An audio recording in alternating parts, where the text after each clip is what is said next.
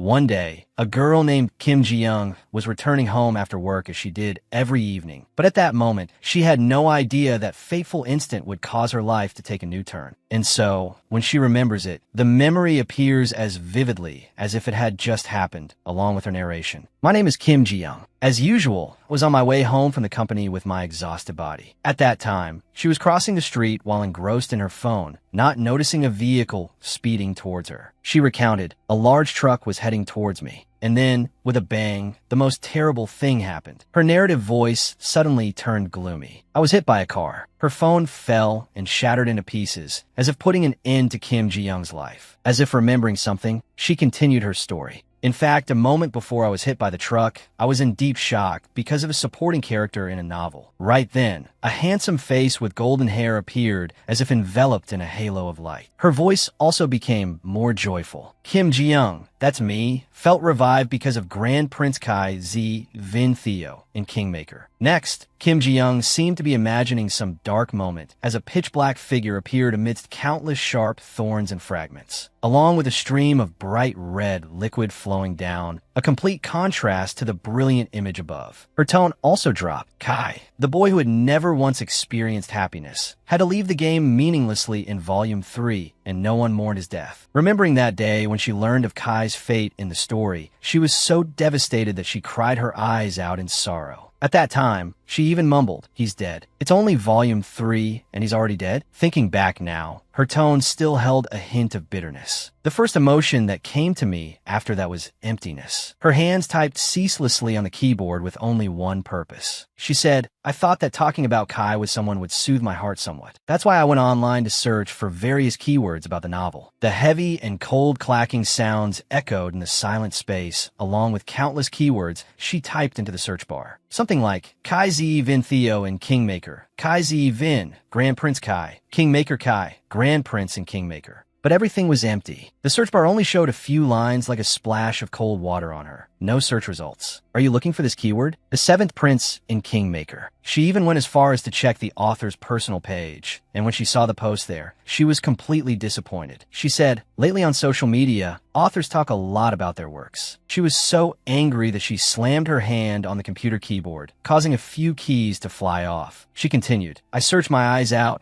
but there wasn't a single piece of information about Kai on the author's personal SNS page. This also made her indignation skyrocket. Remembering the moment she was engulfed in the flames of despair and anger, she clutched her head, sobbing and lamenting. If he's not the second male lead, does he not even get mentioned? Autor, sobi imiskai. If so, then why did you describe his appearance? I mean, the author created such a handsome character. As sunlight shone into her simple room through the balcony, she thought, Kai, who only exists in these pages. I want him to be loved more. There's no love fever like this one. I read the novel many times to search for traces of him, as if building a perfect monument in her heart, she affirmed. To me, Kai's an existence and a religion, like a timely rain, and Kingmaker is like the Bible. Thus, it was only natural for me to die and meet him in heaven. After an unknown amount of time, she suddenly heard an unfamiliar voice. Someone was asking, are you awake yet? Kim Ji-young jolted awake. She found herself lying on a bed with her hands tied behind her back. She thought to herself, oh, I guess I passed out for a little while. But when she saw the golden-haired man in front of her, clutching his head and sighing, she thought, then this really isn't a dream. She called out softly as if to confirm, Kai. A few seconds later, Kim Ji-young shot up in panic. She panted while looking around, her mouth constantly screaming. I'm not a suspicious person, so why am I tied up like this? Ugh, am I still in Kai's room? This is the bed where Kai's precious body rests. Is this for real? Kai replied helplessly, sneaking into someone's bedroom at night. If that's not a suspicious person, then what is? He continued, it would be very difficult for me if you were to take your own life before I could clarify your identity. So, I had to take measures. Kim Ji-young was confused. What did you just say? Did it really happen like that? Halfway through her sentence, she noticed the wound on her neck had been carefully bandaged. At this, Kim Ji-young's cheeks flushed. Her sparkling eyes looked at him, moved on her own. What is this? The wound has been bandaged. Are you worried about me? Oh, so gallant. That's right, even though he looks cold, but she thought to herself, actually, I know that Kai is a canary with a heart softer than anyone else's. Immediately, her mind conjured an image of a bird with shimmering golden feathers, both noble and adorable, which she couldn't resist. I want to lock him in my cage of love and feed him delicious things. Ah, does this count as a crime? Meanwhile, Kai was completely unaware of her crazy thoughts. He impatiently glared at her, questioning coldly. I'll ask one last time. Who are you? Kim Ji-young was momentarily stunned.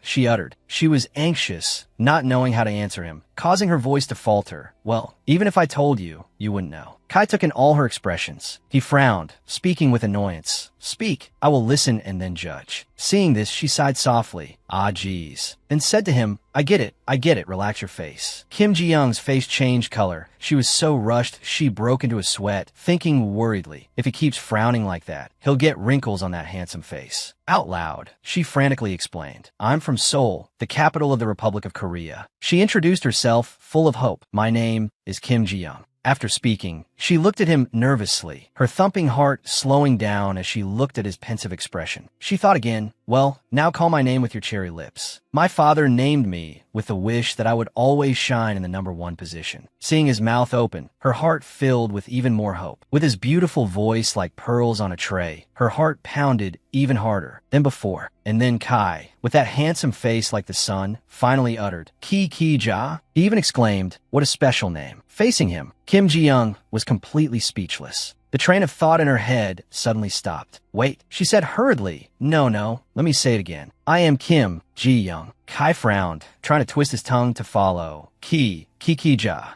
He continued to repeat, Ki-ki-ki-ja. Hearing this was like a thunderbolt to Kim Ji-young's ears. She was completely petrified. She realized a shocking truth. You can't say my name? While she was still in shock, he asked again, but what did you say earlier? Kim Ji-young didn't understand, asking back, yes, say what? He said, earlier, Kalani. But before he could finish his sentence, the door burst open. A young man rushed in and shouted loudly, Your Highness, are you all right? The servants outside heard a loud scream. The man who was speaking abruptly stopped when he saw Kim Ji-young tied up in front of Kai. The words he wanted to say were swallowed back. While he was wondering to himself, what is this? She was silently observing, simultaneously confirming this person's identity. Golden hair, amber eyes, freckles tall. That's right, this person is Kai's close aide. Kim Ji-young suddenly blurted out a name, Benji. Hearing this, Benji couldn't help but be surprised. Hey, who are you? Seeing this, Kai spoke up to remind him, Benji, this girl is an intruder. Benji asked again, an assassin? Kai calmly replied, I'm sure she's a suspicious person because when I woke up, she was lying sprawled on the bed with me. Hearing this, Benji angrily rushed to stand in front of Kai. He pointed his sword at her and yelled, You, how dare you do that to the prince? The sharp sound of the sword rang out as if tearing through the air. Looking at the sharp tip of the sword in front of her, Kim Ji-young's face turned pale and she cried out in a flurry, I don't know what to say about who I am anymore. Ack! She squeezed her eyes shut and recklessly shouted, I'm telling you I'm not an assassin. I'm just someone who really likes Kai, so I came here. In contrast, Kai seemed to have heard something hilarious. Puffed, you said you like me? How unique. Benji was confused. Your Highness, did you just laugh? Even she had to look at him with curious eyes. Kai replied, Why? It sounds very interesting. He said, Because you like me, you came to kill me. At this point, Kim Ji-young was once again floored by Kai's brilliant face. She silently exclaimed, Oh, I'm going crazy. So handsome I could die. She was mesmerized, lost in the beauty that made her freeze, wanting to get closer to him and give him her passionate heart. She couldn't help but think, a crane among chickens, Kai. He's the only one with such a magnificent appearance among all the people I've ever met. His facial features are so explosive. The definition of the word handsome in Korean should be changed to Kai.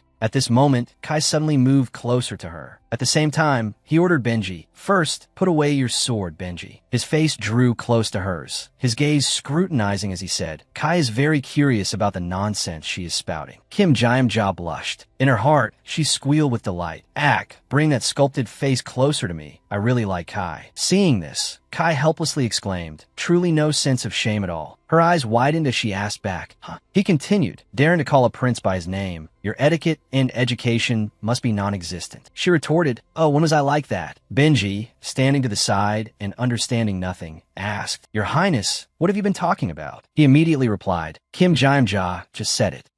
She said that she really likes Kai, which left her stunned after hearing it. The room suddenly fell dead silent. Benji spoke first. Your Highness, I didn't hear anything. This time it was Kai's turn to be surprised. Huh? Benji continued. It seems you're in shock because of this assassin. He mumbled softly. He's even hearing auditory hallucinations. Most worried was Kim Jae-ja, who was now surrounded by confusion, constantly asking herself, how did he know? Could it be that he can hear my thoughts? Meanwhile, Kai's cheeks flushed slightly as he said shyly, she even said I'm so handsome I could die. He voiced all of Kim Jae-ja's inner thoughts that he heard. To Benji's bewildered expression, actually Kai is a canary with a heart softer than anyone else's. She also said a crane among chickens. Kai, he's the only one with such a magnificent appearance among all the people I've ever met. Every word he uttered was like a bolt from the blue. Kim Jae-ja shrieked in horror. Ack, you really heard everything? Hearing that, Kai whipped his head to look at her, his expression just as shocked. What? The words I've been hearing all this time were auditory hallucinations? At this moment, Kim Jae-ja was drowning in extreme confusion. She kept muttering in her head, what is this? Telepathy? My silly thoughts were heard by Kai. What is this useless superpower? She thought worriedly, what should I do? Our prince is in a complete panic. I want to comfort him so much. But Kai was now so dizzy from her thoughts that he clutched his head and lamented. What does it mean to hear someone's inner voice? What should I do? Hearing this, Benji was horrified and said, ugh, could it be this woman? Has she cast a dangerous spell, Your Highness? Not only that, but he also mistook Kim Jae-ja's affectionate gaze for a sinister one and shrieked. Now she's observing Your Highness with a sinister look. It's bone-chilling. But Kai, standing behind him, didn't hear what he said, too busy sullenly asking himself, what on earth is this? Meanwhile, Benji looked at her, startled, his face pale, the atmosphere in the room suddenly turning bizarre. A moment later, Kai finally came to his senses. The bright sunlight, streaming through the window, seemed to help soothe his chaotic mind. He ordered Benji, find out if anyone in this palace knows Kim Jae-ja. Benji immediately accepted the order. Yes, Your Highness, I will investigate not only in the royal palace, but also with the intelligence guild. With that, Kai handed a lock of hair to Benji and instructed, you should take some of Kim Jae-ja's hair with you, as it's not a common hair color. Benji reached out to take it. Yes, Your Highness, but he hesitated for a moment, but finally asked, will it be all right for you to be alone with that woman? He replied, I'm not sure either. Immediately after, his expression turned grim, as if he was pondering something. At the same time, Kim Jae-ja was busy admiring his painting. The portrait is so handsome. Then she rolled around on his bed, then even sniffed his wash basin and exclaimed, this scent, like a pervert even while tied up. This made his face darken, his expression extremely reluctant, his voice cold. Well, it's a bit troublesome, but it should be fine. But Benji didn't let it go so easily. He strode past Kai towards Kim Jae-ja, his stomping footsteps showing his dissatisfaction. He called out while her eyes were sparkling at everything around her. Hey you. Benji put his hands on his hips, angrily warning her. If you dare act disrespectfully towards His Highness, then you'd better watch out. You will die by my hand. This made her unable to help but look up. She looked at him with half-closed eyes, thinking to herself, what's with this? This Benji guy is so annoying. Remembering his fate in the story, Kim Jae-ja suddenly saw a circle appear above his head. She thought, in the novel, the scene of his death wasn't very detailed. Of course, Benji didn't know her thoughts. He continued to threaten, I can't throw you into the dungeon right now. By now, she had also lifted her legs and stomped the heel of her shoe hard on the top of Benji's foot. A sharp pain shot up from below. He suddenly fell silent, his gaze dropping to his foot, while Kim Jae-ja sat on the floor, as calm as if it had nothing to do with her. Benji's face turned pale, and he screamed loudly. Benji quickly pulled his foot back, clutching it and crying out in pain. I think the bone in my foot is broken. Kai, seeing this scene, could only sigh helplessly, while Benji was still groaning worriedly. Do I have to leave Your Highness with such a dangerous person? Kai immediately reassured him. Don't worry about anything, Benji. I'm very careful. I won't get close to her like you did. After an unknown amount of time, the clock in the room ticked slowly. Kai and Kim Jae-ja sat silently facing each other. Only the ticking of the clock hands inching forward could be heard. Kai stared at Kim Jae-ja. At this moment, she had her eyes tightly shut and was trying to think, looking very tense. She suddenly asked, can you hear me? Kai just replied, not at all. Kim Jae-ja groaned softly, trying to analyze everything. Why can Kai hear my inner voice? What's going on? Moreover, she lamented to herself, have I been thinking about nonsense this whole time? I want to drink water. I'm hungry, bunny, chick, cat, evil Benji. But it seems he can't hear anything anymore. but Kai remained silent, his expression very pensive. As for Kim Jae-ja, she was very confused, as if floating in an endless void with no idea where the exit was. An hour ago, Kai was still muttering to himself, Why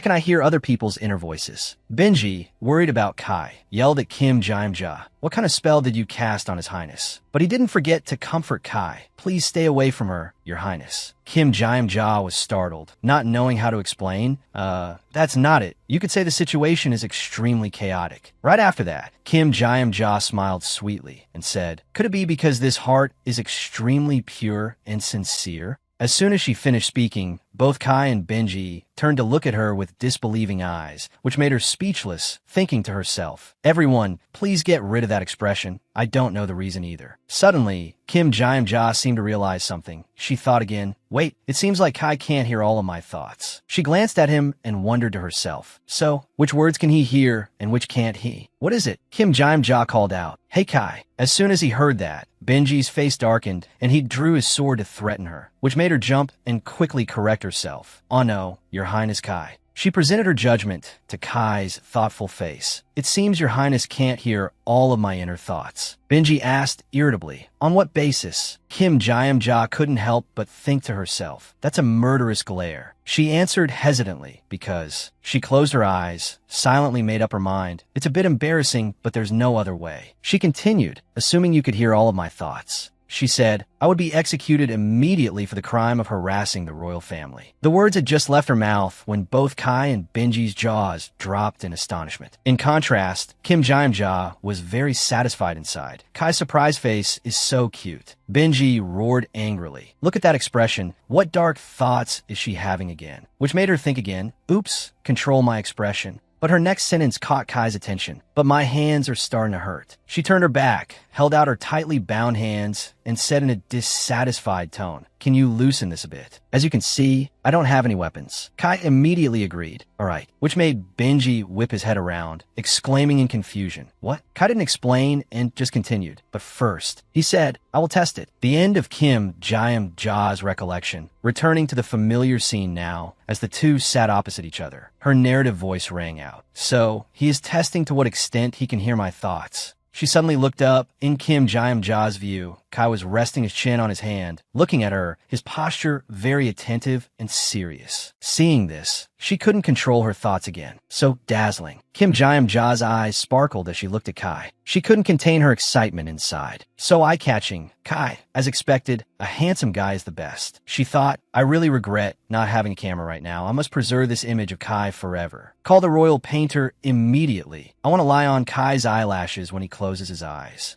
Suddenly hearing these things, Kai's expression couldn't help but be horrified. He swallowed hard with a gulp. Kai's whole body trembled slightly, one hand clutching his head, the other raised a signal to Kim Jae-ja, who was lost in her wild thoughts. Wait, that's too much, this stuff. But Kim Jae-ja didn't notice she was still lost in thought. When I turned my back earlier, I got to sneak a peek at his but Kai's, but is so fine. This made him blush with embarrassment, stammering. Well, what? Kim Jae-ja's thoughts echoed in his head again. Holy Kai, crane among chickens Kai. His appearance is like a god's. He helplessly clutched his head, muttering, Stop. But the train of thought was not interrupted at all. From now on, when I sneeze, I have to say, Kai bless you 10 times. He said softly again, Come on. Kim Jae-ja continued to think. If being handsome is a crime, Kai would be sentenced to beheading and dismemberment for that dazzling beauty. Hearing these things, Kai felt as if he was being hung by Kim Jae-ja's mouth, which drove him crazy, and he shouted, Ah. He loudly interrupted her, King Ja, which made her jump with a huh.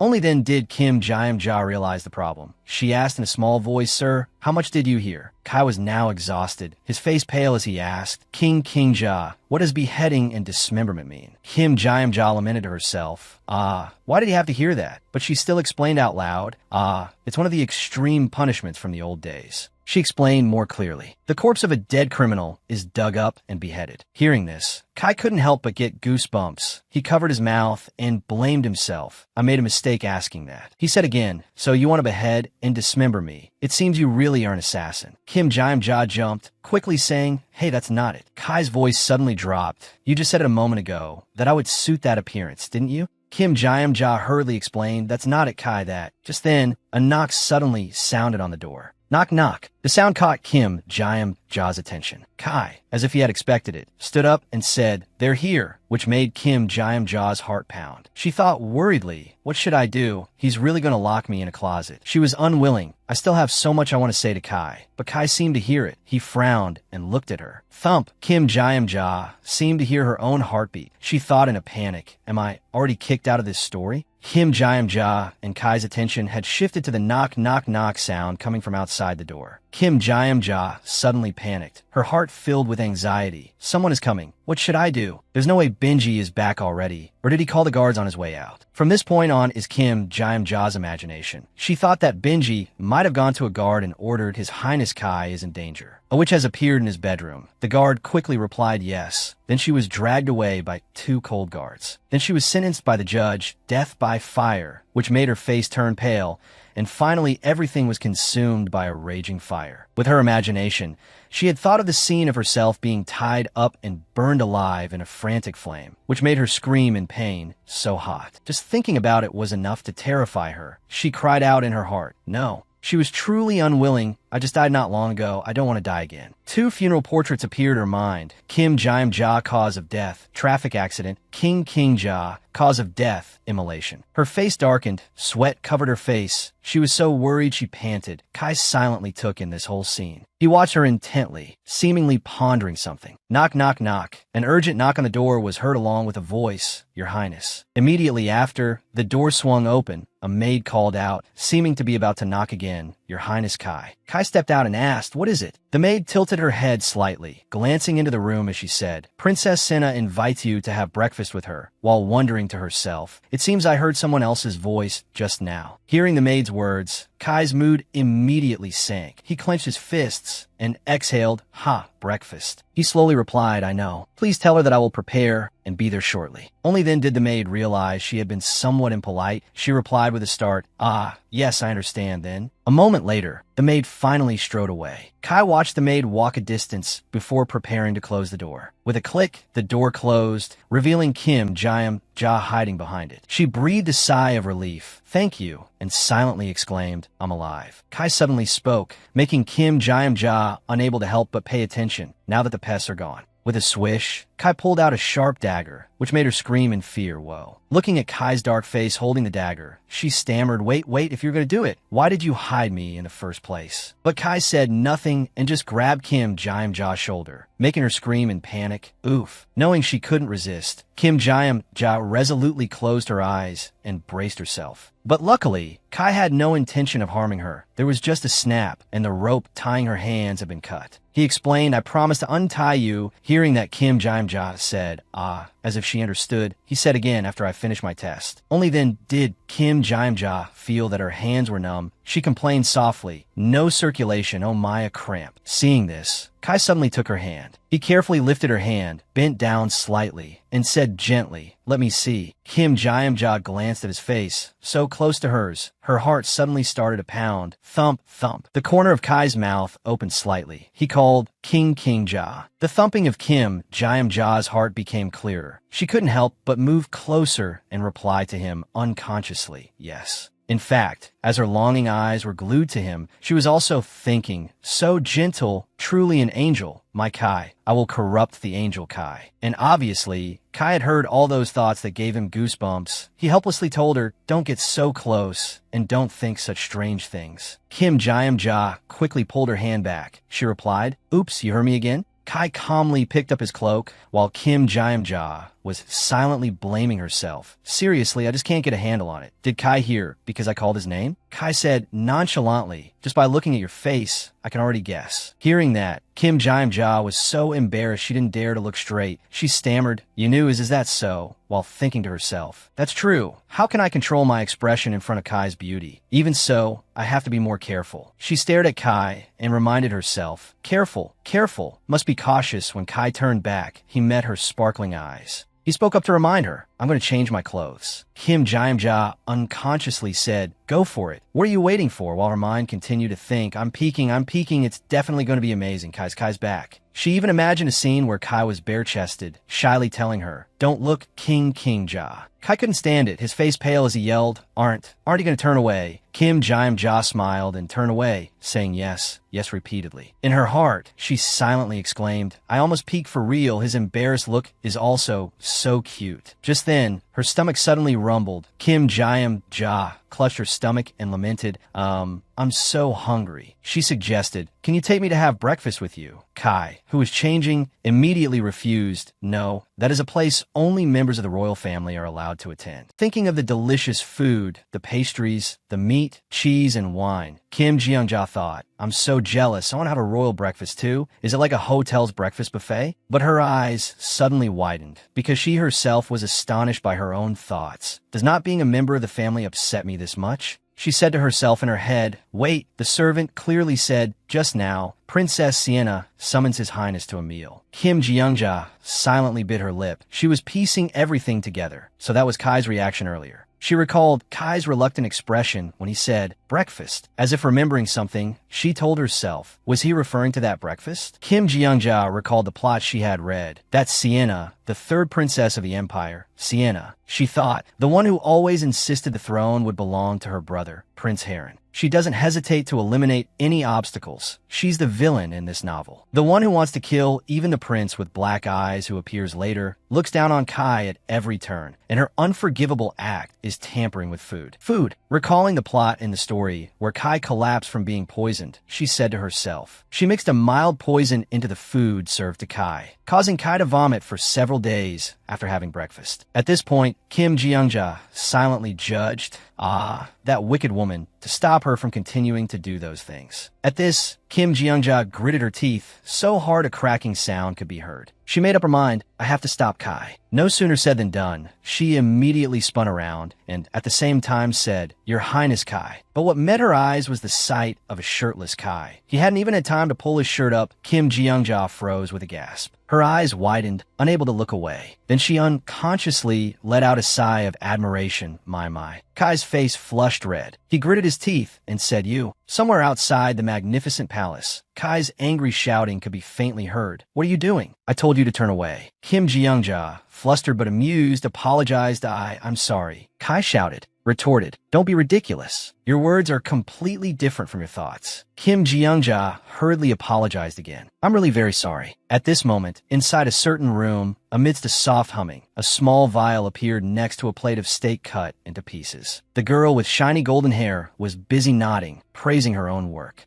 Very good. She looked down at the steak with satisfaction, giggled, and said, It's perfect. After Kai finished changing, he seemed to glow in his neat and luxurious outfit. The unrestrained Kim Jae-ja immediately gushed with praise in her head. Oh my God, our Kai is so handsome. She kept marveling. How can he be so beautiful? Kai raised a hand to smooth his hair, his expression very calm. Seeing this, she thought again, just Kai breathing is already a blessing. Clearly, Kai could hear all of these thoughts of hers. He glanced sideways, and she thought again, who needs vitamins and supplements? Just having Kai is enough. But the atmosphere suddenly became gloomy and suffocating. Kim Jae-ja clutched the bedsheet, her voice faltering. However, she asked seriously, Why did you hide me earlier? Kai just looked at her in silence, remembering how Kai had hidden her from that maid earlier. She couldn't help but wonder, we didn't even call the guards. Aren't you going to throw a suspicious person in prison and monitor them? But Kai's answer completely surprised her. Kim Jae-ja's origin, although he didn't know where Seoul was. He said, but in this Vudeong Empire, there are its own laws. The tall Kai stood in front of Kim Jae-ja, calmly explaining, you can't arbitrarily imprison people of unknown origin and who are innocent. She let out a surprised, thinking to herself, I didn't know this because it wasn't mentioned in Kingmaker. She muttered softly, maybe I'm a bit prejudiced about this medieval period. Kai was quick to catch the word in her speech. He frowned and asked, medieval? Realizing her carelessness, Kim Jae-ja quickly waved her hands. She tried to change the subject. No, it's not that. Still, it can't be considered a serious crime, right? Since I entered your bedroom, Kai replied. You weren't carrying a weapon. On the contrary, I was the one who injured you. Hearing that, Kim Ji-young-ja was slightly surprised. He crossed his arms over his chest, his eyes half closed, calmly explaining, if you were really a sorcerer or a witch, you would have killed me and Benji already. And from what I've heard, it seems you don't have any malicious intent. Hearing this, Kim Ji-young-ja silently praised him again, her sparkling eyes fixed on Kai. He truly is the angel Kai. From his face to his personality, everything is absolutely perfect. She concluded forcefully, Kai is truly a mega sexy bomb, which made Kai turn pale, reluctantly shouting, would you please stop? She cried out in alarm. Ah, you heard that? He clutched his head, turning his back to her, seemingly trying to compose himself. He let out a short breath. Anyway, I don't think you're a dangerous person. He shook his head to clear it, frowned and said, because I see a bit of danger in you. Kim Ji-young-ja was a little embarrassed, but felt much more relieved inside. Thank goodness. He only thinks I'm a little bit dangerous. This really isn't a dream, because I usually suffer from a disease called Kai, so now I just keep thinking about Kai. Suddenly her eyes became serious, as if she remembered something. She clutched her dress tightly, her heart in turmoil with worries. If I've been transported into Kingmaker, then I know there's still time. Until Kai has to face that tragic death. Can I change that fate? The more she thought, the tighter her hands clenched. After a moment of silence, Kai turned to leave, then I'll go and come back. In the meantime, you sit here quietly. Hearing that, Kim Ji-young-ja hurriedly jumped up to stop him. Oh, wait. Just as his hand was on the doorknob about to open it, she hastily shouted, wait. She called Kai. Kai turned back to look at her irritably. She quickly gathered her skirt, adopted a graceful posture, smiled and said, Your Highness. Only then did Kai's expression soften. He asked, what now? Kim Ji-young-ja immediately asked seriously, today's breakfast is just a gathering of the royal family, right? She warned, then you must not eat any of the dishes at that meal. Kai recalled the times he returned after breakfast, always clutching his stomach in discomfort. He thought to himself, every time I come back from breakfast, my mouth is dry and I feel bloated and I even vomit for several days. This time it was Kai's turn to be so startled, he was speechless.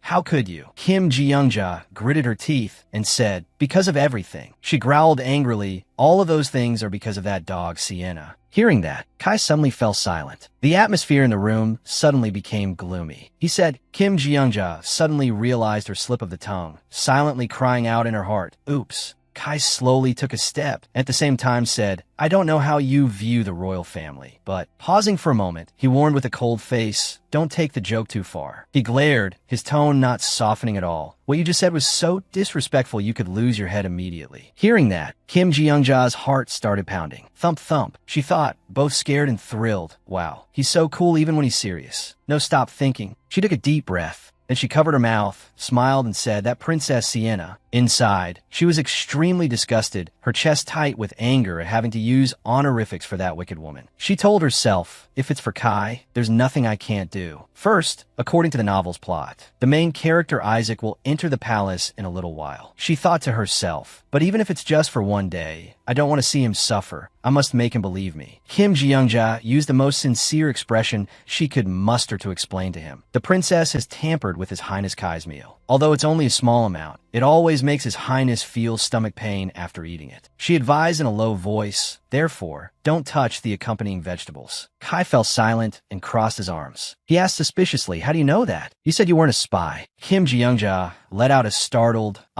suddenly realizing the problem. On second thought, he's probably going to see me as a suspicious person now. Now, she awkwardly scratched her head, not daring to look him in the eye. Wait, that is, not letting her finish. He interrupted, moreover. He said, I've already realized some of it. Kim Ji-young-ja stopped smiling, looking at him in surprise. He continued, that Sienna is up to something. She was confused. Yes, then why? Kai said again, even though I know. He pulled his cloak, his posture forbearing, yet resolute. He said, I still have to let it go even if I know about it. Kai continued, and I have realized to some extent that Sienna has been up to something. Kim Ji-young-ja felt confused, yes, but Kai calmly continued, even if I know something, I still let it pass. She looked at him in silence. Kim Ji-young-ja slapped her forehead, helplessly screaming from the bottom of her heart. What? Why would you debase yourself like that? I told you not to be so handsome. Remembering his calm yet radiant appearance, she thought to herself, my gentlemanly, pure, and charming Kai. Kai is a national treasure, so I must protect him for the rest of this life. At this, Kim Jeongja clutched her head as her worries grew. If his health is damaged by the poison, that face will also wither. No, there must be a way to stop it. She calmly pondered carefully. It seems my appearance has ruined the other prince's chance to help Kai, but that's okay. Besides wanting to get close to the two of them, there are many other reasons. If I remember correctly, I still have time before the black-eyed Prince Isaac appears. With that thought, Kim Jeongja immediately clasped her hands in supplication. Even so, you can't do that, Your Highness. Her eyes looked at him with urgency. Kai looked at her in silence. Then he let out a breath. He said, You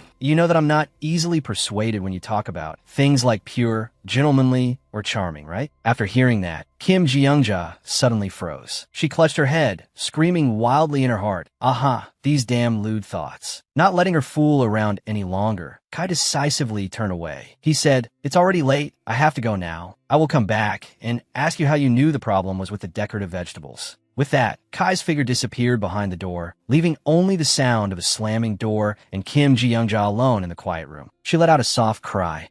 Kim Jeongja thought to herself, that vague charm and nobility. She picked her nose, giggling foolishly as she asked herself, was I screaming my head off in my mind like that? Just then, Kim Jeongja suddenly realized something. She thought, act on second thought. At the same time, she turned around. Taking in the elegance and neatness of the room, she silently exclaimed, That's right, she thought. I'm in the room of my favorite character. Her sparkling eyes instantly lit up with indescribable joy. Her heart pounded thump, thump, thump, thump continuously. She joyfully came up with an idea. I have to explore every nook and cranny. At this moment, outside in the palace corridor, the sound of Benji's heels tapped rhythmically on the floor, making a clack, clack sound. As soon as he lifted his foot, a sharp pain shot through it. He groaned softly, ouch. Benji grumbled in annoyance. What the hell is with that damn woman? Recalling Kim Jeongja's act of stepping on his foot, he still couldn't accept it. She stomped so hard that it still hurts now. Benji held the lock of Kim Jeongja's hair tightly in his hand. He muttered, I've asked so many guests there, but no one saw a girl with silver hair. Just then, a scream echoed from somewhere. Look, Benji was startled and worried. The scream is from His Highness Kai's room. Over here, on the dining table, beautifully decorated plates of steak were placed neatly on the table. Seeing Kai put his plate down, a woman's voice was heard. Kai, you don't look very well. Are you in pain somewhere? Kai replied softly, I just lost a little sleep, Mother Empress. The person who had just asked Kai was a beautiful and noble woman, the Grand Empress Priscilla Belwa. As soon as she finished speaking, another voice sounded in his ear. Honestly, the tone was filled with disgust. If you're sick, you don't have to come. Just giving a heads up would have been fine. The young man with golden hair and red eyes sitting next to him suddenly spoke up. I'm sorry, you had to go through the trouble of coming here because of me. Obviously, he was the second prince of the empire, Heron. On the surface, he was amicable, but in reality, it was just a pretense to hide his contemptuous expression. He sneered inwardly. It would have been better if you hadn't come at all. Kai coldly pressed his lips together, saying nothing. He gripped the knife in his hand tightly, as if trying his best to restrain himself. Finally, he let out a breath, lowered his eyes slightly, and said, Anyway, today is my brother's birthday, so I didn't want to miss it. The girl with a face identical to Heron's picked up a wine glass. Her demeanor friendly and welcoming, she said, Of course. If it weren't for an occasion like this, it would be hard to meet like this. I'm very happy you came. The corner of her mouth lifted in a meaningful smirk. You look so radiant today, especially those lake blue eyes. She was none other than the third princess of the empire, Sienna. Kai wearily thought to himself, doesn't she get tired of attacking me with such boring words? He recalled Sienna's mocking smile, expression, and voice from all this time. Your eyes are the color of a lake. Can someone without red eyes even be called a grand prince? He thought wearily to himself, it's like I'm watching a play. Then he suddenly remembered Kim Jeongja's furious face when she said, Sienna, she's like a dog, which made him smile unconsciously as he thought, completely different from anyone else. He asked himself, since when have I been getting sick for a few days after having breakfast with him? Every time my esophagus feels like it's splitting open and my mouth burns. Kai picked up his knife and fork, preparing to continue eating, but he felt extremely tired inside. Because I'm afraid of bad rumors spreading, I can't not eat with them. Suddenly, Kim Jeongja's reminder echoed in his head. Please stay away from the vegetables used as garnish on the plate, causing the fork that was about to touch those vegetables to stop short. Then he decisively pushed them aside. Sienna feigned surprise and exclaimed, "Oh, brother," she asked with a smile, "have you no appetite today?" Her voice was cold and full of meaning. "Could it be that your stomach is upset?" Kai looked thoughtfully at his plate, then, under Sienna's astonished gaze, Kai slowly brought a piece of meat to his mouth. He said, "I don't know if it's from lack of sleep, but I don't seem to have any appetite. I hope you'll forgive my rudeness. I will send a separate birthday gift to Heron." This left Sienna unable to do anything. She angrily clenched her teeth. Without a word, Sienna stabbed her fork into the pieces of meat on her plate, right in front of Kai. The atmosphere was frighteningly silent. Neither side spoke. There were only the continuous sounds of stabbing. At the end of the meal, only the pile of vegetables he hadn't touched remained on Kai's plate. In the gentle sunlight streaming through the window, he was secretly happy. "My mouth doesn't burn today." He again remembered Kim Ji-youngja's warning. "You must not eat the vegetables on that plate." Kai pictured her concerned face in his mind. That woman. He couldn't help but wonder, how did she know about that? With that thought, he unconsciously raised his hand to touch his throat. The bright sunlight in the deep blue sky shone down on the castle and the dense trees,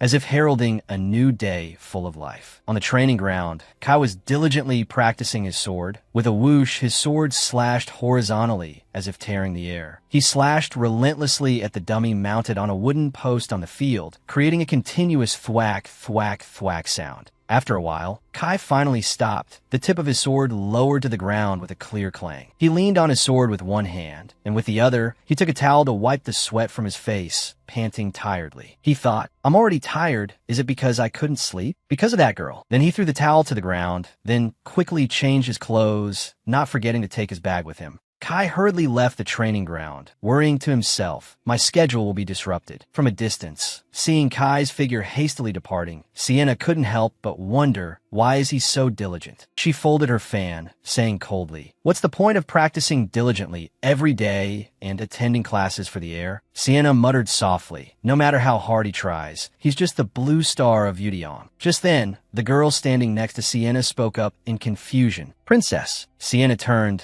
feigning a smile, and said, "Ah, I was just thinking that Brother Kai is really diligent, isn't he? Because his efforts are so radiant." "Radiant," she explained. "The Zagaro Bintian royal family is called the Sun, but my brother is called the Blue Star." The girl who was just talking to Sienna turned to the person next to her in admiration. "Oh my, how beautiful the Blue Star." Sienna added, "That's right." She gave a meaningful smile. "It's beautiful, isn't it?" Sienna smiled brightly, continuing, "It would be a bit strange if I thought the sun and stars can't appear together, wouldn't it?" After saying that, she laughed loudly. "Ho ho, it's not that important." But that attitude and those words made the two girls' faces turn pale, too flustered to look directly at her. Obviously, what Sienna said also meant that behind that beautiful nickname was the fact that he could absolutely never step into the central position of the royal family. After speaking, Sienna immediately left, leaving only a cold sentence, "Then I'll be going first." As soon as she turned away, Sienna's attitude changed 180 degrees. Her face darkened. She gritted her teeth and grumbled. Honestly, he should know his place. Over here, Kai was listlessly dragging his feet down the hallway. He took heavy steps, thinking wearily to himself, "I'm going crazy. I can't concentrate in the heirs class." Finally arriving in front of his bedroom, he reached for the doorknob while thinking, "I haven't heard any of her nonsense all morning, so she must be staying put, right?" Just then, the door suddenly swung open, and Benji spoke. "Ak, you've arrived, Your Highness." Seeing Benji, he asked, "Benji, how is the investigation into Kim Ji-youngja going?" Benji replied, "No one in the city has seen a silver-haired girl." Hearing that, Kai couldn't help but wonder, she's so conspicuous. How can that be? What do the mercenaries say? Benji shook his head and replied, "I've already asked through my sources, but they said they haven't seen a silver-haired assassin anywhere." After listening, Kai rubbed his chin thoughtfully for a moment, then said, "So at least no one has bribed her in the capital." Then he asked, "What is Kim Ji-youngja doing?" Seeing him mention Kim Ji-youngja, Benji hurriedly slammed the door shut, leaving only a click that blocked him from the room. Benji stammered, that is. A few hours ago, Benji heard a scream that made him think with unconscious worry. The scream is from the direction of His Highness Kai's room. Then he scurried with thumping footsteps towards Kai's room. But when he hastily threw the door open, the scene before him left him stunned. Kim Ji-youngja was lying sprawled in the middle of the room, with a pillow covering her face. Benji's face was full of horror. He bit his lip, but a sob still escaped his mouth. Benji thought to himself, could it be a murder scene? He hurriedly knelt down, then took the pillow off Kim Ji-youngja's face. Then Kim Ji-youngja's wide grin and contented face were revealed. She was still busy muttering, smells so good, Kai. Just remembering those things, Benji's mood seemed to collapse. He recounted in detail. All day, she just stared at His Highness's portrait and drooled. Then she sat in His Highness's chair for a long time. At this point, Kai couldn't listen anymore and quickly interrupted. That's enough, stop. At the same moment, inside the room, Kim Ji-youngja was standing in front of the mirror, slowly unwrapping the bandage around her neck. The white bandage, stained with a little blood, slipped off and fell to the ground with a thud. Kim Ji-youngja tilted her head to look at the wound in the mirror. Her hand lightly touching her neck, she said, "It seems it's not bleeding anymore. The wound doesn't seem too deep either." Her eyes suddenly became serious. She thought to herself, no matter how vivid a dream is, it can't sting and hurt like this. She wondered doubtfully, or did I die and get reincarnated? Oh no, is it transmigration? Afterwards, she thought again, whichever it is, I don't need to care. Then her eyes closed, looking very serene. She thought, because I get to be with Kai. So after that, a radiant smile appeared on Kim Ji-youngja's face. She thought that whatever happens to her is fine. At this moment, she suddenly heard Kai's familiar voice calling her. Kim Kimja. Kim Ji-youngja was slightly surprised to see Kai slowly approaching. Could it be? But it was clear that whenever she saw him, her willpower vanished. She sweetly called his name from the bottom of her heart. Kai. She covered her mouth, her eyes shining as if she had seen a treasure. There was an indescribable feeling, she thought with teary emotion. So handsome. Getting to see someone this handsome, it doesn't matter anymore whether it's reincarnation or transmigration. Anyway, in my past life, there was only living expenses, rent, and night shifts. So sweet, I will love my bias. She affirmed in her heart. I really like Kai, which shocked him once again. He asked, do you really not know what shame is? Knowing it hurt her thoughts again, Kim Ji-youngja was suddenly speechless. He continued with dissatisfaction. How many times have I told you not to call me by my name so informally? She quickly forced a laugh to cover it up. Ah. She asked warmly, while changing the subject, was breakfast to your liking, Your Highness? Kai replied with a slight smile. Thanks to you, I didn't have heartburn today, but he frowned, saying seriously, I must quickly investigate how you know. I feel uneasy when you talk as if you just fell from the sky and know everything. Kim Ji-youngja replied playfully, fell from the sky, like an angel? Kai's face darkened. He spoke helplessly, like. Seeing that, Kim Ji-youngja stopped joking. She let out a breath. She thought to herself, since childhood, other princes have been suspiciously killed, if he himself has also been in life-threatening moments. That's right, he must be sick and tired of spies. She cried out indignantly in her heart, I'm not a spy. Suddenly, Kai extended his hand towards Kim Ji-youngja. His tone softened. Anyway, this Kim Kimja? He said frankly, I have no pretext to keep you, but I can't let you go either. That's the situation. Facing her, his expression was filled with contemplation and dilemma. He told her, so tell me what I should do with you. Kai said seriously to Kim Ji-youngja's attentive face, I can't swallow you, but I can't spit you out either. He suggested, therefore, work in the palace until I order otherwise. Hearing that, Kim Ji-youngja immediately rushed forward, startling Kai. She said excitedly, really? That's great. Kim Ji-youngja was so happy she cried. So happy it felt like she was throwing flowers in her heart. She thought to herself, yes, I get to be with Kai every day, which made him freeze. He heard her exclaim, this is great, really. Seeing that, he just gave a faint, helpless smile. He unconsciously raised his hand, intending to stroke her hair. But she suddenly covered her mouth and looked up, making him freeze while she was thinking, that's right, I have to watch my thoughts. Kai turned away in embarrassment. He cleared his throat and said to Benji, ahem, just hearing it scares me, Benji. Benji bowed, yes, Your Highness. Meanwhile, Kim Ji-youngja was still staring at him blankly and wondering,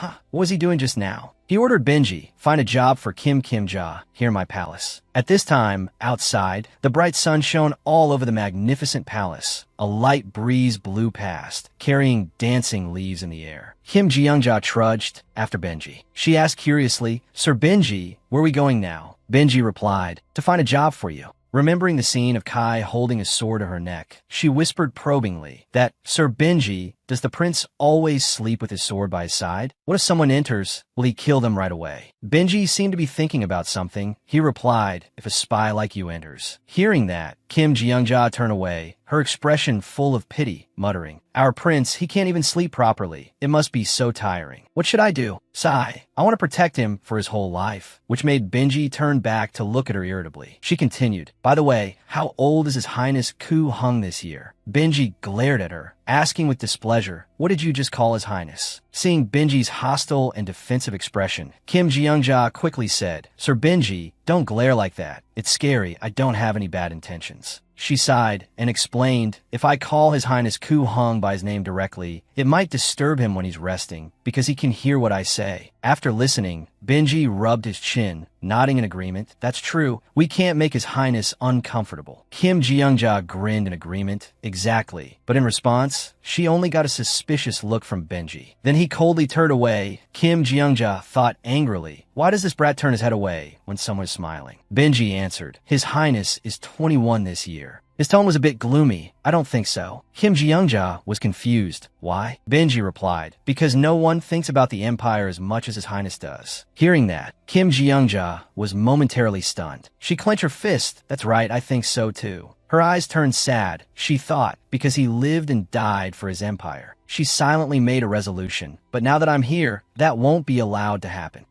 Suddenly, Benji turned and asked her curiously, "But this is the first time I've heard the name Kingja." The two stood talking in the middle of the hallway. Benji asked carefully, "Is this the first time a name has been pronounced that way? You come from a strange country, but how do you know about His Highness the Prince and me? His Highness is busy now, so he told you to stay here for now, but..." At that point, Benji suddenly stopped. Kim Jeongja just smiled faintly, thinking to herself, "This guy is really annoying." And then she suddenly grabbed Benji's hand and called out, "Sir Benji." While calculating in her mind, "I have to shut him up." Kim Jeongja smiled brightly, her voice flattering. "Sir Benji, you are truly a kind person. Your courage to do anything for His Highness makes my heart pound." Kim Jeongja said earnestly, "Even where I lived, very far from here, Sir Benji's loyalty and spirit are well known." The more she spoke, the more flustered Benji's expression became. Seeing this, she was secretly pleased. "I knew it. Benji is always weak to compliments." Recalling the times she had to flatter her department head at the company, the corner of her mouth twitched. She thought with weary resignation, "If you live a social life, you'll turn into a pushover. It's so sad, kiddo." She thought, "I'm so sorry for complaining that the plot developed too slowly because there were too many details." Author of Kingmaker. By now, Benji's nose was in the air from her compliments. However, he still had to pretend to be modest, saying, "The work isn't that hard." He shyly turned his face away and continued, "Once we know who you are, you can return to where you used to live." Kim Jeongja stuck out her tongue and made a face, very pleased with the result. Just as planned, Benji didn't ask anything more about her. She thought, but actually, even if he had asked, I wouldn't have had anything to answer. Is there a way for me to go back? I might already be dead. I was hit by a large truck and sent flying. After all, recalling the image of her shattered phone, she thought, right before I hit the road, I lost consciousness, and when I woke up, I had been transported into this novel, Kingmaker. Kim Jeongja was startled, momentarily surprised by her own realization, and the prince is now 21 years old. If the prince with those black eyes hasn't yet entered the palace, she figured it probably takes a lot of time to expand Kai's position. Kim Jeongja silently resolved, "Forget it. I won't let you be lonely after being abandoned for the rest of your life and then die." A moment later, the door opened with a slow creak. Benji called out to the woman who was writing in a ledger in the room, Lady Tully. Hearing her name, the woman immediately looked up. She was Lady Tully, Kai's palace steward. Lady Tully smiled welcomingly. "Ah, Mr. Assistant, what brings you here?" Benji pointed to Kim Jeongja, standing beside him, and replied, "Actually, I have a favor to ask. Is there any work for this girl, like a court lady, for example?" She walked closer to the two and replied, "Is that so? It's just the right time. We need a child to organize His Highness Kai's personal library." In front of her, she chattered on. The previous child, well, she went back to her hometown, said she wanted to be a farmer. Anyway, really, thinking like that, how can you find someone immediately? Then she asked her, "Miss, what is your name?" Benji quickly said, "King," but was immediately jabbed painfully in the ribs by Kim Jeongja's elbow, preventing him from finishing the sentence. Benji turned away in pain. Kim Jeongja snorted and thought to herself, "Now that I'm here, I don't want to be called King Kingja." She wondered, what name is easy to pronounce and sounds classy? Then she mumbled in her head, easy to say and classy. Then she suddenly remembered a neighbor who used to pat her little dog's head and say, "Josephine." How magical. Like a clap of thunder, she unconsciously blurted out, "Josephine." Lady Tully was confused. Kim Ji-young scratched her head and replied, "It's Josephine. Since I'm a commoner, I don't have a surname." Lady Tully waved her hand and said with a laugh, "All right, Josephine, your name is just like my grandmother's. It must be fate. Ho ho ho ho." Benji turned his face away, his whole body shaking as he held back his laughter. Kim Ji-young, now Josephine, cried silently in her heart, "Annie, why didn't you tell me to pick a sophisticated name like a dog's name instead of saying that?" Soft sunlight shone into the room through the glass window. Lady Tully asked gently, "Josephine, can you read?" She asked back, "All righty." Jim took the paper Lady Tully handed her, her eyes shining as she stared at it, as if studying it intently. Looking at the horizontal and vertical lines of text on the paper, she said in despair, "I don't know how." Benji asked again in surprise, "You can't read?" Lady Tully exclaimed softly, "Oh dear, if you can't read, I can't give you the job. What should we do?" She quickly replied, I'm fine with manual labor." After speaking, seeing Lady Tully's thoughtful expression, she couldn't help but worry. Could it be that if I can't find a job like this, I'll be kicked out of the palace? The more she thought, the more anxious she became.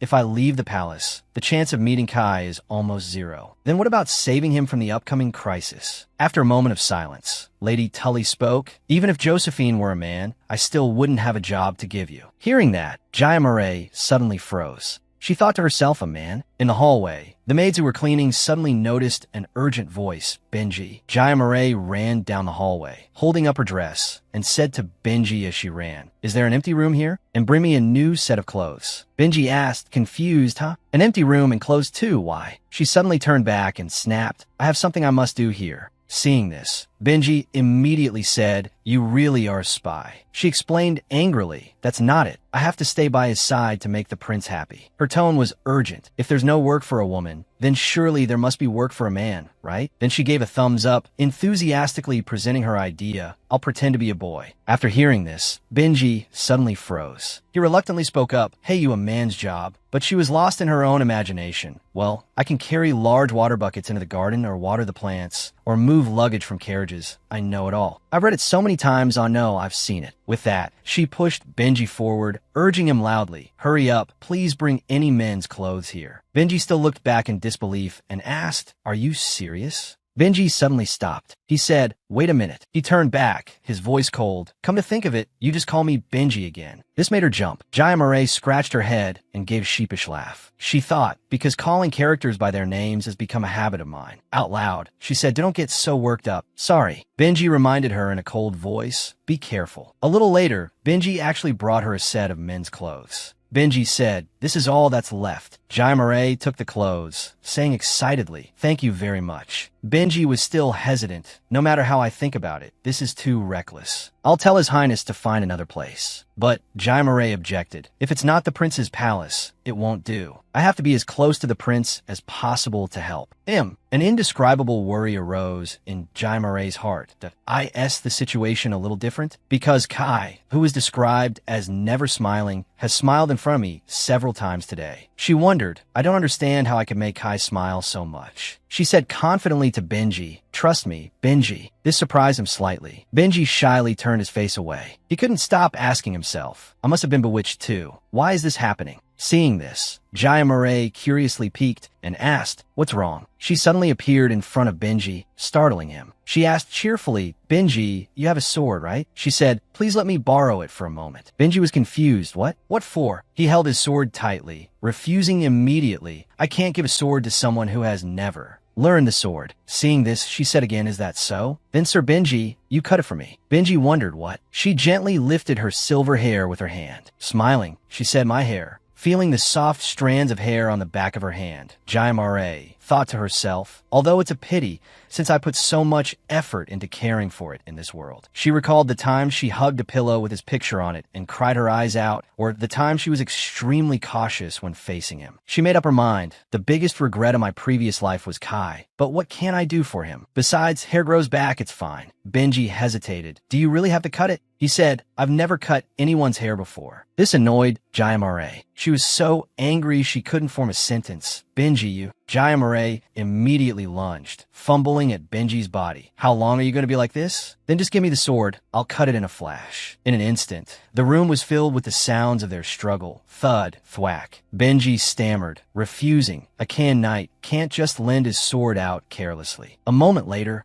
Benji finally gave in. He held his long sword, preparing to cut Jaimare's hair while she sat on a chair, casually giving instructions that don't cut it all at once. Divide it into 3 parts and cut it lengthwise. It's okay if it's a little uneven. It will look more like a commoner's. Benji held a lock of her hair, feeling its softness in his palm, and mumbled softly, "It's like the Milky Way." Jaimare didn't hear clearly and asked, "What was that?" Benji said dreamily, "You could say it's like a clear river." Jaimare was confused. "What are you talking about all of a sudden?" But just as she was speaking, Benji swiped with the sword. Jaimare jumped and shrieked, "Hey," which startled Benji as well. Jaimare grimaced and turned back to complain, "We were talking, and you suddenly stick a blade at my neck. What am I supposed to do?" Benji held the lock of hair in his hand, unsure how to explain. "Oh, that." A few remaining strands of hair rustled down after the cut. Jaimare's face suddenly filled with horror, and she screamed, "Benji!" Seeing her collapse and cry, he panicked. "Sorry, I'm really sorry, but you moved so suddenly. Are you hurt anywhere?" She sat up, touched her neck, and lamented, "Sir, I'm not hurt." "Ah, that was too close." Immediately after, she composed herself, sat back on the chair, and instructed Benji, "Please just cut along this line." Benji asked warily, "You're not going to get revenge, are you?" Jaimare sighed and replied, "No, it's just hair." She continued, and Kai, "Oh no, if I can be by the prince's side, this is nothing." A troubled look flickered in Benji's eyes. He replied, "Yes, that could be true." He said, "But not everyone has wicked thoughts when they see someone they like." Jaimare immediately whipped around to reproach him. "Benji, you really know how to turn someone into a pervert in an instant." Benji suddenly became serious, turned her face forward with both hands, and said, "Besides, you've been calling me Benji this whole time. I'm sorry for cutting your hair wrong, so please let it go." Jaimare exclaimed softly, "Oh my."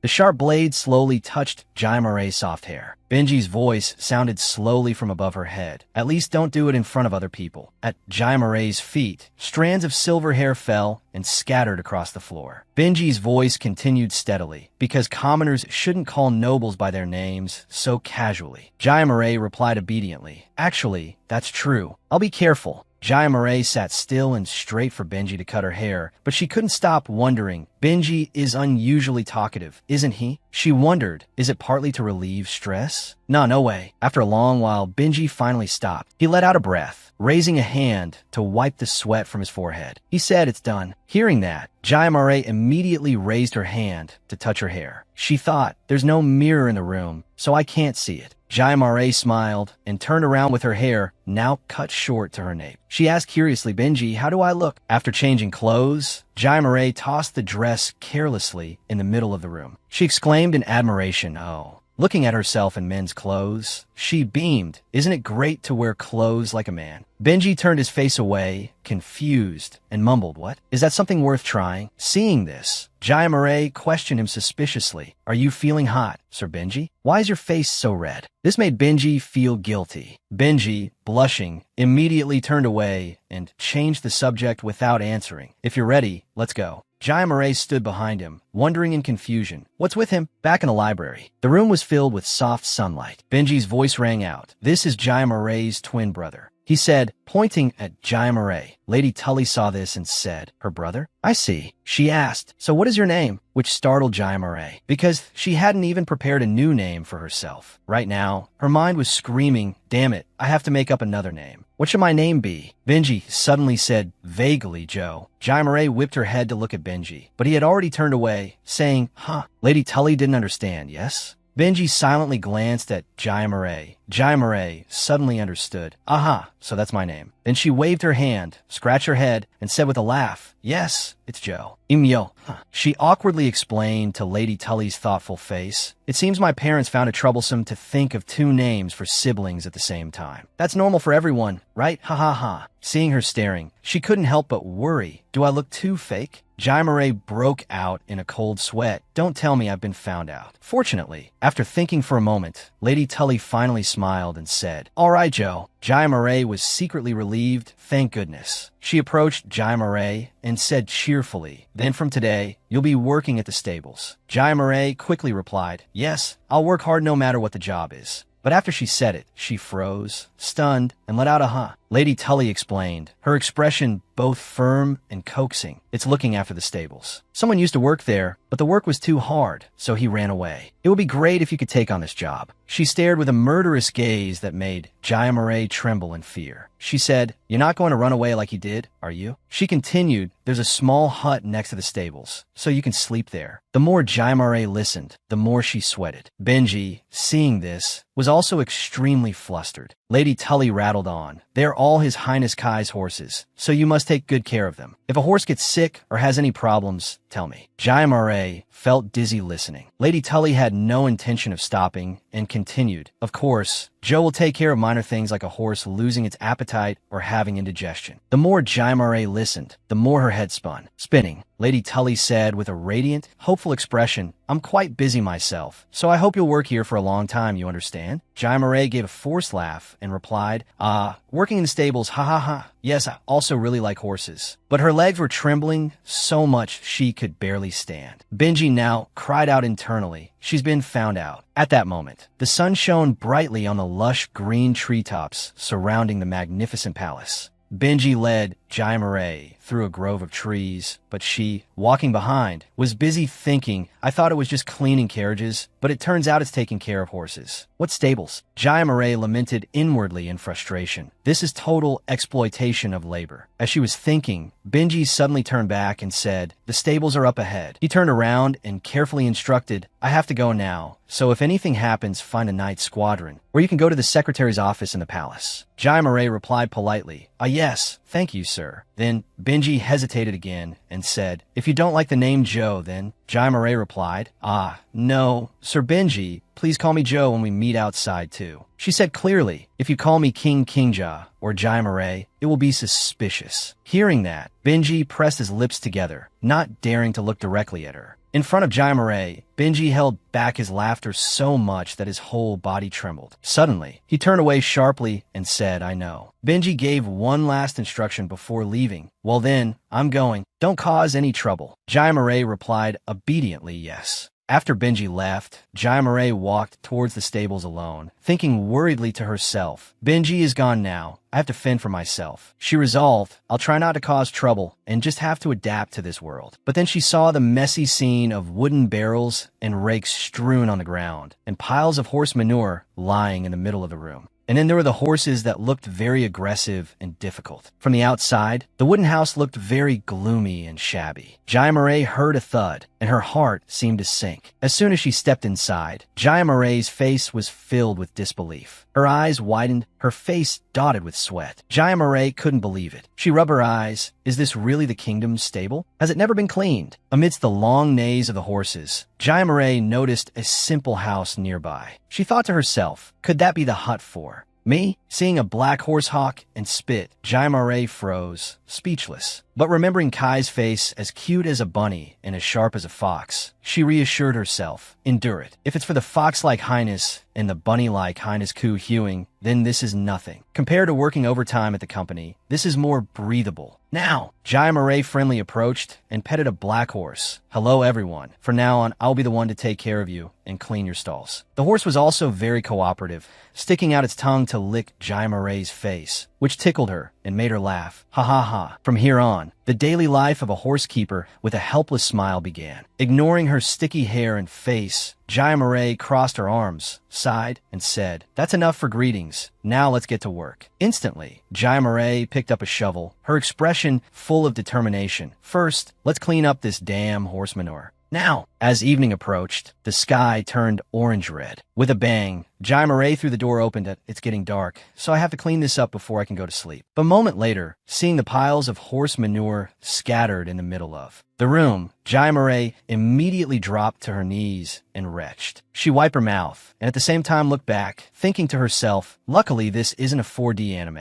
Even in the novel, the smell was described as just as terrible. She thought to herself, maybe I should stuff leaves up my nose, unaware that a figure was slowly approaching the stables. Jayamare was startled when she heard a rustling sound. Behind her, the figure approached from behind Jayamare and questioned her with displeasure. "Who are you?" Jayamare slowly turned her head. She greeted him friendly. "Hello, I'm Joe. As of today, I've been assigned to look after The stables. Looking at her thin frame, the person asked doubtfully, you? The person zipped back and forth to observe her with a suspicious gaze, muttering. Jayamare awkwardly scratched her head and stood up. The man stopped after observing her for a while. He put his hands on his hips and said, "You don't look like someone who would work in a stable at all." Then he clicked his tongue, consoling himself. Tisuke, well, it's good anyway since we're short-staffed right now. This man was a minor character in the novel Kingmaker, the gardener Rick. He crossed his arms over his chest and introduced himself. "I'm Rick, the gardener here. Just call me Rick." She thought helplessly, of course I'd call Rick, Rick. What else would I call him? Out loud, she stammered, "Ah, yes." Then the man turned away and said, "First, we have to eat, right?" She scratched her head shyly. "Oh, really? I'm hungry anyway." But Rick's next sentence was like a gunshot that made Jayamare freeze. "I'm not talking about you. I'm talking about the horses." He continued without a care. "You always have to feed the horses first, understand? Even if we sold you, you wouldn't be worth as much as a horse's tail." This sentence was like an arrow piercing Jayamare. She replied mechanically, yes. She thought back. Rick had instructed her on the stable work in the gruffest voice possible. He said, "Now, from now on, I'll give you a brief overview of the work. Listen carefully." Rick pointed and ordered, "First, you must feed the horses." Jayamare awkwardly carried a pile of hay to the trough. He continued to instruct, "Every day you have to sweep the stables and groom them. Got it?" Jayamare stammered, "Yes, yes, sir," while grooming a white horse that was sleeping soundly. A little later, seeing Jayamare so exhausted she was trembling, Rick scolded her irritably. "Why is this young man so slow? Is this how you're going to be on your first day?" Jayamare was so tired she felt like she could cough up blood. She thought to herself, "He said it was just a brief overview of the work. You call this brief? It was all just a lie. Now I know why the previous worker ran away." But she still managed to speak with difficulty. "I'm sorry." On the contrary, Rick suddenly shouted, "Hey, are you listening to me?" which made Jayamare want to faint on the spot. He pointed to the horses in the stalls and lectured loudly. "You also have to remember the names of all these horses." "Got it." He continued, "Would you like it if someone called you by a strange name?" Jayamare suddenly remembered when Kai called her Kingja. She suddenly became pensive. "Many people have called me Kingja or Joe before." But Jayamare still diligently memorized the horses' names. She scribbled the Hanja characters on paper, mumbling, "Let's write them down, Ben Melinda, Rinjimon Dip." Rick stood behind her, watching in silence. Hearing her repeat, "Ben, Melinda, Rinji," what was next? He couldn't help but worry. There's nothing special about this one. Why do they suddenly send someone like this to the stables? Over here, as she was writing, a black horse suddenly snatched the paper and chewed it noisily, much to Jayamare's helplessness. The white horse next to it, munching on a carrot, glanced indifferently at the scene. Rick thought again,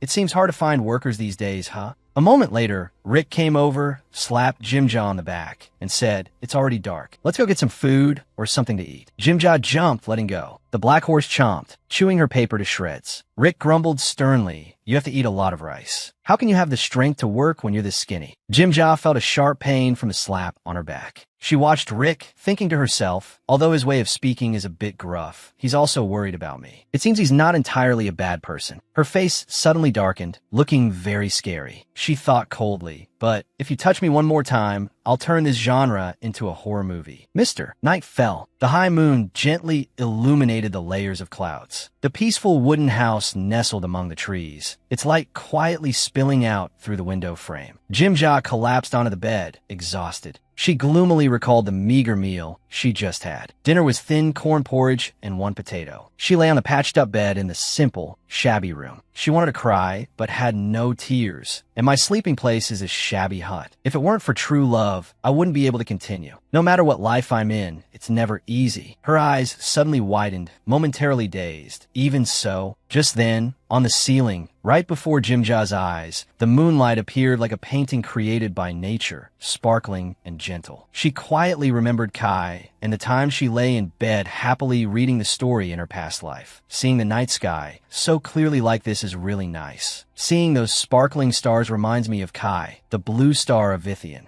Every day when I had time, I would read his story. Jimja fell into a silent, pensive mood. Jimja suddenly sat up like a robot. She asked herself, should I write a letter about what happened to this king? She silently clasped her hands, quietly thinking as if sending a telepathic message to Kai, to the charming, beautiful, and lovely Kai. This is Kingja. Her eyes sparkled, her mind filled with the beautiful image of Kai. She started to ramble, "I'm Kim Jimja, but I don't know how to pronounce it anymore, so I'll just call myself myself King Ja, okay? Can you hear my voice? Oh, masterpiece of the gods, Kai. In Jimja's mind, a scene appeared of horses lined up neatly, each holding a rose in its mouth. She imagined herself riding a horse with a radiant smile. She continued thinking, I'm currently at the stables. Come here whenever you miss me. I'll be waiting for you. You're probably very tired now, so I'll stop sending telepathic messages. Sleep well and have sweet dreams with Kingja's great love. After thinking, Jimja remained silent for a long time, satisfied. Jimja wondered, I'm sure it was sent to the right place. Imagining Kai's horrified face, she fretted again. Since I don't see any reaction from him, I can't confirm if it's right or not. Jimja crossed her arms, remembering Benji's dissatisfied expression, and thought to herself, it would be great if Benji were there. Then she flopped back onto the bed, comforting herself. I've probably written the letter, right? Now let's go to sleep. But she thought that perhaps when she woke up in the present, she would cry out in astonishment, an illusory dream. Jimja frowned and tossed and turned. If I wake up like this, I probably won't be able to return to reality, right? But the harsh reality was what was right in front of her eyes. Jimja, she mumbled, if this is a dream, please don't let me wake up. From the outside, the shabbily patched-up house had its lights off, sinking quietly into the silent night. As the sky began to brighten, a radiant Jimja smiled as she hugged a bundle of hay and pushed open the stable door. Good morning, everyone. Jimja quickly went to pat each horse on the head, calling each one by name as she went. Ben, Melinda, Rinji. Seeing Jimja's enthusiastic demeanor as she cleaned up the horse manure, Rick stood behind her, nodding in satisfaction. While Jimja was thinking to herself, how lucky. This isn't a dream, and I haven't returned to reality. Behind Rick, a man in a cloak quietly hid behind a tree, observing. Jimja was filled with determination. Since this is a job assigned by the king, I can't be lazy. I have to try my best to work hard. And a mysterious man was silently taking notes not far from her and Rick. Before the mysterious man's eyes, Jimja, carrying 2 bundles of hay in her arms, worked enthusiastically. She was even thinking, if I do this, maybe Kai will trust me. She clenched her fists, full of enthusiasm, trying to show the spirit of a Korean. Boom! Just like that, a month had passed. Jimja cried out in frustration in her heart. Neither Kai nor Benji has come. Am I going to have to work in this stable until I grow old and die? Now, Jimja sat leaning against a tree and listened to the rustling of the swaying leaves, thinking sorrowfully, does this story end like this? That's right, a story about a prince looking for a stable keeper? It's truly absurd. Rick, standing far away, called out to her loudly, Hey Ja, you kid, stop looking so miserable and let's go eat lunch. After she came out, he slapped Jimja hard on the back and said excitedly, this kid, you're pretty good enduring, huh? Your shoulders are broader than before. Jimja replied cheerfully, of course. Ha ha ha. With that, Jimja and Rick walked toward the dining hall, her voiceover playing at the same time. After a month had passed, I had completely adapted to the new name Ja and the stables. She said, although my body is tired, the problem is that I'm finding it more and more meaningful and enjoyable. At that moment, a maid sweeping the floor called out to her. Hey Ja, she said as if comforting herself. Everyone in the palace is very friendly, and I quickly became close with the staff. As Jimja carried her food tray past a young man, she greeted him friendly. Hello. Maxioma said she wouldn't let you off the hook when she catches you. The young man burst out laughing. What? Ha. Or when she was clearing the dishes after eating, a maid asked her, Ja, I heard you fought with Rick yesterday, but today you're eating together? Jimja laughed and replied, well, I'm stuck in here all day, so I have no friends other than Rick. Rick is the same. Her hesitant voiceover appeared again. Is it okay to adapt so carefree like this? At that moment, Rick suddenly came over and pinched her ear, his tone playful. Actually, that's not it, kid. I'm condescending to play with you. Everyone was talking animatedly, all laughing haha. Jimja pointed at Rick and teased. Rick should be grateful that a young friend like me has appeared. She secretly felt lucky. Moreover, no one suspects that I'm a girl. After some time, Jimja was raking hay on the ground, sighing quietly. She paused for a moment, lamenting to herself, it's true, isn't it? Doing this every day, it's inevitable that I'll develop muscles. Then she recalled the things she had done over the past month, from carrying 2 crates with both hands, to chasing after horses, and then listening to Rick's angry scolding. She pulled up her sleeve and touched her bulging bicep, thinking, I'm also taller than before and my body is stronger. Jim Ja unconsciously looked up, suddenly remembering something important. Thinking back, I haven't ridden a Kai today, have I? Instantly, she clasped her hands together and began to think, hello, drop-dead gorgeous Kai, please come see me today. Jim Ja knelt in the middle of the stable, looking as if she were praying to the heavens for enlightenment. I know you're extremely busy, but I miss you so much. I'm so bored, so if not, you can just send Benji. She pleaded earnestly. Kai's to come see me, right? I can't leave my post. If that's not possible, then bring me page 144 of the realistic color pictorial of Kai, so at least I can look at it. If I skip work, Kai will just get a scolding, but I'll lose my job. Thinking this, she tremblingly raised one hand, the other placed sincerely on her left chest. At the same time, Kai over on his side suddenly heard Jim Ja's thoughts. That's the difference between the working class and the powerful. My living drug, Kai, I miss you so much. With a splutter, he choked on his water. Seeing Kai coughing, the maids asked worriedly, Your Highness, are you all right? Kai slowly wiped his mouth and replied, Tisk, I'm fine. Jim Ja was still thinking, missing you to the point of tears. Her thoughts continued to be transmitted, but then thinking of Kai made her laugh. You're crying and laughing like me, putting on a comedy show. Come on. It made Kai's whole body tremble. He held his head in helplessness, thinking to himself, isn't she really crazy? He spun around, looking into the distance through the window. He grumbled, her voice is so clear from such a distance. It's truly worse than a nightmare. Imagining Jim Ja's exaggerated posture, he thought, I don't even have to look to know. She's probably hugging that rake and dancing. Kai's guess was spot on. At that moment, she was holding the handle of the rake, not hesitating to sing out, Kai's golden hair is the best. Please marry me. She changed her pose and continued to sing that golden-haired page. I have silver hair, so our child will have bronze-colored hair. Poor Kai, red-faced, held his head, desperately pleading in his heart, please stop now. Kai didn't know King Ra's intentions, so he had kept her in the royal city and secretly monitored her. He thought that if he left her alone, she would find a way to escape or come up with another scheme. On his desk, reports on the surveillance of King Ra were still being delivered. Regularly, all of her actions, no matter how small, were recorded in detail. Singing while cleaning the stables, believing the black horse was being picky and getting angry when it left behind fresh grass. Went to breakfast with Rick and argued, immediately kicked back and ran away after being hit on the head by Rick. After eating, Jim Ja only then groomed the stables again, went all the way to the back courtyard of the palace to get hay, filled the whole cart with great strength, joined forces with other workers to pull a horse-drawn cart that was stuck in a mud puddle. After hearing the supervisor's report, Kai hesitantly asked again, pulled up a horse-drawn cart. The supervisor nodded vigorously. Every day, the supervisor silently recorded all of Jim Ja's activities. Wherever she appeared, the supervisor's shadow followed. Kai thought to himself again, although I've sent someone to supervise and monitor the movements of Jim Ja, but he pondered gloomily. The results have yielded nothing. Is she really not a spy? He thought back to Jim Ja's appearance in two opposite forms, but her smile remained unchanged. He couldn't help but wonder, but to be watched all day without being found out as a girl, isn't she very careful? Then, he hesitated, maybe she's a master. At that moment,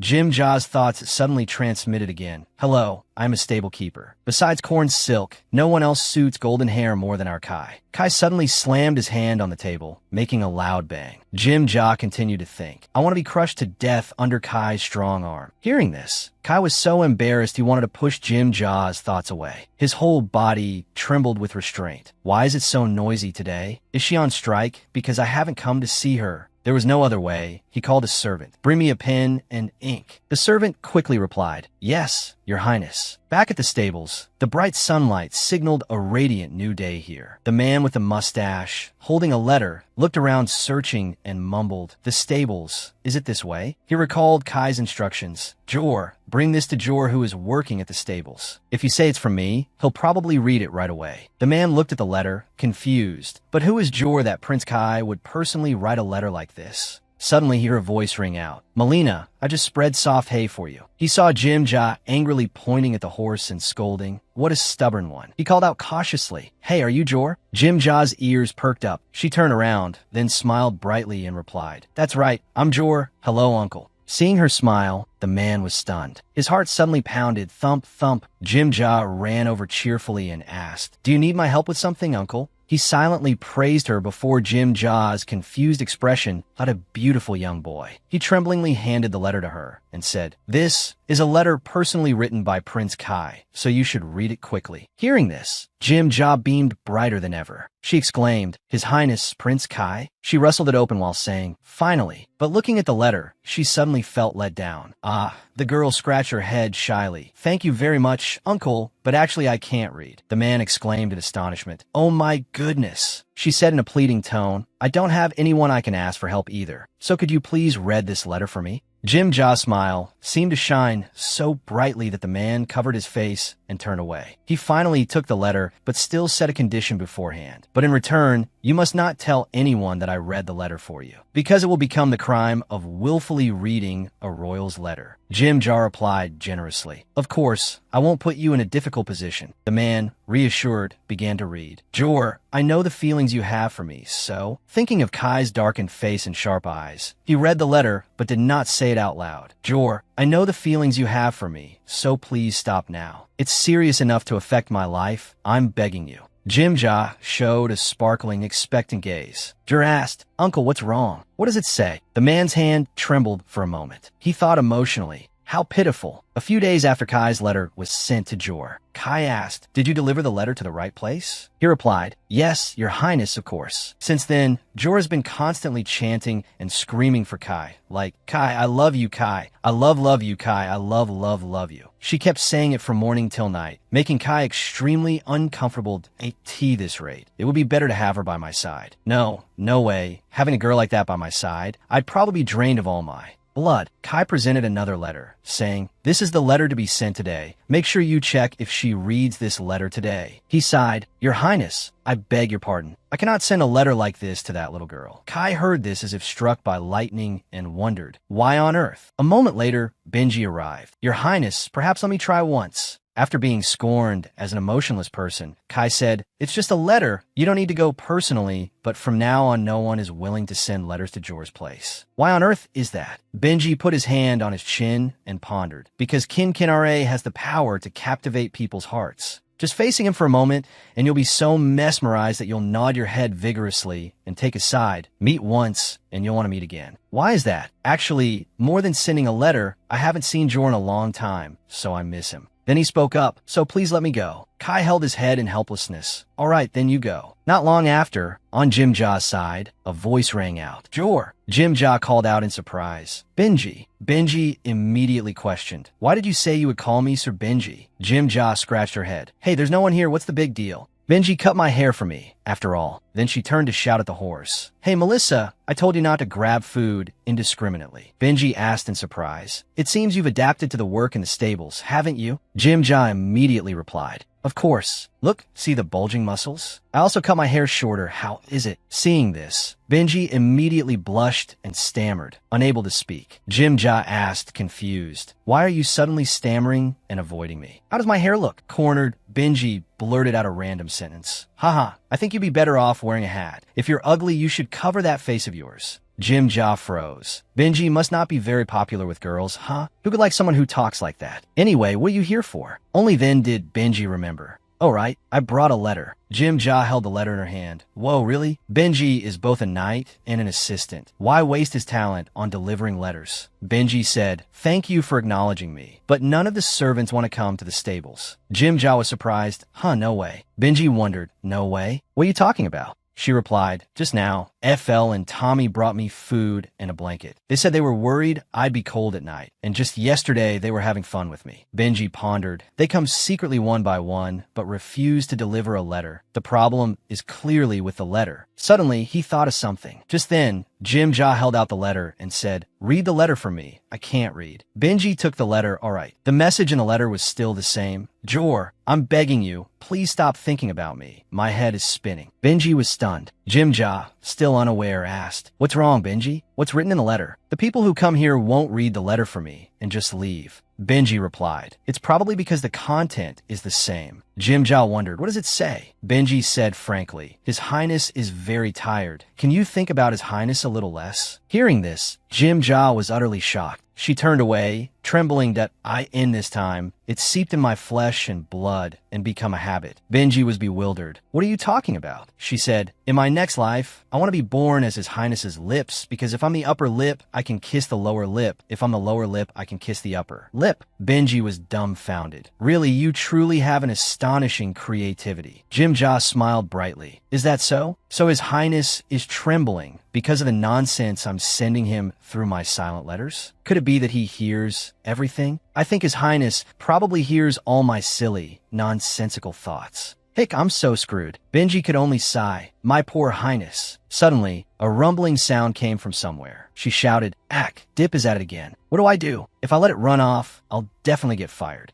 Benji called after her, hey wait, don't just run recklessly after a running horse. Jim-Ja shouted as she ran, Dip, Dip, come back, Dip. Seeing the horse running back, she was overjoyed. Good boy, so gentle. But just a second later, Jim-Ja froze as the horse leaped towards her. The horse suddenly jumped high. Jim-Ja didn't understand what was happening. She could only utter a few sounds. But Benji in the distance was already extremely panicked. He shouted, Jor. Jim-Ja's eyes widened as she thought, am I going to die a pointless death like this again? Unable to save Kai. Thinking this, she unconsciously put her hands up in front of her face. A sentence appeared in her mind, please save me. Inside the palace, Kai, who was handling his work, suddenly sensed something and his eyes shot open. He turned around instinctively. A palace maid saw this and asked, Your Highness, what's suddenly wrong? He mumbled that voice just now. Over at the stables, when Jim-Ja opened her eyes, she found herself pushed down onto the grass by someone. The horse Dip had run to another spot and was snorting. It turned out the one who saved her was Benji. Not having processed the situation, she let out a sound.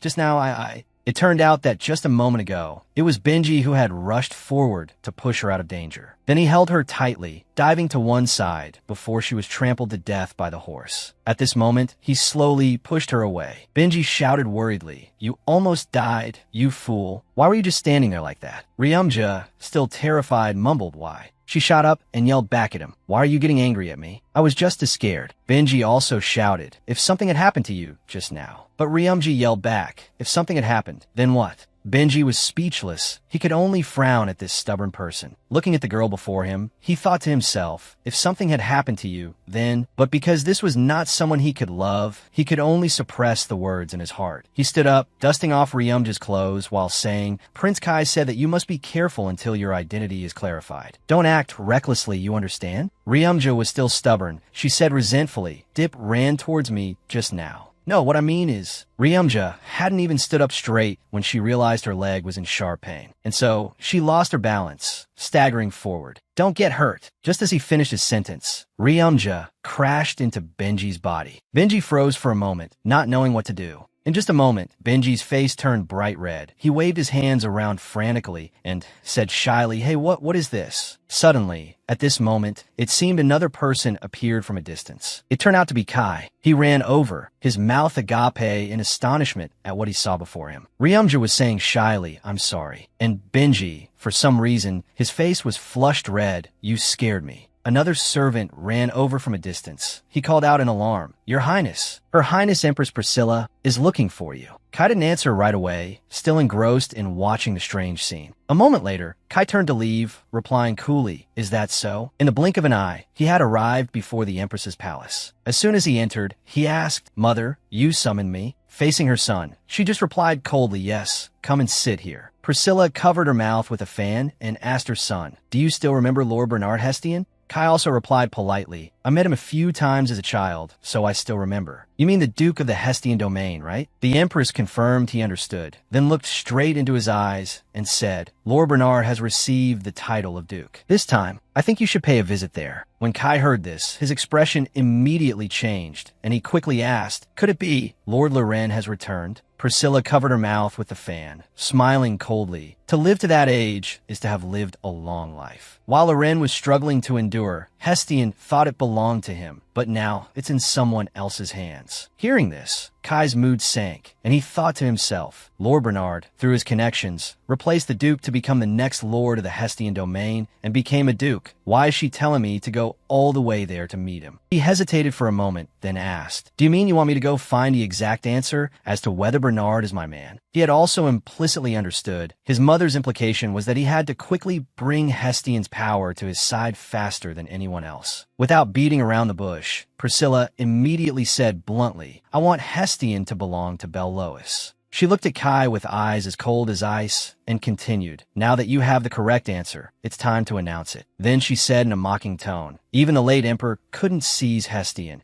If I think of the sight of them seeing you return with the spoils of having subdued him, I'll probably burst out laughing automatically. Hearing those mocking words coming from his own mother, Kai painfully clenched his fists. Mother, why do you always speak as if the royal family's affairs are the affairs of an outsider? Priscilla continued, Of course, if you become emperor, you should grant him a title like minister, shouldn't you? Hearing this, Kai gently gritted his teeth. He lowered his eyes and replied, I'm a person of Vithian, and Bellois is your mother's and your family. She didn't expect Kai to resist. She flicked her fan and exclaimed, Do you have any idea who you have to thank that someone with jade-green eyes like you could live until now? Hearing that, Kai was immediately stunned, not expecting his mother to say such words. His eyes showed clear horror. Remembering his childhood, he had tried his best to change her mind. He pulled her hand, pleading, Mother, if we leave it like this, Jimwon might die. Please save her. Mother can do it. I'm begging you. Jimwon was the poor little princess who fell gravely ill that year. But Priscilla remained silent about that matter for a long time. Looking down at her pitifully crying son, she asked Kai, Who are you? Now she repeated that same sentence, jolting Kai back to the present. She began to put pressure on her son, saying, You're a son of both Vithian and Bellois, and you have those jade-green eyes. If I hadn't stopped that, I might have killed you before you could answer. There are many families behind me and you, and there will be even more in the future. This is not the time to cover up schemes and leisurely think of ways. That is the way to get the throne. My son, the once fresh air was shattered by Ryumja's scream. She sat on a chair, hugging her leg, her face showing clear pain. Benji stood opposite with his hands on his hips, saying, See, it looks like you're injured.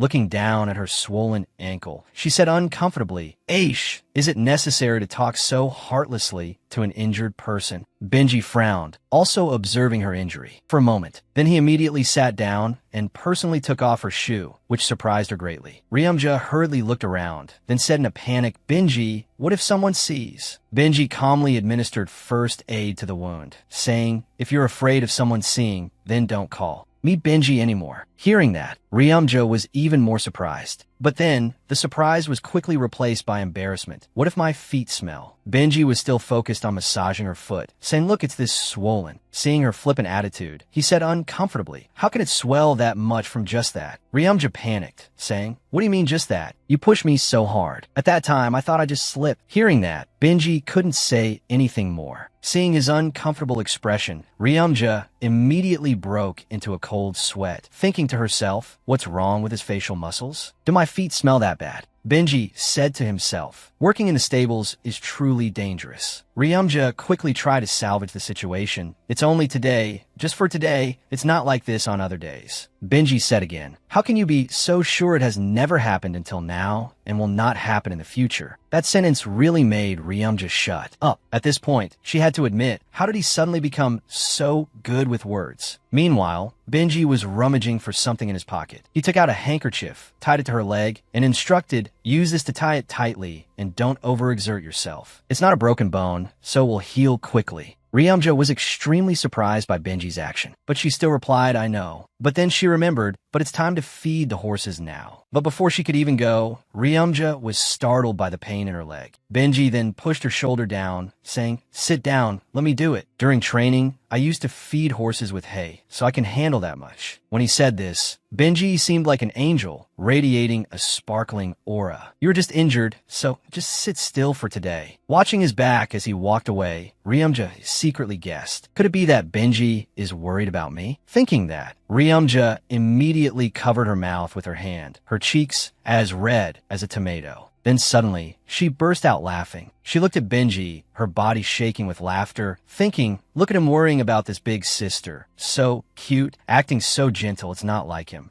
at all. Of course, I'm younger here, but if we go by real age, I'm his older sister, right? But I can't say it. It feels a bit prickly. Benji immediately turned to look, but she had already turned away in time, because Ryumja didn't care about anyone's feelings except for Kai's. In the afternoon, Benji said to her, "Hey Ryumja, I'm not allowed to be absent for too long, so I have to go. I'll come again tomorrow, so don't overdo it. You have to rest." She showed a helpless expression, replying, "Egu, I know." Then she sighed, "Why do you keep nagging? I thought you weren't Benji. I thought you were Ben-Dog." Hearing that, Benji immediately got angry and tapped her on the head with a thwack. Ryumja got annoyed and shouted, "Did you just hit my head?" Benji snorted and argued back, "You're just a little kid, but how is your mouth so lively?" After that, he turned to leave, not forgetting to turn back and remind her, "Stop saying such hateful things. Remember to eat well to get better quickly." Ryumja watched, helpless, and wondered to herself, "This person, is he injured too? Why is he so unusual?" Benji glanced back at me a few times, then turned and left, and after that, the sky gradually darkened. Ryumja plopped down on the bed, sighing, "Of course, there will be times when you get injured while working, but why does he keep nagging me endlessly?" But sitting down so hard, her injury was immediately touched. Ryumja was in so much pain she trembled, quickly hugging her leg and groaning, "It stings so much." After that, she thought resentfully, "Because it hurts, I want to see Kai so much. What a pity. I wish I could take this opportunity to be reincarnated as the mirror in Kai's room. Then I could watch Kai day after day." The scene quickly became more ambiguous. Kai's shirt buttons came undone, gradually revealing the lines of his charming body. Ryumja's face flushed red, thinking excitedly, "I'm going crazy. If I could transform into a mirror." But then she was startled and realized, "Wait, am I being a bit of a pervert?" But then she brushed that thought aside, telling herself, "It's fine. He probably can't hear these words anyway." She turned over and pulled the blanket over herself, saying cheerfully, "Benji helped me finish all my work today, so let's go to bed early." In the blink of an eye, she immediately fell into a deep sleep. From a distance, it seemed someone was heading towards the horse stables. Very quickly, the sound of a creaking door rang out, waking Ryumja from her deep sleep. She sat up, rubbing her eyes and wondering, who could it be at this hour? Rick? But then she was startled and realized, wait, Rick isn't coming back until tomorrow. Hearing the footsteps getting closer and closer to her, she immediately broke out in a cold sweat. Who could it be? By now, she could vaguely see his silhouette outside the door. Ryumja quickly armed herself with a pitchfork, thinking it's probably not Rick, a robber, or an assassin. If my leg were fine, I would have caught him and given him a piece of my mind. It hurts so much. She started to unconsciously transmit her thoughts again. Hick, is no one coming? At this moment, she missed Kai terribly. Suddenly, the shadow outside also paused, and it turned to look straight at her. Then, he decisively turned around and walked quickly towards Ryumja. Hearing that, she immediately panicked. What? He's coming towards me? How does he know I'm here? And at this moment, his hand had also appeared, right before her eyes. After Ryumja saw clearly, the expression on her face immediately changed. Kai now appeared before her, asking, "How would I know? You're the one who said it. You said you missed me, wanted to see me." Kai said in a sad tone, "Please excuse my impoliteness," then stood outside the queen's palace door. He frowned, recalling his mother's harsh words. "You are the son of a Vithian and a Belos. And those jade-green eyes. If I hadn't stopped it, I might have killed you before you were even born." He began to walk down the long, endless corridor, telling himself, "That's right, without mother, I probably wouldn't exist in this world. I would be like my other brothers." Suddenly, a childhood memory flooded back. His younger half-brother Andrew was only 3 years old when his life was cut short by drowning. He was clearly with the servants. There's no way he could have died like that. I requested an investigation once, but no one would listen to me. When I went to see the emperor, he just said in a dry, perfunctory tone, "I'm very busy, we'll talk later." I went back and waited for him to summon me, but he never called for me, not even until Andrew's burial. Because of her son's passing, the royal consort also committed suicide. Immediately, the emperor found someone to replace the empty position, as if he were playing a word game. And then, the following year, when Jimenez drank poison and was slowly leaving this world, I ran to find Mother, because I believed Mother would be on her side because she was young and very pure. The young boy Kai tightly gripped Priscilla's dress and pleaded, "Mother, if we just leave her like this, she might die. Please save her. It's something you can do. Mother, I'm begging you."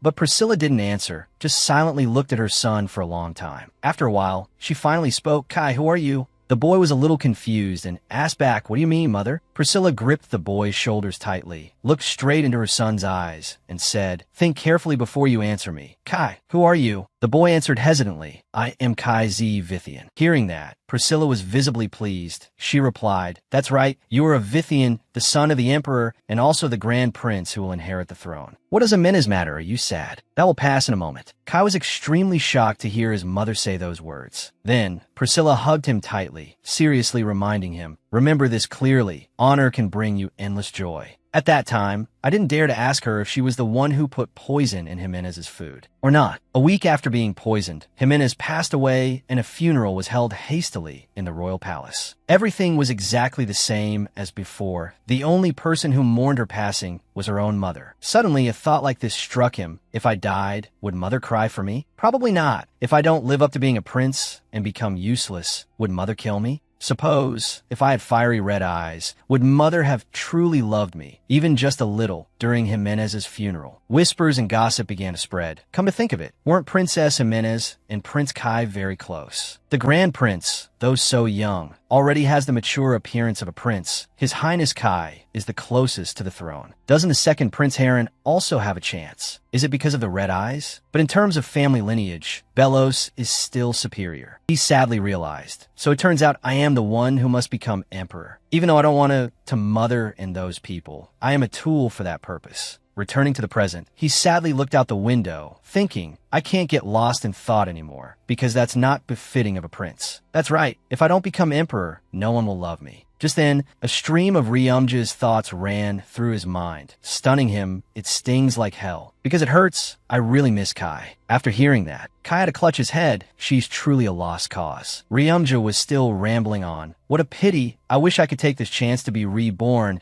as the mirror in Kai's room. Then I could gaze at Kai all day, every day. I'm going crazy. If I became a mirror, wait, isn't that really perverted? What? It's fine. He probably can't hear me. Hearing that, Kai couldn't help but let out a chuckle. He thought to himself, who knows, maybe in this world there exists someone who would love me even if I weren't the emperor. And that person is none other than Aryumja. She was extremely surprised when he appeared at the stables at this hour and exclaimed, Kai. Immediately after, the two of them fell silent. Then just a second later, Ryumja became flustered again, screaming loudly. Kai smiled helplessly and said, Every time you call my name, you panic like this. Ryumja on the other side blinked a few times, thinking, oh my god, is it really Kai? But why is he here at this hour? Hearing that, Kai glanced over, responding to her stream of thoughts. You said you were in pain, didn't you? Hearing that, her eyes immediately lit up, thinking, yes, I'm in a lot of pain. My heart aches terribly for Kai. In a night this dark, I can only see Kai's aura. Am I seeing things? Kai's cheeks immediately flushed red. He said helplessly, I'm right in front of you. Open your mouth and speak. You really haven't changed at all. After that, the two of them set up chairs to sit and watch the moon. Kai turned to look at her, asking, Your hair is so short. Ryumja gave a wry smile, scratching her head and replying, Is this the first time you've seen it, Kai? Benji cut it for me. Kai was surprised. Benji? Ryumja also smiled cheerfully and replied, Sir Tuli said, I'm illiterate, so there's no work for a woman like me. Kai put a hand to his chin, thought for a moment, then said, I knew you were disguised as a man, but I didn't expect you to cut your hair this short. But then he suddenly turned back, asking, Wait, what? You're illiterate? Ryumja asked back blankly, Huh, didn't Benji say anything? I can't read. He immediately became a little worried, asking, Then who has been reading the letters I've sent you all this time? Ryumja shyly glanced away, replying bashfully, Letters? That is. I frowned. So the servants took turns reading them to you? So that's why they prepared rock-hard scones, ran out of ink. And there were also servants who gave me sharp glares. Ryumja was startled and quickly asked back why. They're all good people. Then suddenly, the swelling in her ankle throbbed. Ryumja was startled by it. She bent down in pain. What fate? What is it now? Kai sighed, turned and asked, What does it hurt? Ryumja also answered honestly, My ankle, it's all swollen. Kai was silent, observing her for a long time. But Ryumja didn't notice his expression and said, I'm sorry about the letter incident. Anyway, I'm sick and injured, so can you let it slide just this once? But at this moment, Kai suddenly stood up. He suddenly knelt, sitting down in front of her. Kai looked up, straight into her eyes, and said, Let me see your foot. That scene was truly like a fluorescent light, shining a strong beam straight into the face of little Ryumja. Ryumja was startled by Kai's action, blushing and saying, Kai, what are you saying? What if my foot smells? Kai remained focused on her swollen foot, replying, I don't mind. Ryumja's blissful feelings immediately reached their peak. She screamed internally, Oh my god, oh my god. From this top-down view, he looks 20 times more handsome. If I were taller than Kai, I could always look at him from this angle. Damn it, I should have been more diligent about drinking milk when I was little. Kai laughed, playing along. There are very few people who can look down on me from above. Like that. Hearing that, Ryumja's little heart couldn't help but beat faster. She covered her face, exclaiming shyly, "Oh, this guy's voice sounds so refined. How embarrassing." Kai asked again, "What about hiding your voice? It would make you look stronger after disguising yourself as a man." Ryumja asked back, "Do I look that much like a boy? No matter how I look at it, I still see myself as super cute." Hearing that, Kai couldn't help but sigh. "It's not your foot that's injured, it's your head. But don't I look perfectly fine?" Hearing that, he immediately looked up at her. Ryumja was now staring at him, saying innocently, "Of course Kai is more handsome, but I'm not someone with ordinary looks either." Kai blushed, quickly turned away, and said, "If you're injured, shouldn't you call the royal physician?" But Ryumja laughed and replied, "Hey, it's okay. A stable worker like me calling the royal physician. What are you talking about?" Kai glared. "You are still my hostage, so you must remain unharmed until I find out which side you belong to." Hearing that, Ryumja was startled. "Are you still saying that? I told you it's really not like that. By the way, how did you get injured?" Hearing him care about her injury, Ryumja happily replied, "It's because this morning Deep suddenly broke the fence and ran off. I went to catch it, and it recognized the person who feeds it, so it ran towards me as if it was going to trample me to death." Kai's mood suddenly sank. He mumbled, "So that's why you cried for help?" "Even though it didn't intentionally run over to trample the person who feeds it, it's lucky that I only injured my ankle." After hearing that, Ryumja suddenly remembered something. She stammered about this. She shyly scratched her head and continued, "Benji saved me. He rushed out, hugged me, and helped me escape." Hearing that, the scene he saw in the afternoon immediately appeared in Kai's mind, and he felt an uncontrollable pang in his heart. After a moment, he finally asked, "You seem to be very close to Benji, don't you?" Kai seemed sad, glancing away instead of looking directly into Ryumja's eyes. But this expression of his made Ryumja freeze just looking at him. Her thoughts began to spiral out of control. What is this? His facial features, with that weary and sorrowful look, are driving me crazy. If someone asked me for the golden ratio between sexy and melancholic, I would definitely say it's Kai in one. But Kai said, "I'm immune to your words now." That made Ryumja jump with a guilty start. But then, her eyes immediately started to sparkle. She looked straight at her bias and said with a pitiful look, "So, while you're immune, I'll say some more." But Kai coldly turned away, replying, "Permission denied. That's not what I meant." Then he stood up straight, saying sternly, "You should talk less, or at least only talk at a fixed time." How awkward would it be if someone was thinking during a meal that Kai has the golden ratio of sexy and melancholic? Wouldn't it? You hear your own voice, but have no self-awareness at all. Ryumja was also a bit helpless, but still answered honestly, "I feel like this is someone else's business. It hasn't felt real to me from the beginning." Hearing that, Kai couldn't help but frown slightly. "So you're not just talking nonsense, you're being sincere." Ryumja was bewildered. What was that? Kai suddenly stopped talking and turned his head away again. Then his face flushed bright red, extremely embarrassed. After a moment, he managed to utter a single word, "I." Ryumja leaned her ear closer and at the same time said, "Speak up, what did you say?" Kai turned back, pushed past his shyness, and said loudly, "You say you love me and that I'm handsome dozens of times a day." Ryumja froze like a statue, staring at him with her mouth agape. After that, the atmosphere between the two became awkward and embarrassing.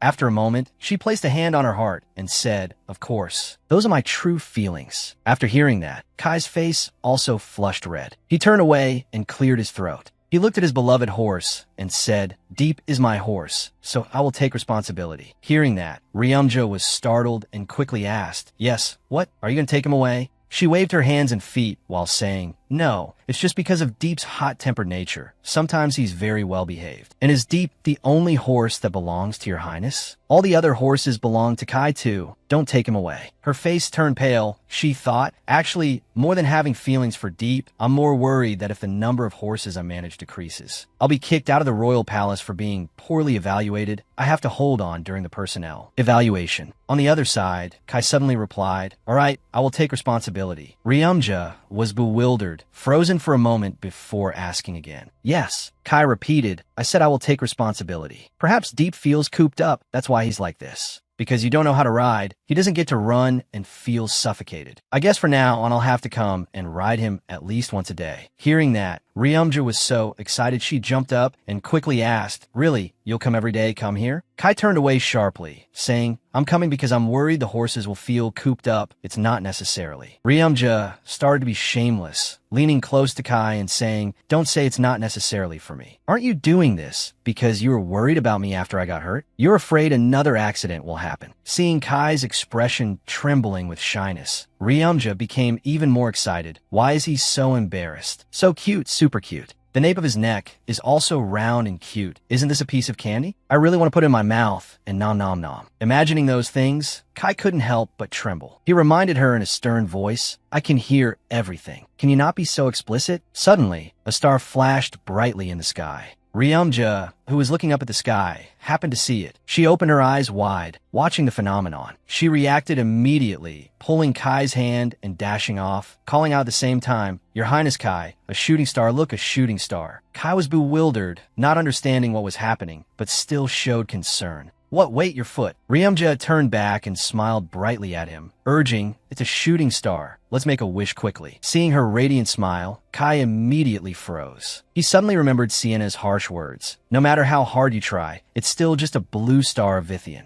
And at this moment, Ryumja was clasping her hands, earnestly praying, "I hope Deep stops eating my potatoes. I hope tomorrow's meal at the Barretts will have meat.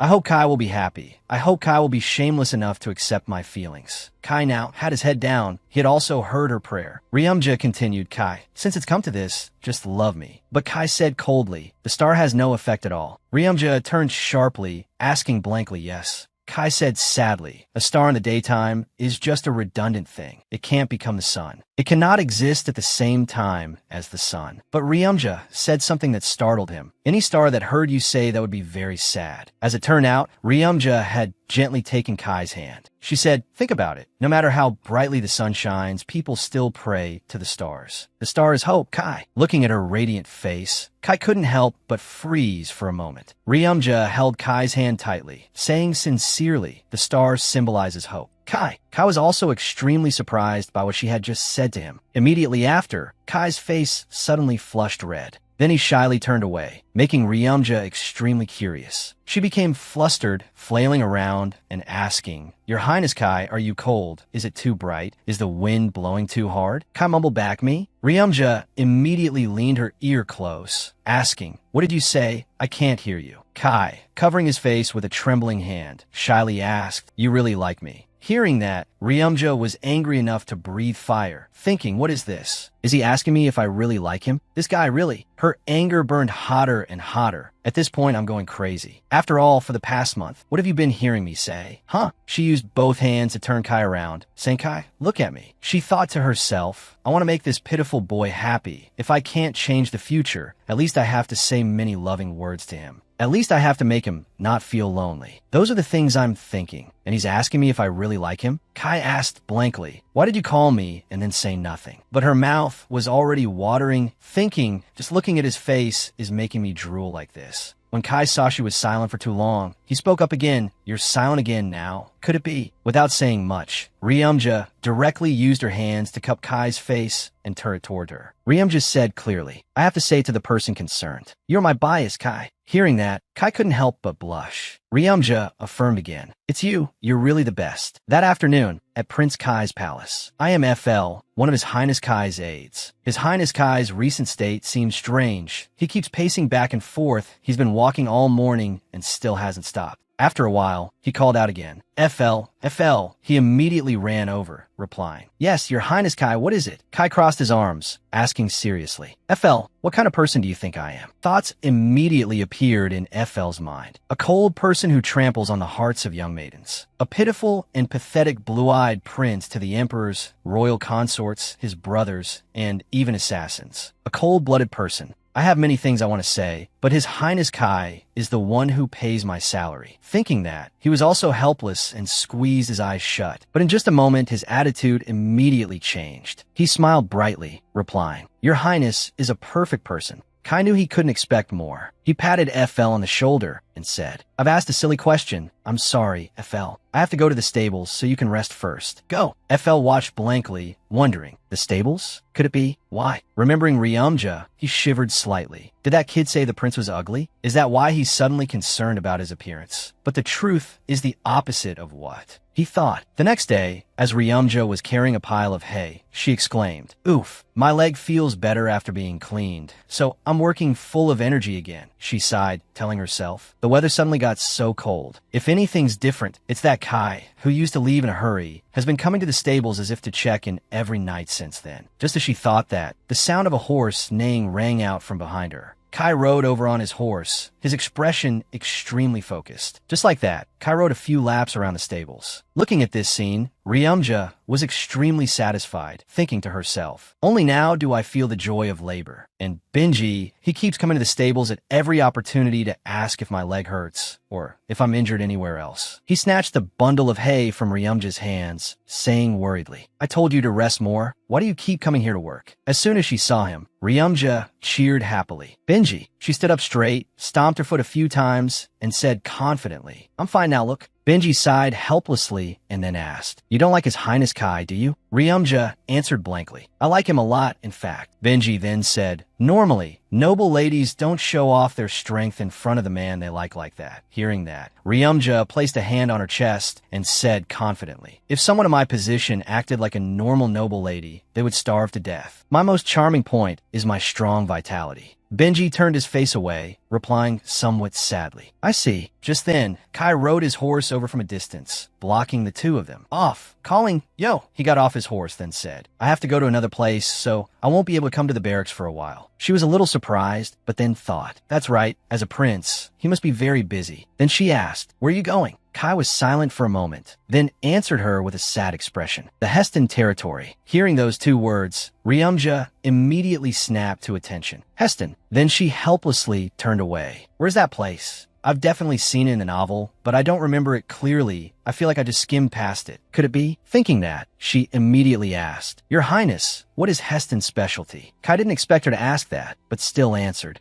It's most famous for its silk. Why? Do you need to buy something? Ryumja scratched her head, smiling brightly and replying, So that's it? No, that's not it. Silk. She thought to herself. It seems this detail wasn't emphasized in the novel. She recalled, there was an extremely rare stone that couldn't be taken out of its production region. The male lead of the novel, the black-eyed Prince Isaac, brought it back to Vithian and successfully traded this gemstone, through which Isaac's position became known and more solid. The obsidian gemstone was as black as Isaac's eyes. It seems the name of that land is similar to the name of that stone. Oh. So from her thoughts, she began to mumble the name nonsensically. Oh, Ora, Oru, Ora, Orabro. These words made both Benji and Kai freeze. Solid. Kai misunderstood something, shyly turned his face away, and said, Don't tell me you want to call me brother. That's a bit difficult, yo. Ryumja was also startled, immediately understanding his misunderstanding. She frantically explained, How could I call your highness brother? Of course, any handsome guy is my brother. Kai shyly lowered his head, replying, No, that's not it. It's just because I saw you going Ora, Oru like that. Anyway, what I said before, I'm counting on you. Then, he turned to ask Benji, Benji, you're coming with me. He immediately replied, Yes, I will obey. Hearing that, Ryumja asked in surprise, Benji is going too? Kai replied, Of course the aide-de-camp must come along. Kai pursed his lips, thinking to himself, Those two look very close. I can't leave them alone together. But then he realized something seemed to be happening. As soon as he glanced over, he saw Ryumja glaring at him. After a moment, she began to speak with a mysterious expression. Your Highness Kai, although you said that, in reality, it turns out you want to go with the person you hate, right? That's why you were shy and told him to come along, isn't it? She kept talking while smiling, while Kai and Benji froze on the spot upon hearing her words. Ryumja silently recalled. Back in my old company, my nickname was Sharp Kim, so what's so difficult about this? At that time, a colleague full of enthusiasm had praised her, saying, Sharp Kim told me she really lives up to the name Sharp Kim. But back in the present, Kai's face was actually darkening. Looking at her with a death glare, Ryumja felt a guilty jolt. She uttered. Kai immediately turned to leave, saying, It's almost time for the continental trade. Benji, let's go. Ryumja stayed behind. She grinned, thinking, Is he embarrassed because I hit the nail on the head? So cute. Then, she immediately stood up straight, waving goodbye goodbye and saying loudly, "Have a safe trip." Kai and Benji had been gone for several days. Ryumja plopped down on a pile of hay, sighing sadly. It's so empty. I have so much work to do while waiting for the prince to return, especially scrubbing the horses under the supervi. Shout of Rick. Being busy all day made time fly by, but she still couldn't escape the feeling of emptiness. She thought to herself, the stables and the fields are so vast. Just then, a youthful face appeared out of nowhere before her eyes, calling her, "Hey." Ryumja froze for a moment. After a while, she jumped up shouting, "Haha, who is it?" The boy stood straight, hands on his hips, asking, "Why are you here?" She asked back, confused. So what? But in her head, she thought, "But this kid." The boy sighed, asking, "Did you come here because of my brother?" Ryumja silently assessed. Up close, his looks are no joke. "You have a bright future, little brother." Ryumja stood up, dusting herself off while asking, "Older brother? You have an older brother? Who is it?" But the boy didn't answer and looked away. "Since Kai left, I've been coming here to play and chat with the servants." She then said cheerfully, "I remember all the names of the people here. Go on, is it Hillith or Theodore's son?" But the boy brushed it off, saying, "Forget it. What can you do even if you know?" Ryumja's face contorted with anger. She growled, "You little pipsqueak." The boy glanced back, saying in a commanding tone, "The point is, I want to ride a horse." Hearing this, Gyumra was visibly annoyed. She wondered to herself, should I punch him? But then, Gyumra tried to calm herself, chanting inwardly, "Patience, patience, doing that will only make me look ridiculous." "Calm down, Kai, handsome Kai, the blonde pretty boy Kai." Seeing that she was ignoring him, the boy repeated, "What are you thinking about? Didn't you hear what I said? I want to ride a horse." But she ended up taking the boy to the stables. When they arrived, Gyumra suddenly remembered and asked him, "But do you know how to ride a horse?" The boy replied with a confident expression, "Of course, who do you think I am?" Hearing that, Gyumra smiled and bent down to answer the boy. "All right, I was worried the horses haven't been able to run these past few days. How strange. You know how to ride too? What's your name?" The boy shyly looked away, pretending to be cold as he answered, "Theo." Gyumra laughed brightly and replied, "All right, Theo." She took the boy's hand and said as they walked, "Come in, it smells a bit like manure, but you'll get used to it, it'll be fine." "Oh no, you won't be fine. The manure smell is very strong. Be careful." At the stables, Gyumra pointed out each horse to the boy while introducing them. "His name is Ben, and the white horse is named Melina. The smallest one is named Lynch, and there's also a golden horse named Mon, but he's not here right now. This big black horse is Deep. Although his price can't be calculated, he's the most expensive horse and also the grumpiest." The boy listened in silence, waiting for her to finish before asking, "What about you?" Gyumra looked puzzled, scratching her head as she asked back, Are you asking if I'm grumpy?" Theo replied, "No, I'm asking what your name is." Gyumra realized, immediately pointing a thumb at herself, introducing herself in Rick's style. I'm Du. Feel free to call me Du." She observed the boy's expression, thinking to herself, well, if it were Rick, he would have gotten the joke and laughed out loud. But would this kid get it? In fact, the boy was trembling, about to burst out laughing. Theo scrunched up his face and turned away. "What's that?" "It's just Du." Seeing that, Gyumra was overjoyed.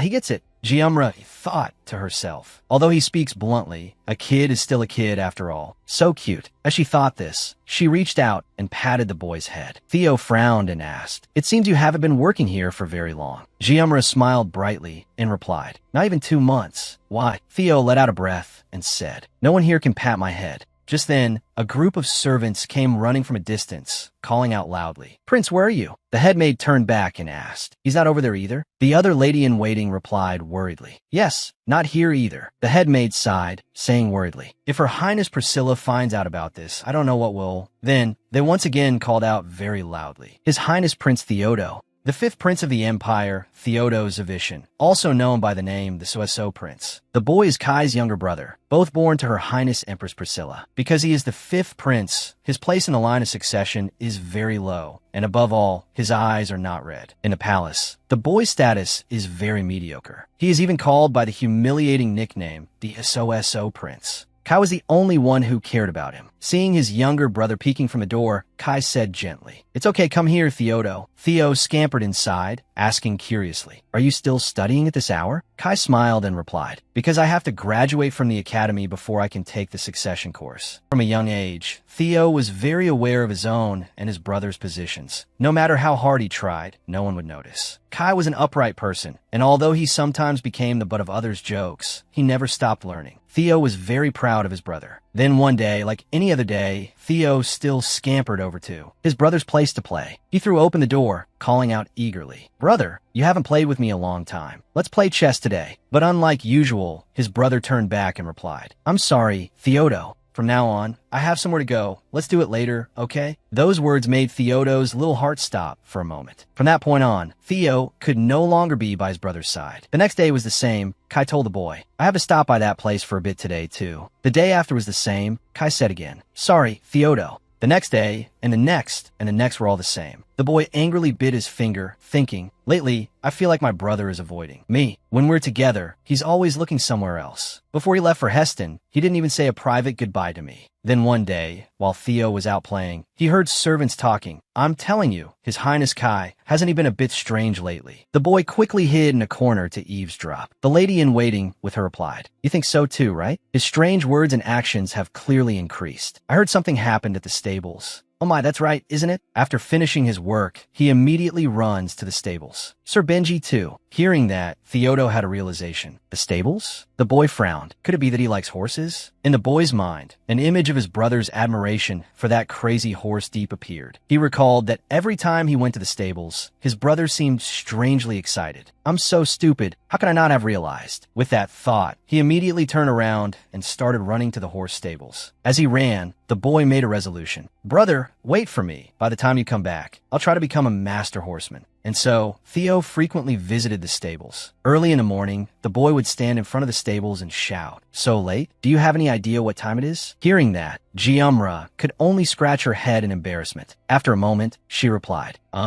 It's 8 in the morning, right? Did you come here to see me today too, kid?" The boy yelled, "Why would I come here to see you? I came to see my horses." Jiumra thought to herself, "It's like this kid is planning to move into the stables." Then Theo softened his tone and said, "Forget it. Bring Lin Sina here. I'll ride her." Jiumra angrily bent down, squeezing the boy's face with her hand as she warned him, "You little brat, you need to fix this habit of ordering people around. You're as small as a pea. Well, why do you have to talk to me like that? You talk just like my team leader. Are you in a bad mood?" Remembering her past life, that grumpy guy also used to grimace and tell her, "Forget it, just bring me coffee or something." Hearing that, Theo asked back in confusion, "Team leader? Who is that?" Jiumra's movements paused. "That's right, this is an ancient era." Theo kept running around, asking as he ran, "Does anyone else come here besides me?" "Who, brother? Who are you close with?" Thinking back, ever since Theo started coming, the number of people visiting has dwindled. Besides meal times, it's almost impossible to greet anyone. It turns out it was because Theo had been yelling at the servants every morning lately, saying, "You people, if anyone dares to tell my wet nurse that I'm here, you'll all be fired, understand?" She wondered to herself, is everyone really that busy? But in reality, they were busy looking for this boy, Theo, running around and shouting his name loudly. "Prince Theo." Back in the present, Theo called out again. "Do." The boy stood with his hands on his hips, asking seriously, "I asked who the team leader is." Jiumra scratched her head, giving a vague explanation. "Ah, the team leader, he's just a superior I used to work with. His way of speaking is terrible, always telling his subordinates not to do this or that. No matter what, you should encourage people with affection. What a bad person. Who did you learn that habit from, kid? You're a commoner." Hearing this, Theo frowned, asking in confusion, "A commoner?" Jiumra confidently pointed to herself, smiling as she replied, "Yeah,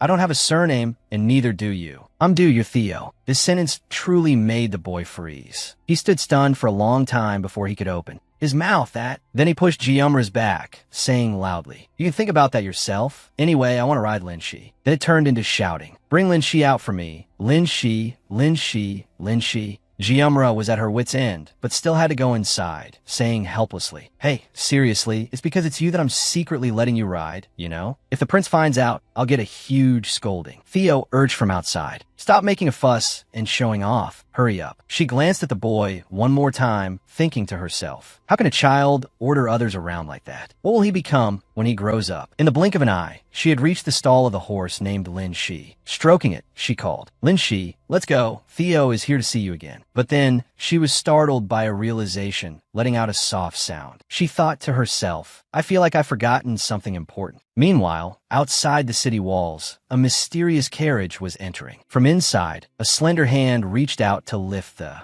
Curtain. A black-haired person stuck his head out from inside, exclaiming in amazement. Wow, look over there. Bello, it's really the palace. The girl sitting inside immediately reminded him, don't be so loud and rude. When we enter the city, many people will be targeting you. Now, everything will truly begin. Get a grip, Isaac. At the horse stables, a voice rang out. Prince, where are you? The servants searched the surroundings, calling out loudly. Your Highness the Prince. Giumra looked around for a moment, then said, Hey Theo, it seems that Prince has snuck off somewhere again. Faced with that statement, Theo could only give a hesitant laugh and reply, I guess so. Suddenly, Giumra exclaimed, Ah, I miss His Highness Kai so much too. Hearing that, Theo's eyes widened as he reminded her, that person is not someone you can casually say you miss, you know. But Giumra replied confidently, right? That's because you don't know. His Highness Kai and I are connected by the heart. Hearing that, an expression of nausea immediately appeared on Theo's face. He asked again, you all know His Highness Kai and you? Giumra looked smug, tilting her face to the sky as she replied, of course. Theo still didn't believe it and asked once more, is your relationship really like that? Giumra affirmed once again, of course. His Highness Kai said that just by standing in front of me, his face turns all red. But in reality, Kai was blushing with embarrassment, shouting, I told you to keep it moderate. She thought to herself, actually, it looks more like he's blushing from being flustered by my ridiculous telepathy joke. Meanwhile, Theo had been looking at her with a confused expression. Then the boy turned away and said, no wonder he refuses all marriage proposals. So his taste is for you. Giumra asked back in confusion, for me? Then she realized I forgot my mouth and eyes. I'm disguised as a boy right now. If I tell the kid now that I was just kidding, it would be, she sighed, telling herself helplessly, oh well, Kai, if you sit in a position no one else can, you have to endure rumors no one else can. Far away, Kai also heard those whispers and couldn't help but get goosebumps. Dude, I have a feeling that person has caused some trouble I can't handle again. Benji immediately appeared, asking worriedly, again? Over here, Theo confided, I thought His Highness Kai suddenly developed a liking for horses, so I thought he came to the stables for that reason. Then he asked Giumra with a confused face, but it turns out he came to see you? It's fun playing with you, but I can't for the life of me figure out what he sees in you. Those words were like arrows shot straight into poor Giumra's head. She put her hands on her hips and replied, that's all called grown-up reasons, kid. Theo's face immediately froze. He said with a look of disbelief, no matter how I look at it, you really look like an old man. I don't understand how His Highness could have taken a liking to you. Giumra glared at the boy. Call me old man one more time, and I'll kick the horses but make you fall flat on your face. Hearing that, Theo was so scared he jumped. He immediately jumped off the horse, saying, I need some time to think. I'll head home for today. Giumra also replied cheerfully, is that so? Then be careful on your way home. But suddenly, the boy's movements froze. In his mind, he immediately pictured an ambiguous scene between those two, him and... So that's their relationship? Thinking that, Theo really couldn't help but shudder. 2 days later, Theo came to the stables again today. He stood from a distance and shouted to Giumra, I will support you too. She was a bit stunned after hearing that and asked back, what? Theo said with a determined expression, if it's you, maybe you can protect my prince. You're healthy and a hard worker, even though my prince is also very strong. The boy's eyes sparkled as he continued with interest. The more I look, the more I think you two are a good match. Hearing that, Giumra immediately hugged the boy tightly, patting his head as she exclaimed, wow, what is it? What's wrong? Then she lifted him up and said, oh my, as small as a pea, so adorable. Theo panicked and yelled, do wait, my clothes are getting wrinkled. Giumra put the boy down, then continued to shower him with kisses. Just run home and ask your mom to change your clothes. It'll be fine. Seeing you ride a horse like that, your family must be quite well off, right? Theo hesitated for a moment, then asked,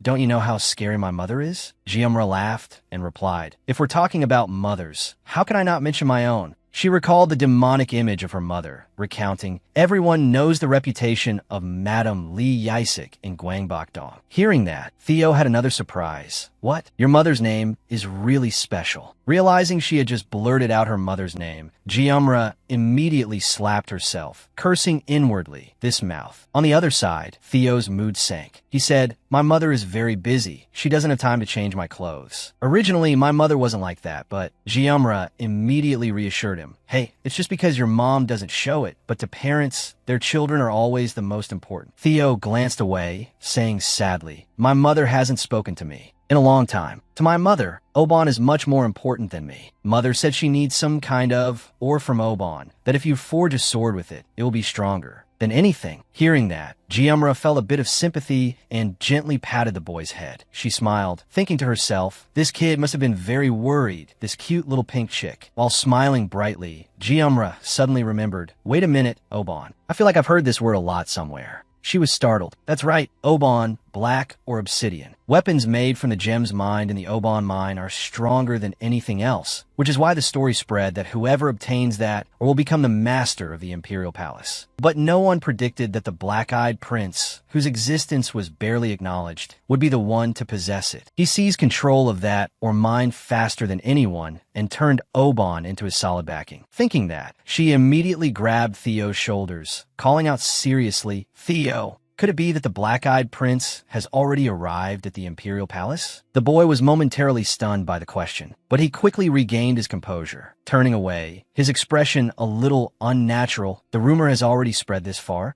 Anyway, that prince will die soon. Giamra was extremely shocked to hear that and asked, what? No, that person, but why do you think that person will die? Theo's lips trembled a few times before he answered, this, because everyone with a different eye color will die. After that, the boy gave a bitter smile. Who knows, maybe I will too someday. Anyway, Giamra heard that and immediately grabbed the boy's shoulders, saying loudly, why would you say that, kid? What does eye color have to do with anything? Theo smiled bitterly again. You said you're dating His Highness Kai? It seems you really haven't paid any attention to the eye color of him, have you? Seeing that expression, Giamra was immediately horrified. An image of Kai appeared in her mind. Who does this kid's expression resemble? Theo continued. I heard that the black-eyed prince is of Empress Lucen's bloodline. They say he brought a certificate with the Firehawk symbol. They say he brought proof imprinted with the Firehawk seal. In the Grand Hall, the majestic emperor looked down, asking the person kneeling at his feet, you say you are my son? Isaac looked up, replying confidently, yes, your majesty. He also used his sharp eyes to observe the young man. After a careful look, he said, your appearance greatly resembles Louis-san. Isaac also replied politely, it is a great honor to meet your majesty. After he finished his bow, the emperor continued, even the proud way you hold a sword before the king resembles her. Isaac swallowed, once before replying, yes, it is the sword that person passed down to me. That sword was the one the emperor bestowed upon Louis-san. Many people gossiped that the sword was an unsuitable gift for an empress. However, the woman's homeland was the Tennyson Peninsula, famous for its rich iron ore deposits. And considering the woman was skilled in swordsmanship, it was indeed a fitting gift. Thinking of this, he broke into a smile and said, you are indeed Lucen's son.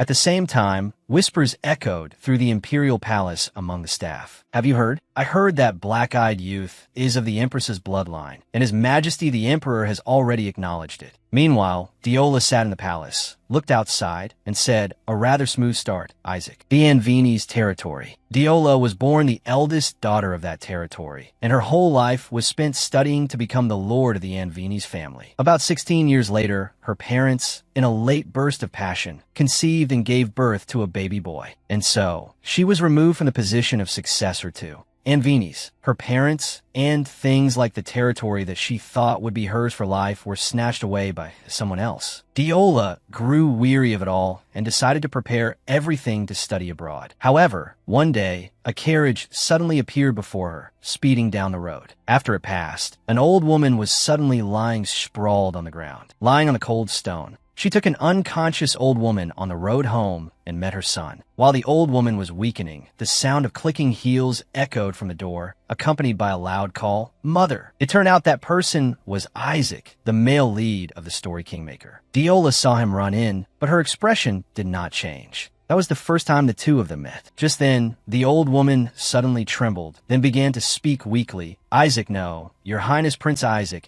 please listen carefully to what I am about to say. The old woman recounted all the secrets to Isaac right in front of Diola until she drew her last breath. Isaac was actually the son of His Majesty Emperor Vithian and Empress Louis-san. And the old woman herself was just a handmaiden entrusted by the Empress to raise her son. She raised her hand to caress Isaac's face, giving her final instructions. Your Highness Isaac, you must go to the Imperial Palace. I believe His Majesty the Emperor will recognize you. After she finished speaking, her arms suddenly went limp, gradually losing the warmth of a living person. Isaac sat devastated by her bed, wondering, what is this? I'm a prince? This is absurd. At that moment, Diola was approaching from a distance. She spoke up, "If you go to the imperial palace alone now, you'll be walking to your death. The death of that handmaiden means there is no longer any evidence to prove you are of royal blood, and you could even be executed for the crime of impersonating royalty. Moreover, you'll find it difficult to survive while hiding that secret in this small territory. Let me investigate this truth." Isaac suddenly jumped up, shouting, "Are you threatening me?" But Diola remained very calm, lifting his chin with one hand, saying, "Right now, you are at a crossroads where you must make a choice. 1, live as an emperor, or 2, die a miserable death." She made a proposal. "Isaac, you must promise to make me your empress. Then I will help you become the emperor." After some thought, Isaac accepted the proposal. Isaac, you have lived without ever knowing you were a prince. Together with Diola, he went to the capital after months of being polished by Diola to become someone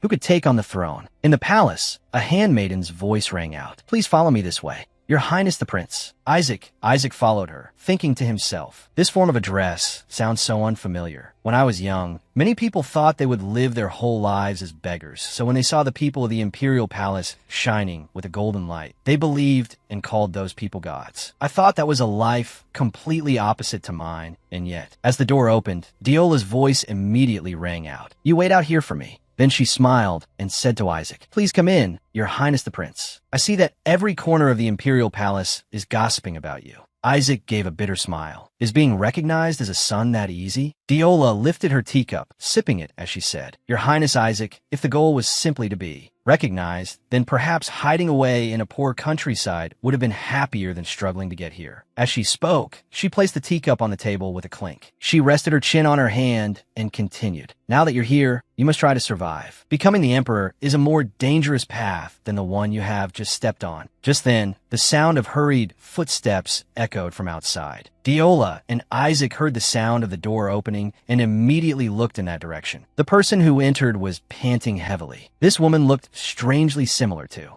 Isaac. Isaac asked curiously, "Who is that?" Diola fanned her face and replied, "The third empress of the empire and your birth mother." Hearing that, Isaac couldn't help but feel astonished. Empress Luzin was stunned for a long time before finally calling out, "Isaac, are you really Isaac?" Isaac immediately shot to his feet. Luzin quickly covered her face with her hands, tears already streaming down. She rushed to embrace her son, saying emotionally, "So you were alive. Thank goodness, my son has grown up so strong and healthy." Although Empress Luzin sobbed while hugging Isaac, reunited with her son after so many years, Isaac felt no such emotion for Empress Luzin. A moment later, Diola offered a handkerchief. Empress Luzin took it, saying at the same time, "Thank you. You said you were from Anvines, right?" If Isaac were all alone, the poor boy must have struggled greatly to get here. Diola bowed politely and replied, "Not at all, Your Highness the Empress. I'm the one who feels honored to have been able to escort Prince Isaac here. No matter how distant the relatives, family is still family." Hearing that, the Empress was extremely surprised. She asked again, "Family?"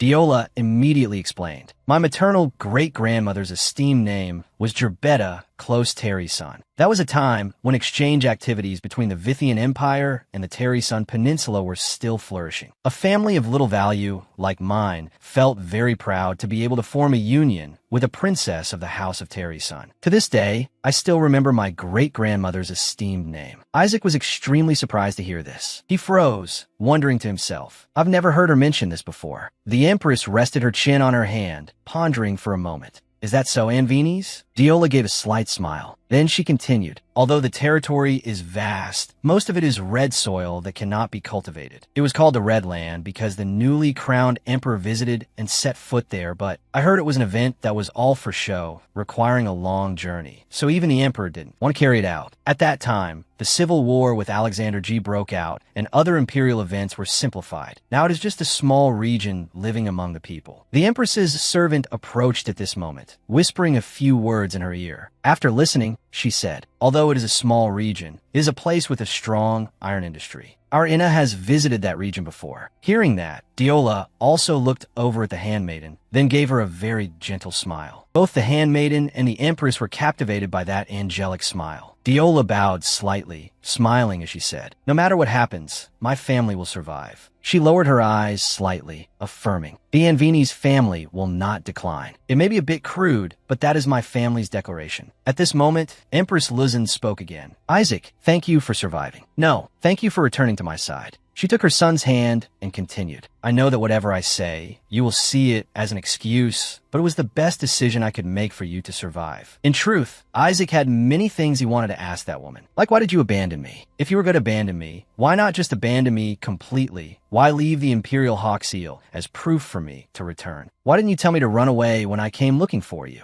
What if I really want to become the Emperor? What should I do with the mother who abandoned me? However, Isaac couldn't utter a word and could only suppress it in his heart, only able to let out a single word. Yes. After the Empress left, Diola said to Isaac, Your Highness did very well. From now on, you just need to be where you're needed. Isaac turned around, walking towards her as he called out, Diola. Diola, hearing him, Diola looked up and smiled at Isaac. Isaac looked at her sadly and asked, I don't care about other things. However, can you call me Isaac like you used to? Diola was silent, raising her hand to touch his face. But then she uttered a cold sentence. If you want to be coddled, go back to living in that shabby alley in Anvini's, Your Highness. Isaac's face immediately darkened. Diola then turned to leave, leaving him with a sentence. Get some rest, Your Highness. As she walked, she thought, everything is going according to plan. The only remaining problem is whether Isaac will play his part correctly. Even without red eyes, if he has the Oban, the Emperor won't ignore him. Not long after, Prince Isaac held the Oban and stood before the people as the Black-Eyed Prince. Kai had to endure the feeling of being deprived. That his younger brother Isaac, despite having black eyes, received enthusiastic support from the people, so he could only quietly step away from the limelight. Thinking this, Jeumja immediately screamed, no, I can't cry. She collapsed instantly, thinking, damn it, I completely forgot about that dark chapter. I swore I would make Kai happy. Theodore looked on, wanting to give up, but could only remind her. Calm down, Joe. Jeumja continued to think. I was so arrogant about my talent for taming horses that I forgot the plot. She sobbed. I'm such an idiot. What if Kai gets hurt again because of this? How can I watch his big, beautiful eyes fill with tears? Theo saw Jeumja's strange expression and asked worriedly, What's been wrong with you? Is something sad on your mind? She asked Theo again. You said your older brother works here? Theo hummed in agreement. Jeumja asked again, Does your brother have an important job? That's why he could bring a relative into the palace. Has your brother worked here for a long time? About 20 years. Jeumja's face immediately lit up. Wow, that's a long time. So can you find out when His Highness Kai is coming back? Hearing that, Theo could only give a wry smile. I heard he's coming back soon. Jeumja fell in a deep thought. She thought to herself, if Theo's brother works here, could he run to the assistant's office and pass a message to Benji? Because Benji once said, if you need anything, just come find me at the assistant's office. With that thought, she immediately grabbed Theo's hand and said, Theo, I have a favor to ask you. Pass a message to Benji in the assistant's office that when he returns to the palace, he must come see me. Ask your brother to help me. Theo's face immediately stiffened. Benji? That I'm looking for him for something urgent. In the boy's mind, suggestive images appeared. Benji hugging Jeumja, saying, Sorry, am I too late? And she hugging Benji back, tearfully whining. You idiot, I was so lonely. Theodore, with a horrified expression, thinking with Benji, For what I can tell, Joe is dating my brother. Is this guy two-timing? In Theo's imagination, Jeumja had one man on each arm, laughing arrogantly. Come here, my two loves. Thinking this, he called out, Hey, Joe. Then he screamed, making Jeumja jump. How could you do that? You traitor. She asked in alarm. Hey, Theo, why are you saying that? Theodore shrieked. Are you dating my brother? No, dating His Highness the Prince, while also seeing Benji. Jeumja heard this and felt completely helpless. My goodness, I've suddenly become a two-timing gold digger. How am I supposed to handle this? Looking down, Theodore was still fuming, looking like he wanted to bite someone. She wondered to herself, what kind of believable excuse can I come up with? Coming up with a plan, Jeumja immediately beamed, saying, I misspoke. The one I long for is only His Highness. The one looking for Benji isn't Joe, but Josephine. Hearing this, Theo was very curious. Who is Josephine? Jeumja quickly explained, she's my sister, my twin sister, working in another department. Theodore asked suspiciously, Really? This is the first I'm hearing of it. Jeumja quickly looked away, answering awkwardly, Of course it's true. If you say my sister's name, Benji will understand. The two of them are extremely close. She thought to herself, Come to think of it, before I cut my hair, I was often with Benji. Theo acted like a little old man, standing straight with his arms crossed, asking, Why is Jeumja looking for Benji? No, looking for Mr. Benji? Jeumja was caught off guard and could only stammer, well, panicking a little inside. What excuse can I use to distract him now? Looking at the scowling little old man before her, she thought, if I don't come up with a reasonable excuse now, Theo will just get more suspicious. I wish I had taken some classes to train my wild imagination when I was a kid. Then she started to stammer a reply. AC, actually, Josephine and Benji are dating. Far away, Benji was cleaning his sword when his hand suddenly froze. He wondered, what was that? A sudden cold chill passed through. Over here, Theodore was still suspicious. The boy asked again, so your sister Ryumza is dating Mr. Benji, and you're dating the prince? Ryumza glanced away, replying, something like that. No, that's exactly right. She glanced at the boy, thinking to herself, I have a feeling the plot is slowly heading towards a dead end. Seeing the boy saying nothing, Ryumza couldn't help but feel worried. Has he figured it out? But contrary to what Ryumza feared, the boy replied in a trembling voice, how could siblings like you working in the royal palace get to know a noble like Mr. Benji and even His Highness the Prince? If Mother heard about this, Joe's life would be over. Seeing the boy trembling all over, Ryumza was extremely worried. Have I been found out? Then she called out, Theo. Theo suddenly looked up and asked worriedly, hey Joe, does anyone else know about this? Ryumza's heart was immediately attacked by this cuteness. Ryumza instantly switched to fangirl mode, repeatedly patting the boy's head while thinking, oh my god, he's so cute, I could die. She replied to Theo, no, only Sparrow knows. Theo's face fell immediately upon hearing that, and he asked again, Sparrow? Ryumza froze for a moment, then said,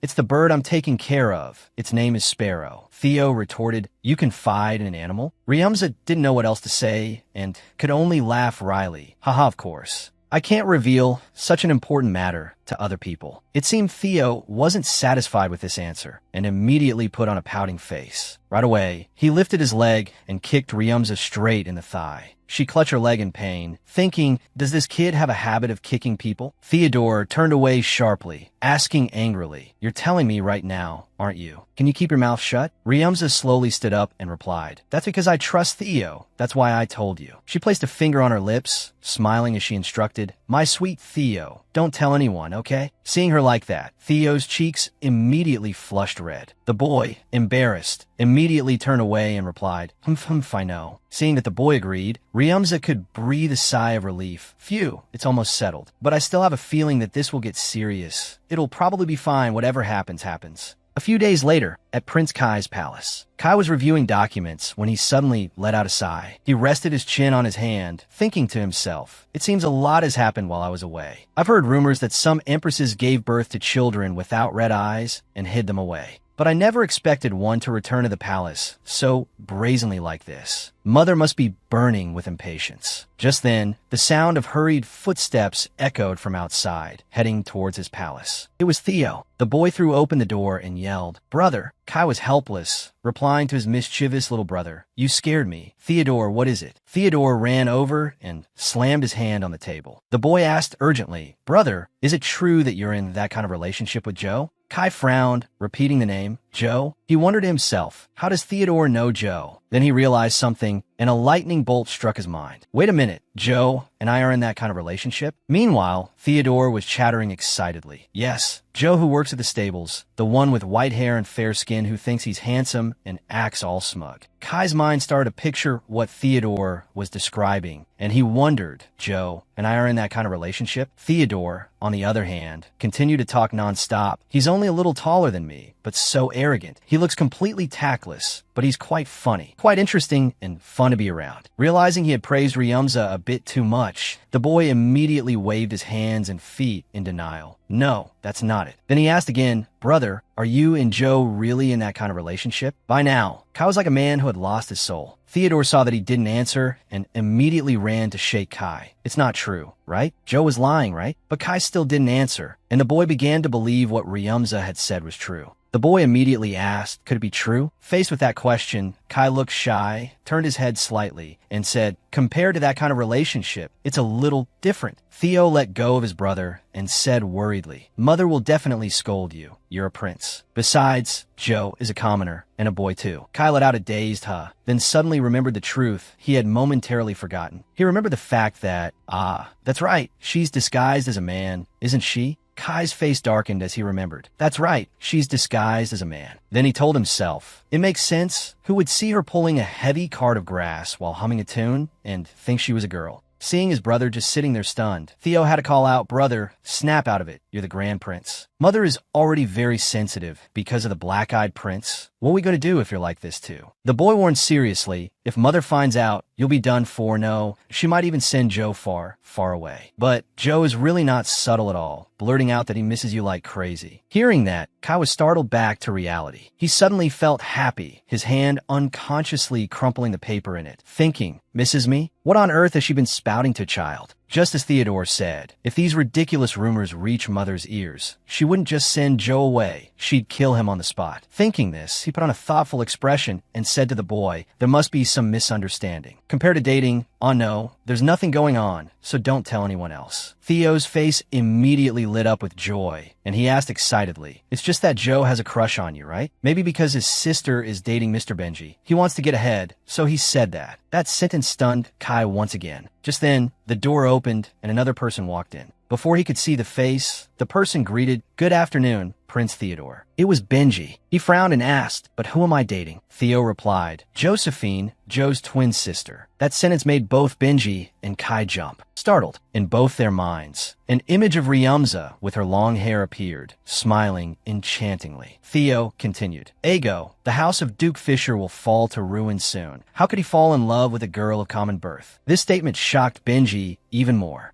Kai heard that and also asked, "What do you mean Josephine and Benji are dating?" Theo acted like a know-it-all, asking, "You don't know?" Joe said it himself, that his sister is dating Mr. Benji. But in reality, Ryumza had warned him, Haha, kiddo Theo, you can't tell anyone about this, you hear?" Yet now the boy had done the complete opposite. After hearing that, Kai was utterly astonished. He rushed over and asked in alarm, "Joe said that?" Theo held out his hand and asked again, "You really don't know?" Joe said it himself. Ryumza is dating Mr. Benji, and Joe is dating you. Hearing that, Benji, who was beside them, chimed in, yelling, "Joe is dating His Highness?" Theo looked back and forth between the two in frustration and also shouted, "Ah, my eardrums are bursting. What's wrong with you two?" Hearing that, Benji began to calm down. Kai did the same, trying to compose himself. Theo said one last thing. "In short, I think you should give Joe a good scolding. It seems he's misunderstanding something." He suddenly blushed, he called me cute, and even hugged me. Hearing that, Kai immediately exclaimed, "What?" Theo scratched his head, replying shyly, "I think Joe did that because he didn't know I was a prince, but he seems like a good person, so I put up with it." But honestly, I wasn't that annoyed. Kai understood. So that's it. While I was away, she became close with Theodore. I was only gone for a short time. If this continues, in Kai's mind, a scene of the three of them walking happily together appeared, leaving him standing all alone.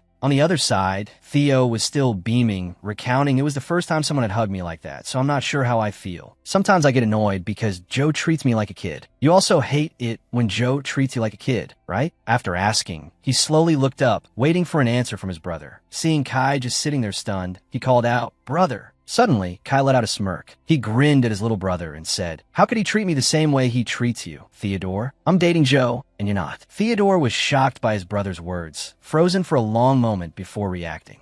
Kai smiled and said, "That's right, I'm dating Joe, and you're just friends with Joe. How can you say that's the same?" After hearing that, Benji and Theodore immediately fell into a contemplative silence, not knowing what else to say. Theodore's hands trembled, and he stammered, What?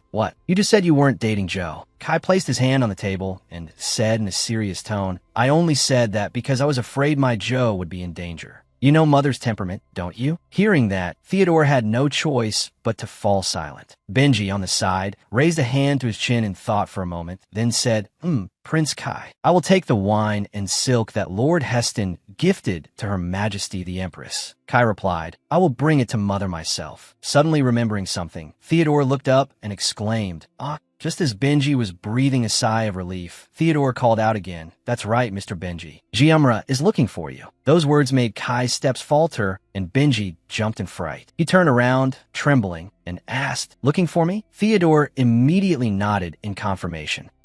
She said you must go see her at night." Those words were like a thunderclap to both Benji and Kai. Kai asked pitifully, "What about me?" Theo turned sharply to the side and replied coldly, "You said you were going to Mother's place. Hurry up and go." Immediately after, he walked around behind Benji and asked darkly, "No, meet at night?" Theodore added, "You have a lot to deal with after returning from Heston. Besides, why are you meeting Giamra? You're dating Joe. Kai, like a snake, stared coldly at the back of Benji's neck, making him shiver as he said, meet at night. Then he turned to leave, letting out a cold humph. It is a lot of work. Theodore looked at the expressions on their faces, feeling utterly confused. Just when it seemed the storm had passed, Theo started to brag again. But brother, has Joe ever hugged you? Every time I go to the stables, Joe hugs me tight and nuzzles his face against me. I'm so happy I could die and come back to life. After hearing this, both of them turned their heads to look at him at the same time, completely astonished by what the boy said. But in reality, both of them were so embarrassed their faces turned red. Theodore, on his side, continued to brag. He says I'm small and cute and kisses my cheeks all over, and he pats my head all day long. At this point, Kai couldn't take it anymore. He lowered his head and mumbled, Joe confesses to me every day. He stammered, Joe. Benji noticed something was wrong and quickly called out, Your Highness, it's time to go. But suddenly Kai yelled. Joe said he wants to put me in his pocket and carry me everywhere. Benji immediately went pale, screaming internally, someone please get me out of here. Theodore saw his brother's reaction and also froze for a long moment. Then he crossed his arms and declared loudly, Joe said the same thing to me. The other two were completely stunned. What? He said it directly to you? He replied, of course. Remembering before, Giamra had nuzzled his cheek and said, You're so small you'd probably fit in my pocket. Then he raised his voice, Hey, what? So Joe didn't say it directly to you? Hearing that, Kai suddenly flinched. He hesitated for a moment, then nodded. Of course, Joe said it directly to me. Theo didn't seem very convinced. The boy put a hand to his chin, thinking about something. Then he said, I think maybe Joe doesn't like you in a special way because he says the exact same things to me. The boy gave a mischievous smirk. If not, then does that mean Joe loves me just like he loves you? Immediately, the last shred of Kai's reasoning vanished. He growled, Not at all, that's not it. Benji was also very shocked by his reaction and quickly reminded him, Your Highness. Kai snapped out of it, anxiously chanting in his head, Calm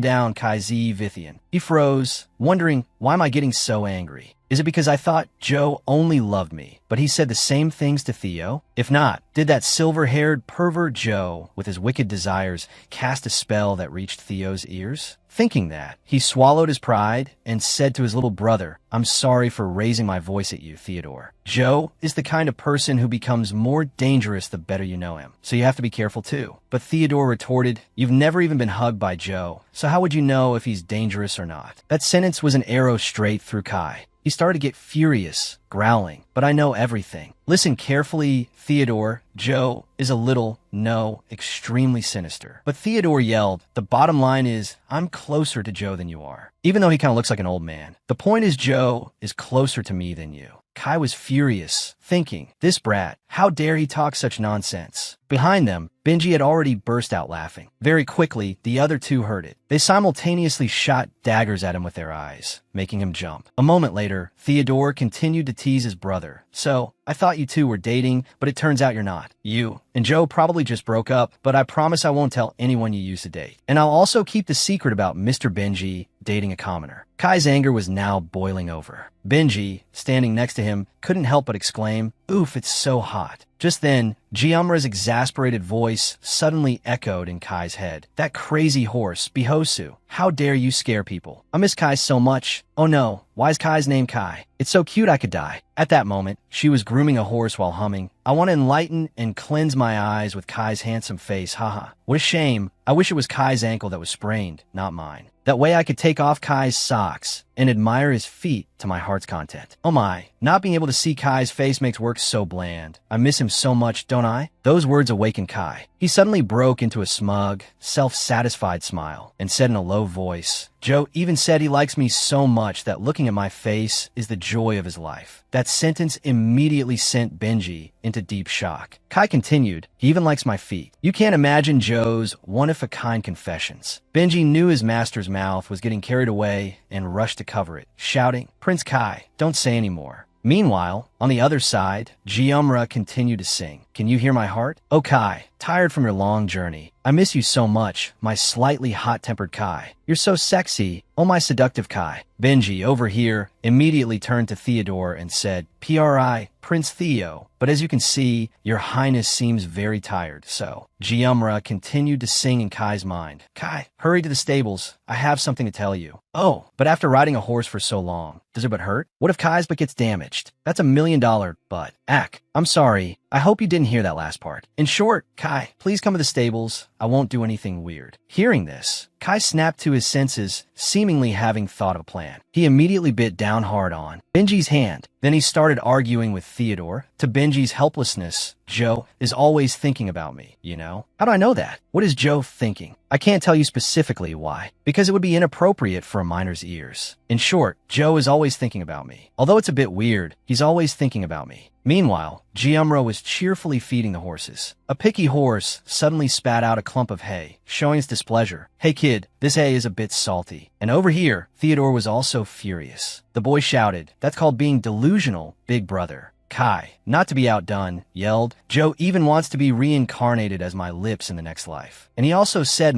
but Benji didn't dare let him finish the sentence, rushing over to cover his mouth, pleading, Your Highness, please stop. Theodore pouted and turned away sulkily while Kai was still struggling to continue the argument. The boy said, Forget it, I'm leaving. Benji was so happy to hear this, he could have cried, whispering, Phew, that was close. The boy slowly walked to the door and opened it. Before leaving, he declared loudly, Just you wait. When I grow up, I'll be more handsome than you. Then he slammed the door shut, to the helplessness of the two inside. After the boy had completely left, Kai spoke up. Benji, you can let go of my hand now. Benji, startled, replied, I'm sorry. Kai began to calm down and asked, What's this about you and Giamra dating? Benji replied, I think Joe was afraid of being found out and just made up an excuse. And this answer, for no reason at all, happened to be spot on. With reality, Benji asked in return, What about Your Highness and Giam dating? Kai replied, I also think that was an excuse. And this was also spot on. Kai sighed and said, Then tomorrow, I will go with you to see Giam. Benji bowed and replied, Yes, I understand. His mood suddenly dropped, and he wondered to himself. Thinking back, I was so excited just now. Was it all because of Giam? That evening, Giamra plopped down on a pile of straw and sighed. Oh dear, my leg. So, I've gotten a taste of the class discrimination in this world. When I read the novel, I felt that every plot point was very important. But for a transmigrator like me, the most important thing is just the safety of these horses. As for the events happening in the city, they feel like stories from a distant country, far away from me. Just then, a rustling sound was heard, followed by the appearance of someone. Giamra, still not paying attention, continued to think. I desperately asked them to come see me. So why hasn't anyone come? At that moment, a voice broke through her train of thought. I intended to take a short walk, but ended up all the way here. May I ask where this is? It turned out the stranger who appeared was none other than Delua, the female lead of the Story Kingmaker. Giamra was astonished, emerald green eyes and golden hair. It's Delua Anvinis, the female lead from my favorite novel, Kingmaker, has started a conversation with me. Delua Anvinis, the one who, with her sharp judgment and intelligence, turned Isaac from a boy living in a small alley into the emperor of the empire. Anyone who has read Kingmaker would know, the female lead who drove the fantasy novel world on the forums crazy. Countless comments praised her like, Sister, take me to the border with you. Sister Delua, do you remember me? When you and I went to the museum together, people thought you were a work of art, so only I got taken away. Isaac must have saved the world in his past life, right? Oh wait, he already did.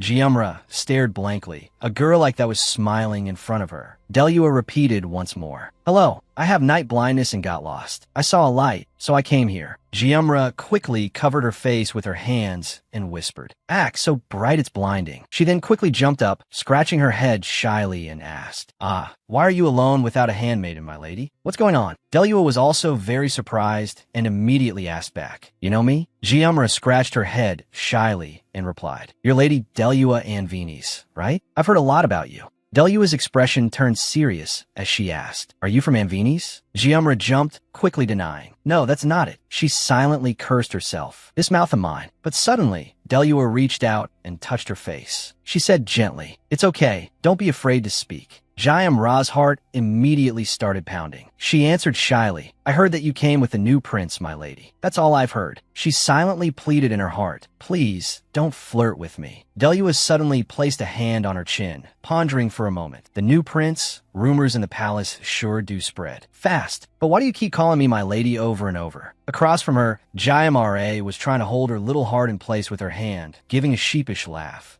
Delua spoke again. You're quite an interesting girl. That sentence immediately turned Giamra to stone. She then asked in alarm, How did you know I was a woman? Delua covered her mouth and let out a huh. Then she said, "It's obvious just by looking. Did you think everyone would be foolish enough to think you're a man just because of your short hair?" Those words made Jayam Ra's expression freeze. She was so embarrassed she could have steamed, whispering shyly. Everyone else did. Delua burst out laughing. "Then everyone else is a fool. No matter how I look at you, I see a cute girl. Did you cut your hair for work?" Jayamare secretly glanced up at Delua, thinking, as expected, she's as kind to others as the rumors say. What do I do? I like her so much. She's the type who would still exude a noble aura, even if she spoke crudely and was dragged behind a horse-drawn carriage. A person like this is fit to be queen, right? Delua radiated a sparkling light. She asked, "What's your name?" Jayamare politely replied, "It's Jayam." Delua wondered, "Jayam?" Jayamare was a bit flustered, recalling Uncle Rick's joke, and said, "Yes, you could just call me Jayam, my lady." Delua smiled gently. Jayam is so cute. That smile instantly melted Jayam Ra's heart. She felt like a rabbit snuggling into its owner's arms, feeling utterly content. Cute? Huh, I want to be petted like this for the rest of my life. But then she suddenly turned away. Wait, aw no, I have to snap out of it. This is the person who threatens Kai's position on the throne. No, is she really a threat to the throne?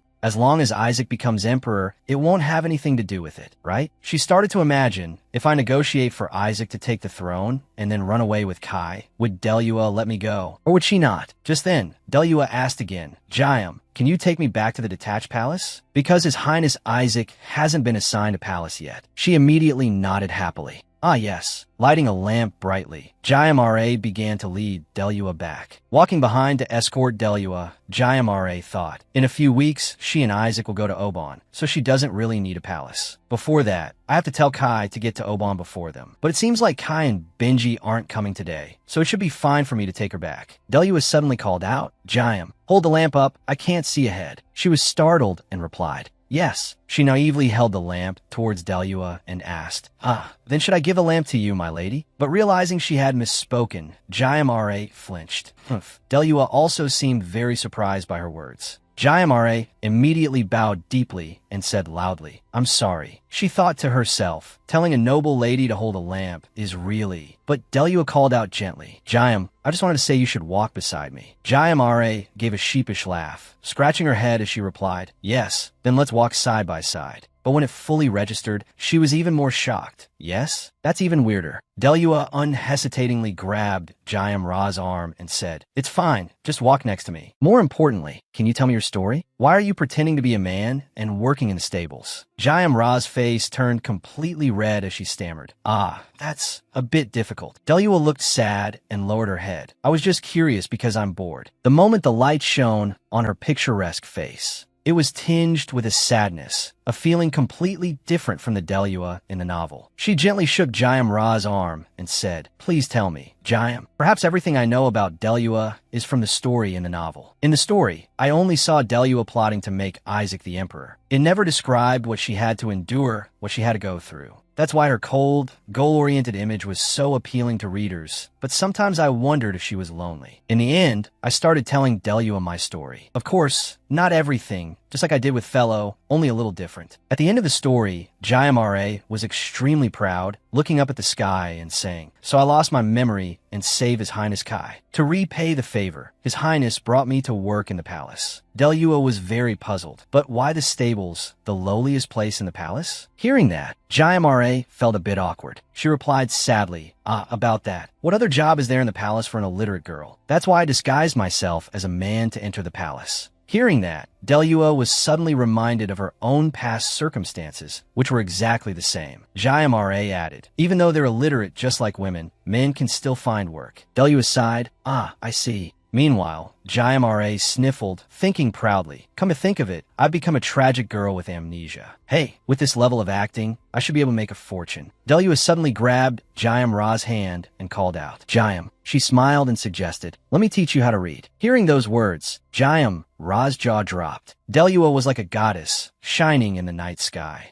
Jayam Ra's heart pounded relentlessly. She thought, "Why are you so good to me, Lady Delua? I already have Kai." Delua bent down by a bush, searching for something while saying, "Wait a moment, let me find a dry branch." Then she sat down, and as she wrote out each stroke, she said, "Here, look, I'm writing the character Joe for your name. What do you think?" After looking, Jayam's mind was instantly filled with question marks. Huh, my name looks like a worm? Hearing that, Delua couldn't help but burst out laughing. Wiping away tears, she tried to suppress her laughter and said, I'm sorry. This isn't something to laugh about. It's just that your reaction is too amusing. Seeing this, Jayamra was once again stunned. She blurted out, My lady, you're so beautiful. In response to that statement, Delua could only give a shy, Realizing she had gotten a bit too comfortable, Jayamra quickly said, I don't know any etiquette. Was that something a commoner shouldn't say? Delua replied, Not at all. You just looked so dazed that I was a little surprised. Jayamra confessed sincerely, I have a thing for beauty. An image of Kai immediately appeared in her mind. Delua immediately realized,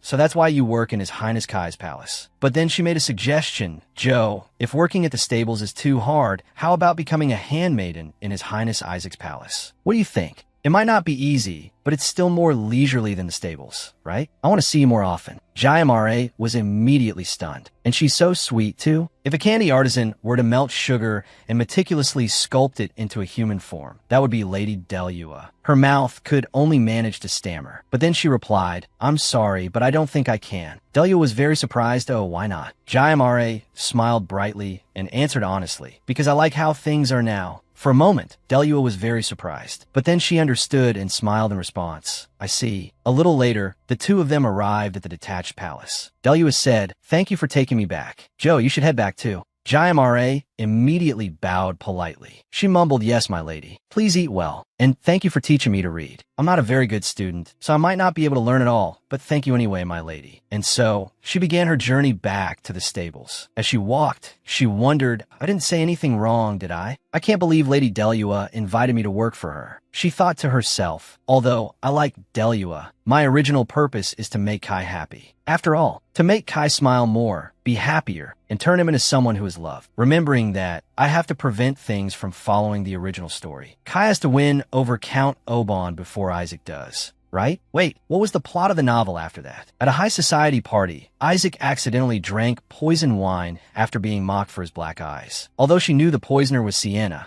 Delua had no way to act, so she could only be angry. A few days later, Isaac approached Benji. Oh wait, that's not right. There was something else in between. What was it? Oh, that's right. It was only mentioned briefly, so I completely forgot. The fifth prince will die. The palace covered it up, but Isaac was actually deeply shocked by it. Jayamra put a hand to her chin, thinking, but I don't know the fifth prince's name. He only appeared once in the book. But then she told herself, it's not important. If those two come to the stables, I'll tell them they have to rush to Oban. Although I took Delua back and returned to the stables, no one came that night. The next day, Jayamra stepped outside, filled with furious anger. As she went to get hay for the horses, she fumed, cursing inwardly. Fellow, did that kid pass on the message to his brother or not? Or did he forget because he's too young? I told him to pass the message to his brother. He keeps saying he's all grown up, but he's still such a brat. Right. Just then, Delua suddenly appeared behind her, saying cheerfully, Hello, Joe. Jayamra jumped, spun around, and called out in astonishment, My lady. Delua beamed like a flower and asked, Ho, ho, ho, it's so early in the morning, and you're already this full of life? Jayamra's heart immediately started to race. She thought to herself, Good heavens, she looks even more beautiful under the sunlight. Seeing her staring blankly and drooling, Delua called out, Joe here. As she spoke, she pointed to her mouth. Jayamra asked blankly, Yes, what is it? Delua laughed, You're drooling. Jayamra hurriedly wiped her mouth with her hand and looked away.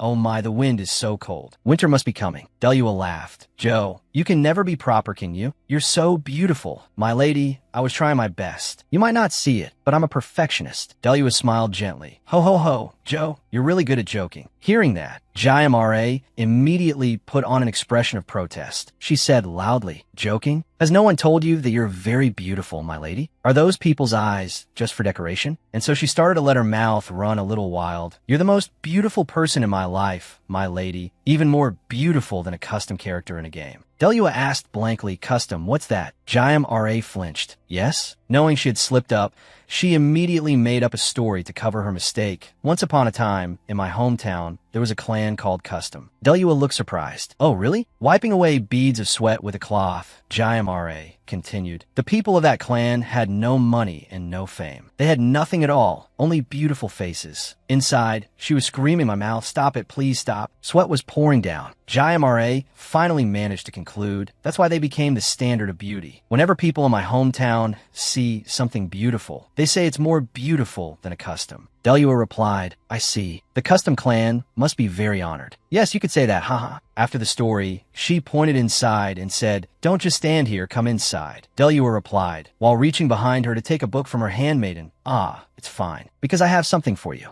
It was a book with a very beautiful cover, clearly a high-end item. Jayamare took it and asked blankly, what is this? Delua smiled. It's a storybook. Because you said you can't read, I brought this. I was afraid others might look down on you. Hearing that, Jayamare was immediately very moved. She bowed her head low and said loudly, thank you. I will treasure it as a family heirloom. Delua turned to leave, not forgetting to wave goodbye to her. All right, I'll come again next time. Jayamare looked up, moved to tears. Lady Delua is so kind. Her words are gentle. She's perfect with no flaws at all. After walking a short distance, Delua called out Gafreen. She immediately replied politely, yes, my lady. Delua gave a cunning smile and ordered, find out if there is any Viscount named Custom. She thought to herself, you dare lie to me? You must have forgotten about last time. Delua's face became incredibly malicious. She said quietly, you can't be my friend anymore, Joe, because I hate liars, but I won't let a piece of straw stand in my way. That evening, Jayamare took her dinner out to the haystack, grumbling as she looked at the book, steamed potatoes again today. When are they going to give us meat? Where am I supposed to get the strength to work now? Besides, what am I supposed to do when Delua just gives me a book and leaves? I don't understand a single thing. Oh dear. She looked at it from all angles, then commented, no matter how I look at it, it just looks like an earthworm. I don't get it all. But as expected, there's something different about Lady Delua. For some reason, she imagined that when Delua was just born, she had looked at her mother with a saintly expression and said, hello, mother. It's a pleasure to meet you for the first time. Jayamare smiled unconsciously, as if she were the one saying it. Perhaps because they are characters in a novel, she doesn't use honorifics with Kai and Benji, no matter what they do. Only Lady Delua is different. Just then, a mysterious figure appeared behind Jayamare. Uncle Rick was suddenly standing behind her, asking, what book is that? Jayamare jumped and screamed, ah, you scare me to death, Uncle Rick. Please make some noise when you walk. And so the two of them started arguing. If I made noise, you'd be even more startled, kid. I'm not a kid. Don't act all high and mighty just because you're older. From a distance, Kai and Benji were also approaching. Rick snatched the book from Jayamara's hands, glanced at a few words, and asked, what's this, a children's book? How old are you? Reading this kind of stuff. Jayamare quickly jumped up to get it back. Give it back. Why would you take someone else's book? Not only did he not return it, he even held it higher, saying, stop yelling all the time, you disrespectful kid. Jayamare shouted, Uncle Rick, you look the same from the front and back, but your back is so fleshy. Hearing that, Rick immediately got angry and retorted, I once saved you with this back, and this is what you say about it? Thus, the two of them argued loudly again. What back? You nearly got me killed by hanging me on a bronze statue several times. Hey, you want to sleep in the stables? Then suddenly, the book flew high into the air, and unfortunately, it landed right on the face of the approaching Kai. The two who were arguing immediately froze when they saw the scene. As the book fell, the atmosphere became strangely gloomy. Rick gave Jayamare a thumbs up and said with a laugh, whoops, I just remembered I have something to do. I'm out of here. With that, he shot off like a rocket. Jayamare could only watch him go and curse inwardly, that despicable old man. Kai's gloomy face suddenly appeared behind Jayamare. He spoke coldly. You seem to be in good mood. Jayamare put on a docile act and replied obediently, Jean, greetings, your highness. It's been a while. Kai's face hardened. He said, you said you had something urgent to tell me. I didn't expect to come here and get hit. Hearing that, and seeing Kai's devastatingly handsome, annoyed face, Jayamare immediately started drooling. She started to fidget. Oh my, our highness is handsome even with a little bruise on his face. Kai suppressed his anger and replied, stop spouting nonsense. I heard everything. Just now, in your mind, you were thinking you wanted to lick Kai's wound, weren't you? Jayamare clicked her tongue and quickly looked away. Benji was frozen stiff by that remark. He shouted angrily, Joe, you still haven't gotten rid of those disrespectful thoughts? But Kai said calmly, Benji, this is fine. Benji was helpless. What do you mean this is fine, your highness? On the other side, Jayamare scratched her head and said, I've lived a bit too much in the dark in this life. I pray to be purer in the next.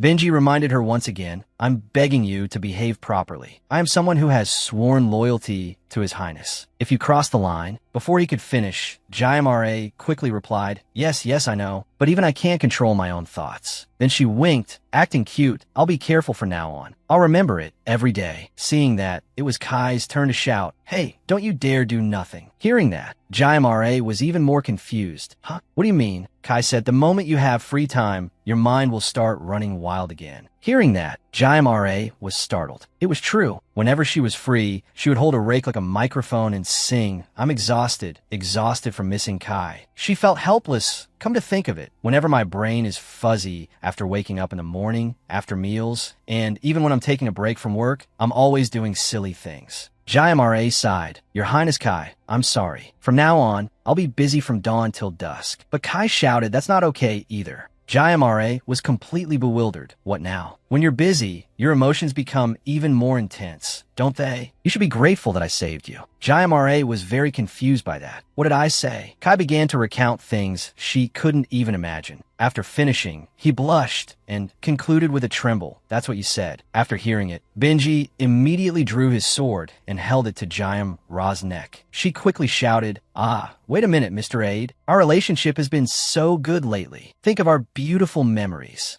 "Mr. Benji, Mr. Aide, oh no, sir, wait." Meanwhile, Kai seemed to be pondering something. It turned out he was looking at Jayamara's book. He spoke up. "Benji, stop." "But Joe, what is this book?" Jayamare peeked out and answered cheerfully, "Ah, that? Lady Delua gave it to me." Hearing that name, Kai was very curious and asked again, "Delua?" "Yes, the lady from the house of Count Anbini's who came with Prince Isaac. You haven't met her, have you? She's very beautiful. Her beauty is like that of a goddess." Kai asked again, "Why did she give you a book?" Jayamare answered without thinking, "Sisterly affection," but she immediately realized she had misspoken. She mentally slapped herself. "That's right, I told myself not to reveal that I'm a girl. If I knew it was this easy to get exposed, I wouldn't have said something so stupid. Time to be slick." Then, Jayamare put on a cool expression and said, "I don't know either. Maybe she likes me?" Benji was completely shocked to hear that. Even a horse eating hay in the stable was so shocked it couldn't chew. And of course, so was Kai. Jayamare saw that the situation didn't look good and blurted out, "Hey, what's with this atmosphere?" She thought to herself, "Are they shocked that Delua likes me? If so, this is fine." But suddenly, Kai let out a deep, wounded sigh. Jayamare jumped. "Is it that serious?" She quickly asked, "What's wrong, Lord Kai? Why are you like this? Are you that shocked?" Kai was thinking Benji and Theodore too. He asked, "Are you too close enough that she knows you're illiterate?" Jayamare rubbed her chin, thought for a moment, and replied,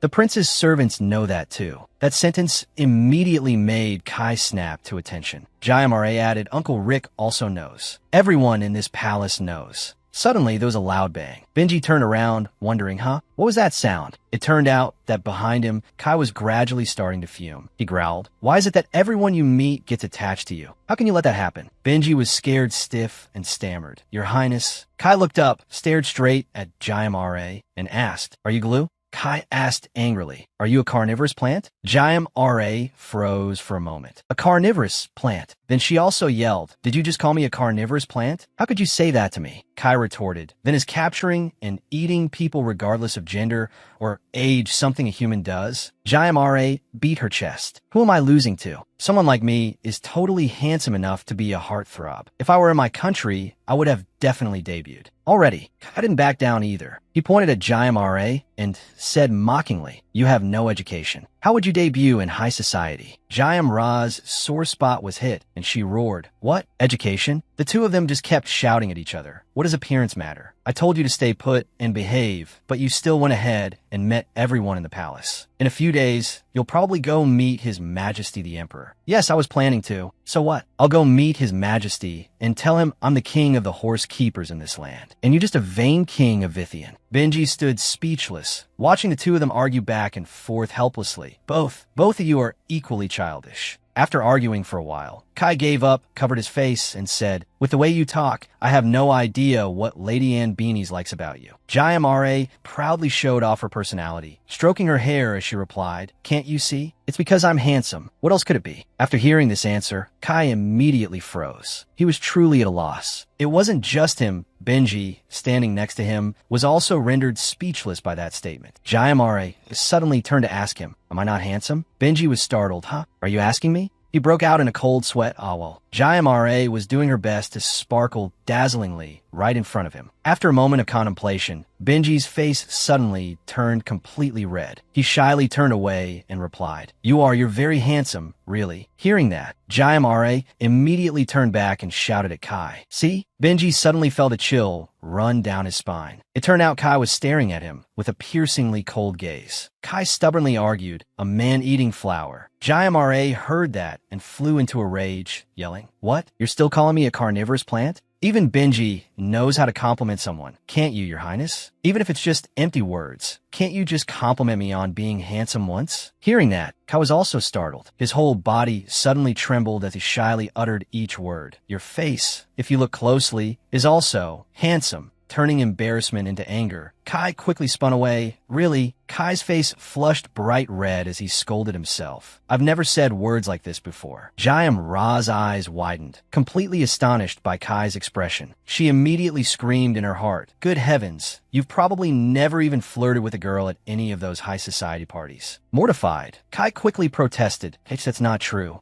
Jayamare started drooling again, thinking so innocent and adorable. Kai was completely helpless in a situation like this. Can't you stop thinking nonsense? I really don't understand how Lady Ann Beanies could like you after just seeing your face. I don't. Don't you think she might have other intentions? Hearing that, Jayamare also put a hand on her chin, pretending to be deep in thought. After a moment, Jayamare came to a conclusion. I'm just a stable hand. What kind of intentions could she have with me? And so what if she does? She probably just wants to have a wonderfully beautiful child. What else could it be? Hearing that, Kai immediately yelled, "How dare you say that? Do you think the House of Count Ann Beanies will let you off the hook?" Under attack, Jayamare quickly covered her ears with her hands. Kai continued, "Just for the crime of slandering a noble, beheading you 100 times wouldn't be enough." Jayamare also started to fight back. What's the problem if she's interested in my face? Isn't it because I want to see Your Highness's face one more time that I have to shovel horse manure all day to live? I hate horse manure too, you know? I just like looking at Kai, but you don't even let me see your face often. Enough. At this point, Jayamare screamed, "Day after day, I want to gaze upon Your Highness's face." Both Kai and Benji froze. Jayamare continued to scream, "I miss you to death. I miss you so much I'm lovesick, so much that my soul has left my body." After a moment, Kai was still standing there, frozen. But the difference was that his face had turned as red as if he had eaten a chili pepper. Seeing this, Jayamara's eyes nearly popped out in astonishment. Kai quickly covered his face, while Jayamare was about to go crazy. She quickly shook Benji and yelled, "Oh my god,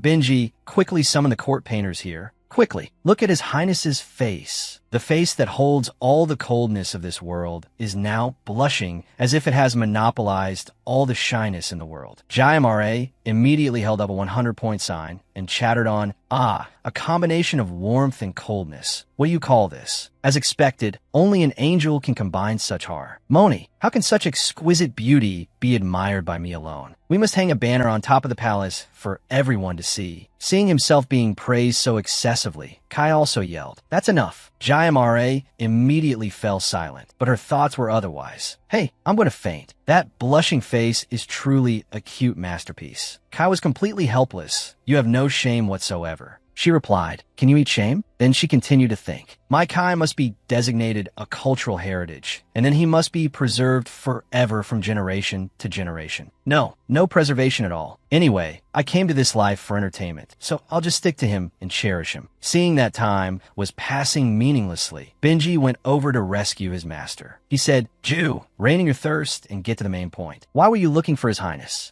Jayamare came to her senses. That's right. I called him here because I had something important to say." She scratched her head and said shyly, "After so many days, I was so happy to finally see His Highness's face that I completely forgot." She quickly got down to business, asking, "Where was the place you went to a few days ago?" Kai was startled when he heard that. He asked back, "I'm still not over my suspicion that you're an assassin. So why are you asking about that?" Jayamare gave a sheepish laugh. "What assassin? I'm a gift sent by God to make Your Highness happy, to help Your Highness walk on a path full of flowers." Kai suddenly fell into deep thought, as if he had run out of ways to deal with Jayamare. But in reality, he was just shy, Deep down, he didn't feel too bad. Kai cleared his throat and said, I don't understand a single thing you're saying. Jia beamed and replied, It's all right, as long as your highness trusts me and tells me. Only then can I offer some perfectly wonderful advice to help your highness. Kai looked away, hesitating for a moment before answering. Fine, I'll tell you. There's nothing that can't be said. It's Heston. Jia exclaimed. Ah, so it is Heston. In a month, there will be some kind of party, and your highness will be attending, right? In the novel, Empress Priscilla flew into a rage with the following childish line. I can't believe that while you were having fun and making connections in Heston, that black-eyed prince managed to get Oban first. At first, when I read it, I skimmed past it since it was a line meant to elevate the main character. If I had read that line without remembering Kai's face, I probably would have been just as furious as Priscilla. Recalling that time, she had read it, fuming. These people are unbelievable. Her mother had called from outside. Jia, aren't you sleeping? But things were different now. Kim Jia, famous for the lucky name that could possess his highness all by herself. Although I haven't officially gained ownership rights yet, here I am, right in front of his highness. But contrary to her thoughts, Kai's face suddenly darkened. He asked in astonishment, How did you know about that? Jia was startled. Pardon? Kai repeated, How do you know my personal future schedule, when I only just heard the decision was made today? Jia jumped, realizing she had let her mouth run a little too far, and quietly exclaimed to herself, Oops. Realizing she had misspoken, Jia screamed internally, Oh, this big mouth of mine. She averted her gaze, stammering her reply, That I am. I think I heard some servants talking during lunch. Oh, no. Maybe in the evening? Ha ha ha. After hearing this, Benji and Kai both looked at her with baffled expressions. Seeing the two of them remain silent, Jia shouted again, I'm really not a strange person. I can't explain everything to you, but I only wish for Prince Kai's safety. So please, don't go to Heston, go to Oban instead. Hearing that, Kai grew even more curious and asked again, Oban? She replied, Yes, the black mineral in Oban. No. Obsidian is what it's called. The type of mineral that makes swords or shields stronger when you add it. She thought to herself again, Oh, for goodness sake, what a hard name to remember. I take back what I said about offering myself as a doormat for the author. If the author heard this, they would surely laugh and reply. How embarrassing. Jia added, I heard that Empress Priscilla is also investigating this matter, so you shouldn't go to Heston. Before she could finish, Kai repeated his question. I only asked how you knew about that. Just answer what I asked. That sentence immediately stunned Jia. She frowned, answering with annoyance. Everyone in the entire palace knows that the Empress is interested in obsidian. I heard that every spring she sends gifts to Oban. In the dormitory, I met some servants who were helping the Empress prepare the gifts. I heard it from them. At that moment, Benji and the horse were trembling in a corner, watching the two of them argue, crying silently. Why did the atmosphere suddenly turn so cold? Like this? Seeing Kai hesitate to answer, Jia called out again, Kai, stop doubting me and hurry to Oban. She also thought to herself, I know what I just said isn't believable, but I can't just let Kai die like in the original story. I absolutely have to convince him. Go to Oban and be the first to secure the trade. Rights. Just then, Kai spoke again with an ice-cold expression. Jew, why should I listen to you? This stunned the spirited Jia. Her voice began to stammer. Teeth. Then she started clutching her head in frustration. I already told you I love you, Your Highness. Kai maintained his cold demeanor, replying, I haven't even determined if you're an assassin or a sorcerer. Explain to me why I should listen to you. I need a precise answer. Jia was immediately agitated. She grabbed Kai's shoulders and yelled, Your Highness, can't you just think that I'm doing all of this for you? I know what I'm saying is strange and hard to believe, but please, Your Highness, just trust me this once. Contrary to Jia's expectations, Kai decisively pushed her hand away. This greatly surprised Jia. Kai immediately turned to leave. Before that, he left her with a sorrowful look. Then he walked away resolutely, calling out, Benji, let's go. Benji was startled. Yes, sir. At that moment, Rick stepped out from the house. He asked, has he left? But Jia didn't answer, just stood there, frozen to the spot. He walked closer, gently shaking her shoulder, and said, Jew, I'm sorry. Next time, I'll give you the potatoes. Jew. Only then did he see clearly that Jia was standing motionless, while tears streamed down her face like a fountain. Rick was extremely alarmed and quickly asked, What's wrong? Are you crying? Hearing someone ask, Jia immediately collapsed to the ground, wailing resentfully, Oh, that hateful Kai. Everything I said was because I like him. It was for his own good. Rick was in a complete panic, glancing around to see if anyone was nearby while shouting along. Good heavens, what are you doing? What if the prince comes back? Jia didn't answer, just sobbed, thinking. He asked if I'm always talking nonsense. It's true I talk nonsense, but I'm not an assassin and I'm not some sorcerer. It's just that I really like him. So I'm like this, that's all there is to it. At the same time, in Kai's palace, he had just returned to his room and immediately took off his coat, throwing it onto the bed. Then, he walked to the window, sadly murmuring to himself, "There's no reason to trust her, yet seems I do. Why do I keep trusting her like this? Did she cast some kind of spell? It feels like I've really been bewitched. It's never been like this before, so I thought it couldn't happen." At that moment, Benji also entered, saying, Your Highness, if you're concerned about what Ju said, shall I go and investigate? Kai didn't answer, instead asking, Benji, what do you think? Do you think Ju is lying? As he asked, he recalled Ja's honest and simple expressions. If not, do you feel like she's a sorcerer? Benji was silent for a moment, then swallowed. He thought to himself, I haven't felt that Ju was lying even once. Moreover, if that was an act, then she is a truly gifted actress. Then, he answered honestly, I cannot confirm that what he has done recently isn't an act, but at least in my eyes, I feel that he is a straightforward person. What about him saying he likes me? Hearing that question, Benji couldn't help but be startled. After thinking for a moment, he bowed his head and replied, I think it's sincere. After hearing that, Kai showed no emotion and said, Fine, you may leave. Help me investigate whether Ju is colluding with anyone. He immediately bowed deeply, replying, Yes, Your Highness. As soon as Benji left, Kai immediately returned to his sad and pensive state. Kai knew it was sincere, but couldn't just accept it easily, because he had lived like this since birth and would have to continue living like this. He had to suspect everyone who approached him to protect his status as a prince. Because who knows, one day, he might die a wrongful death just like his other siblings. The next day, sunlight shone into the horse stables, accompanied by the chirping of birds. But contrary to the fresh atmosphere, Jiamja appeared completely lifeless. Her face was scowling, and her eyes were both swollen and bruised. As soon as she reached the horse stall, the stinky horse dip started licking her face nonstop.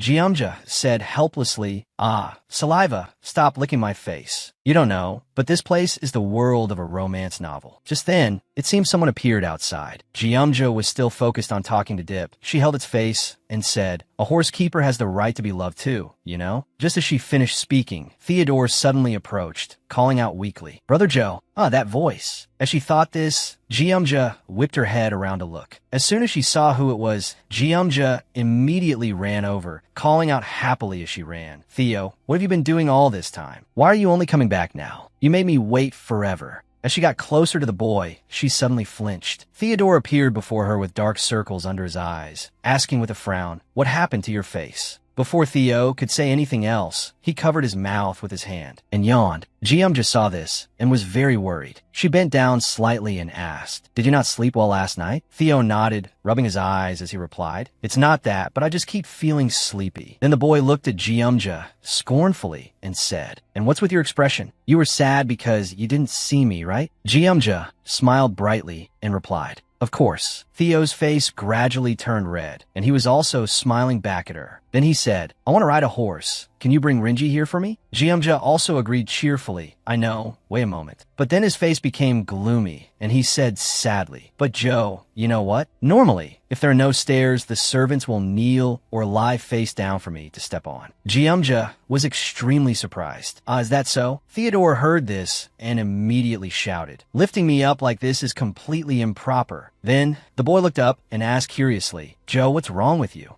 You were walking normally, and then you just walk into a wall. Then you suddenly spaced out, staring into the air. Seeing this, the boy couldn't help but think to himself, What is this? Why does this feeling seem so familiar? You're not shouting or laughing like usual today. Did something happen to you? Hearing someone ask, Jiamja's tears started to well up again. The two of them, without planning it, fell into a silent void. Seeing that Jiamja was about to cry, Theo waved his hands frantically, chattering, All right. It's fine if there are no stairs. You can lift me up. In fact, it would be better if there were never, ever any stairs. After a while, the two of them sat down on a pile of hay to rest. Jiamja confessed sadly, Prince Kai doesn't seem to believe that I like him. Of course, I know that in His Highness's current situation, it's hard for him to trust others. And I'm not exactly a trustworthy person. Even so, I still feel a little sad. After hearing this, Theodore stroked his chin, thought for a moment, and then asked, you two are dating. Why doesn't he believe you? Doesn't Prince Kai like you too? That question immediately made Jeonja freeze. She replied shyly,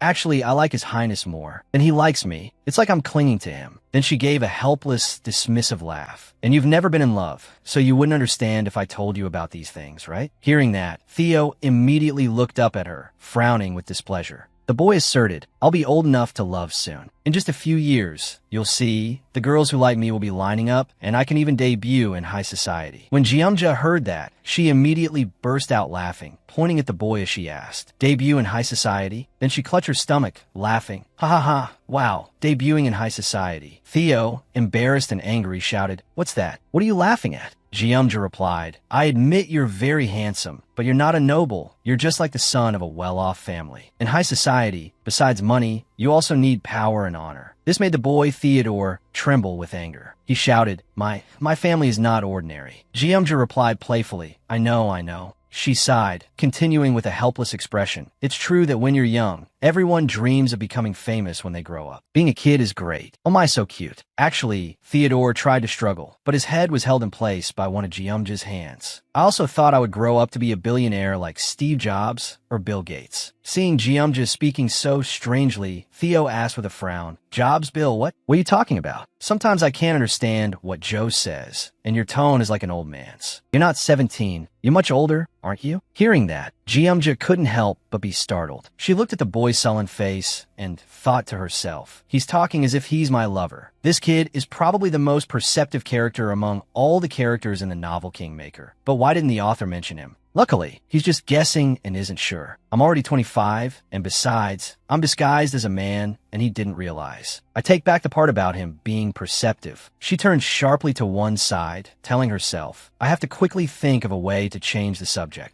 As she was thinking, something suddenly fell from Jeonja's clothes. It turned out to be the book that the lady with the speaker gave her. Jeonja scratched her head shyly and held the book out to the boy, asking, Oh right, Theo, can you explain the contents of this to me? I'm actually illiterate. Haha. As soon as Theo flipped through a few pages, he recognized it.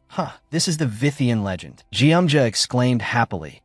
So you've read it? He replied, yeah, I read it when I was little. Tia rested for a while and then moved to another vast territory and expanded that land. After that, because only Tia had red eyes, only they could continue the next imperial dynasty. As soon as she heard that, Jeonja angrily threw the book to the ground. Theodore shouted in horror, Bro, what are you doing? The book, deeply hurt, sizzled on the ground. Theo asked, You don't like the Vithian legend? Jeonja replied forcefully, Of course I don't. Stupid question. She screamed furiously. It's so absurd. Why is it that in the legend of any empire, only the person with red eyes can inherit the throne? Theo didn't dare say anything more for fear of adding fuel to the fire, only asking softly, Is that so? Jeonja turned to him and continued, You don't know, but genetics aren't that simple. There are dominant and recessive genes, so the odds are like a game of chess. Even if His Majesty the Emperor has children, it still depends on the Empress's genes. Otherwise, according to the ancestor's DNA, the eye and hair color will gradually differ. Then she yelled in frustration, Damn those red-eyed bastards. Can red eyes fill your stomach? Humph. But before she could finish, Theo threw the entire book at her face. Immediately after, the boy looked around nervously to see if anyone was nearby. After making sure no one was around, the boy shyly confessed, Brother Joe, I really like you. Jeonja also looked bewildered, wondering to herself, a sudden confession. Immediately after, the boy's face became gloomy, and he said, I want to be able to see you often until we're old, so don't mock or curse.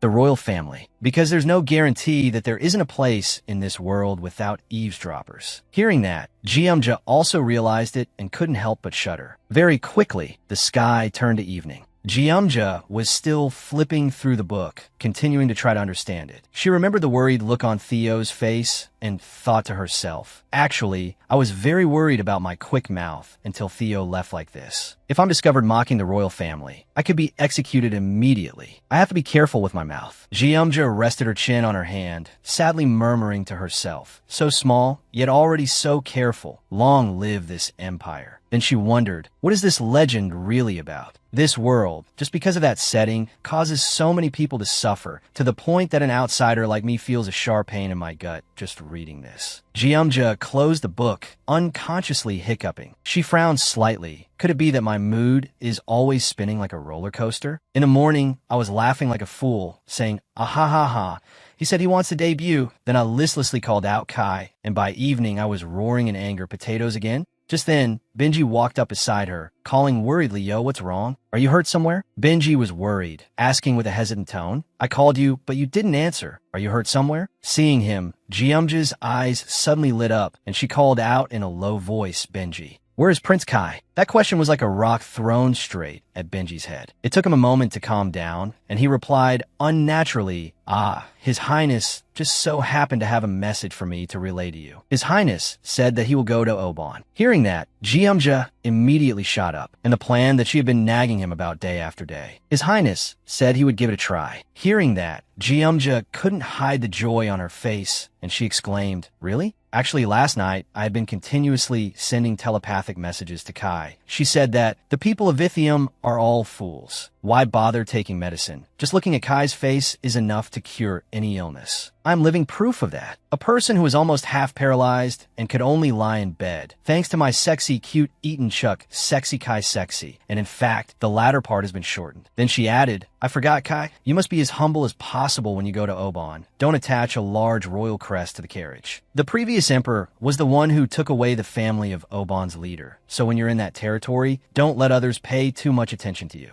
Count Oban hates everyone in the cruel Vithium royal family, because when he ascended the throne, the previous emperor eliminated all of the relatives of the Countess of Oban. They will certainly not hand over the precious obsidian mineral to the royal family that killed their relatives. They have also cut off relations, ceasing exchanges with other territories. Over time, obsidian has gradually become a magical mineral that only appears in rumors. Of the people, occasionally, nobles with a passion for minerals have sought it out, hoping to trade, but have always ended up being treated coldly. The nearby townspeople also said wearily, Oban, Sai, even if you send a mountain of gifts there, they will be returned exactly as they were. It's useless. Jurek also said, although they say that obsidian is not an item for trade, which is why they return the gifts, the real reason is it would want to be exploited by the royal family, a place they see as their enemy. Another servant who heard this nodded in agreement, and she concluded, so the people here consider Oban a very complicated land. I also want to tell him how Isaac managed to make the count open up in the book, but if I did that, he would definitely be suspicious. I have to send it along with some of my own malicious thoughts. Thinking this, she continued to transmit her thoughts. If your highness wants Count Oban to open his heart, then every day your highness should knock on the door of his heart with those pearly, beautiful, and noble hands. It's best to let him see your highness's heart. In her imagination, Kai, with a bewitching face, extended his hand towards the people, asking, do you want to do it with me? You've already scored points for not having red eyes, but absolutely do not act close to your mother in front of him. He probably doesn't like Empress Priscilla very much. Of course, I don't mean to speak ill of my mother-in-law. Oh, I accidentally called her mother-in-law. But in reality, Jeomra over there was being nagged by Jeomra to the point where her brain was about to explode. Jeomra started to feel guilty, asking, wait, Benji, did his highness hear everything I said? He replied, probably. He told me to tell you to stop talking nonsense. Hearing that, Jeomra was so embarrassed she started banging her head against the wall, thinking, I'm going to die. I might as well just die. I'm going to kill myself. She hiccuped a few times. In the distance, Benji also thought to himself, since his highness personally requested it, I did try to investigate this kid,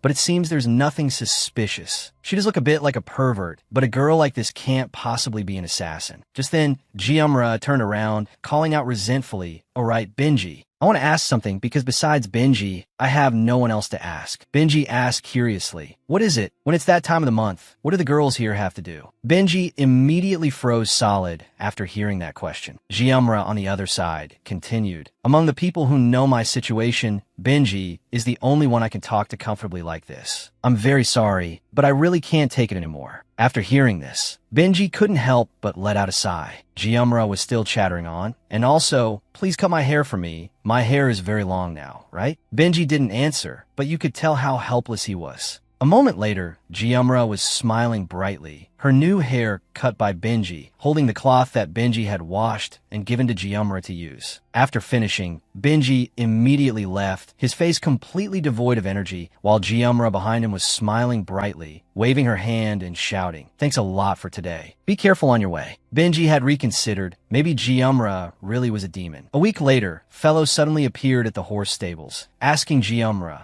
"Gyumra, are you well? It's been a while since we last met, and you look much more muscular." She showed him her muscles, replying, "I was afraid people would look down on my ladle-like appearance, so I try to train really hard to build muscle." Then, while tending to the horses, she asked, "Why does His Highness need 4 horses? Is he going somewhere?" Fellow replied, "Prince Kai said he is going to Oban." This made Gyumra feel very surprised. Gyumra thought to herself, "Thank goodness. Thanks to me urging His Highness day and night," then completely switching to a response by linking myself with Kai. This is the special telepathic sound between me and Kai. But there was no need to send Uncle Fellow here, which proves His Highness is still angry with me. Thinking that, Gyumra couldn't help but feel sad again, but I had directly told him that he needed to go to Haston quickly. Gyumra immediately deflated, hiccuping, "It must have been hard for Uncle Fellow to come here. Let me lead the horses out for you." Fellow looked at her expression and was a little startled. "Ah, no need. There's someone waiting outside. Really, it's okay." Uncle Fellow was now deeply misunderstanding. He hiccuped and cried silently in his heart. That sad look on her face proves that His Highness is still treating him coldly. He immediately encouraged her, "Our kind Gyumra, don't look so down. Actually, His Highness cared a lot about you, you know?" Gyumra replied, "Yes, I know, Uncle Fellow, don't worry." She thought to herself, "Luckily, the language said in this world is all translated, so I can understand." After leading the horses out, Uncle Fellow dabbed his tears with a handkerchief, thinking, "I will never forget your courage." Gyumra also waved goodbye cheerfully. "Take care on your way." But just then, Gyumra heard some rustling sounds coming from behind. Over there was a person in a full cloak, trying to pull the reins of the horse, shouting, "Damn this horse. Why won't you listen to me?" Looking at the horse, Gyumra immediately recognized it. That's Jean. Seeing this, Gyumra immediately dashed over, shouting, "Hey, you horse thief." As she shouted, she threw a shoe at the stranger. Luckily, the person dodged it. Gyumra rushed to block the front of the horse, yelling, "How dare you steal a horse from the royal palace? You got some nerve." The stranger was sweating bullets, hastily explaining, "Ah, no, I received permission before taking it." Gyumra shouted again, "Permission from hell? His Highness is not currently in the palace. Who gave you permission?" Hearing this, the person also took off his hood. As soon as Gyumra saw clearly, she froze, black hair. It turned out to be Isaac. He placed his hand on his chest and said, It was Prince Theo, Prince Kai's younger brother, who gave me permission. Although the prince fell asleep while I was talking to him, I clearly heard the prince give his permission." As soon as she saw clearly, Gyumra immediately bowed deeply. "Isn't it Prince Isaac?" Isaac was very surprised to hear that. "Huh,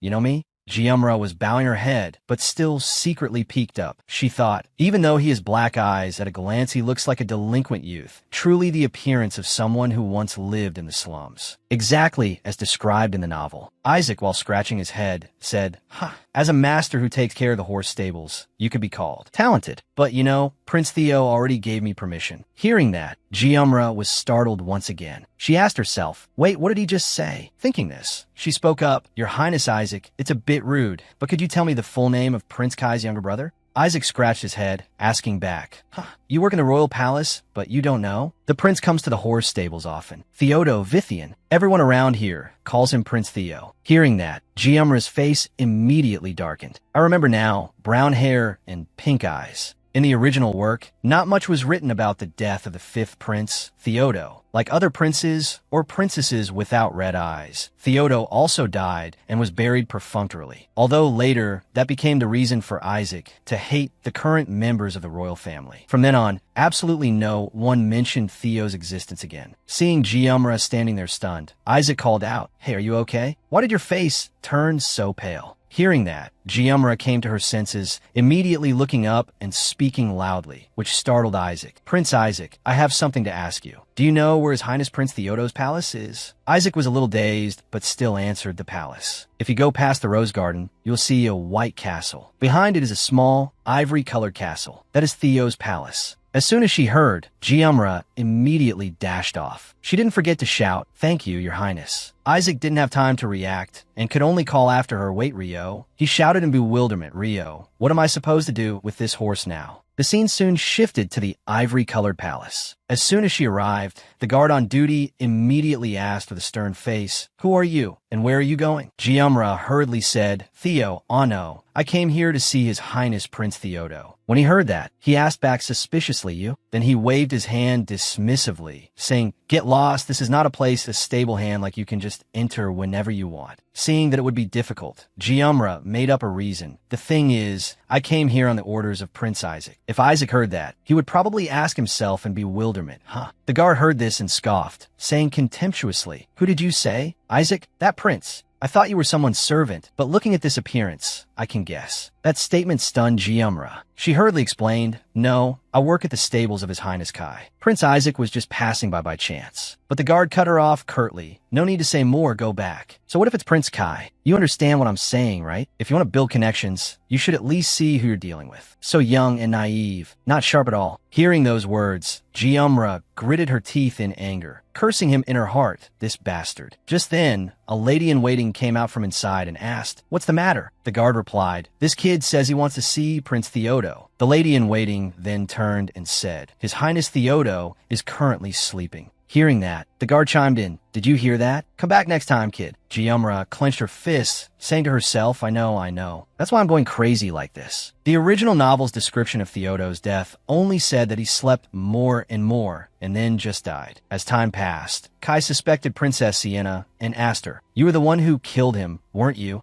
I still remember how I imagined Kai's pained face and grin from ear to ear. While Giumra was smiling foolishly, her mother's voice echoed, "Giumra, are you not sleeping again?" She concluded, "I never once tried to think about Theodo's death." Thinking that, Giumra's fists clenched even tighter. She slipped to one side and dashed in. The guard was startled and shouted after her, "Hey!" Then he switched to shouting loudly, "Intruder, catch him!" Giumra thought to herself, "Intruder, just try and catch me." But her footsteps slowed. Giumra wondered, why is it so quiet? This is a prince's palace, so why isn't there a single person here? Just then, a tired voice rang out, causing Giumra to freeze. What's with all the noise? Theodo stepped out of the room, rubbing his eyes and saying, "I told you to be quiet so I can sleep." The dark circles under his eyes were now clearly visible. His face looked extremely tired. As soon as she saw him, Giumra immediately ran to hug him, calling out loudly, "Theodo!" As soon as he recognized her, Theodo became flustered and his face turned bright red. He asked in bewilderment, Rio, why are you here?" Then he waved his hand towards the guard who was about to lose his temper. "Guthrie, go work somewhere else."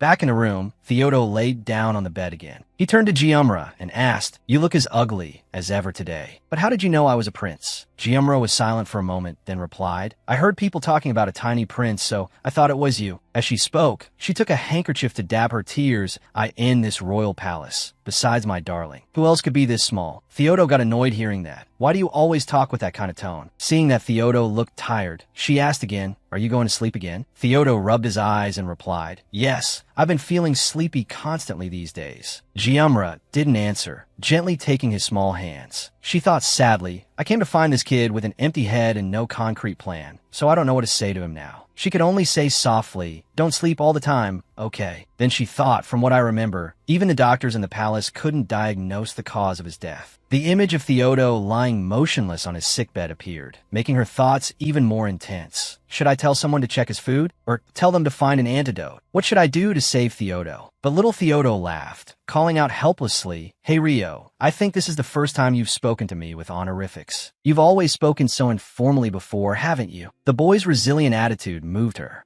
To the point of tears, she told herself, such a gentle, lovely boy, and yet, she replied sadly, "I didn't know you were a noble then. I can still speak informally now. I'll keep talking to you like that. Okay." Theodo got annoyed hearing that. "You insolent brother, I'll have you beheaded right now." Putting that aside, Giumra asked worriedly, "Your Highness Theodo, have you noticed any changes in recent months? For example, the pillows, the walls, or the food and drinks?" He thought for a moment. "Let's see, every day is the same as the last, so I'm not really sure." "What about the people around you? Have any new servants been assigned?" she continued to ask, but Theodo was becoming lethargic. He said tiredly, "Hey Rio, I'm sleepy." Giumra hurriedly sat the boy up, shouting, "Your Highness, wait a minute, you want to sleep again?" The more she spoke, the more worried she became. "Talk to me a little longer, or else let's go ride, Lin. If you need, I'll carry you on my back." But before she could finish her sentence, Theodo slumped down, falling wearily into Giumra's arms. Seeing this, Giumra became more and more frantic. She hugged the boy tightly, but no matter how much she shook him, Theodo wouldn't wake up, and then she was thrown out of the palace. Guthrie pushed her roughly, saying, "Stop sucking up and go back to the stables to work, you little devil." She gritted her teeth, furious that she couldn't do anything at this moment. The palace gates were quickly slammed shut. That I am the novel kingmaker. I'm just a nameless stable hand working at the stables, not even classified as a supporting character. Soon, the sun was about to set again. She dragged her feet on the way back, lost in thought that if I leave him like this, the boy will die. What if he suddenly stops breathing? Even if I know the plot of the original work, what can a nameless stable hand like me do? Just then, a munching sound from somewhere pulled her back to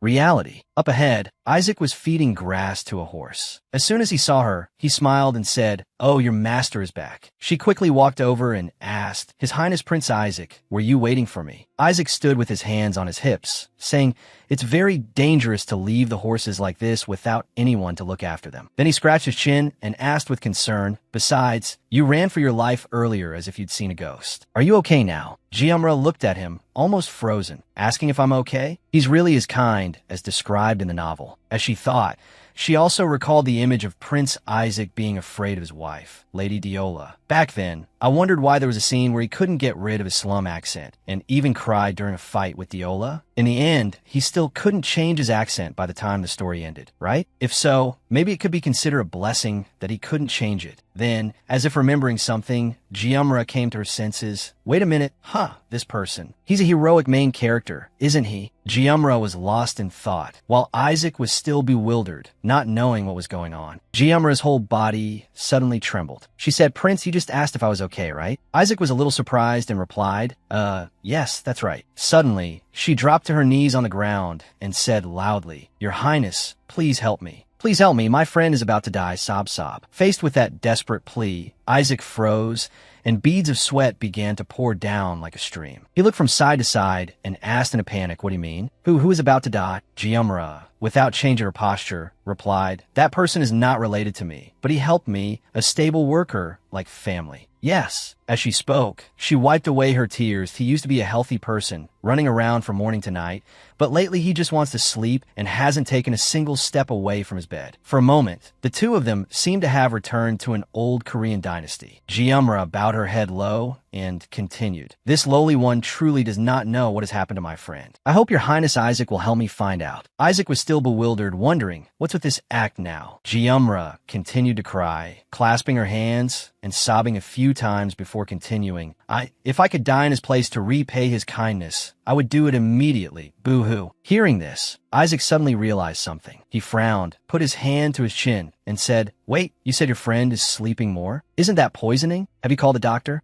Giumra continued to cry, "I don't understand anything about poisons, so I don't know what to do." Isaac, on the other side, immediately took off his hat upon hearing this. While dabbing her tears, Giumra glanced over at him, silently recalling, in the original novel, Isaac is an extremely loyal person, born in a back alley. He can't just stand by and watch such a pitiful person. Indeed, Isaac was now resting his chin on his hand, seriously contemplating something. Below, as she wrung out her tear-soaked handkerchief, she thought, that's also why he fought with Deloa so much, but he doesn't need to know. I have to take care of myself first. In just a moment, Isaac sat down next to her and said cheerfully, "Don't worry, I'll do my best to help your friend. I also know a lot of talented people. Although I'm currently only a prince in name, I won't turn a blind eye." Hearing that, Giumra immediately looked up, moved. Isaac at that moment looked no different from a saint. She exclaimed in her heart, "Wow, he's really a good person. Someone like Isaac should be my boss." Isaac reassured her, "Just trust me. You'll only have to wait a short while." By the way, what's your name?" She immediately replied, "My name is Du, Your Highness. You could just call me Du." Isaac turned to leave, not forgetting to add, I'll go investigate right away. I'll come see you again tomorrow. Jiumra was overjoyed, bowed politely, and replied, I will only trust in you, Your Highness. But he didn't leave right away and turned back to add, but you should get some rest. Your face looks terrible. Have you had a hard time lately? Hearing that, the good person certificate in Jiumra's heart immediately shattered.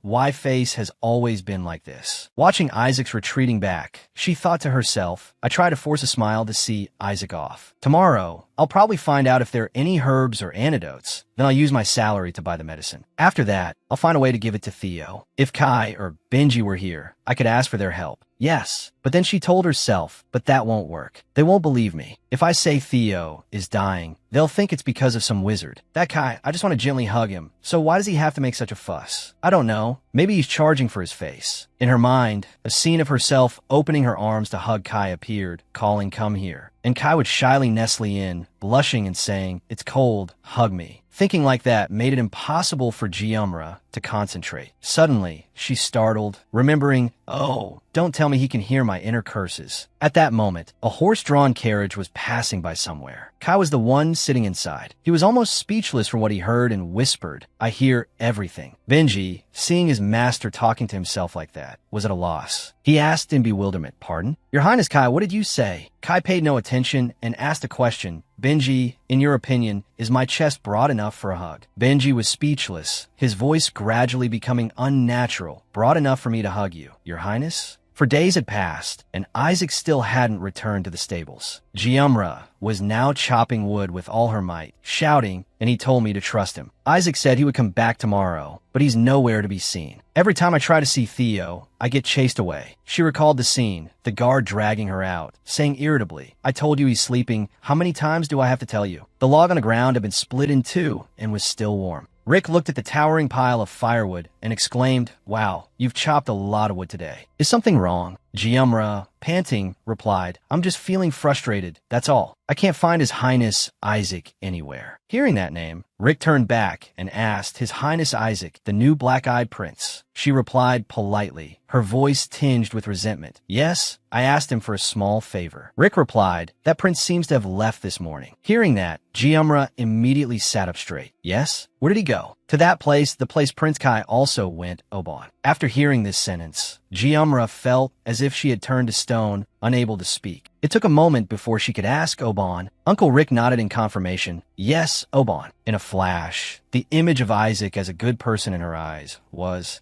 torn to shreds. She aimed the axe at the tree in front of her and shouted, and he said he would help me, teach me, and would do his best. Seeing this, Uncle Rick hurriedly stopped her. Hey, don't chop a healthy, growing tree like that. While chopping, Jiumra cursed, traitor, and it seemed that somewhere, Isaac had heard it too. His limbs immediately trembled. Diloa, sitting opposite him, noticed, though she didn't turn back. Your Highness, please sit still. Isaac sat up straight and asked, Diloa, do we really have to depart in such a hurry? Diloa replied coolly, it's because I didn't know that His Highness Kai had already started to act there that we have to hurry. I thought His Highness Kai was only focused on Heston. Isaac spoke up, but I said I had to help someone, and I even promised him. But the other party just replied coolly, is Your Highness repeating the same words as when you left Alvin's? A scene from the past appeared. His Highness said he still had juniors to take care of, that if he wasn't there, the children might die of hunger the very next day. The children stood around Isaac, asking worriedly, brother, do you really have to leave? Where are you going? Another, calmer child spoke up to remind them, hey, stop it, it's time for him to go. A little girl looked sad. Brother, can you not go? Returning to the present,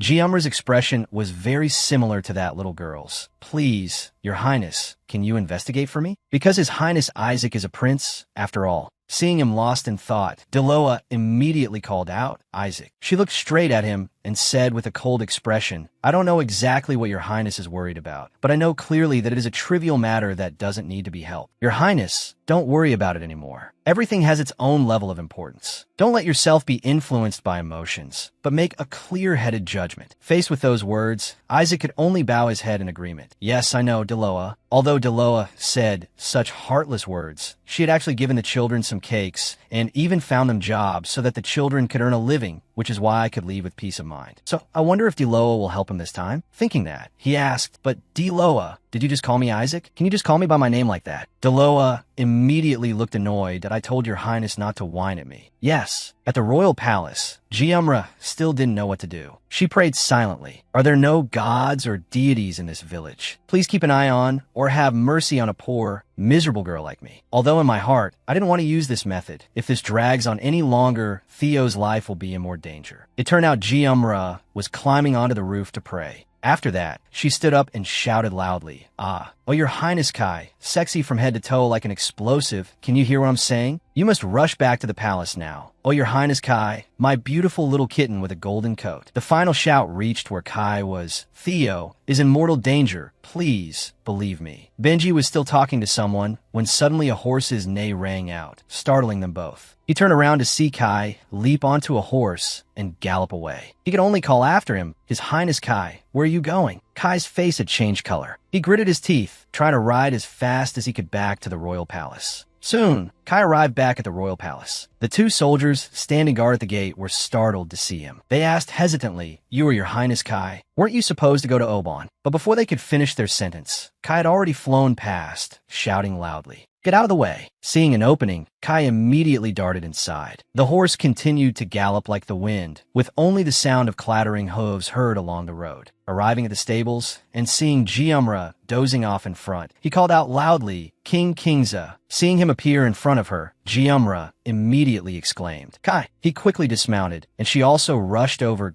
"I knew you would come back, my little canary." Kai ran over and grabbed Jiumra's shoulders, asking urgently, "What did you mean by that? Why is Theo about to die?" Jiumra hesitated slightly. "Kai, about that." But Kai asked urgently, "I'm asking what you meant by those words. If it's a joke, there's a limit, isn't there?" He remembered his royal brothers and sisters, his voice uncontrollable, that I've always laughed and ignored those jokes, but not this time. Only this time is it not possible. The guards had also run over by now, asking hurriedly, "Your Highness, are you all right?" Kai calmed himself and answered them, "I'm fine. You may go." Then he turned to Jiumra. "Jiumra, you follow me." Hearing that, Jiumra immediately became wary, thinking, so it's turned out like this after all. The two of them quickly went to a secluded spot. Kai spoke first. "King Kingza, Theodo is my younger brother." Facing his words, Jiumra calmly replied, "Yes, I know." Kai remembered his brother's face and said, "No matter how low his status is, he is still the 5th prince of this country. Why would a healthy child like him be about to die? This is completely absurd." Thinking she was joking, Kai's voice became colder. "I won't let you off this time. What is your purpose? Not long ago, you insisted that I go to Oban, and now you use these baseless words to make me come back." Jiumra immediately retorted, "That's why I called you back. Why would a healthy child sleep all day like that? No one would help me. I'm sure someone has poisoned Theodo." Then her voice became sadder. "Theo is getting weaker every day, yet I can't do anything to help him. I'm begging you. Kai, you know best how the princes without red eyes have died." Hearing this, Kai pursed his lips, then uttered a sentence that made Jiumra freeze. "That wasn't it you who did it." Jiumra was so shocked that her voice stuttered. What did you say?" But at that moment, Kai had slowly drawn his sword from its sheath. Then he placed the sword against her neck. Kai said angrily, "I've found you very suspicious from the very beginning, distracting me with nonsensical words. If your ambition is to use this opportunity to kill my family and throw the royal family into chaos, then I will." Jiumra bit her lip in pain. "Aha, this is infuriating. I can't take it anymore." Kai continued, "Even if you praise my looks, I can only let it slide once or twice." Before he could finish his sentence, Jiumra grabbed the sword with her bare hand. Drops of blood trickled down one after another. She held the blade tightly to her own neck and said decisively, "If you have time to put a sword to my neck, you should be thinking of a way to save Theo instead. Theo isn't only important to you." That sentence stunned Kai. His voice was no longer as steady as before. You dare." Jiumra took another step forward and said, "There's an order to things. Next time, you can chop me or kill me however you want. But for now, shut your mouth and believe what I say. I only turned to you because I had no other choice." At that moment, Benji suddenly ran over from a distance, calling out loudly, "His Highness Kai." He ran up and asked urgently, "Did something urgent happen?" When he arrived, he saw the scene of Jiumra holding the sword with her bare hand until it bled. Kai said nothing more and turned to leave,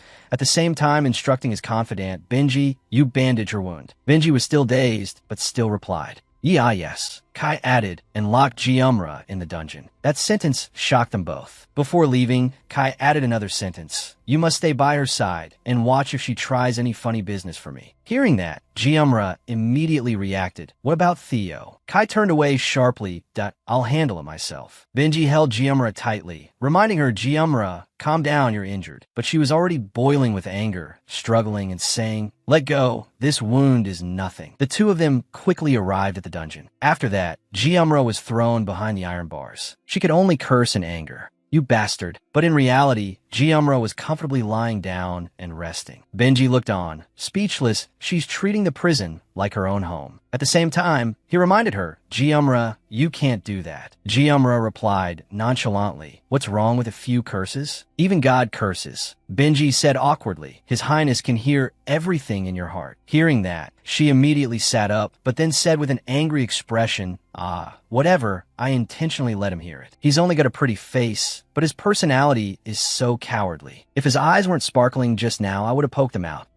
It's all because he's so handsome. Benji sighed and defended Kai. From His Highness's position, he is forced to act this way because he has lived like this from birth until now. In Jiumra's mind, scene from Kai's childhood immediately came to mind. Her voice gradually softened at I know, that's why I'm so annoyed. The problem lies with his family's upbringing. I wonder how much his parents neglected him for him to still be like this at his age. Hearing her say that, Benji immediately reminded her, you absolutely cannot let anyone else hear what you just said. I'm being sincere. But Jiumra put on a flippant attitude, thinking, come and kill me if you dare. Then she asked worriedly, but how is Theo's condition? Benji immediately reported the situation. His Highness Kai has summoned all the doctors in the palace to examine Prince Theo. He frowned slightly. They said that the prince is indeed sleeping a lot, but they haven't found any abnormal symptoms. Hearing that, Jiumra immediately scowled, but she still chanted in her head, it'll be okay, trust Kai. If it's Kai, he'll find a way to save Theo. Because Theo is his younger brother, after all. Theo will get better and come play with me at the stable soon. As she said this, she unconsciously thought of his mischievous face. A thought suddenly flashed in her mind. I just need to change the scene so Theo doesn't have to die. She frowned slightly. Come to think of it, I remember a few days ago that kid said he wanted to punch me. I only thought about not letting Kai die and making him happy. And I even thought that for Kai's happiness, it wouldn't matter if Theo, a character only mentioned a few times in the novel, died. But I was wrong. In this world, no one deserves to die. Then she pouted, getting more and more furious the more she thought about it. Why does this place treat killing people like a game of chance for survival? Then she started grinding her teeth. You damn God. Let me take back my 200% satisfaction rating. If I get my hands on you, I'll deal with you first. But then suddenly, some kind of power flowed in. Jiumra felt it and let out a huh. After a good night's sleep, Jiumra was suddenly awakened by a voice. Hey, Jiumra, wake up. She scrambled up, rubbing her eyes and saying, what is it, food? It turned out to be Kai and Benji standing in front of the iron bars. Benji spoke up. His Highness Kai is here. Kai looked at how comfortable she was and commented, it seems the dungeon suits your constitution better than I thought. Hearing that, she could only give a dry laugh. Haha, thanks to you. Kai frowned slightly. He said, come out, I have something to say about Theo. Hearing that name, Jiumra immediately became fully alert. The three of them went to a nearby table, sat down, and began to talk. They say it's the root of Zepius. After hearing that, Jiumra was immediately bewildered. What is Zepius? He immediately explained, it has a fragrant scent, so it's used in perfumes and also as a dye due to the characteristic golden light of its petals. But its root is used to make a sleeping sedative. However, if one regularly uses a pill made from the root, they will gradually sleep more and eventually die. Only one doctor in the palace recognized it and was able to provide an antidote. Hearing this, Jiumra became anxious. She sat up and hurriedly asked, then what is Theo's current condition? Hearing this, Kai immediately reminded her, I told you to call him Prince. The boy woke up this morning, safe and sound. The criminal is being interrogated to find his accomplice. Hearing that, Jiumra let out a sigh of relief. That's a relief. Waking up after a day and a half is very serious. Without the antidote, he wouldn't have been able to last more than a week. Kai lowered his voice and called out, Jiumra, what is your identity, really? The question stunned her as well. Jiumra swallowed hard, not rushing to answer. Right after that, she stood up and started dancing with very diverse expressions. If you sincerely want to know, I am willing to answer, she said while hopping around. Haha, this is the world inside a novel I read. I'm actually from another world. I came to save you, my Ganarya. After hearing those words, Kai was deeply moved, the expression on his face becoming incredibly rich. He ran to embrace her tightly. "Why did you hide this from me all this time? I misunderstood you." Jiumra at this moment gave a thumbs up. Problem solved. Wow, this is fun. But in reality, the recent scenes were just a fantasy. Back in reality, Jiumra didn't know how to make Kai believe her. She thought to herself, it would be great if that worked, but there's no way he'd believe me. I'd be lucky if he didn't call me a lunatic and lock me up. As expected, Kai wouldn't be like that. A lifetime of achievements are listed in just a few sentences in a novel. In the end, still just an ordinary character. Jiumra turned back, looking at Kai with determined eyes. To prevent that, I can't say this is a novel. I have to save him. Kai must live and know the taste of this life. Then suddenly, she opened her eyes wide, affirming in her heart, I must see that flower-like face bloom with my own eyes. Then her gaze shifted down to his chest, which was being restrained by a few buttons. Her train of thought suddenly veered off course. If he moved a little more, maybe a button will pop off. As soon as Kai heard that, he immediately shouted, "You're still in the mood to think like that in this situation?" Jiumra was helpless. "You heard me again?" And Benji over there is still clueless about what's happening. But since this had happened so many times, he asked, "Is Jiumra lusting after his highness's buttocks again?" Kai, blushing red with embarrassment, turned and snapped, "Can't you be a little more tactful?" Jiumra, however, acted proud. "Your Highness, I want to tell you a prophecy. The scene from her dream appeared. You can't escape. You'll have to marry me one way or another." As soon as she said that, the atmosphere among the three of them suddenly became very strange. Benji was now completely speechless. He felt like he had become a stone getting in their way. Of course, Kai was just as surprised. Jiumra's face was blank as she wondered to herself, what's with this atmosphere? Seeing that something was wrong, Benji rushed to shake Kai's shoulder. Your Highness, please come to your senses." "Joe, what the hell are you saying? There's a limit to joking." Jiumra pretended to blush and looked away, thinking, whatever, what will be will be. She replied, I forgot it wasn't supposed to be revealed." Then she pretended to lean in closer and added, "You probably don't understand, right? And you're wondering why you have to marry a woman of unknown identity? That's what people call the power of love." After hearing that, the two of them couldn't help but shudder. Over there, Jiumra was still rambling on. His Highness might not know this, but even God has things that God needs to do. They set up something called Go Stop and play with each other on it. So of course a small creature like me can't speak recklessly. If God gets angry, I will be punished by being dismembered. Kai's head was spinning as he listened, wondering to himself, what is she talking about? After a long while, Kai was finally able to speak Gomins. He blushed. "You will become my princess consort? Is that heaven's will?" Seeing Kai's blushing face, Jiumra couldn't help but exclaim in her heart, "Oh my God, he believes what I'm saying? How can he be so easily fooled? So cute." Thinking that, she immediately played along cheerfully, "Of course, because I was sent here with the great responsibility of making your Highness happy." All the versions of Jiumra appeared in her head as she continued, but the future is not that simple. It depends on the situation and whether the probability of it happening is high or low. So I'm just telling your Highness in advance. Hearing this, Benji realized the problem. He asked, "Wait a minute, if so, could it be that you are?"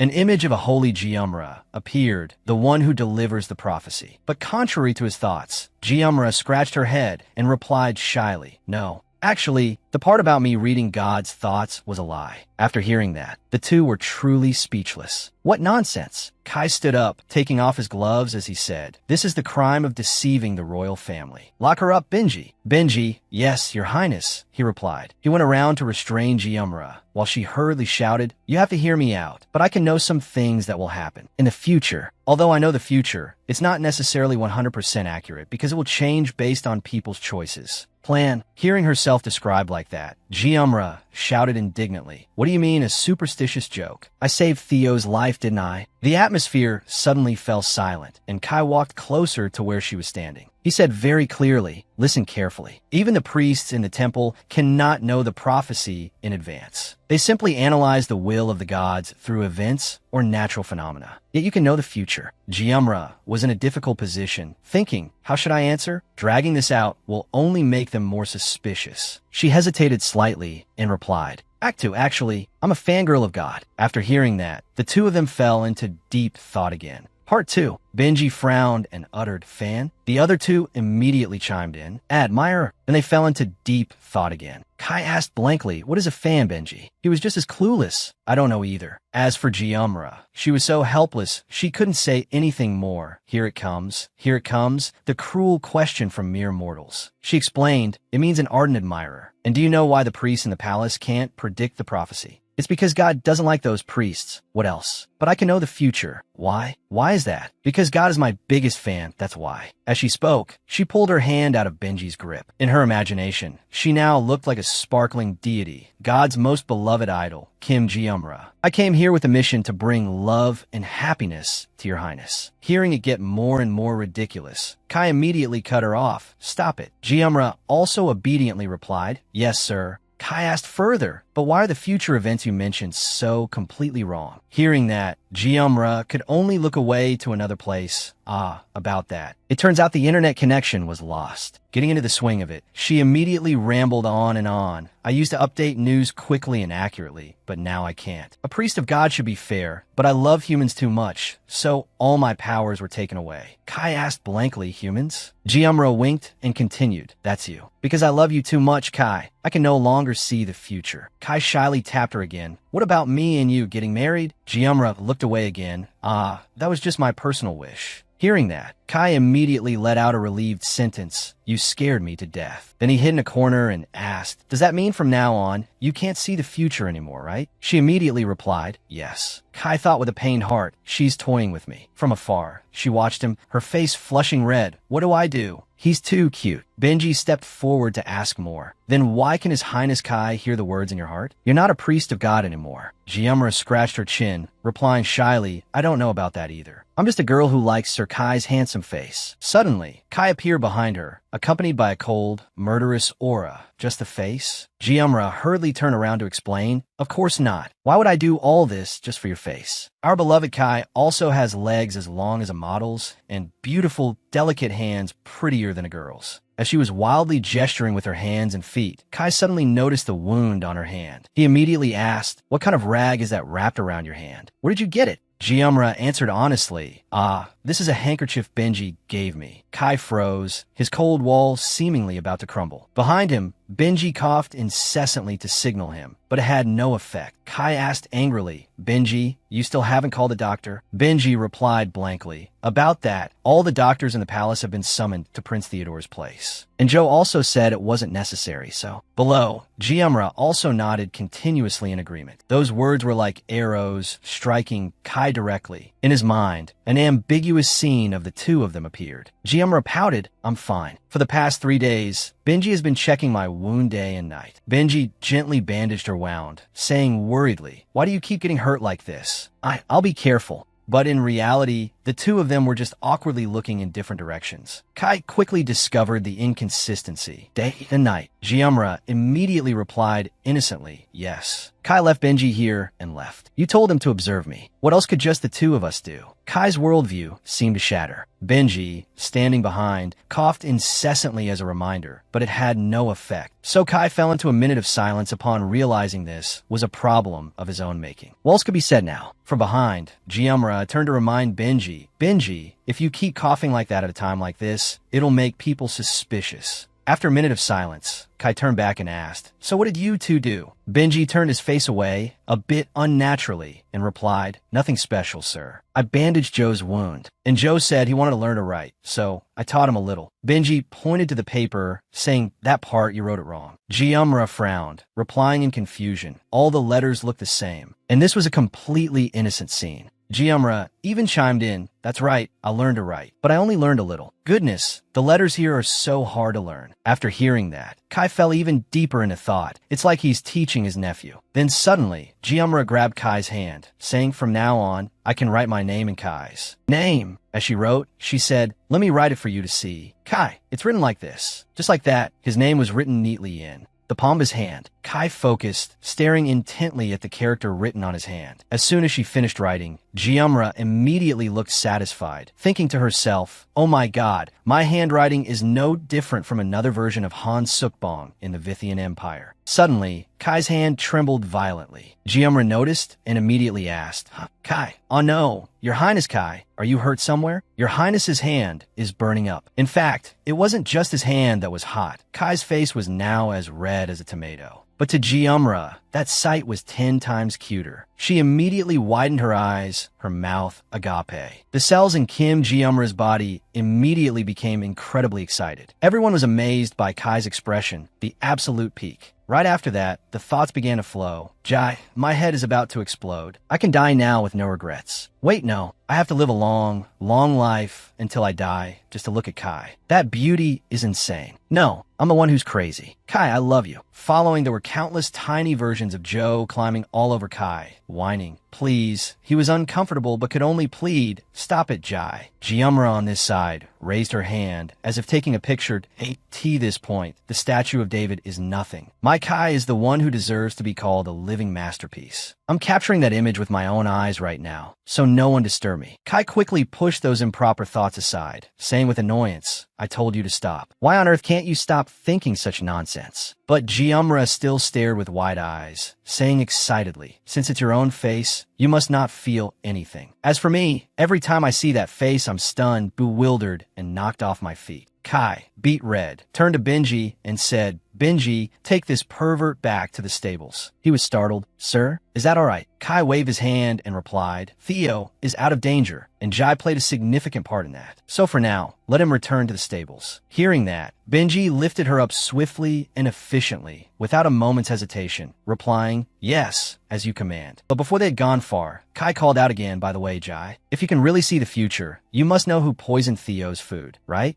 Jiumra silently recalled that in the original story, the cause of Theo's death was not clearly explained as poisoning or illness. The reason behind Theo's death was never resolved in the end. She replied sadly, I'm sorry, I can't know the details like that, but I am sure of one thing. His Majesty the Emperor doesn't care about Theo's affairs at all. That sentence struck Kai's mind like a bolt of lightning. He clenched his fists, his voice strained, don't mention His Majesty so casually. When Kai said that, his eyes were filled with sadness, as if he was about to cry but didn't. The next morning, a voice rang out at the stables, Jian. A maid came over, asking Jiumra worriedly, I heard everyone saying that you were injured by a horse's hoof. She scratched her head, thinking, what is this ridiculous rumor? But she still replied shyly, She suddenly held out a set of clothes towards Jiumra. Hey, this is the shirt you asked me for. I washed it clean. Also, it seems a button was missing, so I sewed on another one. As she spoke, her face seemed to have turned red. Towards this enthusiasm, Jiumra also replied cheerfully, thank you. Only Jian worries about me. Jian shyly lowered her head, while Jiumra smiled brightly, thinking, are all the young boys and girls here this cute? But right at this moment, a figure ran past, accompanied by a loud call, Jai. It turned out that person was Theodore. The boy ran from a distance, calling out cheerfully, Jai.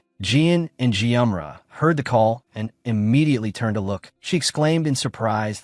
Then she shouted loudly, Theo. Jiumra lifted the boy up, exclaiming happily, oh my god, my Theo. It's been so long since I've seen you. Oh no, it should be His Highness Prince Theo, right? My little darling, why did you sleep so much? You silly boy. Jian saw this scene, and for some reason, her face turned red. On the other side, Jiumra was hugging Theo tightly. The boy, while shyly pushing her away, said with a pout, if you're going to call me Theo, then just treat me normally. But if you see me as a prince, you must be polite. Who calls a prince a silly boy like you? Jiumra observed Theo, saying to herself, oh, my little puppy, my chubby puppy, you're just too beautiful. It's only been a short while, but you've grown so much taller. The boy suddenly cupped her face with both hands, while she was now on the verge of tears. The boy asked in surprise, Jai, are you crying? Jiumra sat up straight, cleared her throat. No, of course not. Ahem, I'm not crying. The boy laughed. Look, your nose is running. Jiumra could no longer hold back her tears, quickly wiping them away, letting out an involuntary sob. Then she collapsed onto the boy's shoulder.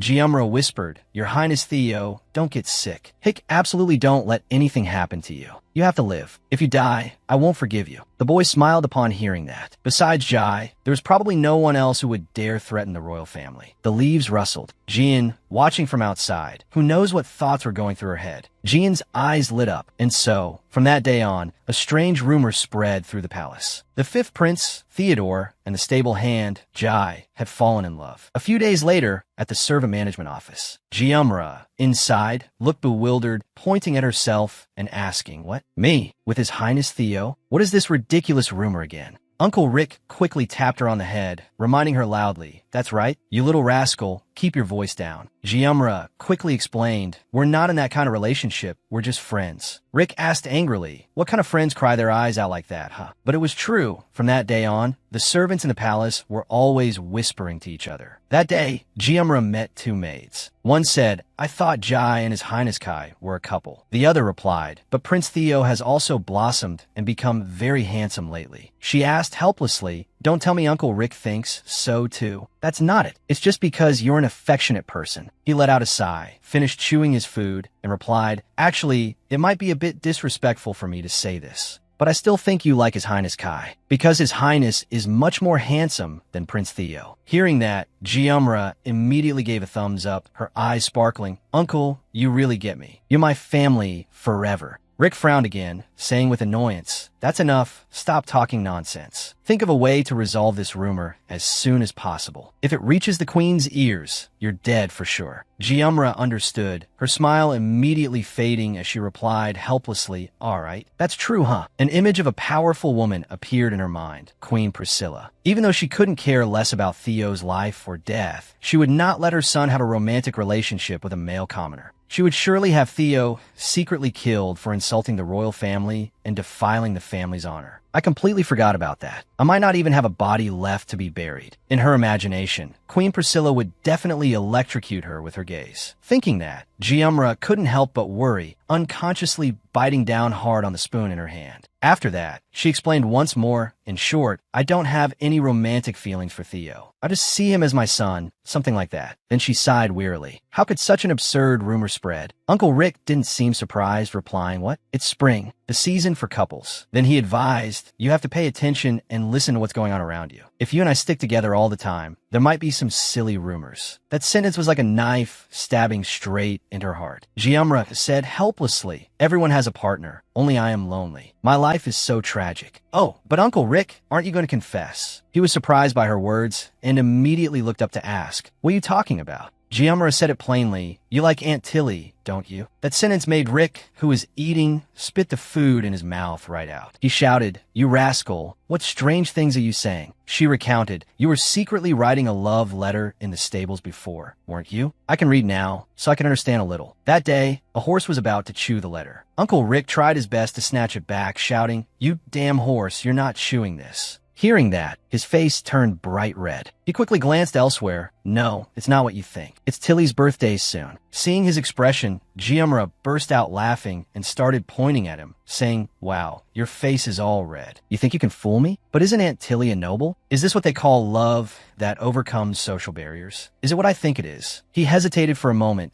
then replied shyly, "About that. If you want to be precise, I'm also a noble." Jiamra was drinking water, and after hearing that sentence, the water just flowed right out of her mouth. Rick explained, "Due to poverty, I started working in the royal palace when I was young. Although I'm just a minor baron, I'm still considered a noble." That day, Tilly came to the garden just as Rick was working. She exclaimed, "Oh my, the grounds are so much more beautiful." She smiled brightly, admiring it as she began to chatter on. To be able to trim this entire garden alone at such a young age, so different from the previous gardener uncle. "This is the first time I've seen you in the palace. What's your name?" Young Uncle Rick, upon seeing her, immediately blushed. He rested his chin on his hand, concluding wistfully, "It started from then, so it's been quite a while." Jiamra suddenly slapped him on the shoulder. "Don't worry, Uncle. I'm the one who knows everything about girls." Her eyes lit up as she said confidently to Rick, "First of all, we have to deal with that crow's nest on your head." Rick protested uncomfortably. "What's so important about appearance? The heart is the most important thing." She immediately argued. "For example, if you have a grumpy personality, you have to have looks to make up for it. Plus, the preliminary round always judges appearance first. Especially, the middle part hairstyle is currently in trend." As she spoke, she raised her hand to sweep her hair to one side as an example. She added, "In the countryside where I used to live, whenever the boys wore a middle part, the girls would flock to them. Ah, if His Highness wore this hairstyle, I could die with no regrets." At this point,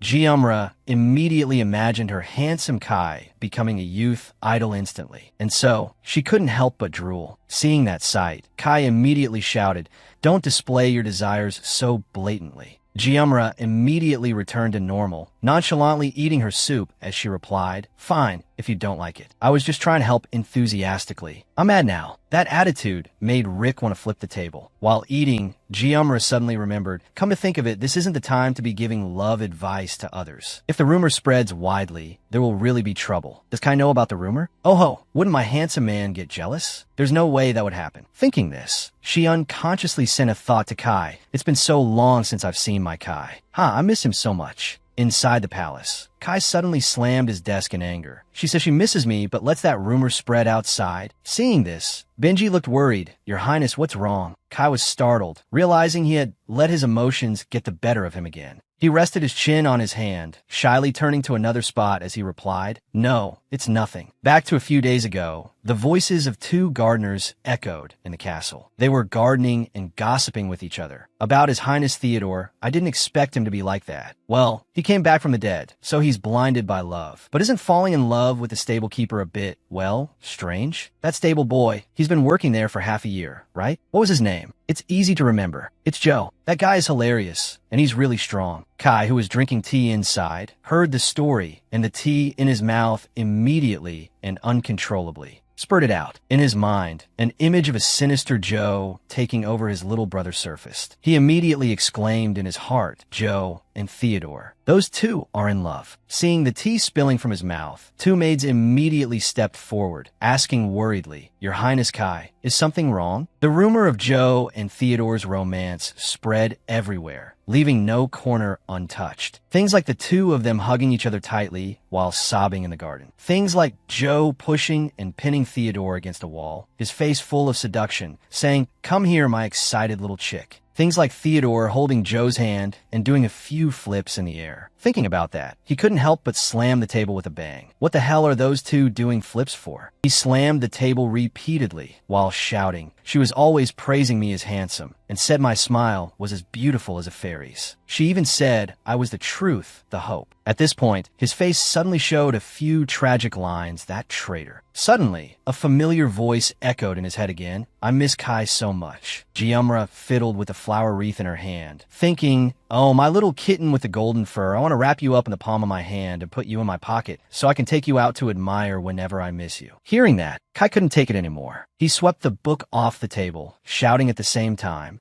"Pervert!" Benji rushed in frantically, asking, "Did Joe appear again?" Kai replied, "No." At this point, Benji bowed to Kai. He asked, "I was standing outside and saw your Highness shouting loudly several times. Is something wrong?" Kai frowned, thinking for a long time. Then he asked, "Benji, you've heard those rumors too, right?" Benji asked blankly, "Which rumors, sir?" Kai stammered, "The rumor that Joe is dating." Benji was startled after hearing it, asking in shock, "Sir, could it be with His Highness Kai?" He shook his head at that nonsense. The subject is Theodore. Benji was speechless. With His Highness Theodore. He put his hand on his chin, thinking as he said, "There's no way that's true. Even though Joe is worried about His Highness Theodore." Well, but in the prison cell, wasn't the muttering about His Highness interrupted? Hearing that, Kai's ears immediately perked up. Then he whipped around and asked, "What did she say?" Benji hummed for a moment, then replied, "It was like this, sir. She asked who His Highness's barber was and suggested I find out his next hairstyle to tell the barber. She described it in great detail." At that moment, Riem Ja was gripping the iron bars with both hands. With an incredibly elated face, she said, "Benji, listen carefully. When trimming the hair, cut only one side, okay? The other side should be swept over. Upon hearing this, Kai's eyes immediately widened in astonishment. Benji thought for a moment and continued. Then she also said that after cutting it, I should take that head of hair to the market to sell. It would definitely sell better than things like fresh lemons and sweet bananas. Hearing this, Kai, who had been sitting calmly on his chair, suddenly sprang up. He turned slightly away and ordered, Benji, call all the barbers in the palace here immediately. Hearing this, Benji was completely bewildered and quickly asked back, sir. And so, for the Joe of this moment, her cells were beginning to open their 723,645th Grand Discussion Conference. Her 24,534th muttering cell was the chairperson. It slammed its hand on the table and said, now, everyone listen up. Today we will discuss Kai's handsomeness. Now, let's start with 4567. Hearing this, his eyes immediately lit up and he eagerly replied, yes, Kai's name Joe is truly the best of the best. His towering nose bridge and his sparkling, curved eyelashes were what won the last Grand Discussion Conference. Although he has thick eyebrows, his eyes are full of gentleness, so he looks quite soft. How can someone be so beautiful? It's driving me crazy with his beauty. Rimja, on the outside, was so excited that she was drooling. 24534 cheerfully agreed. Exactly. Now, next, number 9765. He then excitedly declared, yes, Kai's back is also absolutely amazing. Our Kai has shoulders as broad as the Pacific Ocean. The line from his neck down to his shoulders alone could form a work of art. In her imagination, Kai had incredibly broad shoulders, affectionately calling out the three words, King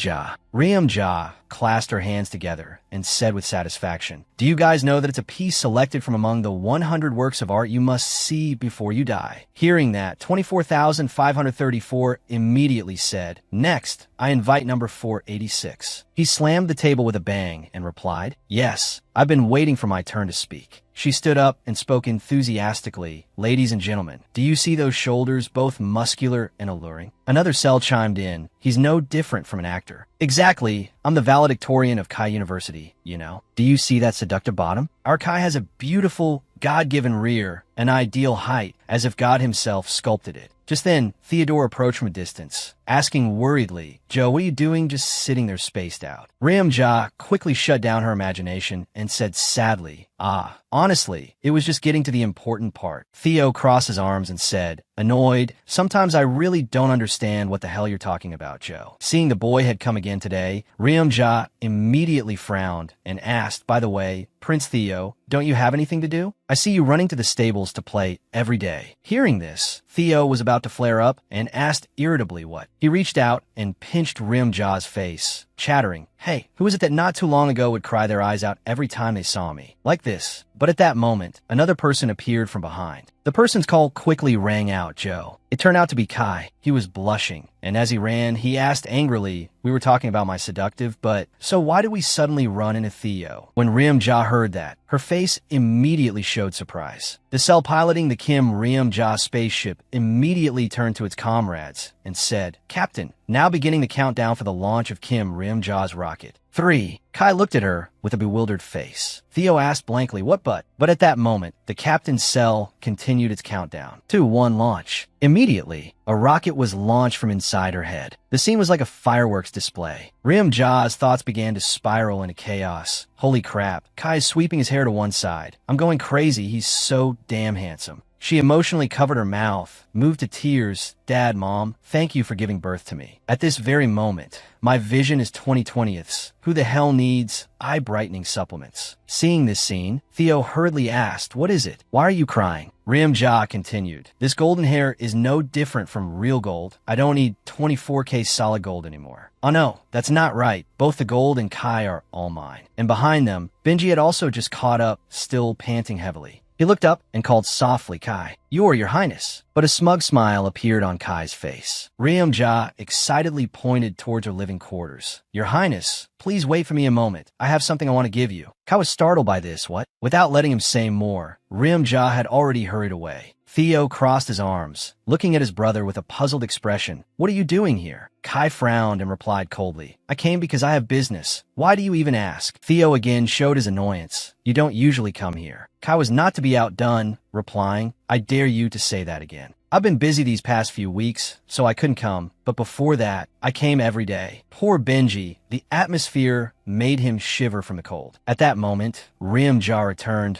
running and calling out cheerfully, Kai, please try this on. I was thinking of you this morning while I made it. She placed the flower crown on Kai's head and said gleefully, I was thinking I'd have to throw these flowers away after today, since they'd wilt. You came at just the right time. This must be fate. Ryumja's eyes lit up as she said, oh my, it's absolutely perfect. The bright red flowers blooming on your shimmering golden hair, accented with a few yellow-green flowers, the small, shy purple lily buds contrasting with these mysterious blue eyes. Your face is the most beautiful flower in life. This feeling is no different from seeing the colors of life for the first time upon opening my eyes to the world. How have you lived with this face? I feel like a blind person who has regained their sight. At this point, Ryumja couldn't hold back her tears in joyful expression. Seeing that things were getting a bit out of hand, Theodore quickly jumped in to intervene. What are you two doing? Kai also shyly took off the flower crown and said, shouldn't you give these things to your lover? Hearing that, Theodore froze again, asking blankly, what the hell? Isn't Joe's lover you? After hearing that question, Kai's face immediately froze. Theo turned to Ryumja and said, you're the one who told me that last time. Ryumja is Benji's lover, and Joe is dating His Highness Kai. Hearing this sentence, not only Kai but also Benji were instantly petrified by it. Theo turned back and continued, besides, when I asked you, you admitted it, didn't you? Benji was there at that time, too. The two of them were a bit flustered after hearing that. Benji stammered, no, that's not, oh. Kai remembered that time. He had given his younger brother a friendly smile and said, Joe is dating me, not you. The boy asked blankly, huh? Kai proudly affirmed, it means that Joe and I are in a romantic relationship, while you're just a normal friend. He suddenly remembered and said to himself, ah, that's right. At that moment, Ryumja had put a ring on his finger. She looked at him with sparkling eyes and said, hubby, wear this ring too. All three of them were instantly petrified after hearing that sentence. Hubby, hubby. Kai hurriedly tried to pull the ring off with force. Joe, do you have any idea what this thing means? Yet you put it on me? Ryumja felt very satisfied, cupping her face and saying, of course I know. I'm a very conservative person. I won't date unless marriage is the premise. Kai trembled upon hearing that. Damn it, why won't it come off? Ryumja turned again, continuing with an excited expression.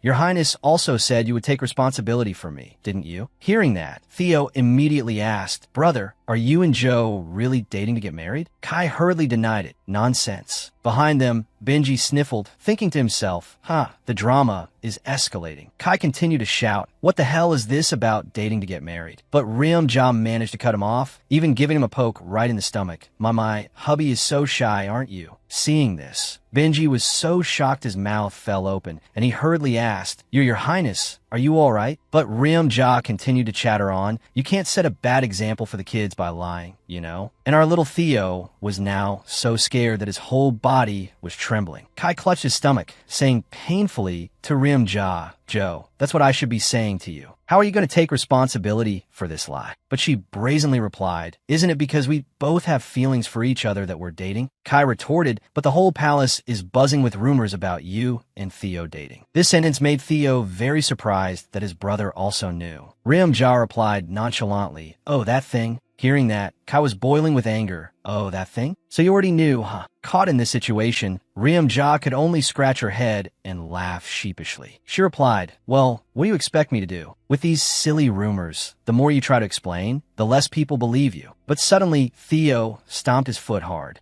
The boy shouted, Who is spreading these malicious rumors? Who said that Joe and I are dating? Seeing this scene, Kai froze for the 100th time. He asked confused Theo, but looking at the boy's sparkling eyes and innocent face, he paused again. Wait, how do I explain this to Theodore? Should I tell him to be careful because Joe is a pervert? And on top of that, Theo thinks Joe is a man. Can I tell the kid about these things? Theo is still just a child. What if I plant a biased view on gender issues in his head? Benji, on the other side, suddenly cleared his throat, ahem. He stepped forward and spoke eloquently to clear the air for everyone. Everyone, please listen to me for a moment. I think if Prince Theo just stops visiting the stables, the rumors will gradually disappear on their own. Hearing that, Theo's displeasure was immediately visible on his face. The boy retorted forcefully, in your dreams. Benji was bewildered. Pardon me? Theo didn't answer him, but instead hugged Ryumja tightly, saying coaxingly, "Joe, I want to ride a horse." Seeing that scene, Kai's mouth immediately fell open, frozen like a statue. Ryumja asked helplessly, "Huh? Right now? You just said you didn't want to ride." Theo didn't care, pushing her along as he said, "Well, I've changed my mind now. Hurry up." Ryumja could only mumble an agreement. After walking a short distance, Theo even turned back, stuck out his tongue, and taunted his brother. The stone statue of Kai immediately cracked, scaring Benji out of his wits. He rushed over and said, "Sir, Your Highness, it's time for you to return." Kai suddenly spoke up, "Benji, you were right just now." Benji thought he had succeeded in persuading him, and his face lit up with joy. But contrary to his imagination, Kai was now bowing his head, muttering, "I have to reduce how often Theo comes to the stables. That's right, it's dangerous if the rumors spread further. Besides, no matter how close a prince and a commoner are, they are not allowed to date. I'm doing all this for Theo's sake, only for Theo's safety." Benji was frightened and stammered, Your Highness." Kai began to raise his voice, "Honey." Then he switched to shouting, "Honey. Oh, honey. Oh, my love." When Benji heard this, his eyes nearly popped out. Kai held out his hand, blushing as he uttered each word, "Come." Then he opened his arms wide and shouted, "Come here to me, honey." Ryumja's mouth was now wide open in astonishment, but it quickly turned into excitement. She ran with all her might, replying, "Yes, hubby." She cheered. Joe is flying her hubby now. Ryumja hugged Kai tightly. Moved to tears. Kai's got a short circuit, huh? Xiaolong is so good. His mouth says not to be deceitful, yet he lies so convincingly. Theo was so embarrassed by this scene that his face turned red. He shouted, "Hey brother, do you really have to be like that in front of me? Please tone it down a bit when you're in a public place." But not only did Ryumja not tone it down, she became even more dramatic. Kai was embarrassed, not knowing where to put his arms. Seeing that, poor Theo trembled with anger, tears welling up in his eyes. He immediately changed his target, pulling Benji's hand and saying, "Let's go, brother Benji. Let's take Lindsay back to the stables together." He asked blankly, "Huh? Me?" The boy snapped, "If you don't go, are you planning to stay here and be a third wheel?" On the other side, Kai was so embarrassed his face was beet red. After the other two were out of sight, he reminded her, "Joe, those two are gone." Ryumja whined, "No, I can still hear Theo's footsteps." He flared up in anger, "Get off me, they're long gone." 3 days later, the prince with black eyes, Isaac, returned to the palace in a parade. He had also won the trading rights for obsidian. By opening Oban, a place buried for nearly 100 years, Prince Isaac had found a source of black minerals, which suddenly garnered the interest of the entire empire. The black-eyed prince had brought glory to the whole empire, so the capitals were all celebrating enthusiastically. Even the emperor himself mentioned Oban during the banquet. The faces of everyone present at the banquet showed a look of displeasure. Elsewhere, the true subject of the story was, yes, Ryumja was at this moment full of youthful spirit, singing while breaking a log in half with her bare hands. As she broke the wood with a loud crack, she sang, "Hey, the handsome Kai call me honey. Where should we go for our honeymoon? How many kids should we have? Ever since Kai came here and left, I've suddenly felt as strong as an ox." But since that day, he hasn't come here anymore. Remembering his enchanting gaze, Ryumja's face turned red again. Oh my, don't tell me he's having late regrets. I want to see that regretful face so badly. I must preserve this scene forever. At that moment, another person was approaching from a distance. He called out, "Oh, as expected, so you're here." It turned out to be Isaac. He waved his hand and said cheerfully, "Hey, long time no see. Do you still remember me?" Isaac scratched his head, saying shyly, "I'm sorry for leaving without a word last time. How is your sick friend?" As soon as she saw him, Ryumja's face immediately twisted, her disgust clearly visible. She tossed the log behind her, stood up, bowed, and said in a disdainful tone, well, if it isn't the prince who is busy with 1,001 tasks." Isaac froze upon hearing that. "What's with that tone of yours?" Ryumja snorted coldly. "The friend of a lowly commoner like me was lucky enough to keep his life, sir." Hearing that, Isaac's face immediately brightened up. "Ah, is that so? What a relief." But seeing her disgusted face, he quickly changed his attitude. "Ah, I'm sorry." He scratched his head, saying shyly, "Although it's in the past, I still feel guilty." I guess you would hate me, but there was really no other way. I wanted to help you too, but I had an urgent matter come up." He remembered that day, Diola had dragged him away without letting him resist at all. But Ryumja's expression was still one of clear disdain. She pouted, Hey, I've heard everything from everyone. How can you be so outstanding? My tongue is tied, and I'm speechless. Congratulations, Your Highness." Isaac once again said with a sincere attitude, "Riam, I'm truly sorry." But she continued to walk away. Why does this nobleman remember the name of this lowly person so well? He was so busy his face was nowhere to be seen. Isaac stopped talking and instead held out a bottle of fine wine in front of her. He said, "Well, here, this is for you." Such a hot-tempered person. When Rimja saw the bottle of wine, her face immediately froze, thinking to herself, this guy is so weird. Does he think he's some big shot or something? Isaac continued to rummage through his bag, saying excitedly, "I just stole a few things from the kitchen that are still very fresh." Rimja was speechless upon hearing that. He even steals. And so, in a flash, a pile of high-class food appeared before her eyes. Isaac stood, scratching his head, smiling foolishly. "Don't worry, I'm a skilled thief. No one will know. If anyone gets suspicious and asks, just say I gave it to you." Rimja was truly a loss with this guy. She thought to herself, so this guy isn't just a street loafer, but a master thief. Afterward, she had to let out a sigh and replied, "All right, fine." Hearing that, Isaac froze. Rimja turned her face away and continued, "If the prince is so genuinely worried, then I won't grumble anymore." Seeing her expression, Isaac burst out, laughing. He put his arm around her shoulder and said cheerfully, "Well, I'm starting to like you. My friend, let's eat together." Rimja felt awkward, trying to pull away as she asked, "Why would a prince want to eat with someone like me?" Isaac replied, "You remind me of my younger siblings, so it's very comfortable. It's also partly because everyone here is cold and unapproachable. Don't call me prince anymore. Call me big brother." As he spoke, he pinched her cheek with his hand. Rimja frowned slightly. "I think I understand what he's trying to say." In the original story, Isaac suffered a lot because he couldn't adapt to life in the palace. But she thought, adapting or not, whatever. What does it have to do with me anyway? Because of him, Maikai lost his arm and his life when he went to visit distant relatives. It's all his fault, this damn bastard. And so, her face immediately showed her clear disgust for this guy.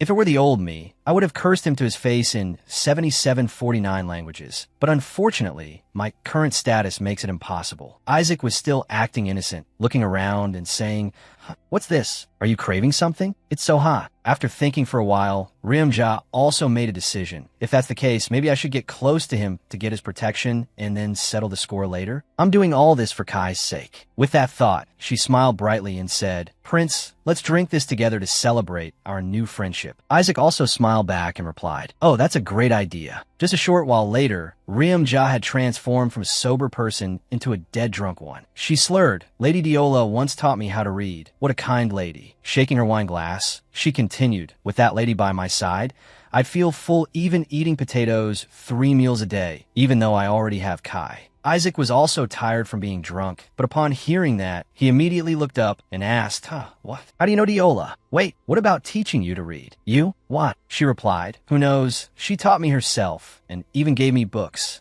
Rimja described enthusiastically, "Oh my God, she's a noble lady." So from her walk to her voice, everything exudes elegance. Before she could finish her sentence, Isaac took a piece of bread and stuffed it straight into her mouth. He said irritably, "You beggar, don't keep mentioning Diola's name like that." She immediately protested, "What? Beggar? Just a few months ago, you were a complete loafer yourself." And so, the two started arguing. Isaac shouted, "What do you mean you? Who is you?" "Ego, friendship is truly fragile. Just 5 minutes ago, you were pulling my hand, asking to be friends. And now you want to take my life over a slip of the tongue? It's because you refuse to admit you're wrong." Rimja pulled the loaf of bread out of her mouth and roared, "How the hell could I possibly be wrong about anything?" Isaac blushed, but still shouted, "Because Diola is my fiancée. I hope you won't talk about her like that anymore." Rimja let out a laugh and said, "I'm speechless. You see me as your younger brother, so I also see you as my older brother and want to give you some advice. Fiancé, that's just an empty shell. The most important thing is the feelings of both sides for each other. To be honest, does Lady Diola have any feelings for you at all? Why are you deluding yourself like that?" Her words left him utterly astonished. "If you keep acting like that, do you think you can make her heart flutter?" Isaac's eyes flickered, his astonishment not yet extinguished. On the other side, Rimja was still chattering on, "You're really just like my older brother. The other person won't even spare you a glance. So why are you packing lunchboxes and trailing after her?" Realizing she had misspoken, Rimja immediately fell silent. The atmosphere between the two fell into a void of silence. Her face darkened, and she roared internally. Damn it, the alcohol made me talk. Looking at Isaac's darkened face, beads of sweat immediately started to form on her forehead. What do? I'm not going to be thrown in jail for slandering the royal family, am I? Oh, I don't know. If it were the Oldham, he would have probably beaten me up. After a moment, Isaac finally moved his lips. He said sadly, "You're right, Diola really doesn't like me that much. Do I have any hope at all? What should I do to make things better?"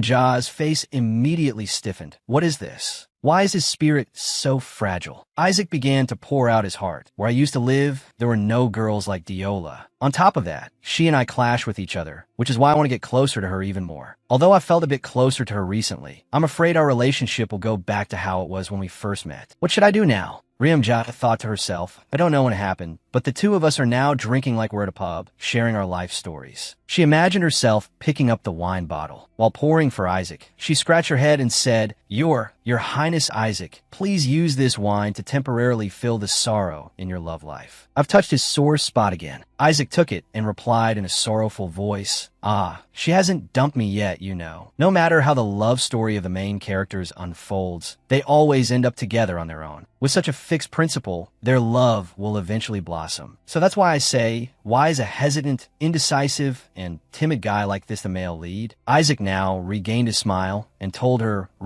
accept a cup of wine for me. Ja forced a smile and accepted it, thinking to herself, I've racked my brain, but still can't understand.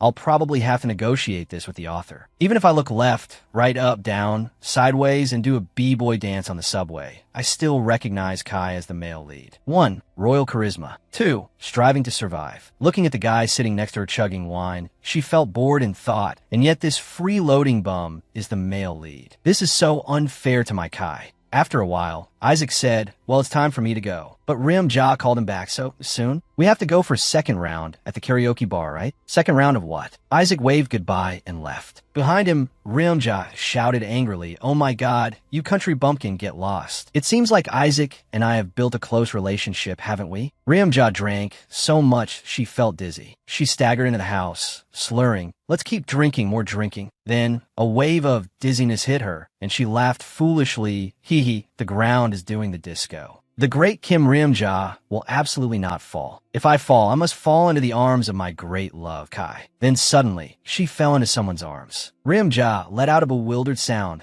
Trying to lift her head, she wondered, who is it now? The blurry image of the person appeared. Ja thought to herself, I smell a faint sweet scent. With that thought, she immediately hugged him tightly, nuzzling her head in his shirt and saying, ooh it smells just like Kai.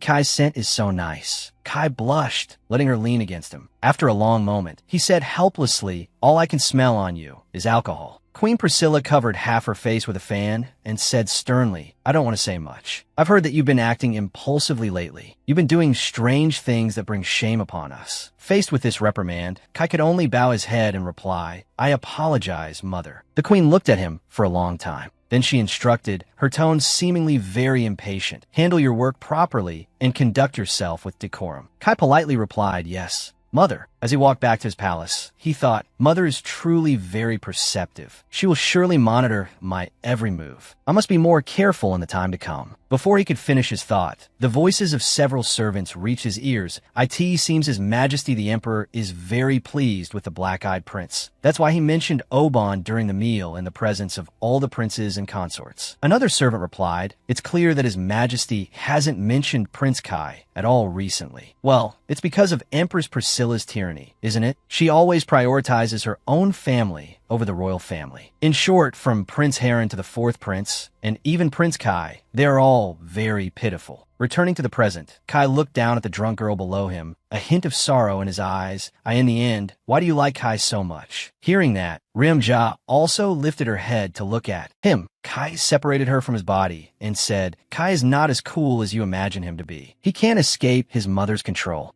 and is always under suspicion. He's especially cowardly, and on top of that, he has no outstanding talents like the others. Has the Kai you know ever achieved anything through his own efforts? His existence is just like a puppet or a scarecrow in this palace. The more he spoke, the more sorrowful he became. But suddenly, Ryumja lifted her leg and kicked him straight in the shin. The action made Kai freeze in pain. He quickly sat down and hugged his legs, while Rimza stood straight, shouting angrily, "I've been forcing myself to listen to you all this time. So you think I'm a punching bag?" It's not Kai's fault that his mother has a harsh personality. And because he's a prince, he has no choice but to be suspicious, right? And what's this about being a coward, weak-willed? Are you out of your mind, you bastard? Do you want to die? Want to become a living scarecrow? As she said this, Rimza's anger flared up, and she seemed to transform into a fierce tiger. Rimza added, "And if you don't know anything, don't just run your mouth. Kai is good at everything. Nothing is impossible for him. He's the type who puts in superhuman effort." These words greatly astonished Kai. Rimza continued to curse. "Do you think putting in the effort to do everything well is a piece of cake or something? Just looking at that effort alone is enough to choose Kai as the most ideal husband in this world. Of course, he will become my husbando." But before she could finish her sentence, she staggered and began to fall. In the blink of an eye, Rimza was flat on the ground. But even as she fell to the ground, her mouth was still mumbling Kai. The next morning, the sun rose, accompanied by the sound of birds chirping, heralding a new day. Rimza was still sleeping in bed when a knock suddenly sounded from outside, accompanied by a loud call, "Do, hey, do." Rimza slowly sat up, holding her head and thinking, "It's been a long time since I've been this drunk. Ego, I feel so nauseous. I should probably quit drinking from now on."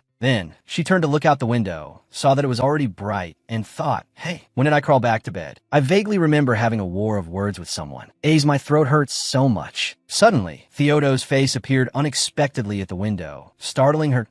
"Oh, horse. I want to ride a horse." She helplessly opened the window and asked tiredly, "Your Highness, it's bright and early. What's the matter?" The little boy said excitedly, "That's right, the horse racing competition is coming up." Hearing that, she suddenly remembered. The horse racing competition? The memory that she had completely forgotten now resurfaced in her mind. That's right, the episode about the horse racing festival. Sienna was jealous of Isaac because he had solidified his position thanks to Oban. She secretly hid a thorn in the hoof of the horse Isaac was going to ride. Compared to her other scandals, this plot sounded quite cute, but the result was not cute at all. Isaac's horse collapsed while running. After that, he was seriously injured in the ribs. The troublesome part was that the horse was lent by Kai himself. Immediately after, gossip started to spread among the people.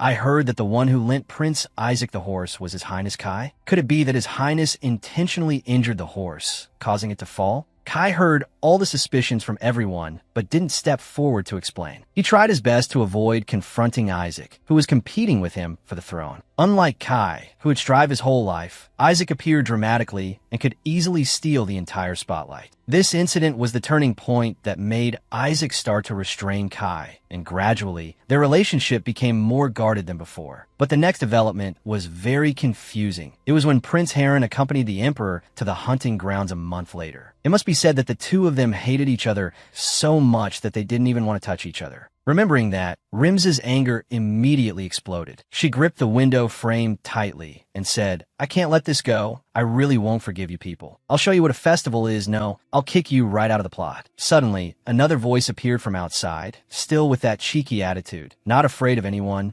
Kai approached from a distance. As soon as she saw him, she exclaimed, "Your Highness Kai." Theo looked at his brother with a reluctant expression and said, "He said he's going to participate in the horse race too." Then the boy sniffed around her and said, "Dude, did you drink alcohol?" "You reek of it." Rimza let out a sound. "I had a bit too much yesterday. I don't even remember how I got to bed." Hearing that, both of their faces immediately fell. Kai's gaze immediately turned cold. He asked in a stern voice, "You don't tell me you don't remember what happened yesterday." Rimza scratched her head, feeling the coldness herself, but could only ask back blankly, Your Highness." She silently wondered, "Oh crap, does he seem angry because I drank yesterday? He told me just to look after the horses. Why did I drink so much, boo-hoo?" Thinking that, she immediately dropped to her knees, kowtowing as she said, "I'm sorry, Your Highness. I'm truly sorry. I really only intended to have one drink." He asked again, "Who did you drink with?" Rimza once again fell in a deep thought. Can I say I drank with Isaac? He probably wants to keep this a secret.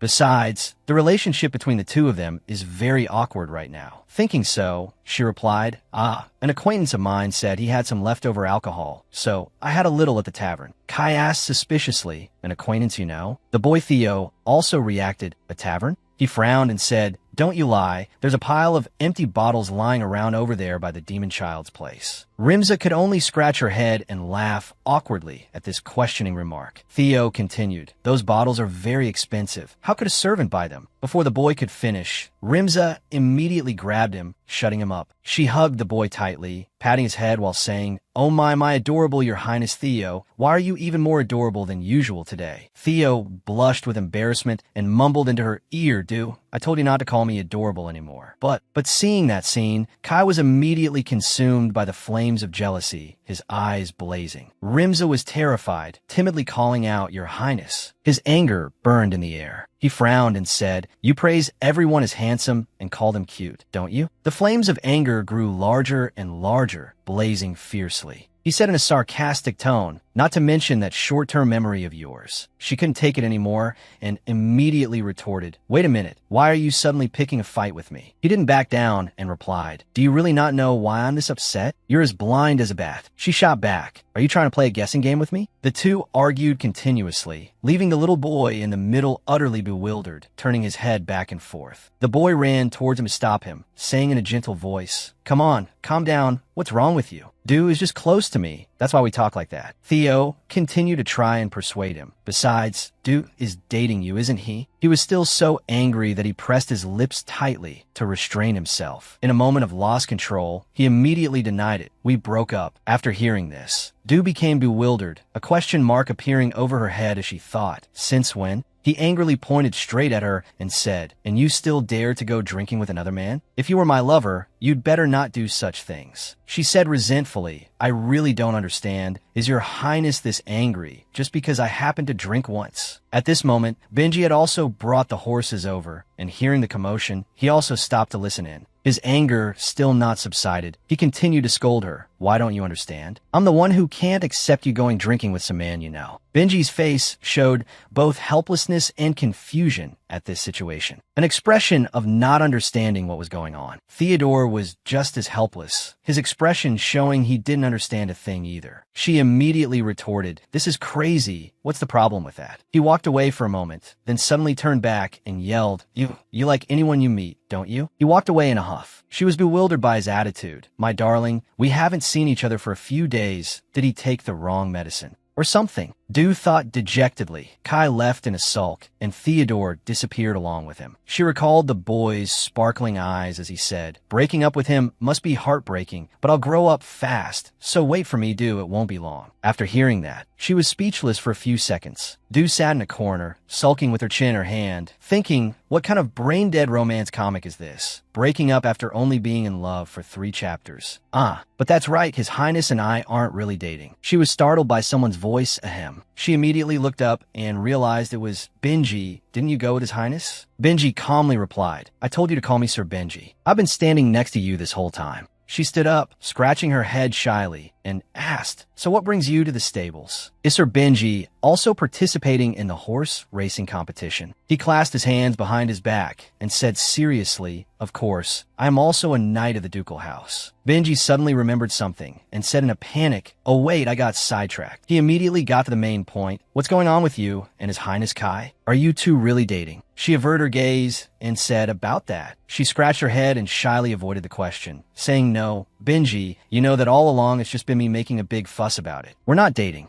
Benji's eyes seemed to notice something, and he was silent for a long time. Amidst the cool scenery with the bright sunlight all around, her voice said sorrowfully, but suddenly hearing him suggest breaking up like that, "I also feel a little sad." Du suddenly realized something and said, "But," on the side, Benji secretly clenched his fist in celebration. "Oh yeah." She asked wonderingly, "Benji, you're a guard knight. Is it okay for you to just stay here like this? What about His Highness Kai?" That question caught his attention. He thought for a moment, then said, "His Highness is probably at swordsmanship practice now. Lately, his training time has increased, so I have to wait longer." Benji knew the real reason, but only dared to think it. Actually, it's because Queen Priscilla is supervising him more strictly than before. She continued to ask him a question that caught his attention. Has Kai ever gotten angry with Benji? Du crossed her arms worriedly and asked in confusion, "Why was he so angry just now? I really don't understand. What on earth made His Highness act like that?" She recalled his angry face and his words. It's so annoying. Although his bright, handsome face when he's angry also looks cute and adorable. Benji said cautiously, perhaps I know the reason. She was astonished by his words. She immediately asked, so what is the reason? Benji suddenly blushed, pressed his lips together, and said nothing. He crossed his arms and turned his face away. Yeah, I'll tell you. She immediately got angry at his attitude. Benji, do you know what is considered the most despicable thing in this world? She said with a serious face, first starting to say something and then stopping. Second. Then she suddenly dashed off, whoosh. Benji shouted after her in a panic. What's the second thing? The sky was still bright and clear. The time was 2 weeks before the Grand Horse Racing Tournament was to be held. The sound of horses neighing echoed. Nay, a horse was nibbling on her hair. She complained in annoyance, oh my god, what kind of horse is this? Du looked all around, a yard full of horses. One was nibbling her hair, another was nibbling her clothes, and they even neighed cheerfully. Looking at the scene before her, she could only cry out in anguish. How can I take care of 10 horses by myself? And it wasn't even mentioned in the employment contract. This is not acceptable. The sound of horses neighing mixed with her voice, nay. At this time, 2 people stood opposite her, a man and a woman. They just said, the Grand Horse Racing Tournament is coming up. Just try to endure this period. She thought about having to take care of that herd of horses and thought, I'm already sleep-deprived as it is. Now with this extra work, I'll be dead tired. Du immediately protested. Forget it, I can't do it. The work is too much for me. The man standing opposite remained calm in the face of her annoyed attitude. His Highness Kai has ordered you to look after all these horses. She immediately thought of writing a letter to him to beg. The opening. Dear Kai, my fierce little kitten. The tearful content of the letter was as follows. My life has been dedicated to you. Yet now I have nothing left but the clothes on my back. So Kai must be mine. Both soul and body are mine. Kai, are you listening to me? Why on earth did you do this to me? If you're sulking about something, you should just say it. You've given me a mountain of work. What am I supposed to do? On top of that, working in the stables has no closing time, and I still have to find time to register for insurance for Kai's hands? Every time I gaze at those pearly hands, my mind goes, no, skip that part. In short, if this continues, I will go on strike. If you don't have a reform policy, I will terrorize your spirit with this telepathy. I won't let you be. Really, I've already said this much. I won't let you be. I will terrorize you in the most terrible way possible. I want to be the only stain in your life. You, Kai, over on his side. He covered his ears and said to the servants, Ah, see no evil, hear no evil. She thought to herself, we'll see who the real winner is. Currently, at the stables, Du was diligently raking the layers of dirt. She worked in a state of anger, fuming all over. Even though I'm just a lowly stable boy who can't directly complain about labor exploitation,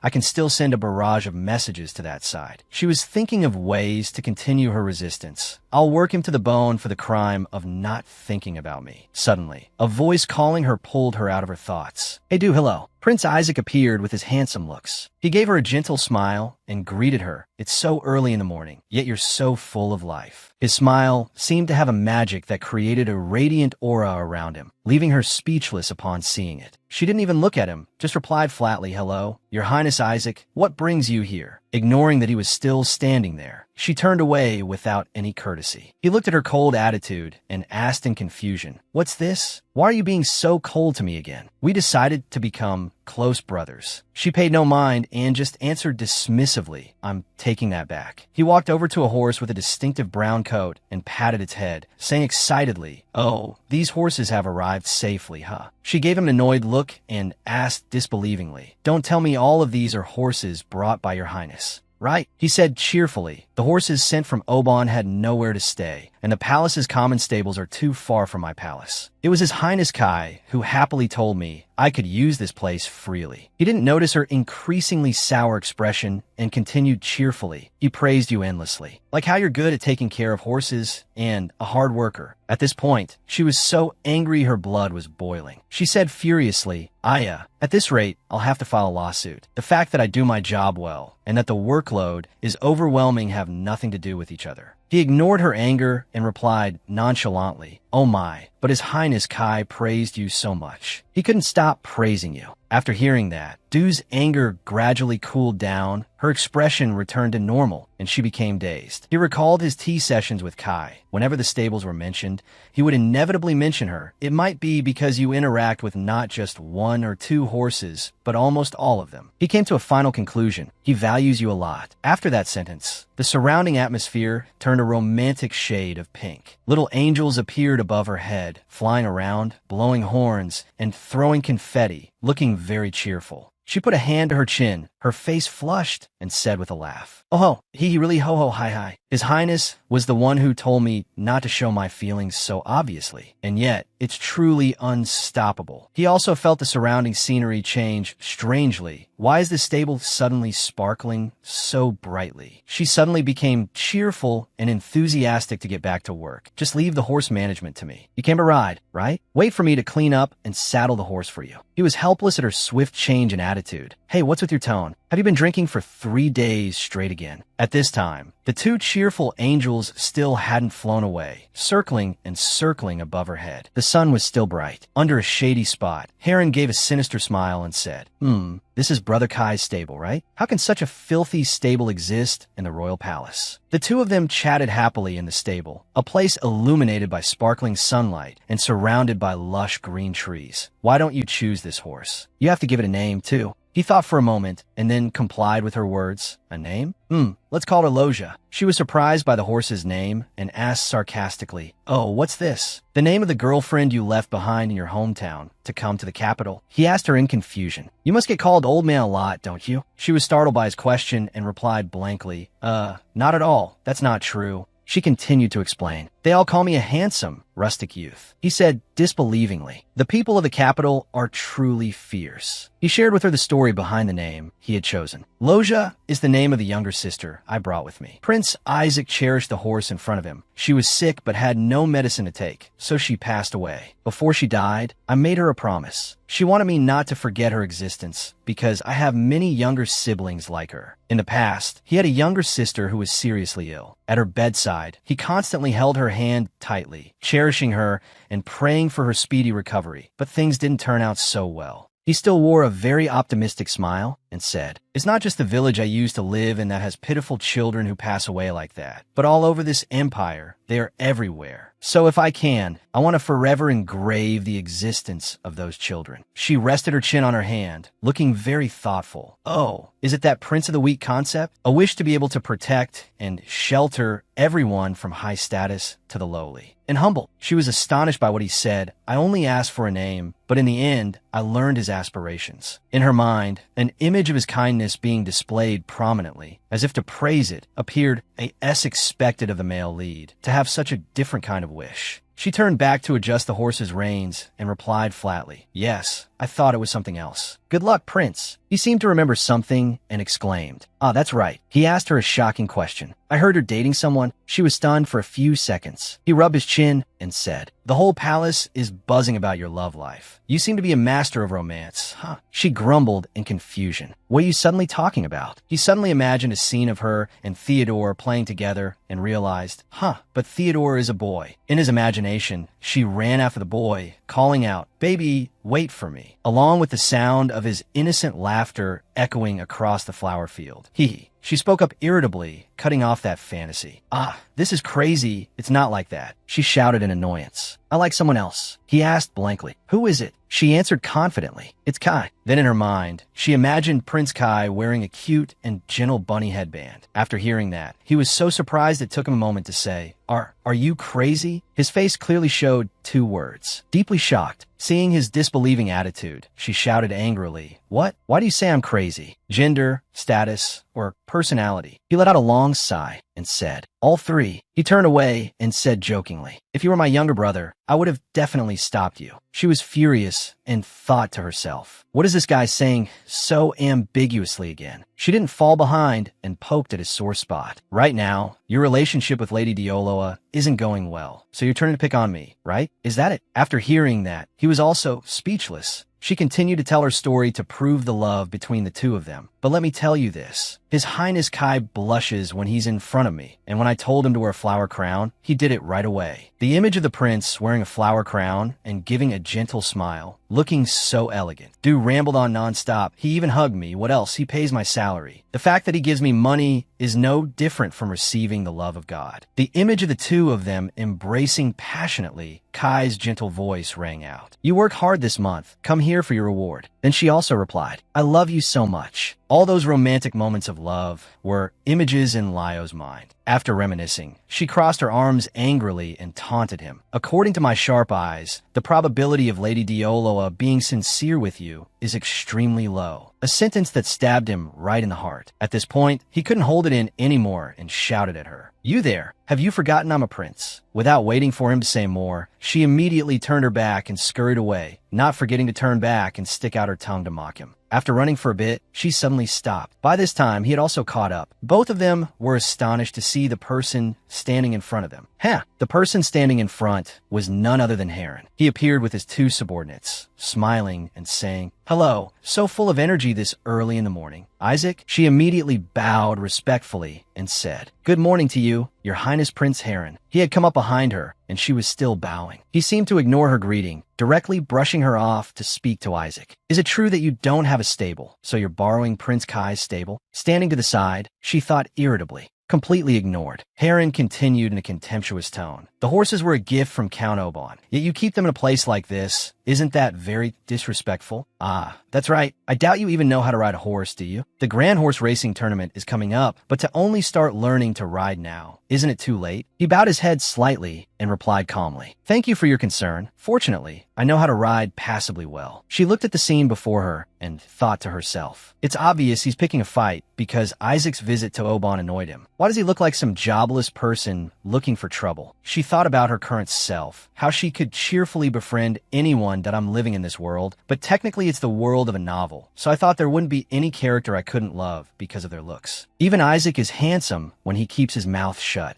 To be, but I can't stand the guy in front of me. That bastard looks no different from a dried flounder. Aigu, the fish head was attached to Heron's body as he relentlessly provoked him. Do you even have the ability to participate in the Grand Horse Racing Tournament? Have you ever been properly taught how to ride? Even knights are afraid of getting injured in the tournament, so if you're scared, you don't have to participate. Knowing your place is the wise thing to do. In her eyes now, he was like a fish that just kept blabbering on and on. Then he uttered a sentence that startled her. What do you think about going back to the slums where you used to live before you're humiliated? She gritted her teeth, her eyes fierce, about to charge forward to argue with him. When he put out his arm to stop her, still with a bright smile on his lips, he said calmly, Fortunately, I'm not scared at all, because I've had to struggle in the slums for so long. That level of hardship is nothing. He gave a bright smile, but his words were full of sarcastic undertones. Humans are much scarier than animals. Isn't that right? When he chose that horse with a special brown coat, she had tried her best to stop him.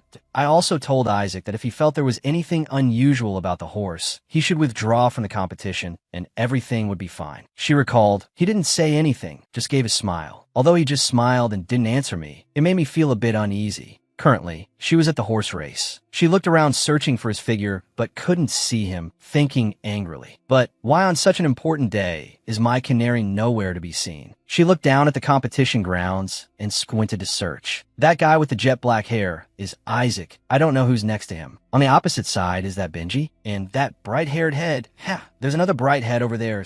I can't see a damn thing. After a while of not seeing Kai, she clasped her hands and prayed, Dear God, dear Buddha, even though I don't follow any religion, if I pray like this, at least someone will hear my words, right? Inside, Kai hadn't even stepped out yet when he heard her voice. Even Gordon Ramsay would be moved to tears by this 5-star Michelin handsome guy restaurant. Oh my God, this restaurant is so handsome. Kai, the face genius, couldn't help but be startled. As soon as he stepped out, her voice boomed. My Kai, don't get hurt. You have to be really careful, Kai. If that beautiful, perfect face of yours gets even a single scratch, you'll die by my hands. He blushed and cursed himself.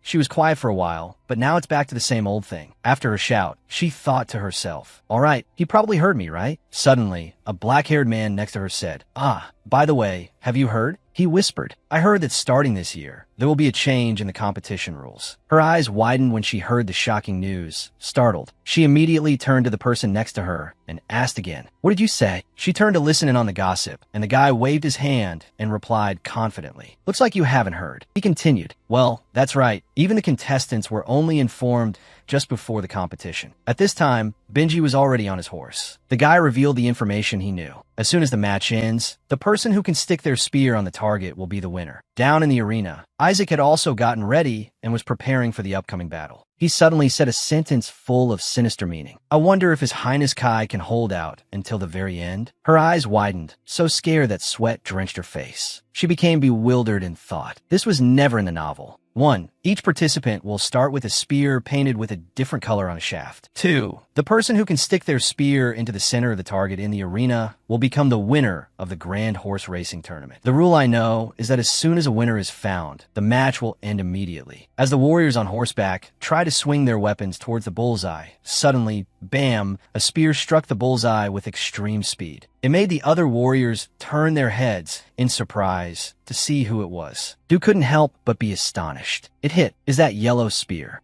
Kai's spear? Kai shouted loudly. Benji. Thump. Benji, on his horse, snatched the target. The people around started murmuring. What is this? Are they planning to team up until the match is over? Isn't that against the rules? Forget it. He's the crown prince. After all, the match is far from over. The other competitors probably won't let it slide. He threw the target, which still had the spear pierced through the bullseye. Your Highness, take it. Du, sitting in the stands, suddenly thought, wait, if he's already stuck his spear in the target, doesn't that mean he has no weapon to defend himself for the rest of the match? Her eyes shifted to the yawning emperor. Has this old man lost his mind? His own son is competing, yet he came up with this damn rule. Does he really not care who dies? The emperor watched everything unfold with a cold expression. The crowd murmured and complained. Who is that guy? Why is he so out of it? Black hair? Isn't that the new prince? The young man the people were talking about was unsteadily controlling his disobedient horse. Lo, Lucia. Oops. Du gritted her teeth, thinking, no way. Although I hate to admit it, Isaac was a decent rider at the horse farm. She was certain in her heart. Something's wrong with Lucia. Flashing back to before the competition, Du had tried her best to persuade Isaac. Do you understand? If there's anything unusual with Lucia, you must immediately request to withdraw.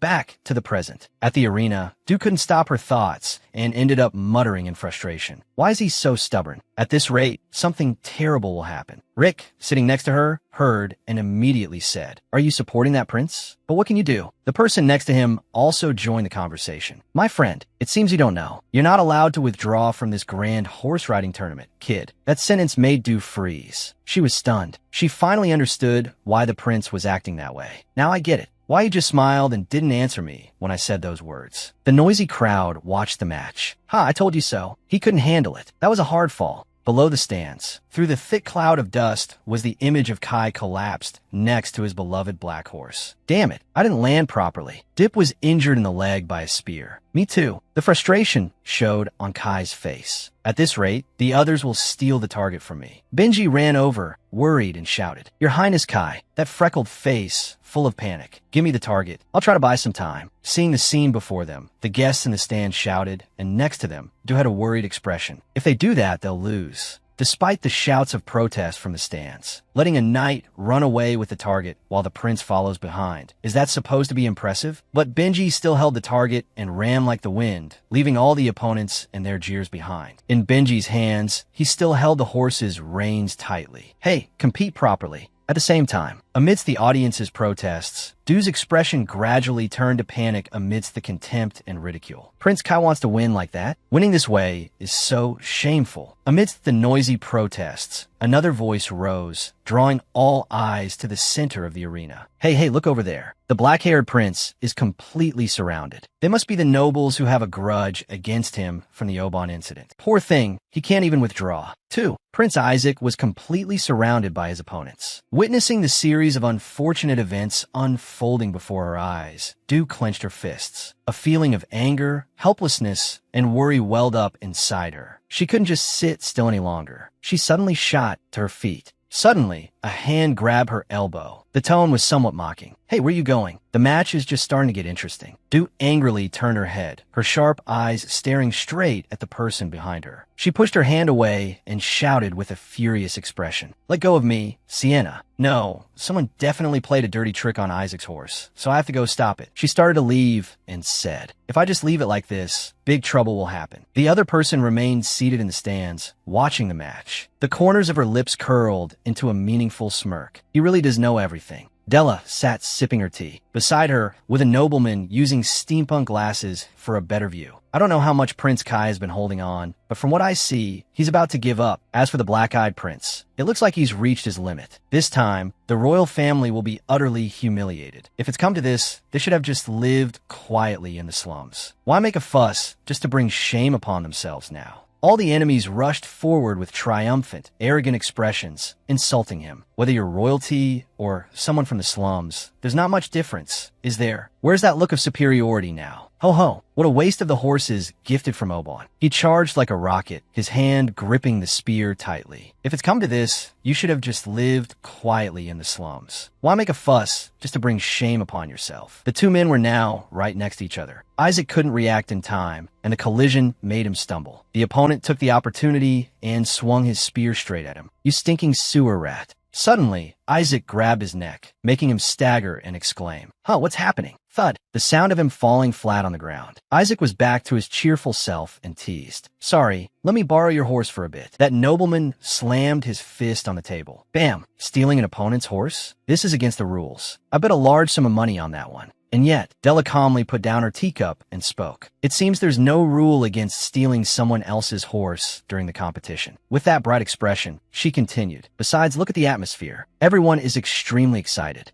Look, the people became more enthusiastic, chattering with excitement. Look, the black-eyed prince confronted and defeated another knight. Another person continued the discussion. It seems he used force a lot when he was in the slums, huh? The person next to him chimed in amidst the lively atmosphere. The fun is just getting started now. Looking over at the smiling emperor, his chin resting on his hand as he watched the competition. He was completely different from before. It's not just the spectators in the stands. Even the emperor is watching with interest. It's rare to see his majesty like this. Della thought to herself with admiration. This level of excitement is what a tournament held in the capital should be like. A flower petal fell into the teacup and floated on the surface. That's right, Isaac is the main character of this year's tournament. Amidst the cheers, Rick exclaimed in admiration. That prince rides someone else's horse even better than the one he brought. He turned sharply to talk to Du. Hey, isn't that the prince you're cheering for? Come and see. But she had already disappeared, and he couldn't help but wonder. Huh, where did they both go? Du went backstage and explained what she felt and saw. There's a problem with the health of the horse Prince Isaac is riding. It has to be stopped before an accident happens. The nobleman said, I already said no.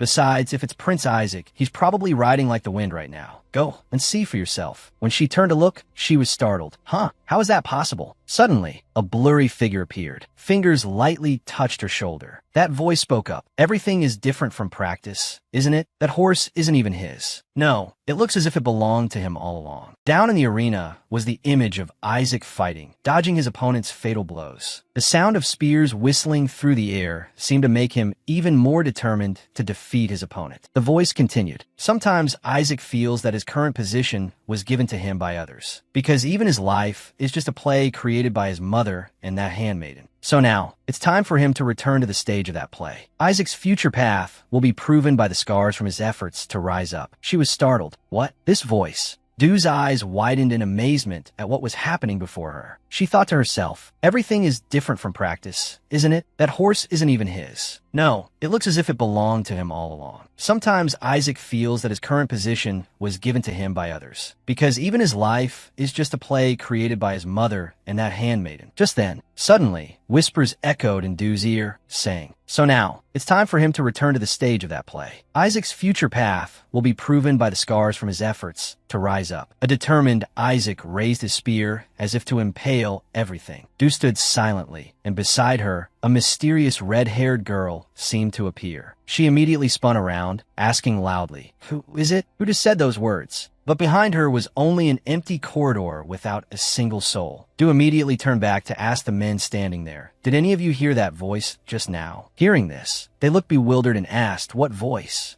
She explained, "Someone just whispered to me in an announcer's tone. Is there a commentator here, too?" After hearing this, their faces immediately wrinkled. They asked each other, what nonsense has this kid been spouting? Then they looked at her with an expression that seemed to want to curse right in her face. This crazy brat. She quickly realized it, thinking to herself, this guy's eyes are totally looking at me like I'm a lunatic. And what's with that weird glint? Could it be that I misheard? Just then, the clatter of hooves echoed from afar. The sound of horses neighing rang out from outside the arena. Everyone was fighting with all their might. Over here, Du felt a strange presence, whispering softly in her ear that, suddenly, a blood-red flash shot past. A spear coming from behind pierced through Benji's body without him even knowing. He just fell from his horse. Isaac's spear had found the wrong target. Hearing that, Du's face immediately turned pale. That can't be. Right after that, she rushed to storm into the arena. The two guards hurriedly stopped her, shouting, "No, what do you think you're doing? We told you can't go in." But at that moment, Heron's figure loomed behind Benji. Du's face immediately showed clear anxiety. Without thinking any further, she screamed, "Benji, move!" Benji heard her voice and immediately looked in that direction. Far away, Du was being held back by two big soldiers. He wondered to himself, Du. Just then, another strange sound was heard, thwack. Thump. Kai saw the scene, his astonishment impossible to hide. The audience was no exception. Only the king remained calm, sitting still and observing the situation. Drops of blood began to flow amidst Isaac's extreme horror. Heron spoke, "Thank you, Isaac, for tripping this kid up." It turned out, the blade of that bastard Heron spear had stabbed straight into Benji from behind. This was truly a fatal wound. Benji's armor had been pierced. So sudden, so horrifying. Du struggled even harder, shouting, Benji." Benji lost his balance, fell, and lay motionless on the sandy ground. Heron took out a handkerchief to wipe the blood from his face. Not only did he not show any remorse, but he also said with an indifferent tone,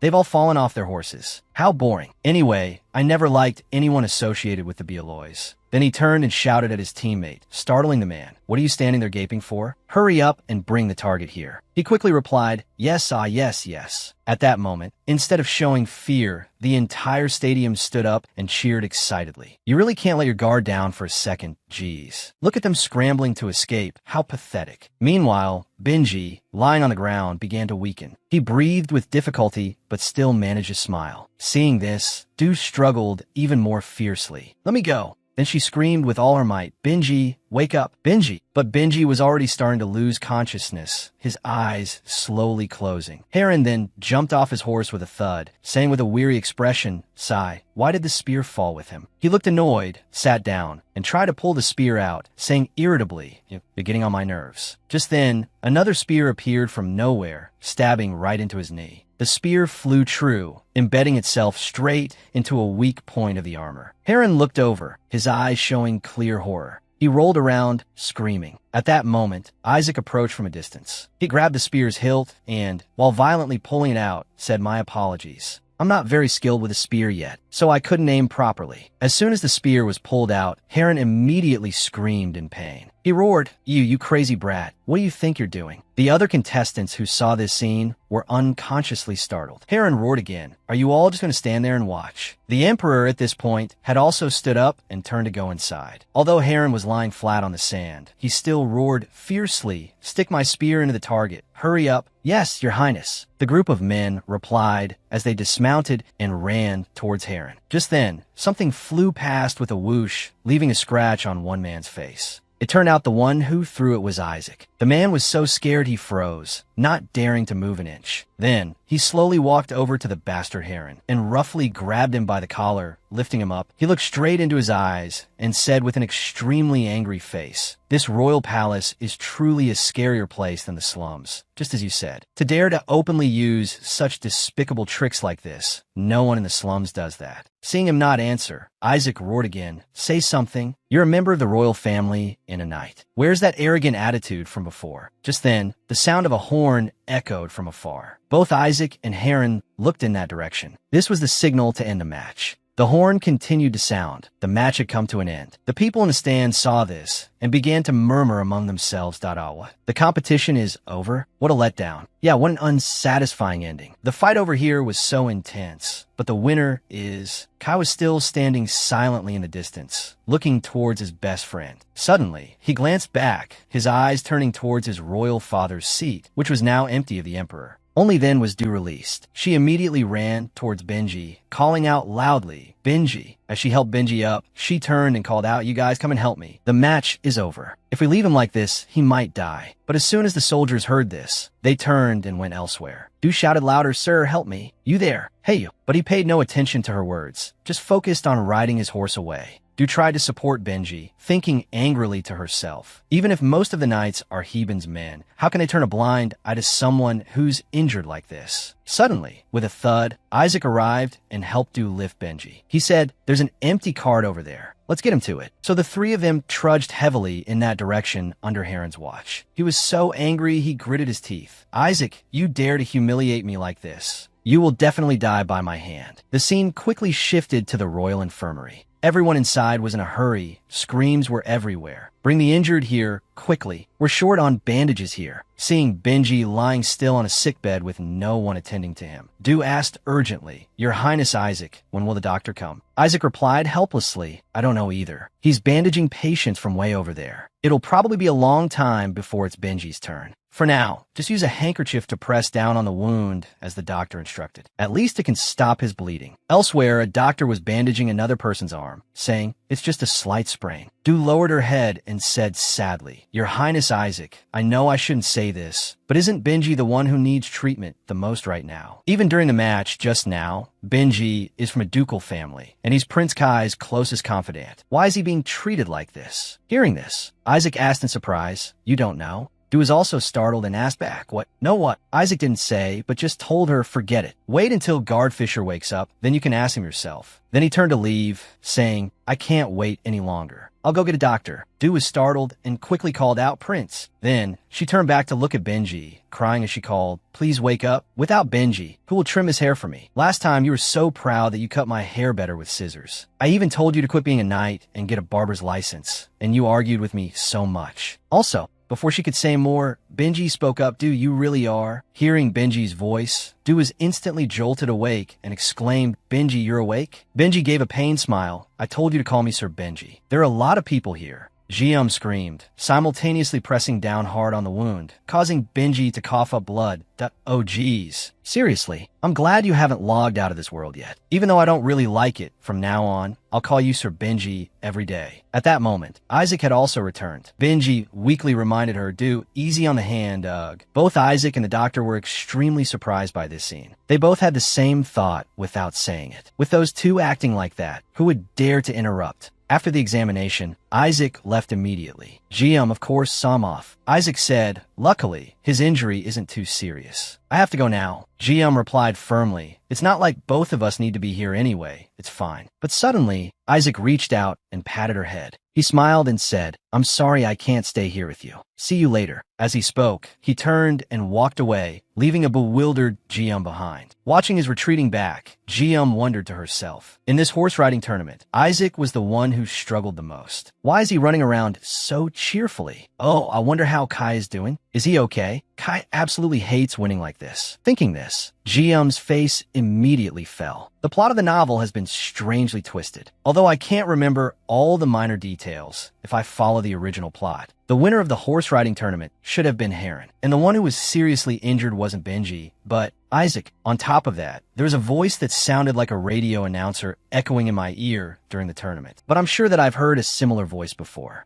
No, to be more precise, I've read it before. Although the part one knew, well, was strangely changed, there was a passage in the story that said, "Everything is different from practice, isn't it? That horse isn't even his. No, it looks as if it belonged to him all along." Sometimes Isaac feels that his current position was given to him by others, because even his life is just a play created by his mother and that handmaiden. So now, it's time for him to return to the stage of that play. She realized it felt like a part she had read in the novel Kingmaker. As for Isaac, as soon as he returned to the palace, he saw Della waiting for him. She asked, "Your Highness, where are you going? You can't go back looking like that. You must fix your attire properly." Isaac avoided Della's gaze, scratching his head as he replied, "I was on my way to get a doctor to treat Benji." He thought to himself, she's definitely going to scold me for doing something useless. But Della said nothing and even looked pleased, which greatly surprised the young man. He blurted out, "You're praising me for doing a good job?" Della covered her mouth and laughed, replying, "That's right. Not abandoning the injured and always caring for others. That is a special strength of your Highness Isaac." Even if it's just one person, that is truly very useful. Because the entire stadium witnessed Isaac pulling the cart carrying the injured Benji and the image of him getting angry at Prince Heron. Those things can become a catalyst to win the hearts of the people for the Black-Eyed Prince, thanks to the story of a brave hero. Although trying to tenaciously hold on until winning is also good, the shameful victory that Kai achieved is not a bad thing at all. Although the public is discussing that the suitable candidates for the Crown Prince position are Prince Heron and Prince Kai, perhaps after this incident, the frequency of discussion about those two princes will decrease somewhat. Then public opinion will shift towards Isaac,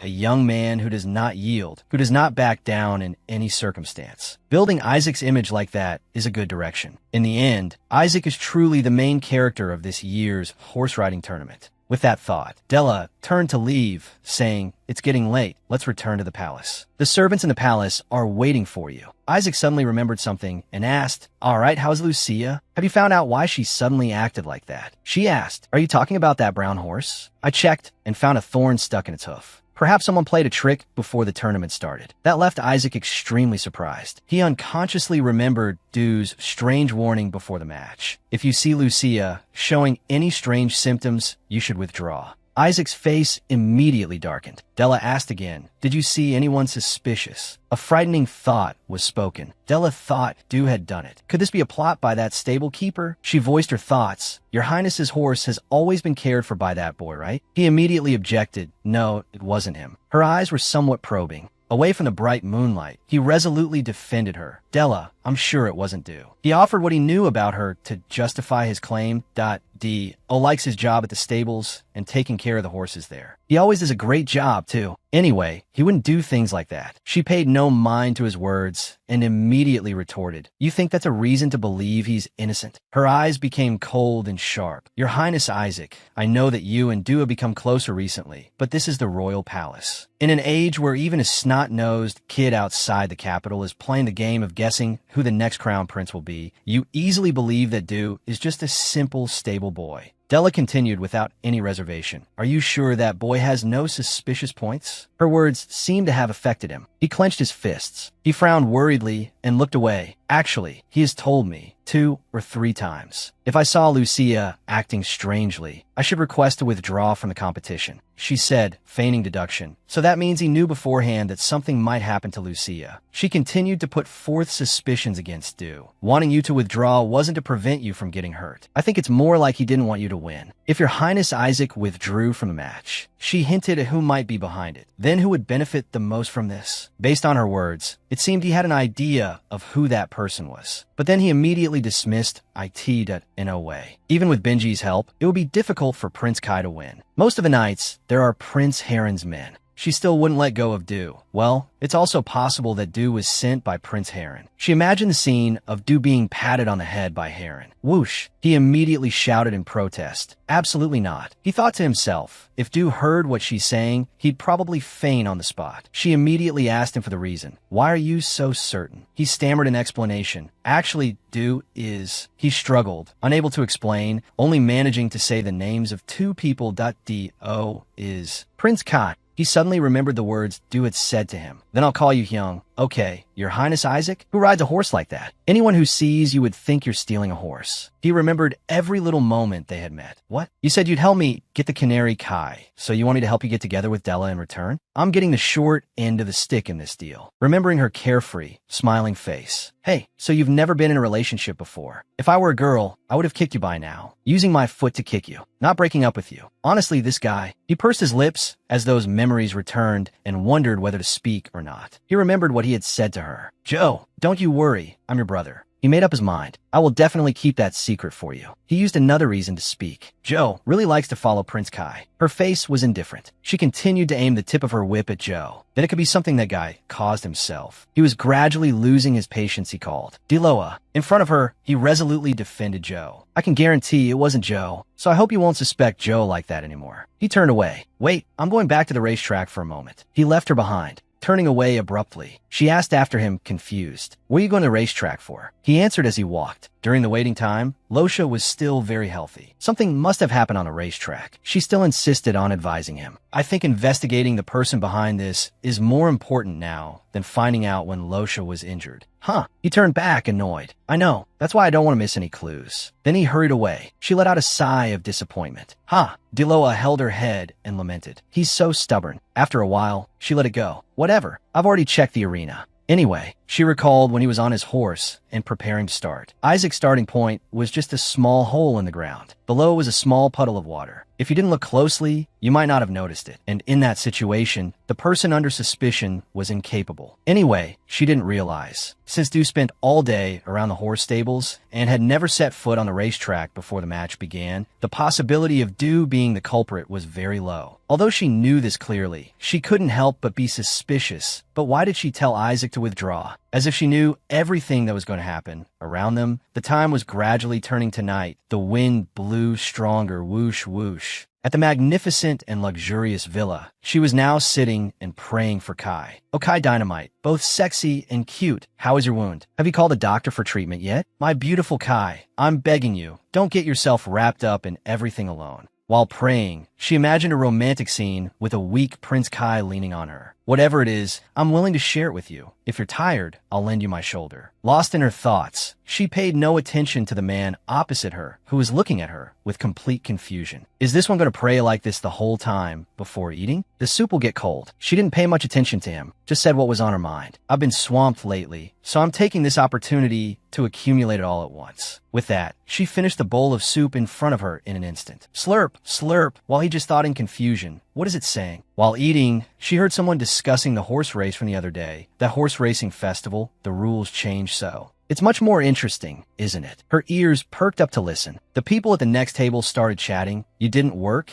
and secretly went to watch the race? Of course. Why work your butt off on a day like that? Prince Kai is truly talented, isn't he? They began to recall Kai's dashing appearance, as expected of someone from the royal family. Just holding a spear exudes such an aura. She sat next to them, nodding continuously. After a while, they started to speak ill of the prince. But why did he throw the spear so quickly? Because of protecting that thing, he ended up failing. What a loss of face, nowhere to hide. She was shocked to hear this. They laughed and gossiped without restraint. If it weren't for Benji, who knows what would have happened? That person was the one who ran with the shield to buy time. I think the climax of this festival was from that part. They continue to mock. Exactly. Did they open the match to play a game of loyalty to each other? Then they laughed together, haha. They began to change the topic of conversation to Benji. If the prince says to do it, you have to do it. How can you resist? Sir Benji is just a disposable card of the duchy. It's thanks to Prince Kai taking him in that it has to be this way. At this point, she couldn't take it anymore and shut up. The man opposite her also mocked the prince. This is what winning by bribery looks like. He'll be endlessly gossiped about for sure. The smile froze on his lips when he recognized the somewhat familiar voice. Hey, did you guys pay to rent this whole dining hall? Do you want to die or something being so loud? That loud voice startled him. Angered by her words, they angrily shouted, "What? Which dog?" before he could finish his sentence. She had slammed the whole bowl on his face. Slammed it. After the bowl was removed, he looked no different from a shabby drowned rat. The man then came forward to intervene. "Do, what are you doing?" She said aggressively, "I don't know what a polite warning is. Today you guys will surely die by my hand." She glared fiercely. He shouted angrily, "Who the hell are you? Are you crazy?" She didn't back down either. What's the point of knowing for someone who's about to die at my hands? He aggressively grabbed her collar. Seeing that she wasn't scared, his blood boiled even more. "This little brat, you don't know what fear is, huh?" He raised his fist towards her, thud. But she was faster, slamming her head straight into him until he bled. Then the sounds of fighting rang out incessantly. Pop, pop. After that, there was someone scream, "Ah, ah." Everyone around watched in fear. Then there was the voice of an elderly person intervening. "Stop it. You guys, instead of eating, you're making such a ruckus." The sound of something breaking came from somewhere. Crash. The sound was like someone approaching. Clop, clop. An excuse from that guy was heard. "Rick, that little brat started it with me first." An elderly woman stepped forward and shouted, "All of you, stop it." She wore a pair of glasses, her aura blazing with anger as she yelled, "What kind of chaos are you causing?" At this point, the two who had fought until their heads were bruised and bleeding looked towards her and stammered, "Mrs. Tuly." Now she and Rick were standing outside talking. He said, "I have good news and bad news for you." "Which one do you want to hear first?" She immediately replied, "The bad news first, uncle." He announced, "You are banned from the common room for the next 3 days." She wiped her wound and replied indifferently, "I don't care about that. What about the other guys, uncle?" Rick said calmly, They get 1 day. She said angrily, why am I the only one punished for 3 days? They laid their hands on me too. They just couldn't hit me. She said through gritted teeth, hey, what's the point of being so good at dodging? Remembering what happened earlier, she was the one who struck first. So Rick himself just sighed and said, well, everyone saw you slam the whole bowl of soup on Lorenzo's face. Her face darkened as she said, so that bastard's name is Lorenzo. I've got this name down. She even made a gesture of dragging her thumb across her neck. Slice. She suddenly asked again, so what's the good news, uncle? Only then did Rick remember and exclaim, that's right. Rick immediately told her the good news. His Highness Kai came looking for you. He said he has something to tell you. He told you to meet him behind the horse stables. After that sentence, the surrounding scenery turned a romantic shade of pink. She immediately ran off. Why are you only telling me something so important now? You're really something. Rick was startled and called after her. Hey, are you going to meet His Highness looking like that? She ran headlong in a flash, leaving only one sentence behind, I don't care. At this time, the sun was gradually setting under the lush green trees. The prince was standing there waiting for her. You're too late. As soon as she arrived, she couldn't stand steady, saying with difficulty, I'm sorry, I ran into a little problem. She said while panting. With difficulty, she said, but it's been a long time since I've seen your highness. I heard you have something to say to me, right? Not? He turned away before speaking. Benji's wound has recovered a lot. He'll be back to work soon. She immediately asked back, really? He stammered, you, go visit Benji. She called him confused Kai. She asked bluntly, did I do something to make you angry? He turned back to face her, not answering her question. He just asked back, you said you weren't a magician. Can you read people's minds too? She continued to explain and express herself. I don't know how to read minds or anything. It's just because I incredibly like and care about you. Morning, noon, afternoon, and night, I always think of you. When I get to see you, I stare at you so much I could burn a hole through your face. So how could I not know what you're thinking? He frowned uncomfortably and said, staring at others for a long time can become a habit. It's not good. She got angry. She was frustrated that he didn't understand her meaning. At this point, her face was flushed. Kai, can't you hear the words I'm saying to you with all my heart? I was afraid you wouldn't hear, so I screamed my head off. My confession was so long-winded too. He turned away to another place, avoiding her gaze. I think you've misunderstood something. You're just a person who works at the horse stables in my palace. You're not my friend either. She grabbed his shoulder and said tensely, I know, but did you hear what I said or not? His body suddenly trembled. His blood boiled as he yelled at her. Which words of yours? The words you said about me leaning on you when I'm tired, or that whenever I'm sick I should let you know? Did you think that when I heard those words, I would be so moved and then run like the wind to you? He couldn't keep his composure, becoming irritable. He continued to yell in her face, but did you think I would collapse and cry from being moved? She said, flustered, I didn't send that message to you for that purpose. She seemed to see something, her eyes slightly surprised. Startled, she saw a wound on his hand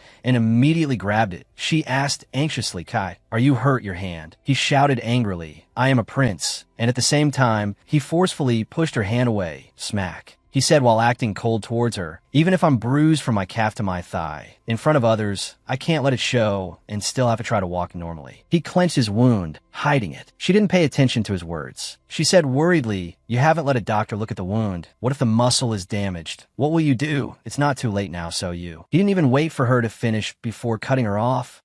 He said decisively, I can't let others see me like that. Absolutely not. He showed a look of fear and panic when he thought of the outside gazes and the weight of his position, causing many people to watch and hate him. But the wound from that day was getting more and more. She suddenly grabbed his hand tightly. She gently called him, Kai, amidst the sunset scene with fluttering flower petals, making everything even more poetic and romantic. She smiled and held his hand tightly. Everyone has their weak moments. A prince is still a human being, so it's okay. She smiled gently, but her eyes carried a tinge of sadness. Although I can't bear the burden and pain of His Highness the Prince, I can still tell you one thing. It's okay. You know, Du gently comforted him. Kai, it's okay. Everything is okay. It will all be fine. Her words of comfort seemed to have an effect. His eyes welled up as if he wanted to cry. He tried to suppress his emotions. I'm a prince, so I can't show weakness. I can't just show it like this. I can't. He suddenly pulled his hand away from hers forcefully. Whoosh. He thought that a prince must always be like that. I should be like that. But he was also just an ordinary person, nothing more, nothing less. Now he was truly tired. He gently bent down and hugged her, lamenting, but at that time, I almost reached for your hand. Being left alone in the arena, Everyone's eyes were on me. The deafening cheers seemed to surround me, making me feel incredibly lonely and lost. She smiled brightly and comforted him. I'm sorry, Kai. I wish I could have been by your side then. She patted his back comfortingly. Suddenly he wondered. Strange, his hand clutched the back of her shirt. He remembered the situation that had happened before when Benji was injured. She had come to his side and supported him. Benji was seriously injured and no one was with him, so it was right for her to go to him. When he saw that scene, he felt a bit jealous, but at that time, I secretly hoped she wouldn't run towards him. His hand tightened on the reins. He didn't understand why he had such a selfish thought at that time. Why did I have such a thought? She gently told him, if you had said so earlier, I wouldn't have gone. She used her hands to cup his handsome face. She cradled his face in her hands. Her own face was also red as she said affectionately, for me, as long as Kai is happy, that's enough. My goal in this life is just to see the bright smile on your lips. She gave a bright, cute smile. If possible, it would be good if you loved me too, but for now, I just want you to be happy first. She gently caressed his face and sweetly confessed to him, I love Kai so much. The surrounding scenery was perfect for this confession. The two looked at each other with deep affection, both blushing as they were so close to each other. Like that, suddenly the romantic scene disappeared. He said, wait a minute. He used his hand to push her head away. She was also surprised and dumbfounded. Huh, he said uncomfortably. Why are you getting your face closer and closer? When did this posture appear? She wasn't ready to give up and explained, we've already hugged, so the next step is naturally a kiss. She clutched his face and pulled it close to hers. Amidst the twilight, the yellow evening sun shone on the nearby green trees, making the scene incredibly poetic and peaceful. The two of them stood under the trees chatting back and forth. He said one thing. She said another. Come on, stand still for a second.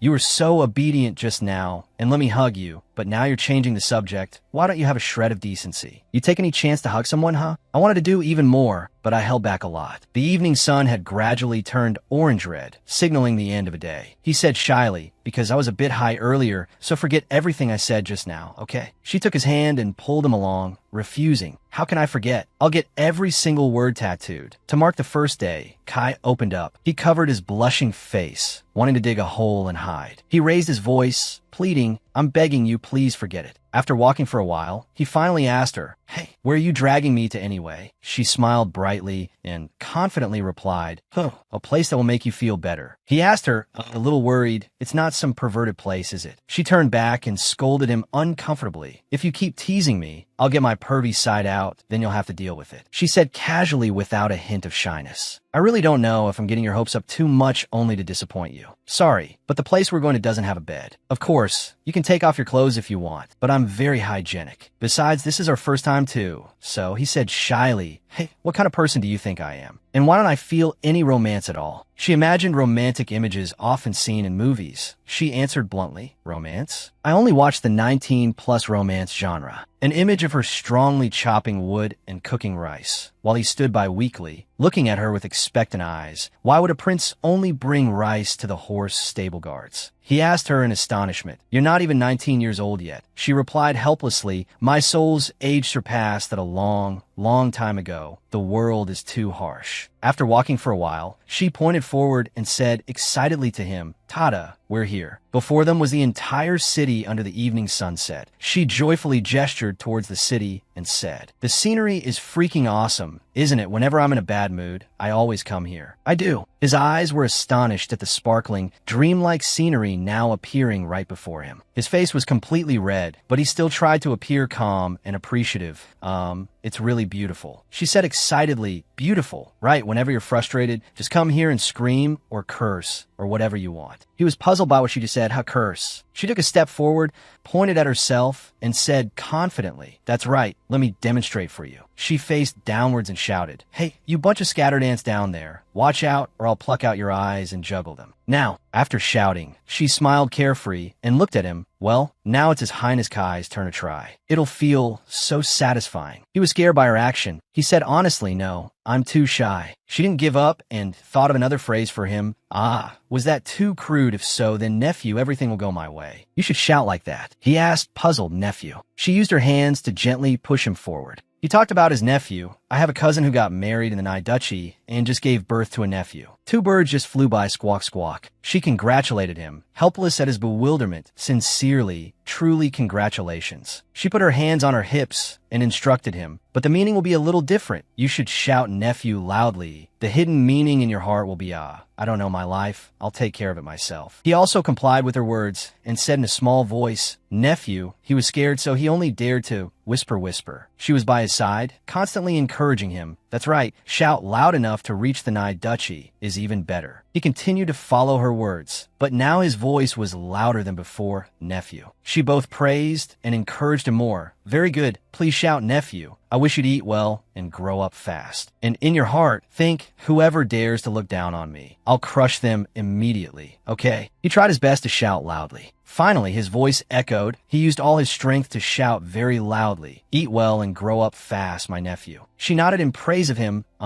So good. She excitedly asked how he felt. Kai, how do you feel? He stammered. I feel like I've just committed a great sin. She said innocently, rules are made to be broken. He covered his face and thought to himself, is this why mother told me to be careful when choosing friends? To play with? She immediately retorted, hey, I didn't plan on being friends with your highness. Why do you say things that poke at people like that? He looked at her with a weary expression. He saw her disheveled clothes and asked, and what's with your clothes? They were like that before you came here. Only then did she realize that in her eagerness to see him, she hadn't noticed her dirty clothes. Ah, that's right. She smiled brightly and explained cheerfully, it's okay. This isn't my blood. She gave a thumbs up to show she was really okay. He said helplessly, that's not what I was asking. He scolded her angrily. I told you not to do things that attract attention. She remained innocent at his angry words. I've been working at the horse stable for a whole year. Compared to that time, I've been very well behaved. Haven't I? He started to mock her flippant attitude. You should at least lick your lips when you lie. Her eyes darted away. She started using a soft tone to win him over. Yes, I honestly confess to my conscience that I haven't been very well behaved. Only then did he say seriously, I was just worried what happened. She was silent for a long time, still not knowing how to explain. After a while, she began to recount it happened during mealtime. Some guys were talking about the incident at the horse racing festival. That's right. She remembered their mocking laughter, scratching her head, somewhat evasively and stammering. They kept talking about it over and over. It was getting on my nerves, so I gave one of them a face full of soup. She pretended to evade with another reason. Hey, today they had my favorite butter-roasted potatoes, but those guys ruined the taste. He trembled beside her. Suddenly he burst out laughing. He laughed out loud and said, those guys must have been bad-mouthing me, right? He still couldn't help but cover his mouth, choking with laughter, then asked her after that, how did you beat those guys up? Her eyes sparkled at the sunny smile of his. She seemed to gain more strength, her mouth not stopping. The one who got the soup, I gave him a punch to the chest, then a kick to the groin. And the one who grabbed my neck, I gave him a punch to the nose, then another to the chin. After that, Rick flew in to break it up. I didn't get hit at all. She didn't care about anything around her, just chattering on. At this moment, a person from afar ran over calling him, Your Highness Kai, so you're here? That guy ran thump towards him. He asked him, puzzled, is something wrong, pal? He was surprised to see her there besides the prince. Why now? He began to explain the matter. Since it's almost time for dinner, I came to escort your highness. Today is the party to celebrate the winner of the horse racing festival, so the main character can't be absent. Only then did he realize how quickly time had passed. It's that late already. Before leaving, he gently patted her head. He smiled happily and said goodbye to her. Well then, be careful on your way back. Pao also waved goodbye to her. She was dazed by his affectionate words. That sly thing. You were just flirting, right, Yahoo? No need to wash my hair today. She blushed deeply. Her heart pounded, forcing her to clutch her chest to stop it from beating too fast. When she calmed down, she thought back on what Pao had said. Wait, did Pao just say it was a party celebrating the winner of the horse race? She started to worry about him, even though it was a party a week after the festival ended. It was just an excuse. Today was the day the prince attended the royal family's banquet. She began to drift into thought and make plans. What happened around this time in the novel, I wonder. I have to write down the order of what will happen next. But it's been so long that I don't remember a single thing. She rested her chin on her hand, looking very thoughtful. But she still couldn't remember much, so she began to concentrate as much as possible to think. Rack your brain around this time in the novel. She began to imagine the scene of the festival that took place in the story, in the horse racing festival. The winter heron had severely harmed Isaac. At the party, a prince with blonde hair and a small build was smiling and offering wine to the people there. And that person was none other than Heron. She was startled when Heron appeared in her thoughts. Heron. She suddenly remembered something. Ah, Heron. She remembered the scene of him angrily grinding his teeth while looking at Isaac. He was furious because he saw that Isaac did not sincerely congratulate him on his victory. So, she covered her mouth to suppress her own panic. That's right, he used the excuse that Isaac didn't greet him before the meal. The image of him putting something in Isaac's wine glass was crystal clear. So he put something in Isaac's wine cup. After Isaac was drugged, he gradually became disoriented. He slapped his face to stay awake. Slap.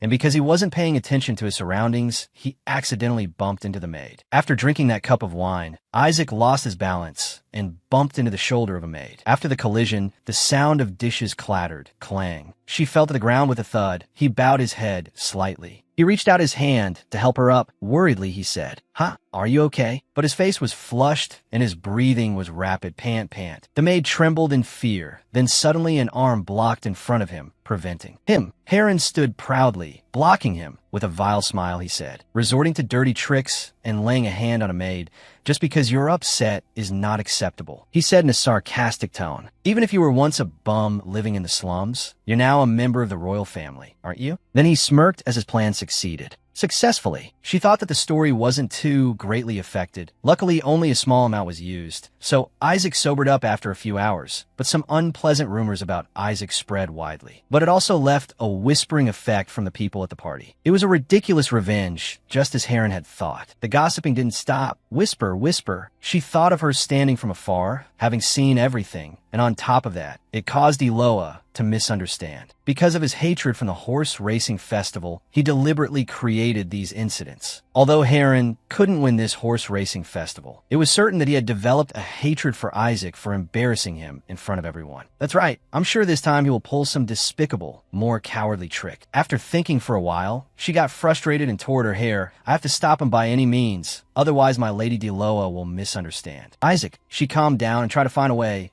But how do I stop him? By now, Isaac has probably returned to his palace. Suddenly, she seemed to have an idea. A voice called from outside, calling the names of the two people working inside. Jean, Elena. The two asked in surprise. "Huh, Jean, I heard you just had a big fight this afternoon, right?" She approached enthusiastically. "Ma, it's nothing." The sound of footsteps went thump, thump, thump. She made her request to the two confused people. "I have a favor to ask of you two." Outside, it was completely dark. The sparkling stars had gradually appeared in the sky. The leaves swayed in the wind. The sound of a door creaking open made the person in the wine cellar jump and turn around. The person who entered was a maid with distinctive white hair. "What is this? Who are you?" She quickly stated her intention. "Hello, I am the maid who received orders to come here to prepare the special wine for tonight's dinner." She bowed her head respectfully. The person checking asked in surprise, "So soon?" That person found her a bit strange and asked, "It's my first time seeing you. What's your name?" The question made her jump slightly. She stammered for a moment before thinking of her name. She said a little shyly, "It's Josephine." The maid who appeared with white hair was none other than Jo, and this was her plan, explaining the situation. Because she wanted to stop Heron's plot, she disguised herself to infiltrate. By day, a true man, and a spectacular transformation. By night, a beautiful maid. She exhaled in amusement, thinking, although this body is originally female, the man opposite her was not so happy. He looked at her judgmentally. She said her name was Josephine. Thanks to the help of a person, her disguise became perfect, clothes borrowed from Jean. The person in the wine cellar, after thinking for a moment, asked her suspiciously, I heard Esquin is the one in charge of the wine." The sentence made her jump. She calmly replied, I was sent to fill in for today," not forgetting to give a cute wink. He was still a little suspicious and said, "Is that so? Esquin was always a good fit for this job." She remembered her own special talent and found the words to convince him. She said confidently, "Hey, I'm not bad at it either. The cocktails I make are to die for." The sound of mixing drinks echoed in her thoughts. He was still a bit wary of her. looking at her face. Somehow I suspect you'll mess things up. Having no other choice, he reluctantly went to the wine rack. She was screaming internally. I'm in a deadly hurry, and this guy talks so much. He brought out a large wine barrel and said, "Here." The sound of the barrel being placed down made a noise. Thump. She looked at the huge barrel and couldn't help but feel scared. Don't tell me we have to use all this wine for tonight's dinner. He was helpless before her naivety. What are you thinking? It has to be fermented to become wine. Those are grapes, ma'am. Seeing her small frame, he made a suggestion. If you don't think you can handle it, I'll call Esquin to do it. She immediately objected. No need, I can do it. I'm used to doing heavy work anyway. At this time, at the party, beautiful dishes were laid out for the aristocrats present. The party was fully attended by members of the royal family and was decorated most luxuriously. Feeling a bit mentally tired after a long day, she spoke up, breaking the silence of the party. Greetings, everyone. This is a special wine to be served for dinner tonight. She thought about the plan she had made to help Isaac, afraid that Heron would tamper with the wine bottles, so she had secretly stolen them midway. But to carry out the plan, she had to carry the whole huge barrel of grapes. While working, she grumbled, why'd I have to do all this stuff? Although she had simplified the winemaking process, it still exhausted her. While pressing the grapes, she wondered, what the heck? And how did this task fall to me? She had to do the entire process by herself, manually, from pressing the grape juice until it became wine. But she also felt somewhat relieved because this way no one else could tamper with the wine. I guess I can rest assured now, the emperor said, annoyed. The wine is so late. She observed the expressions of those present, surprised by the somber atmosphere and their unhappy faces. What kind of family dinner is this? Everyone looks so bored with life. Suddenly, her eyes lit up when she saw something special. At the opposite table, he was smiling brightly and talking to someone. In her heart, she silently screamed his name, Kai. She admired his meticulously prepared appearance and captivating beauty, unable to stop exclaiming in her mind. Today you're the main character, so you seem to have paid a lot of attention to your clothes and hair. Your looks are truly driving my heart crazy. She stared at him until her eyes shone, her face flushed, and she was practically drooling. Having to be handsome all day like this must be tough. But whatever, please continue to be diligently handsome like this. Okay. He felt as if someone was staring intently at him and was startled. He immediately turned his head in the direction he felt the gaze from. She was also quite surprised when he turned towards her.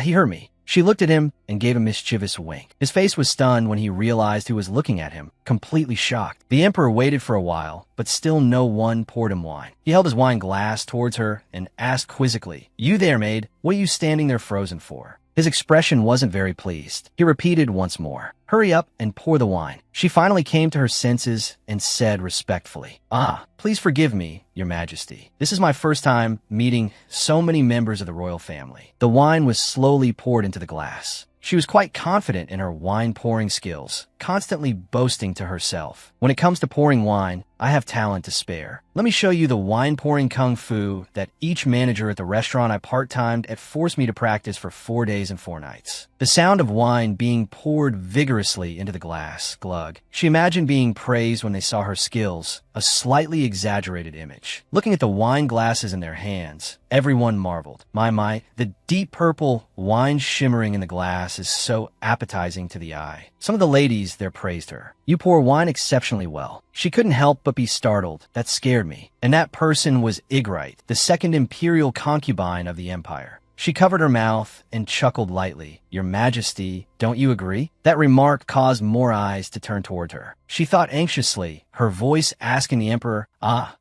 please don't look at me." Almost all eyes at the party were focused on her. The emperor then spoke calmly. Indeed, they all fell silent upon hearing the emperor's reply. She thought with relief, what a relief. The emperor doesn't seem to be someone who pays much attention to these things. The imperial concubine's expression turned sullen. She felt somewhat reassured that she had done everything herself. Everyone's wine, including Kai's, was poured by her own hand. And she thought that Heron certainly had no opportunity to act, so there were no openings for Heron to put drugs in. She thought everything was arranged. Now for the final step, pour wine for Isaac, and then find a suitable moment to leave. But she didn't see his malicious smile, a smirk. After turning away for a moment, a strange feeling made her turn back and look up.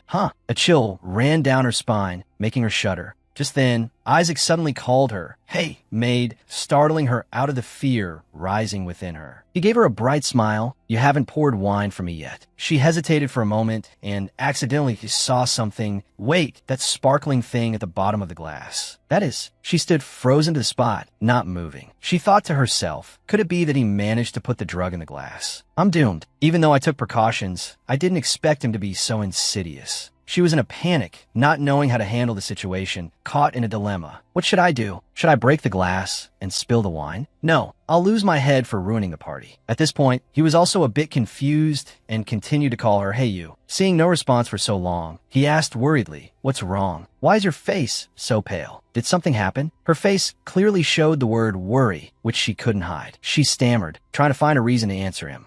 It's nothing, Your Highness. It's just because you're too handsome." Isaac blushed slightly, smiled brightly, and thanked her. Thank you." At that moment, Kai, sitting next to them, heard those words and his face immediately darkened. The food he had just put in his mouth spewed out. He looked at her for a while and found her familiar. He said honestly, "By the way, you look quite a lot like a friend of mine." She found a vague excuse and said, "I hear people say that a lot." Ho ho ho. The sound of wine being poured steadily, glug glug. Her gaze became terrifying as she thought, but on second thought, as long as he doesn't hold a maid's hand while he's high, it should be fine. She stared at him so intensely that he felt a chill and broke into a cold sweat while drinking his wine. What the heck? A sudden cold draft blew past. She thought of a last resort for the worst-case scenario. Perhaps the best way now is to just lock him up in some warehouse and wait until he's docile before letting him out. While lost in thought, a voice suddenly called her from behind.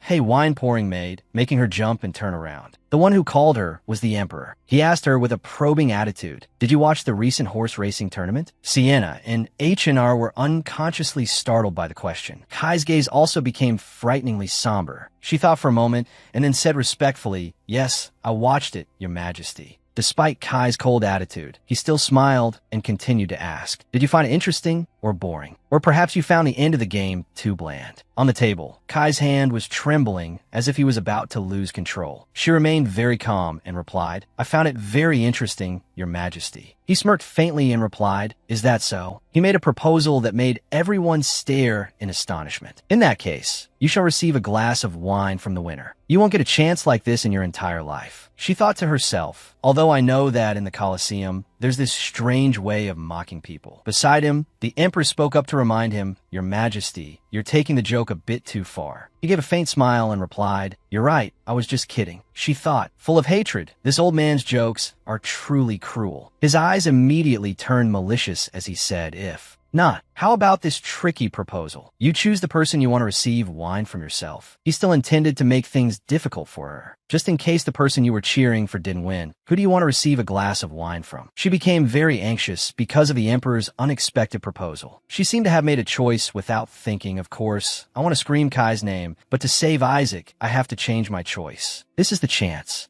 She struggled with her inner conflict and said, "I." She made up her mind and said in one breath, "Wish to receive a glass of wine from Prince Isaac." As soon as her words ended, Kai's pupils widened in astonishment, as if he couldn't believe the person she chose was Isaac. H&R on this side was no less astonished by the choice. As for the chosen person, he was bewildered and didn't understand.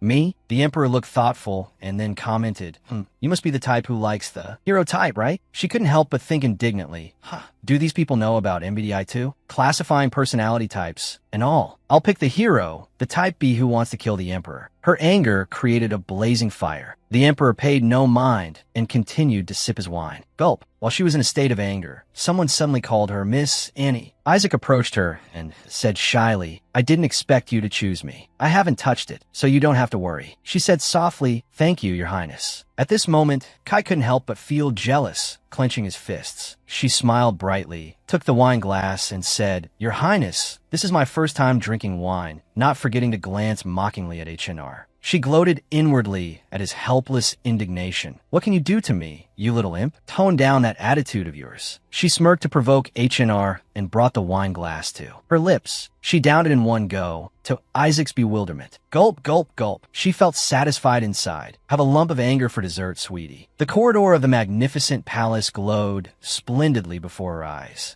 She placed one hand against the wall. By now, her hand was drenched in sweat. Ugh, my head is starting to spin. Her breathing became more and more rapid, sweat pouring down more and more. Pant, pant, pant, pant. She cursed inwardly. In the story, Isaac only took one sip, but I downed the whole glass like this. She looked for a way to retreat quickly. I have to slip away before anyone notices. At that moment, a guard with a cute appearance was ahead of her. Her flushed face and rapid breathing attracted him. Ha ha, ha ha. His eyes were mesmerized as he looked at her, speechless. Oh, he cleared his throat, feigning a gentlemanly tone. Ahem. Hey, little maid, are you okay? Let me give you a hand. He leaned against the wall slightly, trying to look cool. She snapped, get lost. His face froze. She even made a frightening sound. Grrrrrrr. She yelled aggressively. I said, get lost. She tried to calm herself down and struggled to walk forward. Get a grip, Kim Jing. You come from a good family. You are the obedient daughter of Lee Yong-suk. Get your mind back to normal. The guard could only tremble with fear. She calmed herself by thinking about the beautiful appearance of the person she liked. That's right, think about Kai. She hummed a song in her heart to calm herself. My Kai is like a long river, a wide sea. My Kai is like a long river, a wide sea. At the party, Kai had been sitting motionless all this time, his fists clenched. He was so angry his face was beet red, and he was trembling with rage. She was confident that only he could hear her thoughts. Only Kai could hear the chanting echoing in his head. 18+ thoughts gradually appeared in her mind. I just want to hold Kai's hand, want to kiss Kai, want to caress Kai's face, and while I'm at it, grope other places too. Ha! His eyes are so beautiful. I really want to take them out and play marbles with them. I want to eat Kai up from head to toe. Ooh la la la la la. He even swept his bangs up today. My beloved sweet bang Kai. Those words made him embarrassed and his face hot. He cursed her silently. This crazy woman. Why is she suddenly acting so nuts today? Her thoughts became more and more daring. I like it so much, Kai. I want to carry you, sit you on my lap, and caress and pamper you all day long. Oh no, I want to beep and then beep with Kai. My beautiful and cool Kai must be beeped with and beeped from head to toe to be satisfied. He thought helplessly. Has she lost her mind? How dare she use such language in a comic for all ages? Isaac, beside him, asked worriedly, Kai, your highness, are you all right? He let out a breath. Huh. Seeing no reply from Kai, he continued to ask, your face is all red. Are you hurt anywhere? Finally, he said faintly, it's nothing, I'm fine. On the opposite side, the sound of a teacup being placed on the table. Clink, and then a voice called him, Prince Kai. She unpleasantly found fault with him. It seems you still can't accept that my son is a prince, can you? He asked, confused, what are you talking about? She wouldn't let it go and continued to find reasons to put him down. I understand you might feel it's a bit sudden to have a younger brother appear out of nowhere. But can you just pretend you don't know? Even His Majesty has acknowledged the boy as his own flesh and blood. Isaac spoke up to defend him. Your imperial concubine, oh no, mother, it's not like that. It's because I haven't adapted to the palace rules yet. That's why. Kai said softly to Isaac, it's okay. From now on, you can call me brother. He was very surprised to hear Kai say that. Kai smiled brightly and said to him, I forgot that I didn't tell you beforehand. He showed great pride in praising Isaac. In this horse racing tournament, I witnessed your vitality. I will look forward to your growth even more in the future. Kai thought of Isaac's effort and extraordinary spirit at the horse racing tournament. That's right, in the recent horse racing tournament, Isaac was truly amazing. Perhaps he is the one who is suited for the position of prince. He smiled innocently and said, thank you, brother Kai. He felt that he was far inferior to Isaac because he was like a hero appearing in a time of chaos. And he thought that was the reason she didn't choose him. That must be why Joe accepted the glass of wine from Isaac. Huh. His heart suddenly ached with pain. While the two were talking intimately, someone was so angry they wanted to bite through a plate. HNG sat opposite, able only to grind his teeth in anger. The sky had turned late, the starlight brighter than ever in the silent night. He just opened the door to leave the party. Creak, then I will take my leave first. The door had just closed. Click. He immediately said to his servant, quick, let's go to the stables for a moment. He asked, a little worried, yes, your highness. You're going there at this hour? He ignored the man's words and strode forward. Your highness Kai. His steps grew faster. Thump. He rushed past the man without answering. His pace quickened more and more. Thump, thump. He walked with a fire of hatred in his heart. That damn crazy woman. He angrily thought of her thoughts. How could she chant such uneducated sentences so fluently for hours? My Kai, do you sometimes feel pain in your wing frame? If the wings are torn from the body, it will hurt my angel. What should I do? When he arrived, he held nothing back and forcefully opened the door. Slam. He roared, Where is Do? Today I must execute you. At that moment, she had already collapsed. He was terrified to see her collapsed right in front of the door of the room. He worriedly called her name, Do. He immediately called out in alarm. What is it? What happened to you? Are you okay? And gently helped her up. She only let out a moan. Ugh. She started talking in her sleep. Mom, I want to eat bean sprout soup. He wondered, confused, what is this? He said gently, first, let me carry you to the bed. Then he gently lifted her into his arms and moved towards the bed. She exhaled heavily.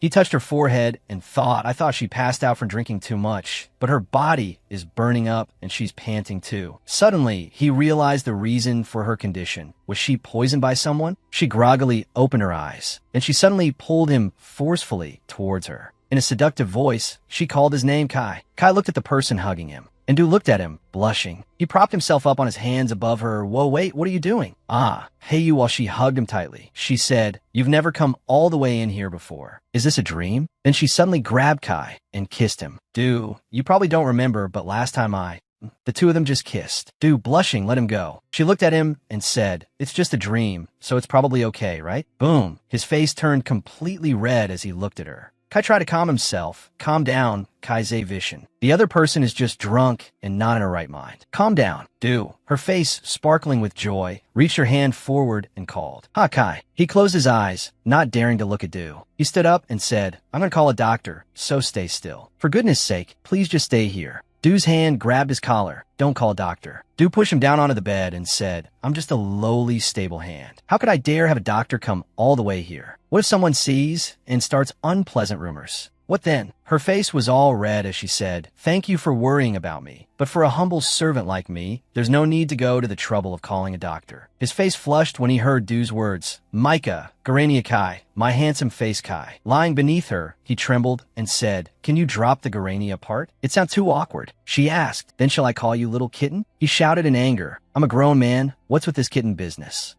The voices of both of them echoed in the room. If you keep spouting such cringy lines, I'll shut your mouth. And I wish you would use those lips to stop my mouth. Don't even dream of it. Du hugged him tightly, closed her eyes, and said, anyway, to sum it up, I like you so much. My Kai appeared in my dream, and then he even kissed me. He remained silent and let her hug him without saying anything more. He lay beside her, placed his hand on her head, and asked, in your dream, what do I look like? Du replied, exactly like in real life. Her face beaming with happiness, she continued, unbelievably, outrageously handsome, makes a person's limbs go weak. Affectionate and friendly, and sexy too. She closed her eyes and leaned against him. Sometimes your face just blushes, making one's heart stop. So adorable. She lay beside him and fell asleep. Z. As for him, his eyes were wide with surprise. Kai was both petrified and faded. Crack. He shook her. You Du, are you asleep? Hey Du. Her face was smiling as she slept soundly, not waking up no matter how much he called. Speechless. He got angry. Shake you. He tried his best. Shake. Calling her, hey, you crazy woman, wake up. It was the same last time. What's with you causing trouble and then passing out to escape? She talked in her sleep. Mom, the alarm hasn't rung yet. It's not time for me to go to work. He shouted angrily. Stop sleepwalking. Du's face was sad as she called, Mom. She said, I want to go home. My life is like a pitiful gamble. At this moment, he just looked at her in silence. Suddenly, for a moment, Kai thought that if one day this girl was gone, his head would surely be extremely quiet and everything would go back to how it used to be. He thought about himself, lonely among people, a meaningless life passing by day, occasionally meeting the Empress to report on the situation, then maintaining relationships with aristocrats who were all for show. In truth, life wouldn't change that much. She blinked and looked at him. Ugh. But just the thought of a day without Du felt so dull. She looked at him crying and asked, Kai, are you crying? Kai put his hand on her shoulder and said, you said you like me a lot, that you'll always be by my side, although I'm very confident in my own endurance. But he cried sadly now, if I don't have you, I'm afraid I won't be able to bear it. In the room, he asked, Do you really want to go home? Are you really going home?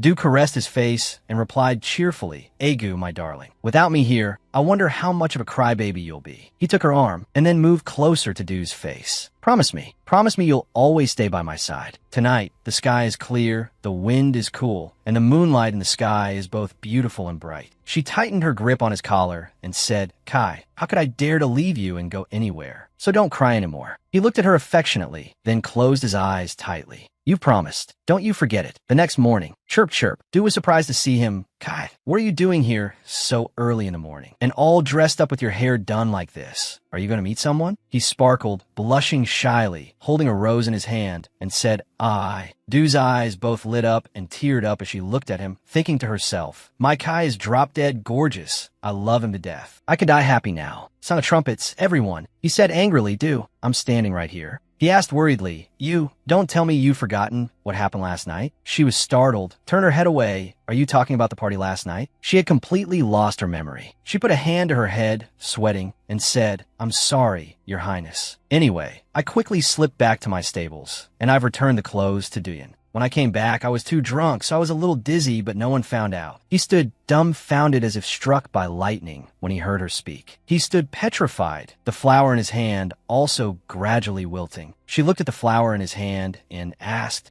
"Did you pick a flower and bring it all the way here?" Du looked cheerfully at the trembling him and asked, "What's this? Are you trying to surprise me?" She looked at him trembling and was surprised.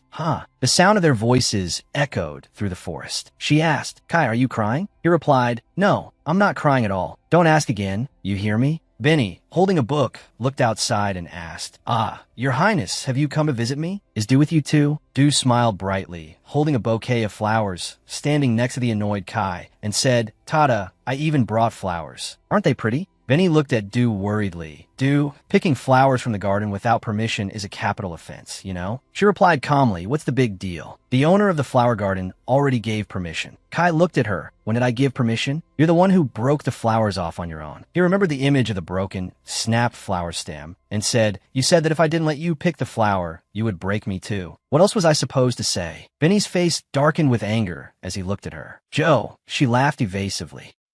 She ran off. Gotta go. Let me go find a vase for the flowers." Ben and Kai watched her go with worried expressions. Kai stood with his arms crossed in front of Ben's bed and asked, By the way, are you not planning to return to the Duke's mansion?" Ben replied, "Yes, Your Highness." He continued, "Ever since I became Your Highness's knight, I've been determined not to return to the mansion." A memory of him running out of the mansion appeared. His face was sad, and besides, no one there would welcome me back. Kai sat directly on the bed. "I'm just asking as a precaution, in case something happens and I have to go clean up a body." Ben laughed.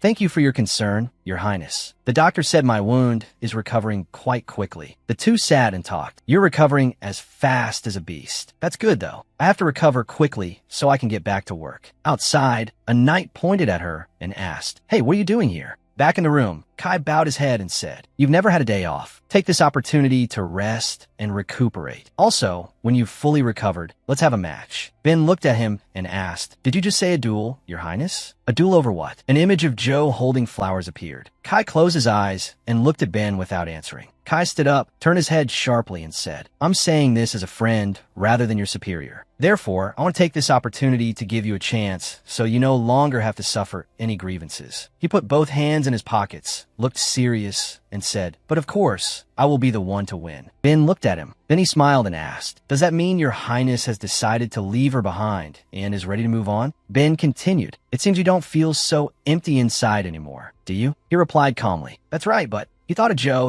His face was sweating and trembling with anger as he mumbled, "Leaving a pervert whose imagination runs wild all day. The moment I let her go, she runs around all over the place. On top of that, she's in disguise, but isn't the least bit careful. How can she be a match for anyone else? Her personality is hot-tempered, ready to get physical at the drop of a hat. But it seems she only desires my face and body." Ben spoke up, "Wait, Your Highness. As a friend, I advise you to think it over carefully, won't you?" He looked at Ben and asked, "What about you?" Ben replied, "She doesn't feel that way about me at all, so I'm simply content with my one-sided love. If Your Highness's heart is already set, then there's probably no need for a duel." Ben said gently. Ben remembered the past when he blushed while touching her hair, because Joe's happiness required His Highness Kai. Ben placed his hand on his chest and said in a warm voice, "I don't have a single glimmer of hope, so I'll withdraw early. I think being friends with Joe is enough for me." Kai said, "Benji about." Before he could finish, he was interrupted by Joe slamming the door. Bang.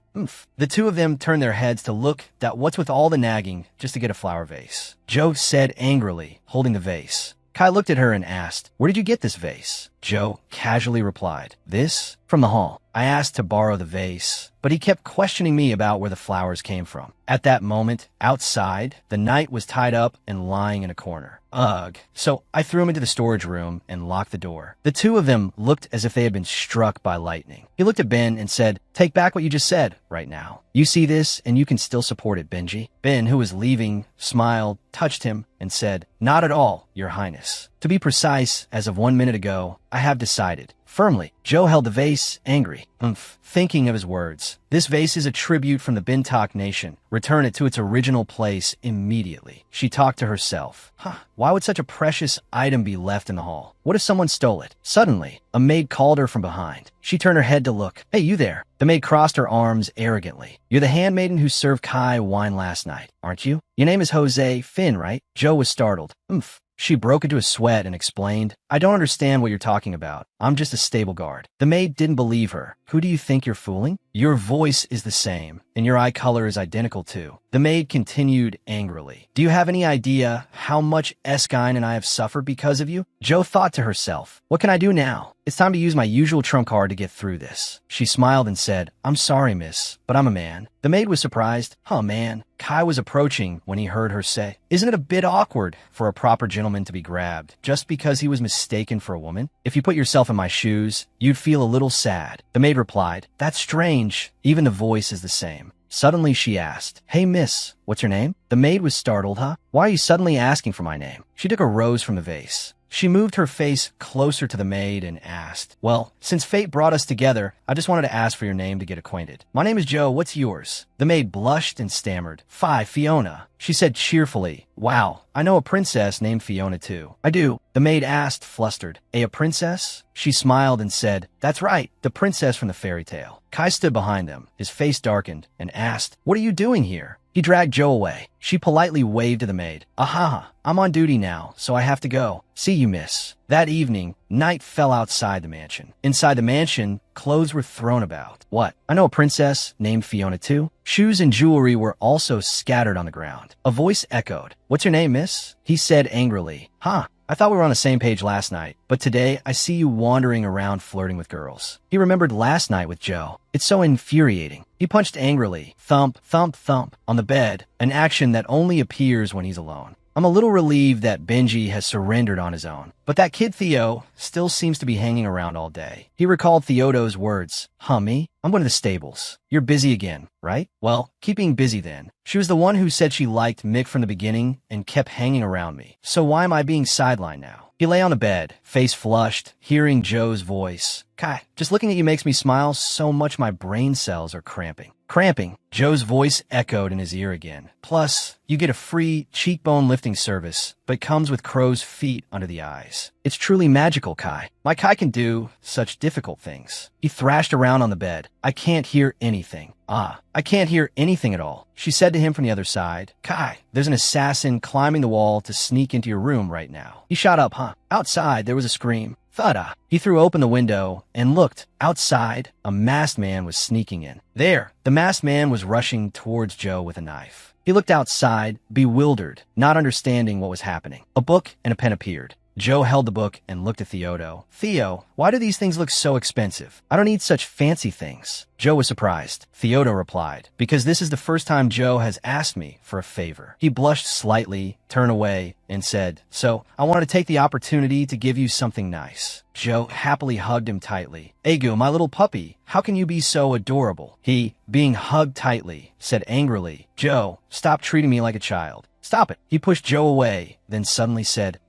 "Looking at you, I just remembered. You were at the party yesterday, weren't you?" She froze. Theodo recalled seeing her pouring wine yesterday. There was a servant pouring wine who looked exactly like you. Since Theo is a minor, another servant poured him juice separately. She broke into a cold sweat and, without looking at him, said, "Really, Theo, I'm a boy. No matter how much I miss Kai, I wouldn't have the guts to disguise myself as a maid to sneak into the palace." He crossed his arms and looked at her. I never said whether that servant was a boy or a girl, did I?" His words left her speechless. She couldn't answer, little Theo. He looked on in surprise. Joe suddenly lifted him up and ran. Want to play airplane? Fly high, fly far. What? He struggled and said, Joe, why are you suddenly playing these games? Have you lost your mind? On the desk, a hand was writing something. Phew, luckily I got through that smoothly. Joe rested her chin on her hand while writing and talked to herself. From now on, I have to be more careful around Theo. That kid is too sharp-eyed. She held the notebook up in front of her.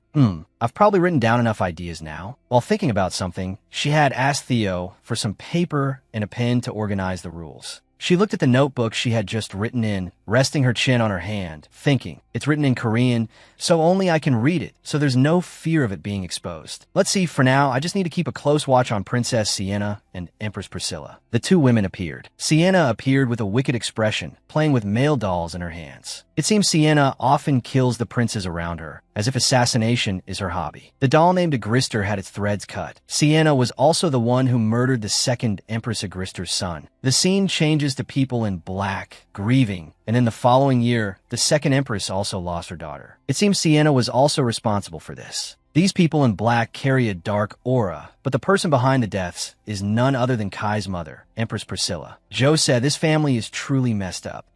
My mother-in-law is an assassination expert. What a killer. Being her daughter-in-law will probably be tough. Then, a woman flew towards her from behind. Goddess whispered into her ear, an assassin is disguised as a guard and hiding in Kai's palace. When night falls, we must act. The soldiers are on guard here. He is waiting for the right moment to strike with his sword. She was startled and turned around to look. Who's there? There was no one behind her. It was empty. She thought about the situation just now. Someone had whispered to her. Was it the audiobook-like voice I heard of the horse race? The goddess whispered in her ear again. Sienna is cautiously waiting for the right opportunity. Joe, startled. She got goosebumps and waved her arms to shoot away. Hey, stop playing these ghostly games. She paused for a moment. Wait, someone is trying to assassinate Kai. So Kai is in danger. I have to stop it. She thought of the assassin who would be in his room and kill him while he slept. She thought to herself, if it's late at night, I still have time. The goddess was still in her room and hadn't left yet. The goddess rested her chin on her hand, smirked, smiled. Kai, wait for me. In my dictionary, the phrase beauty meets a tragic fate cannot exist. Outside the mansion, she hastily jumped onto the wall. She sat on the wall and breathed a sigh of relief. It's been a while since I've climbed a fence, not since my school skipping days. I do, she thought to herself. Normally at this point, a guard would suddenly appear. Suddenly, someone shone a lamp on the wall and saw her. Hey you, who are you? She was startled and thought to herself. She was startled.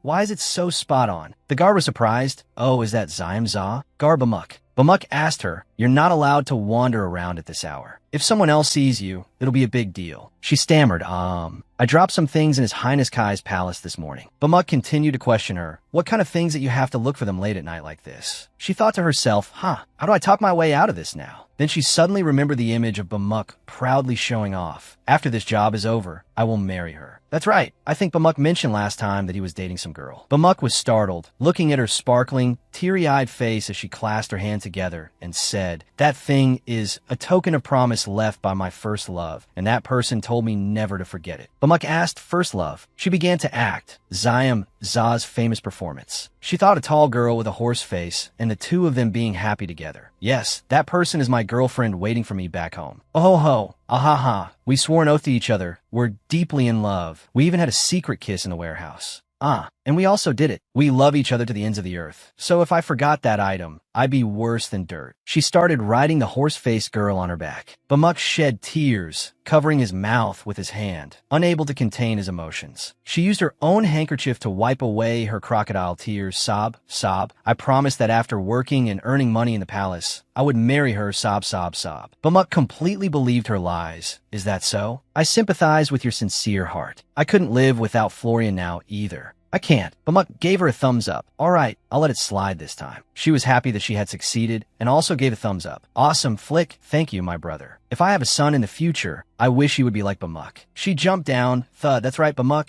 I have to go protect my love. At her side was a sword. Whoosh, whoosh. Get go, my valiant sword. She moved inside. Clank, clank. Suddenly, a man from below grabbed a piece of cloth and slid up, dangling. She quickly turned, hiding behind a tree. What? He's already climbing up? She clasped her hands together and thought, Kai, just looking at you makes me smile so much my brain cells are cramping. Plus, you get a free cheekbone lifting service. But it comes with crow's feet under the eyes. It's truly magical. My Kai can do such difficult things. Suddenly, she stepped on a dry branch next to her, making a sound. Crack, please wake up, Kai. There's an assassin climbing the wall to sneak into your room right now. Crack. Her face was bewildered at this moment. The man turned his head and saw her. He quickly slid down. Thud. Wait, why did you come down here, Mr. Assassin? He held the knife hidden behind his back and approached her. Why is he coming this way? Oh my God, this wasn't in my plan. Of mine. He held the knife and looked at her. You saw everything, didn't you? He pointed the knife at her face. She held up her hand and quickly said, I didn't see anything. Hey, she shouted loudly, taking a dump in this corner. Her face turned red as she quickly explained, I have a terrible stomachache, and the staff restroom is miles away. And you're pulling a knife on me for that? What a cruel and vicious way to live. His face darkened as he held the knife and looked. What the heck? The face you make when you hear things you didn't need to hear. He waved his hand to shoo her away. All right, get lost. She was overjoyed and quickly bowed her head. Thank you, big brother. Suddenly, she grabbed the sword at her side. Sending you off, slash. She swung the sword. I have to usurp the main character's role. Thwack. A direct hit to his leg. Thump, thump, thump. Kai heard the noise outside and quickly threw open the door. He was sweating as he held the knife and said, Hey, you bastard. He pointed the knife at her and lunged. Kai shouted, Intruder. Immediately, someone behind Xiam Za was shot. She was horrified. Seeing the group of people advancing with a clatter, she thought the guards. Perfect timing. Xiam Za looked bewildered at the two large soldiers flanking her. She was suddenly pinned to the ground by them, screaming, Hey, what are you guys doing? One of the guards interrogated her. You're on the same side, right? Xiam Za quickly explained, still screaming, Hey, didn't you guys see me stick a sickle into his thigh? My arm. You're gonna break my arm. She grimaced in pain, saying angrily, Go ask that guy. Seeing that, the guard holding the intruder widened his eyes. Looks like he's gone to meet his maker. Xiam Za couldn't believe it, She immediately thought of the boy who was stabbed, but still smiled brightly. My Benji, he had a hole in his stomach like a donut and was still perfectly fine. This guy's as weak as a snail. Just then, Kai approached and gave an order. The one sitting up there, get out of the way. The other guys were startled. Your Highness Kai, do you know this person?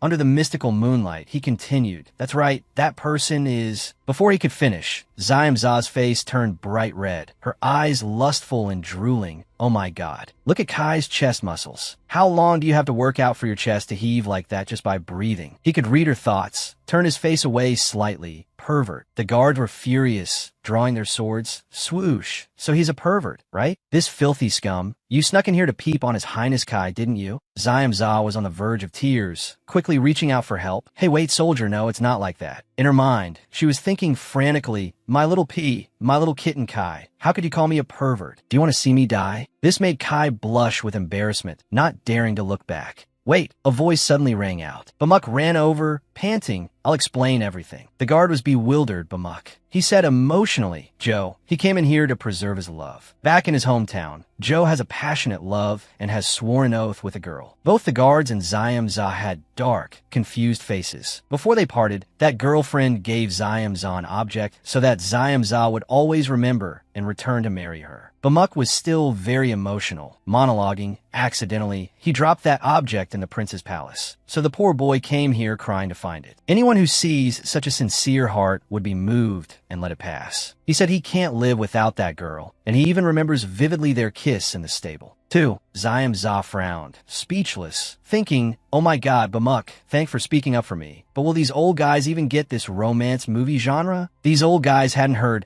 such an outstanding story in a long time. All the guards were covering their faces and crying. Xiam Za was bewildered. They actually bought it. Bamuk became even more dramatic, crying his heart out. That's why I let him in to find his things. Bamuk, if I get punished for this, I will accept it all. Then he spread his arms to conclude his grand speech, because I want to fully support that noble love. The guards applauded enthusiastically. 2 of them even helped Xiam Za up. One of them moved, wiped his nose, and patted her shoulder. That's right, every time I go to the stables, I see you working hard and honestly. You're not the type to rebel. She sighed inwardly. That's because I'm from Korea, a country with only Monday, Tuesday, Wednesday, Thursday, Friday, no weekends in sight. Another person also said, so you have a longtime girlfriend. No wonder you understand women so well. Yum Ja found it even harder to speak. It's because I'm a genuine woman that I understand so well. thoroughly. Suddenly someone spoke up. Hey, do you guys believe him? If they're so deeply in love, why would he need to come to the palace to earn money? It doesn't make any sense. The other two defended Yum-ja, angrily retorting, hey, don't you feel sorry for the kid? The other guy calmly explained, leaving his hometown to come here and cause trouble? Does that make sense? I can't buy it. Yum-ja thought to herself, damn it, I have to use my ultimate move. Then she also started acting, her eyes welling up with tears, choked up because working in the royal palace pays better. She kept sniffling. Doing odd jobs back home is only enough to get by. Then she covered her mouth and turned away. Hick, let alone getting married. My parents back home even passed away from illness. They were seriously ill, but had no money to buy medicine. Hick, hick, the guards whispered among themselves, all turning to look at the one who had just spoken up. Yum-ja put her hands on the ground and cried her eyes out, oh, Mom, Dad, I'm such an unfilial child. Bamuk quickly waved his hands. No, this isn't your fault. Kai, who had been silent until now, suddenly spoke. Really? The two stopped crying and turned to look at him. Yum-ja was stunned. Huh, what's with that look? Kai's eyes were full of hurt. She thought to herself, if even Kai is being deceived, what am I supposed to do? She took out a handkerchief, pretending to wipe her tears while winking as a signal. Ting, ting. Wink, my sweet darling honey Kai. Everything I just said was a lie, okay? Ting, I only have you. Dioka, I can't live without you. Yum-ja said to herself, is he getting the signal? Don't misunderstand. There was a problem with the network connection. Kai still had a hurt expression on his face. No wonder. Yum-ja screamed in her heart. Hello? What do you mean no wonder? Kai turned away, heartbroken, and said, it sounds like a story the handmaidens often gossip about. So you have a girlfriend? She was so stunned her mouth fell open. He continued,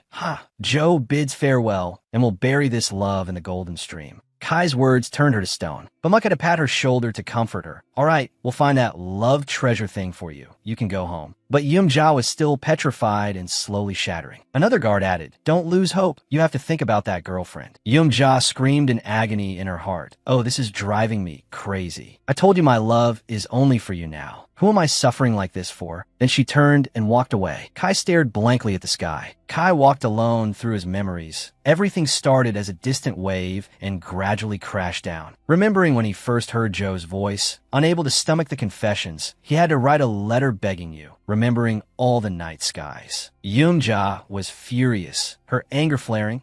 Why is this story so full of monologues? Do you want to sideline the main character, or what? A red-haired girl appeared behind her. Now all of that has become meaningless. She already has a girl she's promised to. Yum-ja quickly turned around to explain. Hey, wait a minute, that's not true. Who are you? Seriously. A person completely covered from head to toe was standing there. Are you curious who I am? She looked up at the tall boy in front of her. You are. She remembered. You sat next to me during the competition. Wait, but when did you get here? The boy smirked. Swoosh. Suddenly his hair began to change color. Don't be so scared. A beautiful orange-haired girl appeared. This is truly interesting. A flash of light made Yum-ja cover her eyes. She squeezed her eyes shut. When she felt the light gradually fade, she opened her eyes. A voice rang out. I created this world. I am the one who created the world you experience every day. A large figure appeared behind Yum-ja. The wind of the continent, the trees, the flowers, the wars of men, every single one. The orange-haired girl from before easily held Yum-ja in the palm of her hand. Ouch! She fell and cried out in alarm. Hick! She looked up, rubbing the sore spot. Ouch, my butt. The voice continued, but who are you? Her eyes looked soberly at the other person. The girl smiled and said, I don't remember creating you. Mystical sparkling lights appeared. Yum-ja asked, you're the creator of this world? You woman with the brilliant red hair, with sharp eyes and a confident smile. The woman wore an elegant white dress, adorned with exquisite gold accessories, the goddess Tuga. Yum-ja responded enthusiastically, as if she had met her idol. So you're the author. Yum-ja became tiny, sitting curled up in the goddess's palm. The goddess suddenly fell silent, as if Yum-ja's words had vanished into thin air. She stood up and shouted, Author, can you hear me? The goddess replied, normally, people would call me a god right away. She chuckled and continued, I have lived through countless generations of ancient trees growing from new sprouts. Yet in all my life, this is the first time someone has called me an author. Everyone in this world calls me a god. Tuga, Yum-ja, with an admiring face, whined loudly, Author, I love your Kingmaker series. She raised both hands to show her determination. like a fan screaming, "Author, you said you created this world, right? I have so much to say." The goddess, with her fiery red hair, had a somewhat doubtful and pensive expression, seemingly reacting to Yum-ja mentioning this name. Kingmaker, you know this name? Yum-ja raised her questions. If so, what was it before? Future. Suddenly, the ground cracked like shards of glass, but they had a profound depth. From the shards, the reflections of Isaac and Diola appeared. The goddess put Yum-ja down. Other shards also reflected the image of Theodore lying on white flowers, as if in an eternal sleep. Another shard clearly showed the image of Isaac and Diola in magnificent attire, only seen at lavish parties. He wore a crown that made the entire empire worship and respect him. The goddess had a confident, slightly mysterious expression with a faint smile on her lips, her hand raising the shard as if controlling them to float in front of her. It's also like the future you often talk about with others. It's what must happen. Yum-ja shouted loudly. There's no way that's happening. Who is this for? The goddess suddenly flew into the air with her robes fluttering in the wind. Of course, nothing can escape the flow. At this point, the goddess moved close to Yum-ja's face with a warning, threatening tone. Therefore, do not change the flow of my future. Future, you are a child who knows nothing about this world. Yum-ja clenched her fists. I'm an outcast. You don't even know me. The goddess's attitude completely changed, surprised, and she asked again, what did you say? Yum-ja replied decisively. You said you never created me, so we're strangers. Her hands were still clenched tightly. She shouted with all her might, Hey, you author, causing the goddess floating in the air to be startled. Hey, you dare to hey me? Recalling her memories, Yum-ja said, I am a reader who has read Kingmaker 3,048,108 times, so I have the right to speak. She shouted loudly. The ending of Kingmaker is so lame. The goddess seemed to freeze, stunned, but at the same time, her eyebrows furrowed, her anger clearly visible on her face. Let me teach you some manners. With that, the goddess raised her hand as if controlling a bolt of lightning, deliberately striking the spot where Yum-ja was standing, causing her to fall without any warning. Author, oh wait, goddess, please listen to me. She crawled up. There must be a reason why I reread this lame story 3,048,108 times, right? The more she spoke, the more she angered the goddess, causing the goddess to shout, What did you say? Yum-ja tried to cling to the cliff, her face embarrassed. The author's talent for character building is amazing, so I really like it. It seemed that sentence completely dispelled the anger. The atmosphere became calm. The goddess was surprised by the statement. Is that so? The goddess no longer had her threatening, grumpy demeanor from before. She rested her chin on her hand, embarrassed by the unexpected compliment. Yum-ja thought to herself, her tone has softened. My time has come. Seeing the opportunity approaching, she did not hesitate to seize it quickly. Yes, in Kingmaker, the female lead is Diola, albinus. An image of the character appeared on a phone screen with hashtags describing her. Seeing this, Yum-ja quickly added, That's right, Diola is decisive, quick-witted, intelligent, and ambitious. If anyone dares to mess with her, they will surely face revenge. A very strong person who is not easily swayed. She continued that a person with such a personality later also falls in love and has a romance that goes down in history. The character Isaac is also amazing. As she spoke,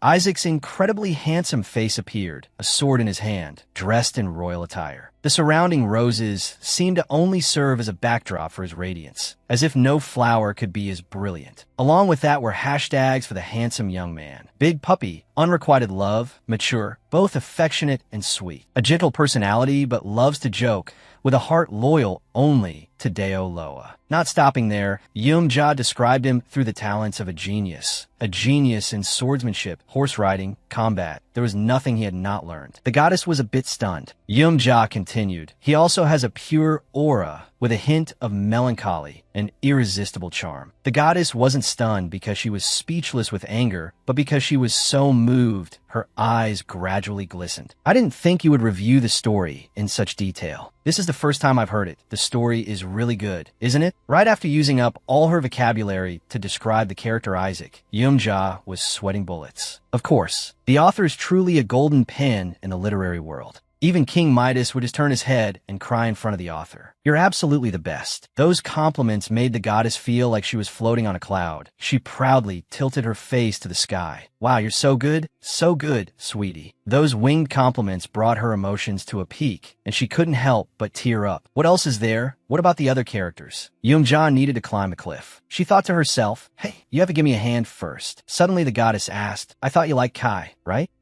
Not just at the level of liking, but to the point of betting your life on him. That question made her fumbling action of climbing the cliff halt in surprise. The goddess continued, what do you think of Kai in a novel? Try telling me. Yoonja silently recalled, that's right, he is the bias of my life. Kai Z Vishen, the second male lead of Kingmaker, who was abandoned by his biological father, and his mother treated him like a stepchild, taking advantage of him by pushing him onto the battlefield. The image of the king standing in front of the window, under the crescent moon shining through the glass pane, Kai behind him with his robe fluttering. From the very beginning, he had no ambition for the throne at all. He just wanted His Majesty the Emperor to notice him, to be recognized as a son. Suddenly, the sound of a sword being drawn from its sheath rang out. Kai continued, Your Majesty, why do you treat me like this? Why won't you look at me even once? Even though he held a sharp sword to his father's neck, his tears kept flowing and flowing. The emperor still stood tall with a majestic posture, but completely turned his back to him. What a pointless question. Wasn't it you? He glanced at Kai, who has enjoyed everything from sitting in that position. Hearing the answer, Kai still couldn't hold back his tears, but not sobs, but bitter laughter. Ha ha ha ha. A person like you does not deserve to be my father. Saying that, he turned the blade toward his own neck. That was Kai's last testament. He raised his hand holding the sword to his neck and ended his own life. This was Kai's end in Kingmaker. Thinking of this, Yoonja had climbed to a safe place, but she completely collapsed. The goddess immediately asked, what's wrong? Is the character, Kai, not attractive? Don't you like Kai a lot, sweetie? Oh no, reader. Yoonja replied, please just call me Yoonja for convenience. She continued, can't the future of the original work be changed? Is it because of the future that Kai has to do that? It's because the plot has to be that way. The goddess looked bewildered. Kai is needed to enhance the king's cruelty. At this moment, Yoonja was on her knees on the cliff, screaming. How can you say that? That moment startled the goddess unexpectedly. She continued to confront, who in this world is created just to suffer like that? Why let a person live such an unhappy life? I have to overturn a ridiculous future like that. As she spoke, tears welled up in the corners of her eyes. She continued, according to you, Kai being hurt is like an obvious thing. How can you do that? Only recently have I seen him smile so brightly. The goddess lowered herself closer to Yoonja, asking about her. Yoonja, are you crying? After shouting out all her thoughts, she sat slumped on the ground, sniffling. She suddenly changed her posture, lying on her back,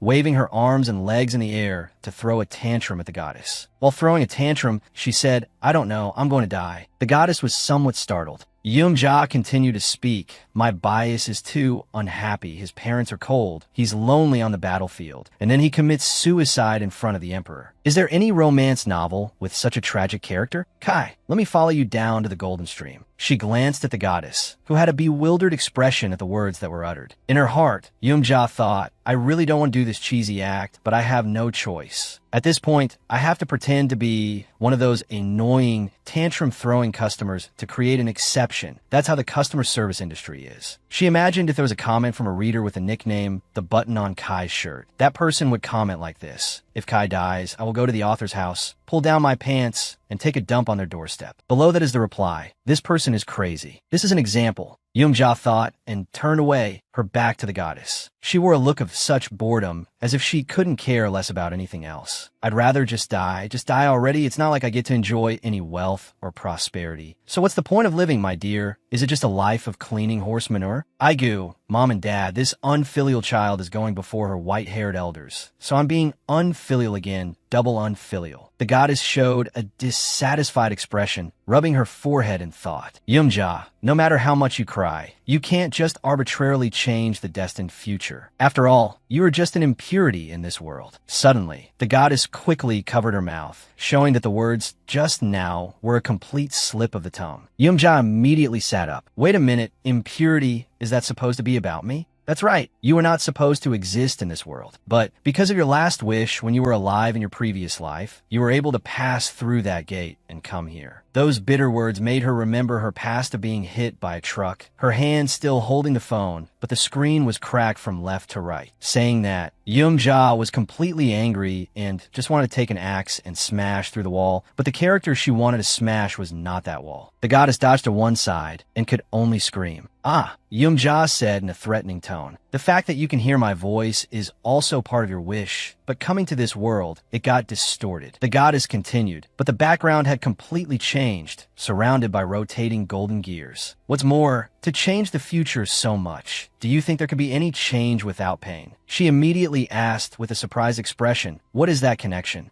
The goddess floated in the air, one hand on her chin, the other on her waist, with a worried look on her face. "All worldviews have a binding connection. It has nothing to do with gods." Yum-ja sat properly on the phone, listening attentively to every word she said. The goddess continued, "Every time the story is changed, the natural cycle of the world will also be affected. Once you interfere in this story, from emotions to relationships, everything will go off track. For the story to return to its course, other larger connections will intervene. It's like a natural disaster, so I have to intervene in time to prevent some of the pain." The goddess held out a bowl to catch the floating meteorites. "Have you noticed that many things that were supposed to happen ended up being changed? Both the horse race last time and this assassination attempt." Yum-ja looked at the goddess with a bored expression. "Huh, the author changed the rules of the horse race. Why play so dirty?" The goddess was completely angry. "I can hear everything, you know?" She continued in a stern voice. "You still haven't grasped how scary the story's connection is, have you? Here, let's look back at the horse race day.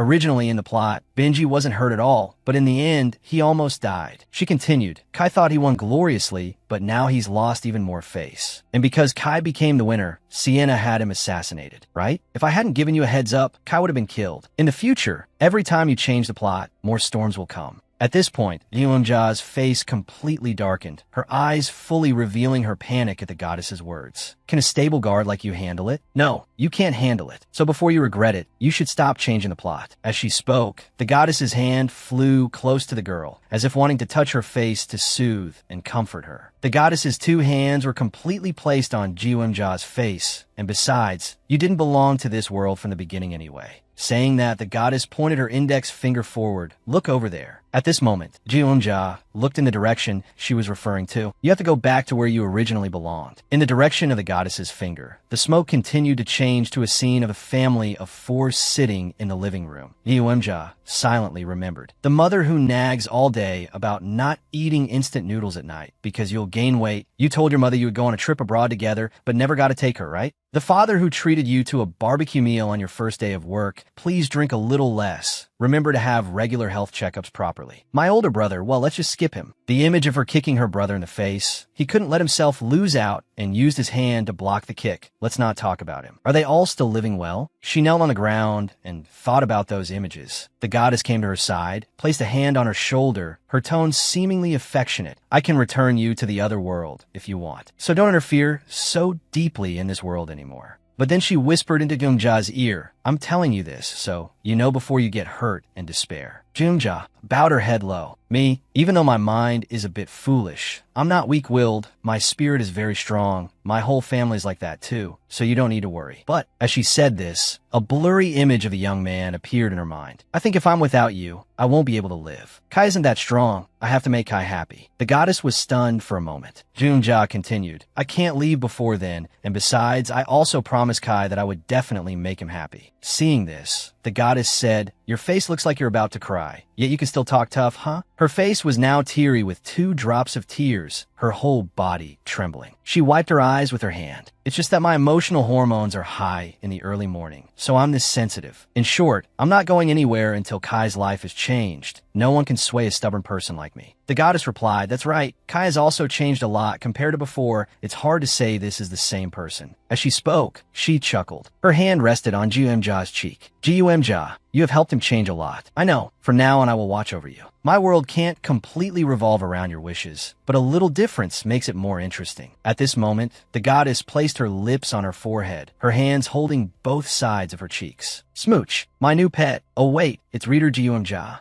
The goddess completely disappeared. The scenery changed, surrounded by green trees. The wind blew gustily in the air, making the leaves float in the space. Ji-Eunja rubbed her forehead right where the goddess had placed her lips. Wait a minute, author. Why did you touch someone without asking for permission first? She looked left and right.